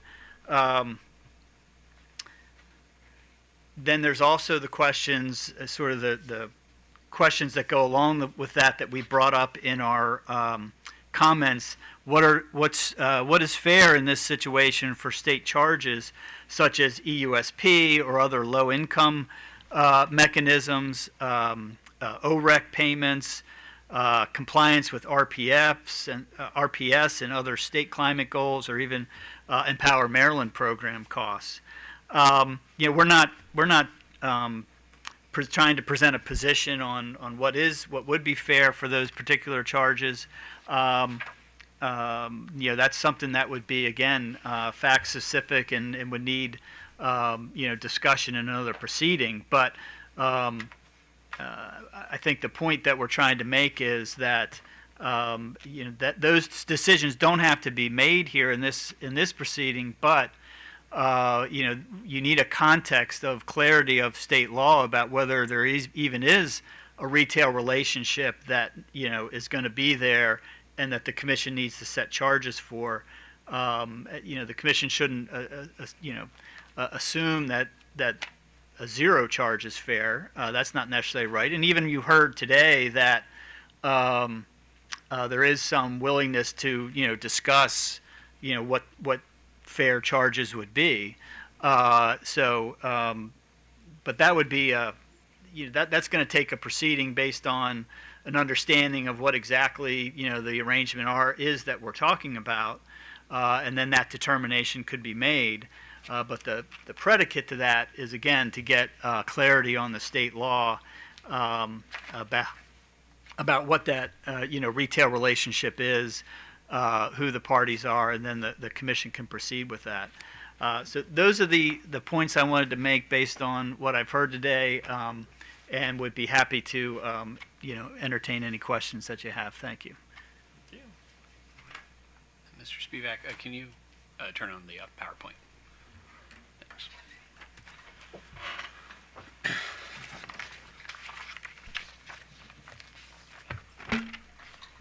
Okay. Good evening, Chair Hoover, Commissioners. Lloyd Spivak for the Commission staff. With me, I have Mr. McCullough for the Electricity Division, Ms. Dureri from Engineering, and Mr. Dean from Staff Council. Andrew Schlicht and Dan Hurley from EAP may also be available if we need them. We did prepare a presentation here, a slide deck. It's probably longer than we wanted to begin with, and I've heard a lot of the same things kind of touched on over the course of the day, so I'm going to try and given the hour, I'm going to try and abbreviate it as much as I can, and not do too much repeating. So just going to the beginning of the presentation, let's go to the first slide that's substantive. That one, yeah. And this is the question that was asked of the parties, and that, by the way, is the format we are responding to the questions that were specifically posed. The first question was state policies that are implicated by the concept of collocation, and the list that we came up with included greenhouse gas emissions policies and RPS, environmental justice in some way, shape, or form, but probably not too much, electricity prices and just and reasonable rates, certainly, I would note that something that I really didn't hear today pointed out is just that to the extent that data centers do have an effect on electricity prices overall, we did hear that that effect would occur regardless of whether they're co-located or not. But it would be transmitted to ratepayers either through SOS rates for most residential and a lot of small commercial customers, or or retail supply rates. So that's how it gets translated into retail rates. In addition to the ones that we actually put in our presentation, I would just add EUSP and Empower are also implicated, just in the sense that those are charges that people that are utility customers pay. As matters currently stand, a co-located customer probably would not pay those charges unless the legislature required it. Moving on, costs avoided if non-network co-location is allowed. There were a lot of costs associated with transmission and interconnection. I think we've heard about that, and there is this whole issue that Mr. Fields was just talking about. We've heard all day about what, if anything, should a co-located data center be charged with respect to paying for the development of the grid. There are also other charges they might be avoiding are capacity charges and reliability charges. All of the PJM things. On the distribution side, they're basically avoiding any costs that would be paid to the utility. And there are these non-bypassable charges that are on the utility bills that, again, they probably would not be paying unless the legislature required it by some mechanism or other. The next question was whether co-located load is a violation of utility franchises. We looked at that and ultimately we concluded probably not. On-site generation is currently legal, within certain limits at least. Customers are permitted to go off-grid if they want to. If you want to build your own generation and battery storage facility and serve yourself, you can do that. Cogeneration is allowed under federal law on PURPA. Now, the utility may have to buy the output of that, but that's, or at least the excess output of that, but it's not a situation where they're required to take service from the utilities. And retail electricity supplies is also permitted. So, all of those things suggest the utilities franchises are not absolute, and particularly with respect to on-site generation. Staff does view a co-located data center as an end-use customer. Ultimately, that is a retail transaction that is happening, but that does not necessarily make them have to be a utility customer. One definition that you didn't mention with respect to all of this is the definition of on-site generated electricity. That's Public Utilities Article 101I and L. Persons that generate electricity are excluded from being an electric company or an electric supplier, and the generation of on-site generation itself, I believe, also includes a tenant within that definition, and that is 1-101U. So that's another issue to consider, and as Mr. Fields suggested, as we heard, this is something that might require some legislative action to clarify. As the utility said, there is some murkiness here. So, right now it doesn't look to staff like the franchise issue comes into play, but either, regardless of what you think should happen, it would be helpful probably if the legislature were asked to clarify. With respect to co-location, compare it to net energy metering, microgrids, combined heat and power, or other customer-sided generation, the big difference here is that in all of those cases, you are adding generation capacity to the system in some way, shape, or form. Whereas co-location, or for that matter, siting a data center out on the grid, is using capacity. It's using generation. It is load. It's taking power. So it's not adding any additional ability to serve customers to the grid. Should customers be allowed to build their own generation for co-location? They already are. In most cases, at least.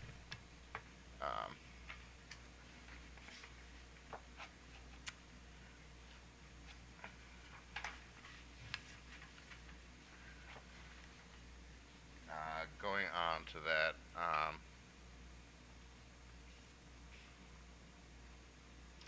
the question is asked, data centers and other large load customers, could non-network co-locate with any generation type, including fossil fuel powered plants? Would this be good public policy? The question is, should they be allowed to co-locate next to fossil fuel plants? Well, it certainly will not help Maryland achieve its greenhouse gas emissions goals if they are allowed to co-locate there. And it could, for example, prolong the life of fossil fuel facilities if they were going to. But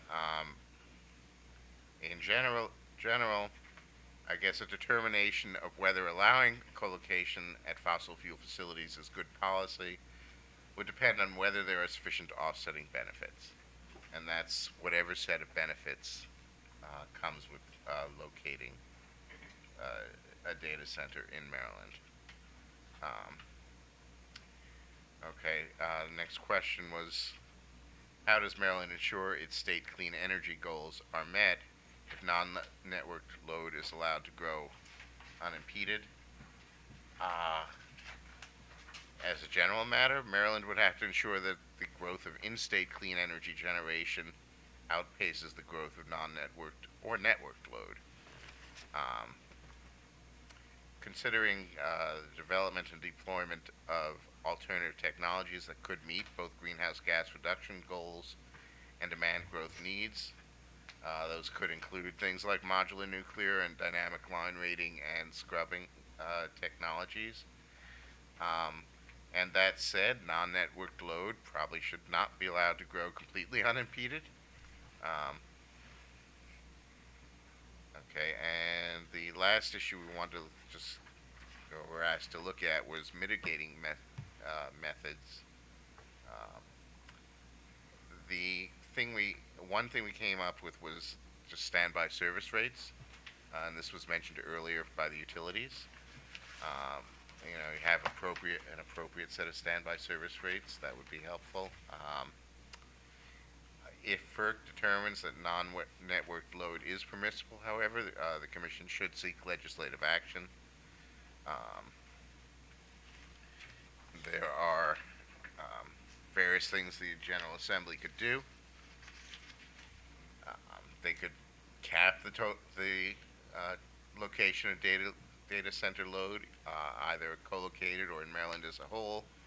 They could impose some form of compensatory taxes or payments. For example, an additional contribution to EUSP. They could require co-locating data centers to obtain a CPCN from the Commission or something similar to that, with a showing that it's in the public interest to locate there, or a requirement for net benefits. The offshore wind people are required to enter into community benefit agreements and meet a fairly substantial threshold of benefits in presenting their offers to the commission. You could do something similar for data centers, requiring data centers to build some level of equivalent or compensatory renewable generation or energy to make up for the capacity they use. Simply require RPS compliance and EUSP contributions. So there's kind of a range of things the legislature could consider doing, and the commission might want to consider suggesting to them. I think I will leave it at that, but we are available to answer questions. All right. Thank you, panelists. Let's go ahead and there's a lot to go through with it. All right, so let's start with the jurisdictional issue. There's a number of proceedings happening at FERC. What are your views on the PSC and or the state legislature acting before those issues are resolved? FERC has its general proceeding in November. We have the Susquehanna ISA question, and also we know that the Exelon utilities have also sought similar relief, which would basically require all load to be networked load. So does it make sense for the state to take policy action before those have been resolved? I'll start with that. I don't see that as a detriment or a deterrent to, the General Assembly taking a look at the issue and possibly taking action.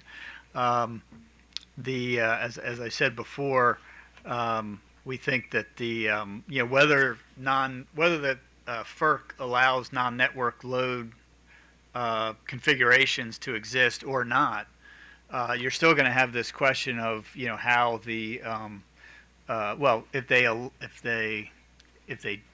if they allow it, you're going to have this question of what kind of retail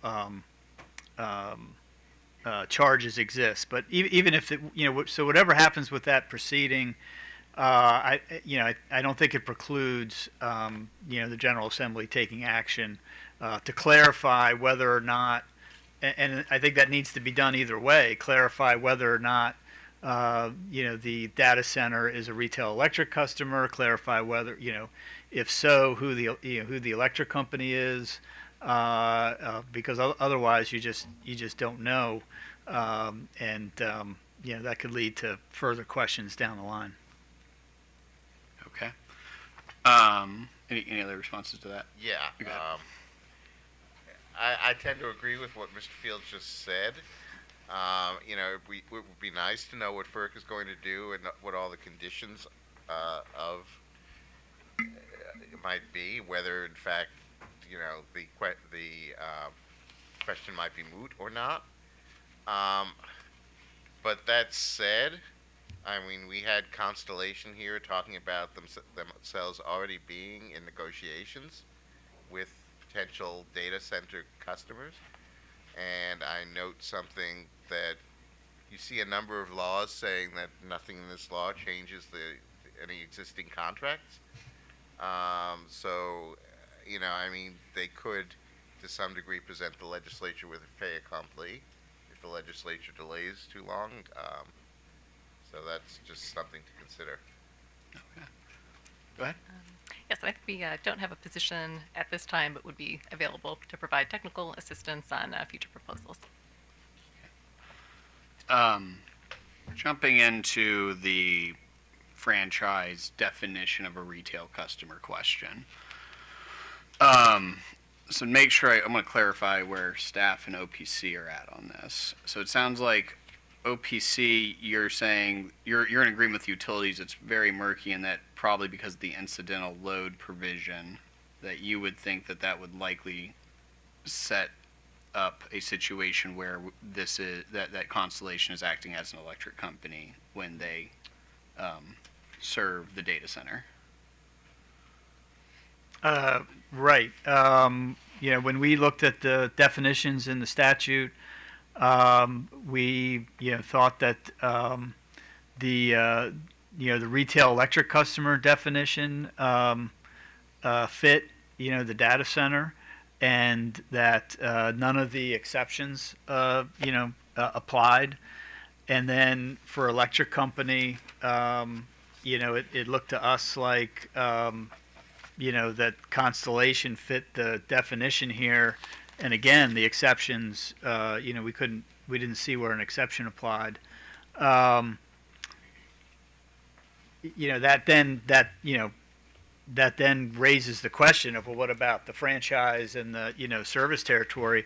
And that would be an issue that the commission would have to sort out if it stayed like this, and the issue was brought to you. You'd have to make a decision based on the existing law and your own orders about franchise service territories.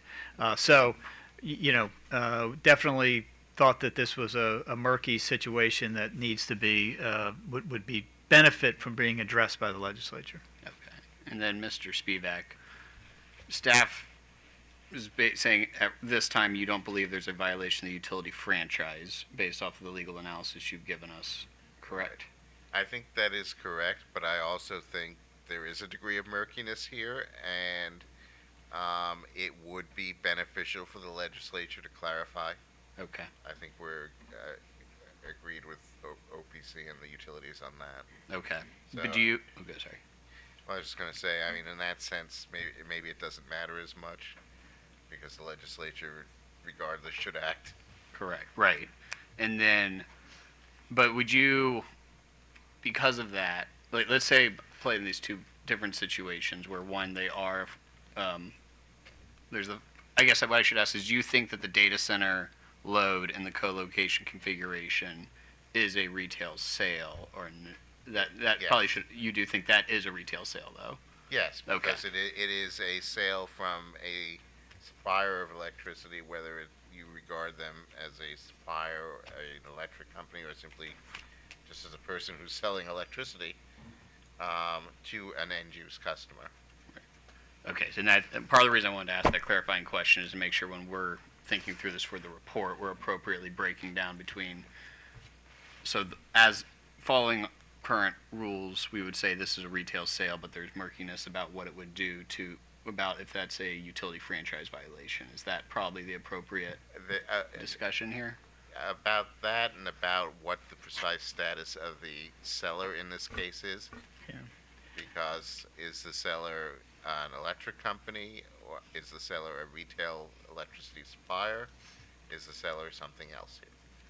And just to generally agree with that, and to add a layer of the murkiness, the definition of electricity supplier has an exception, says does not include a person who generates on-site generated electricity, which was mentioned in the staff slides. So you've got differences, you got these different exceptions in electric company, and electric supplier, and retail electric company. The RPS requirement is based on sales by, applies to sales by electricity supplier. So, theoretically you might get a different answer there, but, having sort of different exceptions for electric company versus electric supplier really, gives you a conundrum on sort of the basic question of where the jurisdiction is here, where the authority is here over this sale. And it might be that the easiest answer for the legislature is to create new categories for the specific type of transactions being contemplated here. So that's it might want to do that. It might want to try and modify the existing definitions and put them into one of the existing categories. So, but Okay. And then I guess this question is probably going to really take us more into a policy question, from legal to policy, which is, as you've noted, if somebody wants to build their own generation, go off grid, go for it. And I think, in fact, in the definition, it gives for your own on-site consumption, you can do that.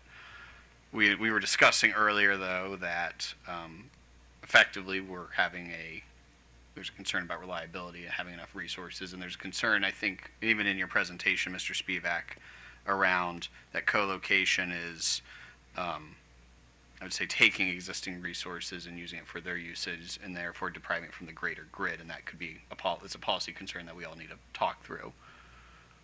What, I guess, but following that thread, though, it's kind of hard to say I should have two existing policies, or I'd be interesting to hear this, actually. Should the state be considering having a policy for new generation where we're okay with these kind of co-located configurations versus impeding existing generation from being able to partake in such transactions to protect the, I guess, concerns around ratepayership? Like, we should need to get into all that cost allocation questions, but getting into that, you kind of see where I'm going with this policy question, which is you have the existing fleet today, and then there's the future fleet, and it seems like everyone's concern is around the existing fleet, and does this concern extend to future fleet? I think there's a lot less of the concern with the future fleet because, again, I mean, you want the load that exists in the state to have sufficient power. The state wants to encourage and generally speaking, the development of power supply resources, and most particularly renewable resources and energy storage. So, I mean, provided the new generation that's built to serve this kind of load is congenial to the state's other policies, then it shouldn't have any issue with that. Any of the other panels want to respond? Yeah, I'll add a little bit. Yeah, I mean, all the state's emission goals, and even when you're talking about supply and demand in the electricity markets, all load is part of that supply demand balance. And so I think we would certainly want there to be sufficient planning, and there was a lot of discussion about that. PJM doing these necessary studies and incorporating data center load into forecasts, and we've raised some concerns about that. It was referenced earlier. We sent a letter to the PJM board about the process of getting these getting these adjustments to the forecast for data centers, and is there double counting going on, or is there speculative projects in there? But that's kind of a separate issue. We definitely think that there should be sufficient planning for whatever's going to come on, so that it's can come on in a reliable way. But we're not looking at for our own positions as far as kind of distinguishing between existing or new customers. You have other industrial customers, you've got other commercial customers. They're maybe not using electricity on this scale, but other customers are using electricity, and we ought to have rules that apply to everybody, and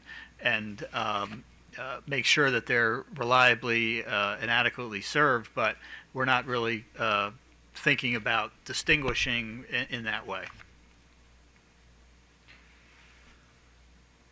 So then I guess hopping into the networked versus non-networked debates that we've been having. I guess for all of you, when we're talking about what are your views on the cost shifting arguments that we've heard between those who are pro non-networked and those who are critical of non-networked? I guess we can walk through the cost categories that PJM has. I think it's generally focused on transmission capacity and ancillary service cost. And I guess thinking about, I've come at from both when we first, I think these are really the secondary impacts once we get past that initial study, is kind of how I've been referring to it throughout the day. So from your perspective, good to hear from all panelists, what is your view on those cost shifting arguments for the commission? Yeah, I'm not sure if cost shifting is quite the way to look at it, but cost responsibility.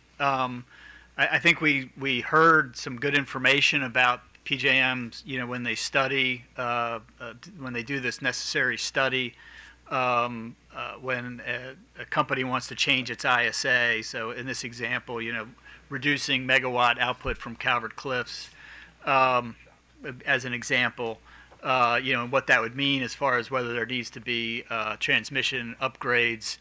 I think there was a good point made that appears to be,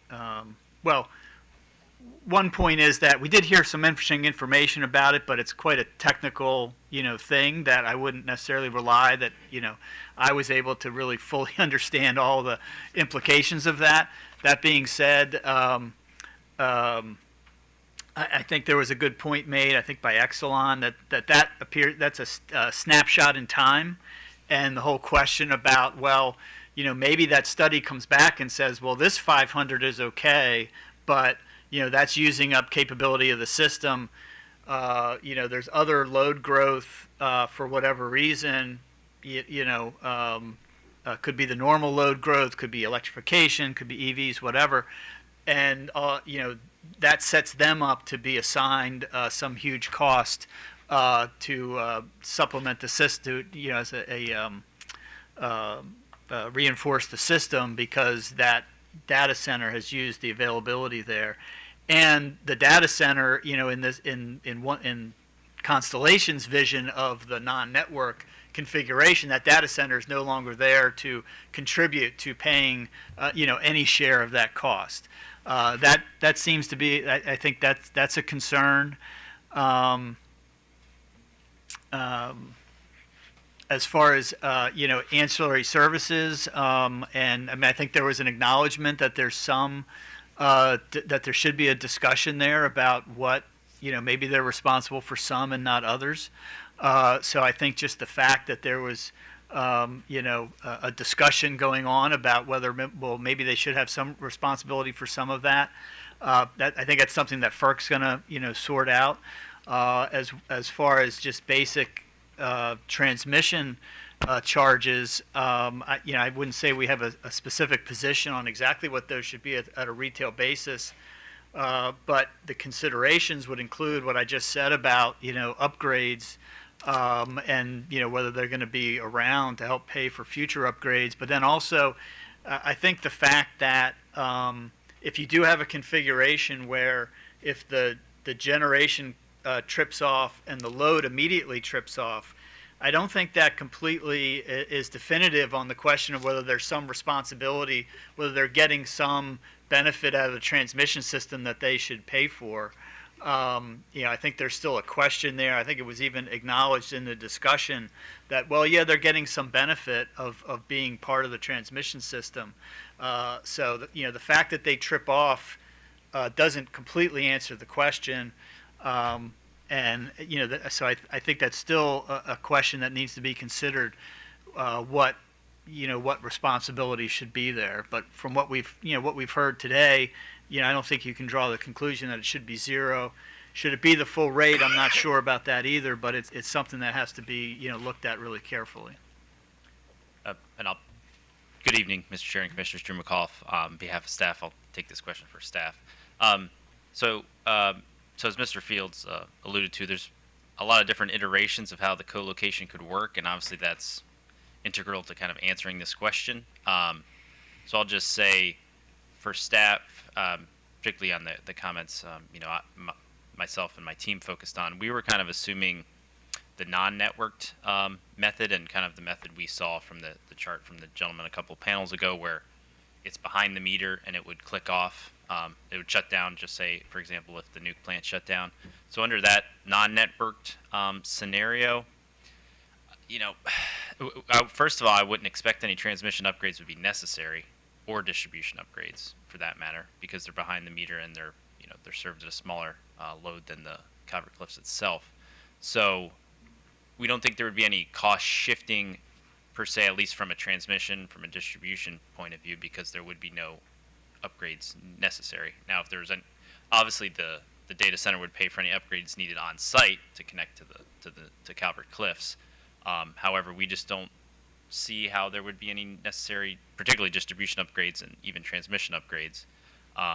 Now, moving on to the capacity market, obviously we would expect prices to increase, all else being equal, because if you're just removing 500 megawatts, from the market, it's just going to go to that next marginal unit, which should be more expensive than Calvert Cliffs. So we would expect some cost increases there. Now, to make the data center responsible for those cost increases, I'm not, I think that's more of a legal question. I'm not sure how that would work or if that's even feasible. But that would, I think that's what Commissioner Barve was trying to get to earlier with the gentleman from Constellation, that would clearly increase energy prices and capacity prices.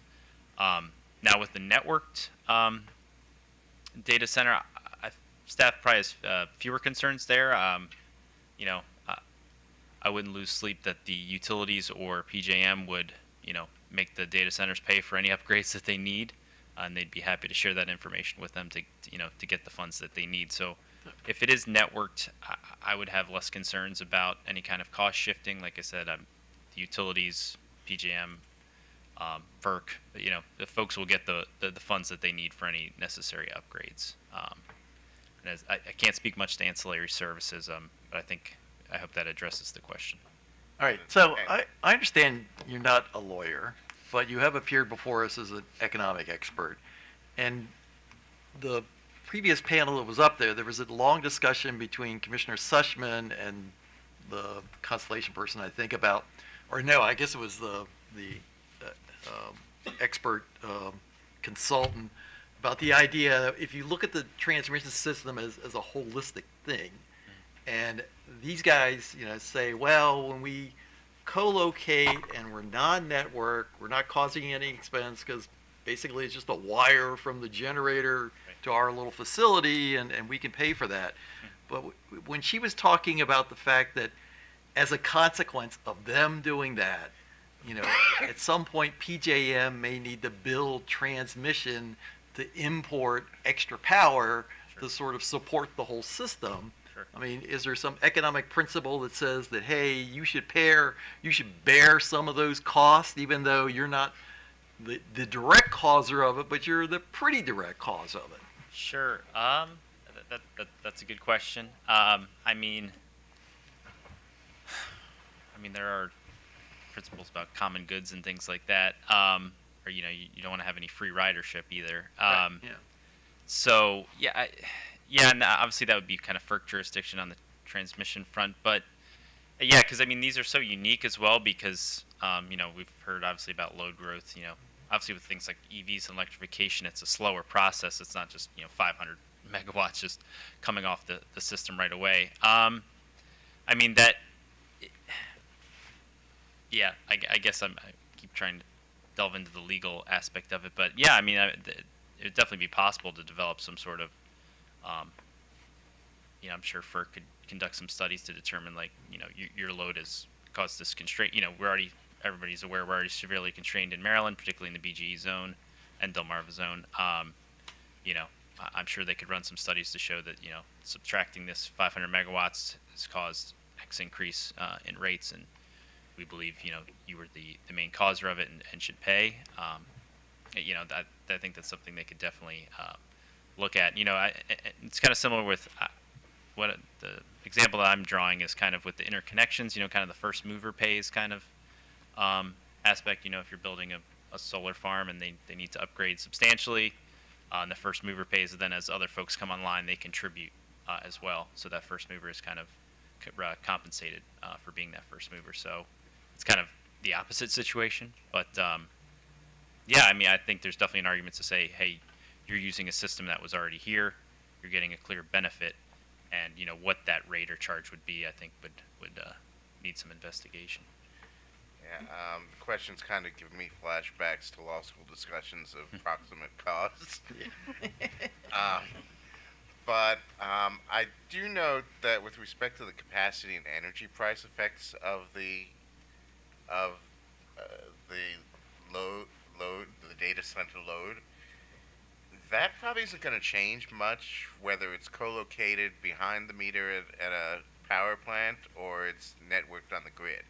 It's still 600 or 300 megawatts of load, so it's still going to have that effect regardless? I actually don't. Since the chair weighed in, I feel like I can weigh in quickly, and it's very late. But I actually don't really understand that, and I don't understand it because of the queue. So we're hearing that the queue is 7 years. And if you've got a data center that goes on site and chooses that because it will take 2 years to build it out and to be able to connect up, and chooses that because they don't want to wait the 7 years.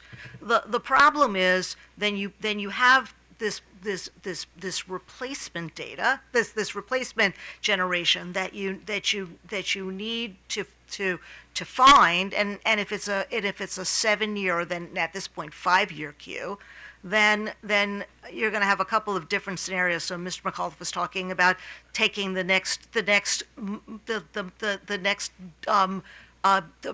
generator in the queue, and it's going to be higher price. But it also could be a situation, so you're going to end up with higher prices. But it also could be a situation where it's taking much longer to get that generation deployed, and then you're going to find some perhaps capacity shortages. So I don't understand how it's fungible. It seems like there are two different situations going on. I mean, that 300 megawatts of load, just say you have a data center that's 300 megawatts of load. If you put it behind the grid, it's going to have a certain effect in terms of capacity prices in the BRA and or LMPs, and it's taking that 300 megawatts and it's no longer available for anybody else's use. If you put that same data center out on the network, it's still using 300 megawatts. But then you've got studies, and then you've got a system There's no generation necessarily being built for that data request, not a data center. I mean, if you put it in a networked on the grid configuration, there may be upgrades that are needed for transmission and studies and things like that in order to give it service. But in terms of the effects on the amount of energy used and its effect on capacity prices, that should be roughly the same. Well, but they would do that. I would imagine that the data centers would do that if they didn't have to wait. And I think that the fact that they have to wait and they want to do this quickly suggests to me that there is a delay in generation determinations, and it's the delay that I worry about. It's the delay that can cause prices to go up, or you could end up with shortages on the grid, or you could end up with additional transmission upgrades that are required. It's that if it were 1-to-1, if it were 2 years to deploy it on site or 2 years to build out generation, then I would say yes, it's completely fungible. But it's not fungible. I mean, the only situation in which you would build out generation for putting load on the network is a situation where you have no choice about that. I mean, like I said, If you take 1,700 megawatts off, then you might not have a choice. Right. We just don't know we don't know how this is going to play out, and that's my concern. Is that before we sort of step in and say, yeah, let's do all this, we need to know what we're looking at, and we need to make sure that ratepayers are protected. And that goes back to one of the things that I said earlier, and since the General Assembly could do one thing, would be a cap on the amount of data center capacity for a while. Well, that was going to be my question anyway. So, and if I could just add real quick, I think we heard from the previous panel why they want to co-locate as well, from the former representative. I apologize, can't remember his name. He was saying how they want to co-locate. They're going to have to build all these upgrades to locate on the site. They wouldn't do all that and then also want to pay transmission enhancement charges, to hook to the grid and all those other rates and fees from local utilities and FERC, et cetera. So that's why they want to co-locate, so they can just avoid all those and just connect directly and do all the upgrades they want, and then just avoid all that and not have to pay rates. I didn't have the sense that it was a pricing thing. I had a sense that it was a speed thing. Oh, yeah, I would think it's a pricing thing, but Well, that's my economics background. yeah, I don't know. I'm not sure about that. We still have them here and they can answer the question, but no, you can't come up. Yeah. My answer was going to be it's both. But I wanted to jump in if I could. There was a discussion earlier, part of that answer earlier about FERC jurisdiction, and I just wanted to clarify what we tried to say in our comments. FERC determines how much the transmission owners get paid for their transmission, but the state determines what retail customers contribute to paying that and how much they all contribute. And, they talked about different tariffs that they have. I mean, there's been determinations in the past about, how each of these classes pay for transmission. And, that can be changed and you can make a decision about, well, here are the customers we have in Maryland and here's how they're going to pay this transmission. You wouldn't be changing the amount that, BGE gets for transmission. You would be deciding who in Maryland contributes to that cost. No, thank you for the questions. I guess I want to give MEA a sec. Did you have anything you wanted to add on that point? I think, other than I think we would need a full accounting of costs and benefits associated to inform an assessment. I think support other commenters who have called for comparing the service charges associated with each type of co-located load configuration. Those would be at the transmission and distribution levels. Thanks. Let's see here.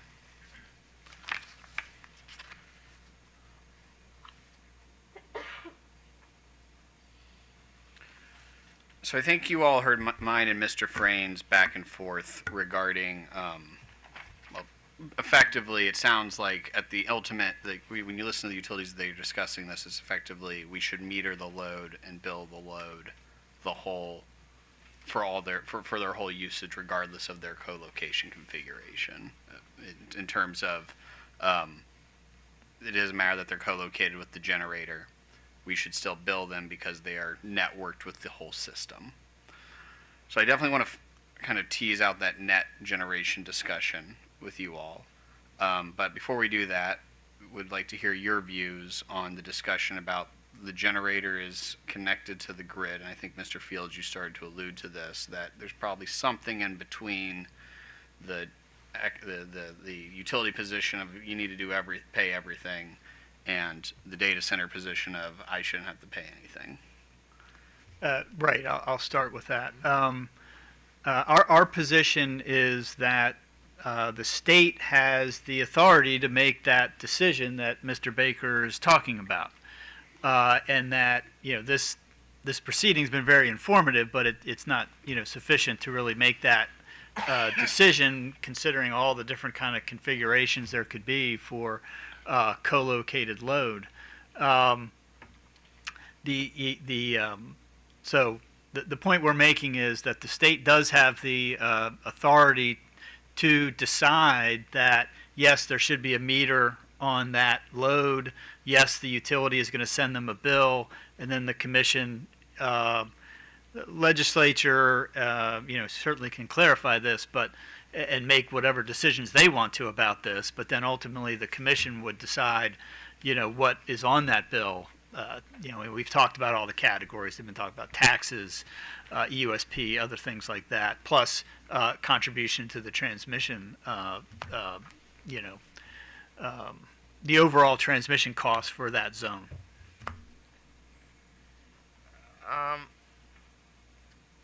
Historically, a large load facility was something that was generally looked on very favorable by the utilities out on the grid. Because it was something that has a large load, probably a high load factor, and it contributed a lot towards payment of the cost of the electric grid overall. So, and you still see remnants of that in some of the rate structures that we have. For example, you kind of see that thinking in things like interruptible rates. So, I mean, it gave you another whole large amount of load across which you could spread utility costs. It does seem that by co-locating that's one set of costs that the co-located load might very well avoid. It is, I think I would agree with Mr. Fields that really it's up to the legislature to make a policy choice as to how much of those costs it wants a co-located large load to avoid, or be able to avoid. That's really what it comes down to. But you can add that to the avoided cost column in that sense. I think, Yeah, and I was just gonna. Oh, sorry. Go ahead. you're fine. The perfect. Go ahead. I was just gonna say again, it depends on the iteration of how the co-location works because the Exelon utilities are assuming they're all networked, that it's impossible to be non-networked if you read their comments. So again, that's a big difference. Should they be charged any rates if they're never going to use the grid? I mean, that's a question I guess the legislature could answer. But yeah, so again, it depends on these iterations. But if they're going to use the grid as kind of a backup emergency safety valve, there's the standby services we brought up and the utilities brought up as well. And there's interruptible rates, which Mr. Spivak brought up as a good example of where you don't charge kind of the full rate, but you charge somewhere in between. Mr. McAuliffe, though, just real quick on that, just to follow up. We have the data center, we have the proponents of non-networked co-location arguing, I will never use the grid for backup power. I'm off. Versus the utilities, I think to kind of take what you were stating, I don't think my understanding from the utilities wasn't that the load was all networked from the perspective that they were definitely going to lean on the system for power, but by the general nature of being attached to the system, they're getting certain benefits that allow that generator to exist and be used for the co-location configuration. Maybe there is some of that leaning that I need to go back through the transcript on. So I guess following up on that idea where the generator, has staff thought about where the generator is effectively, or the load really, is using the generator exclusively, and the only real benefits it's getting from the system is this ancillary service power quality discussion that I think we did hear some concessions from Mr. Cormos that yes, they do benefit from those, but should we really charge them for it? Once again, I'm having flashbacks to proximate cause. But, I think it's a pretty tenuous connection, other than the ancillary charges. I mean, what the argument seems to be from the utilities is that the generator is connected to the grid and gets some form of services from the grid, and therefore, by extension, anybody connected to the generator is also connected by the grid to the grid and should, pay those same charges. So, I say it's a tenuous argument. Yeah. It sounds like you're getting kind of to Commissioner Suchman's question of, and the chair of, aren't they getting a benefit and shouldn't they kind of pay for it? And is there some sort of economic principle to lean on? But obviously they're getting a benefit from the generation already being there and being hooked up to the grid. So I guess that would really be a policy question for the legislature, how they'd want to handle that, and how you would develop that rate. But I think there was some nuance in the utility position because they were citing how I believe the Susquehanna plant is connected to the grid, and they were citing physics that if the plant does shut down, that data center will start drawing from the grid. So their assumption was everything is networked and it's impossible to be non-networked. Right, and I think that gets back to Mr. Field's point of you have to study all the different possible iterations of this. Yeah, I agree 100% on that. And that's why it's frankly very difficult to answer a lot of these questions because there's so many iterations to how the co-location actually behaves and works. Right. Yeah, I think no position there. You would need to research the question further, but I think you support the need for full accounting.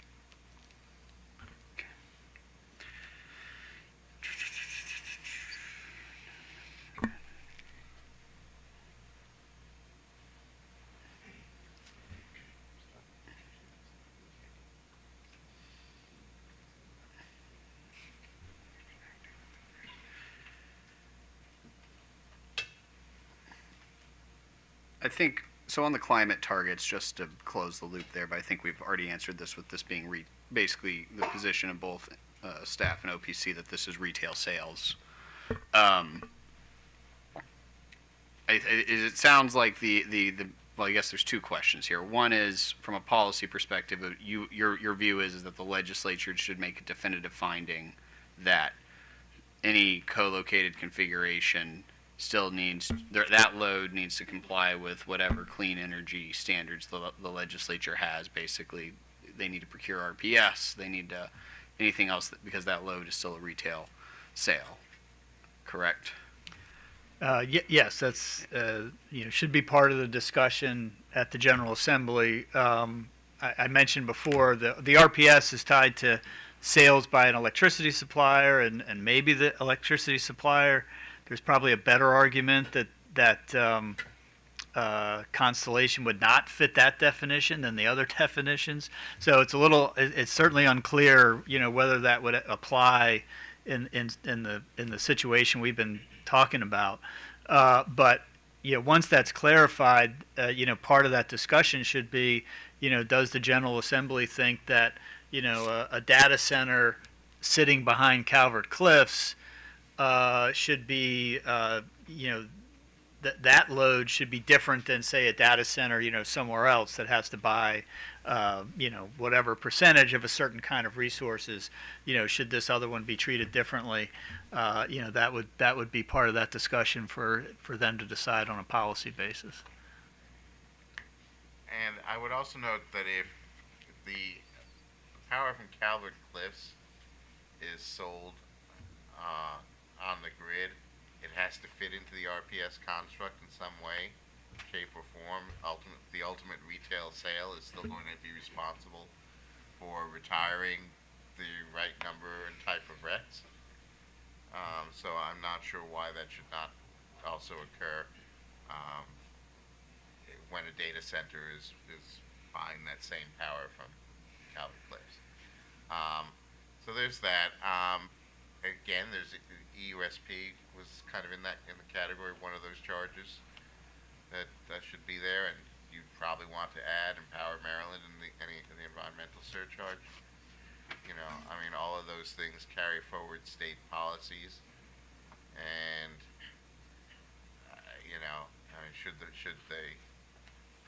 should a data center be allowed to avoid that simply by being wealthy enough to engage in a direct contract with Calvert Cliffs?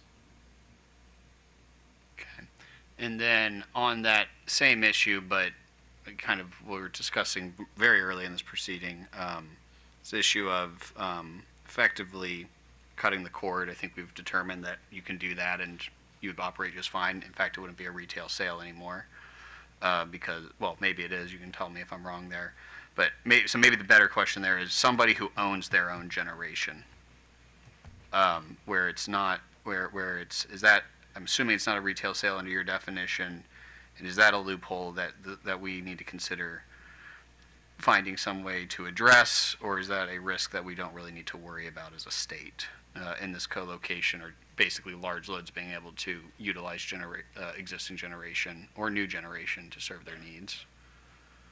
Well, new generation is going to be subject to whatever the requirements are for new generation. So there's some consolation there.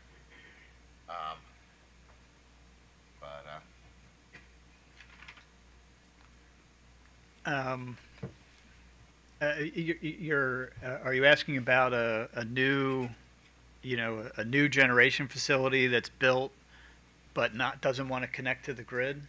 I think it goes both ways. I think it's an existing one that is taken off the grid, and maybe that triggers a deactivation notice or deactivation proceedings at FERC, and I don't know if anyone's really talked through that issue here. And then the second one would be, yeah, we're just building a completely new generator Yeah. or reactivating one at one of the existing sites in Maryland.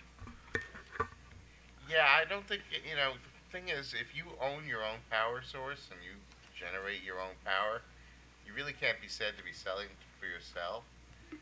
I mean, that said, I do remember that back early in the days of retail supply in Maryland, Bethlehem Steel actually did get a supplier license for the purpose of selling power to itself. I seem to recall that happening. In hindsight, I'm not sure it was necessary, but that is what happened. But yeah, if you take it to a smaller scale, if you put solar on your house and a battery on your house, should you be charged all this other stuff? You're not taking any backup service from the utility. So I mean, if somebody built, a generation station and a load that was not connected to the system, well, or if it's an existing system that deactivated, I think that's how it would happen. They would deactivate. PJM would study that. Potentially there could be, upgrades necessary. There could be even an RMR situation. But once you got through that and actually deactivated, I can't say that we've looked at that closely, but just looking at the definition, if it's all owned by one entity, there's probably no purchase of electricity. They just own it and use it. So it probably wouldn't be a retail electric sale. But whether, technologically that would really, work and be something that they want to do, I think it kind of goes back to the discussion about how, there is benefits to being, the generator being connected to the grid. And, there's, technical aspects of it that, we don't talk about, that, I think could really play into whether, anybody could do that on a really large scale. imagine even these days a nuclear power plant is not cheap. No, I don't think it is. Yeah, and that wouldn't be allowed to Yeah. have a nuclear power plant that was islanded like that. All right. So kind of moving towards the end here. I guess there's been this discussion of things should be looked at before action is taken, or if co-location should be allowed. FERC's doing its look. There's been a lot of discussions around something goes off the grid, it will have a possible negative impact. Should the state be considering, and should the state be looking at something like a CPCN for co-location, where somebody makes a public determination that it is in the public's interest for this to go forward, even though that's already sort of being done by PJM?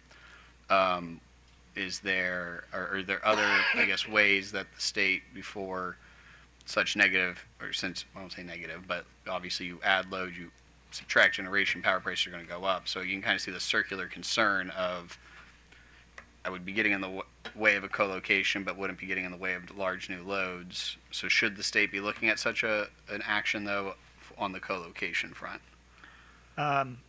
Yeah, I wouldn't say, a full CPCN type of proceeding, but there is an issue that we've thought about some. If FERC does allow non-networked configurations,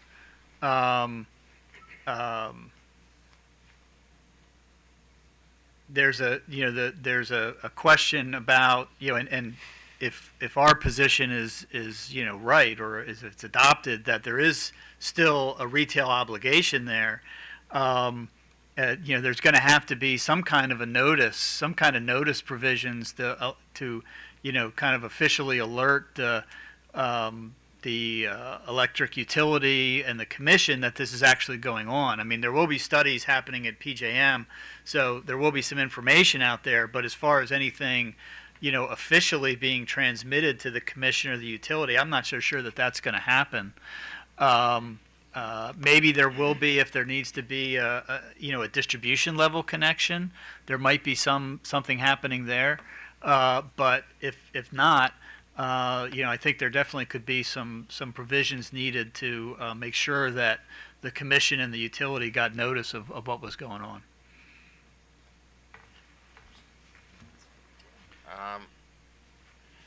I know it's one of the things we mentioned that the legislature can consider looking at. I would say, if you tried to do something like require a full CPCN process, I suspect that would discourage a lot of data centers from even considering Maryland. It is a process that is complicated. It takes a certain amount of time, requires the presentation of a lot of information, and that's just the start. And then even once they've made a filing, then it's 6 months to a year if they're lucky before you get a determination. So it's probably, in this context, a difficult thing to require. On the other hand, I also don't think it's a bad idea to kind of put a would-be co-locating data center on the spot and say, well, you say you're going to bring these benefits to the state, can you prove that you're not going to be a detriment? What does PJM say about this? We want as much information as possible about the effects of what you're planning on doing and what the countervailing benefits and costs are. So maybe require a benefit cost analysis. There are different possible ways of attacking it, but maybe just not. Sure, go ahead. So, kind of taking this to conclusion, what are, I guess, focusing first on the co-location discussion we've been having today, what are do you have any additional thoughts or conclusions for the commission in terms of jurisdiction, mitigation measures, issues that you think we need to consider for this report and as the state considers where to go next on this issue? I think just the same answer that I started with, that we think it's very important that the General Assembly clarify this situation so that we're not, circling around about whether or not this is a retail sale and what your jurisdiction is, and having you having to make difficult statutory interpretations that can be appealed, and causing all kinds of uncertainty with that sort of a process. Really trying to make clear to them how important it is to get some clarity to the statute. I don't think I have anything really much more to add than what we've already got in terms of suggesting in our presentation there on mitigation methods, and for that matter, all the various things people have said today. I think there's plenty of food for thought in here.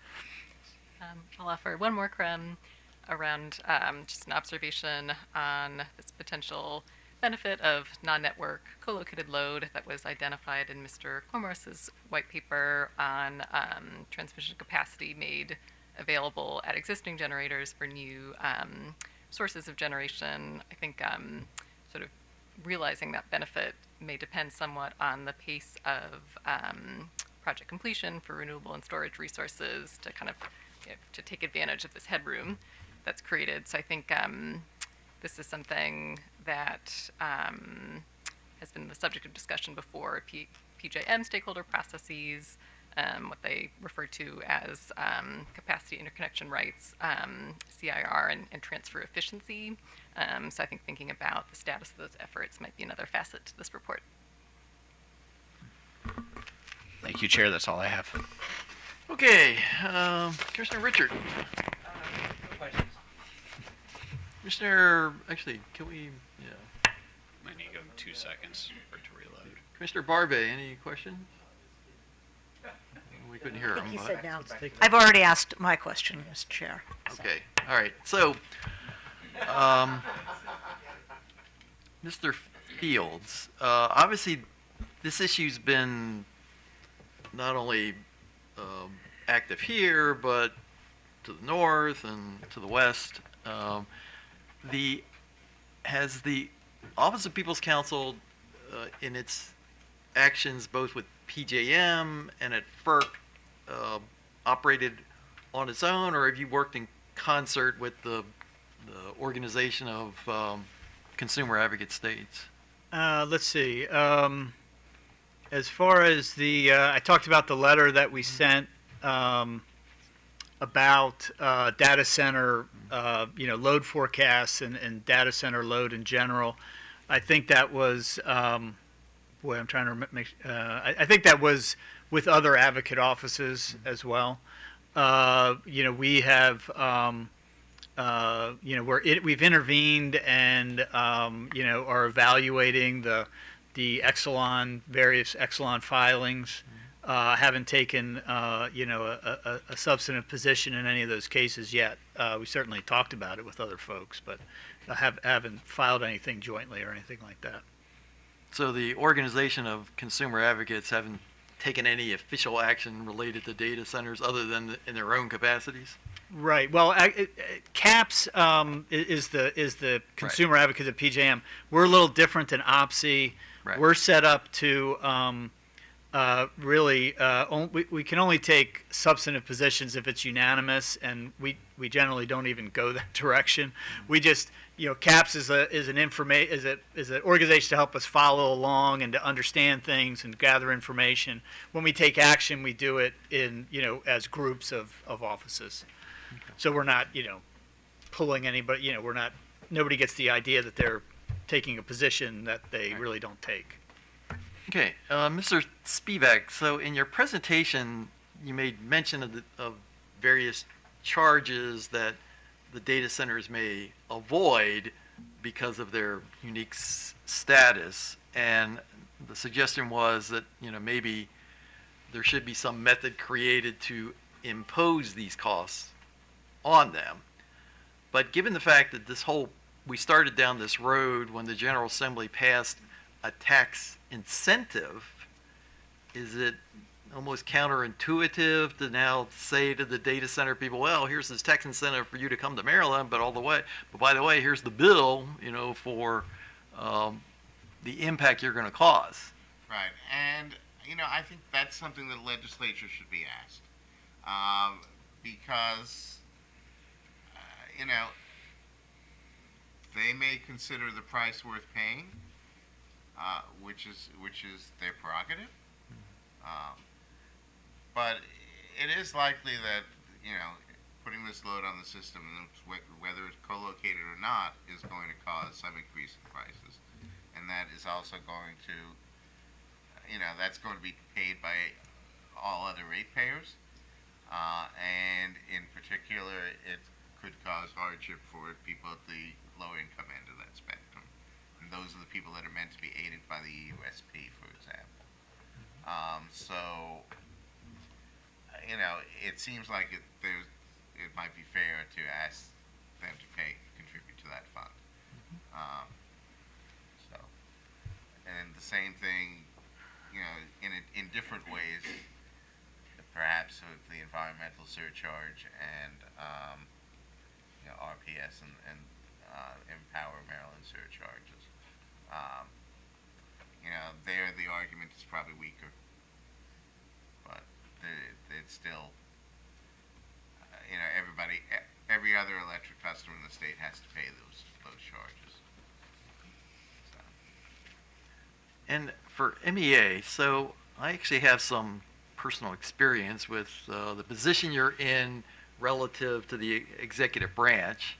And while the legislature asked us to make a recommendation about whether or not co-location should be permitted, I guess we'd be interested in MEA's thoughts as to whether or not, this does make good energy policy sense for the state of Maryland, viewing the perceived benefits of the data center industry that they might bring related to economic development, jobs, things like that, versus the burdens they may impose on us as far as use of electricity and apparently use of water and things like that, to help advise us.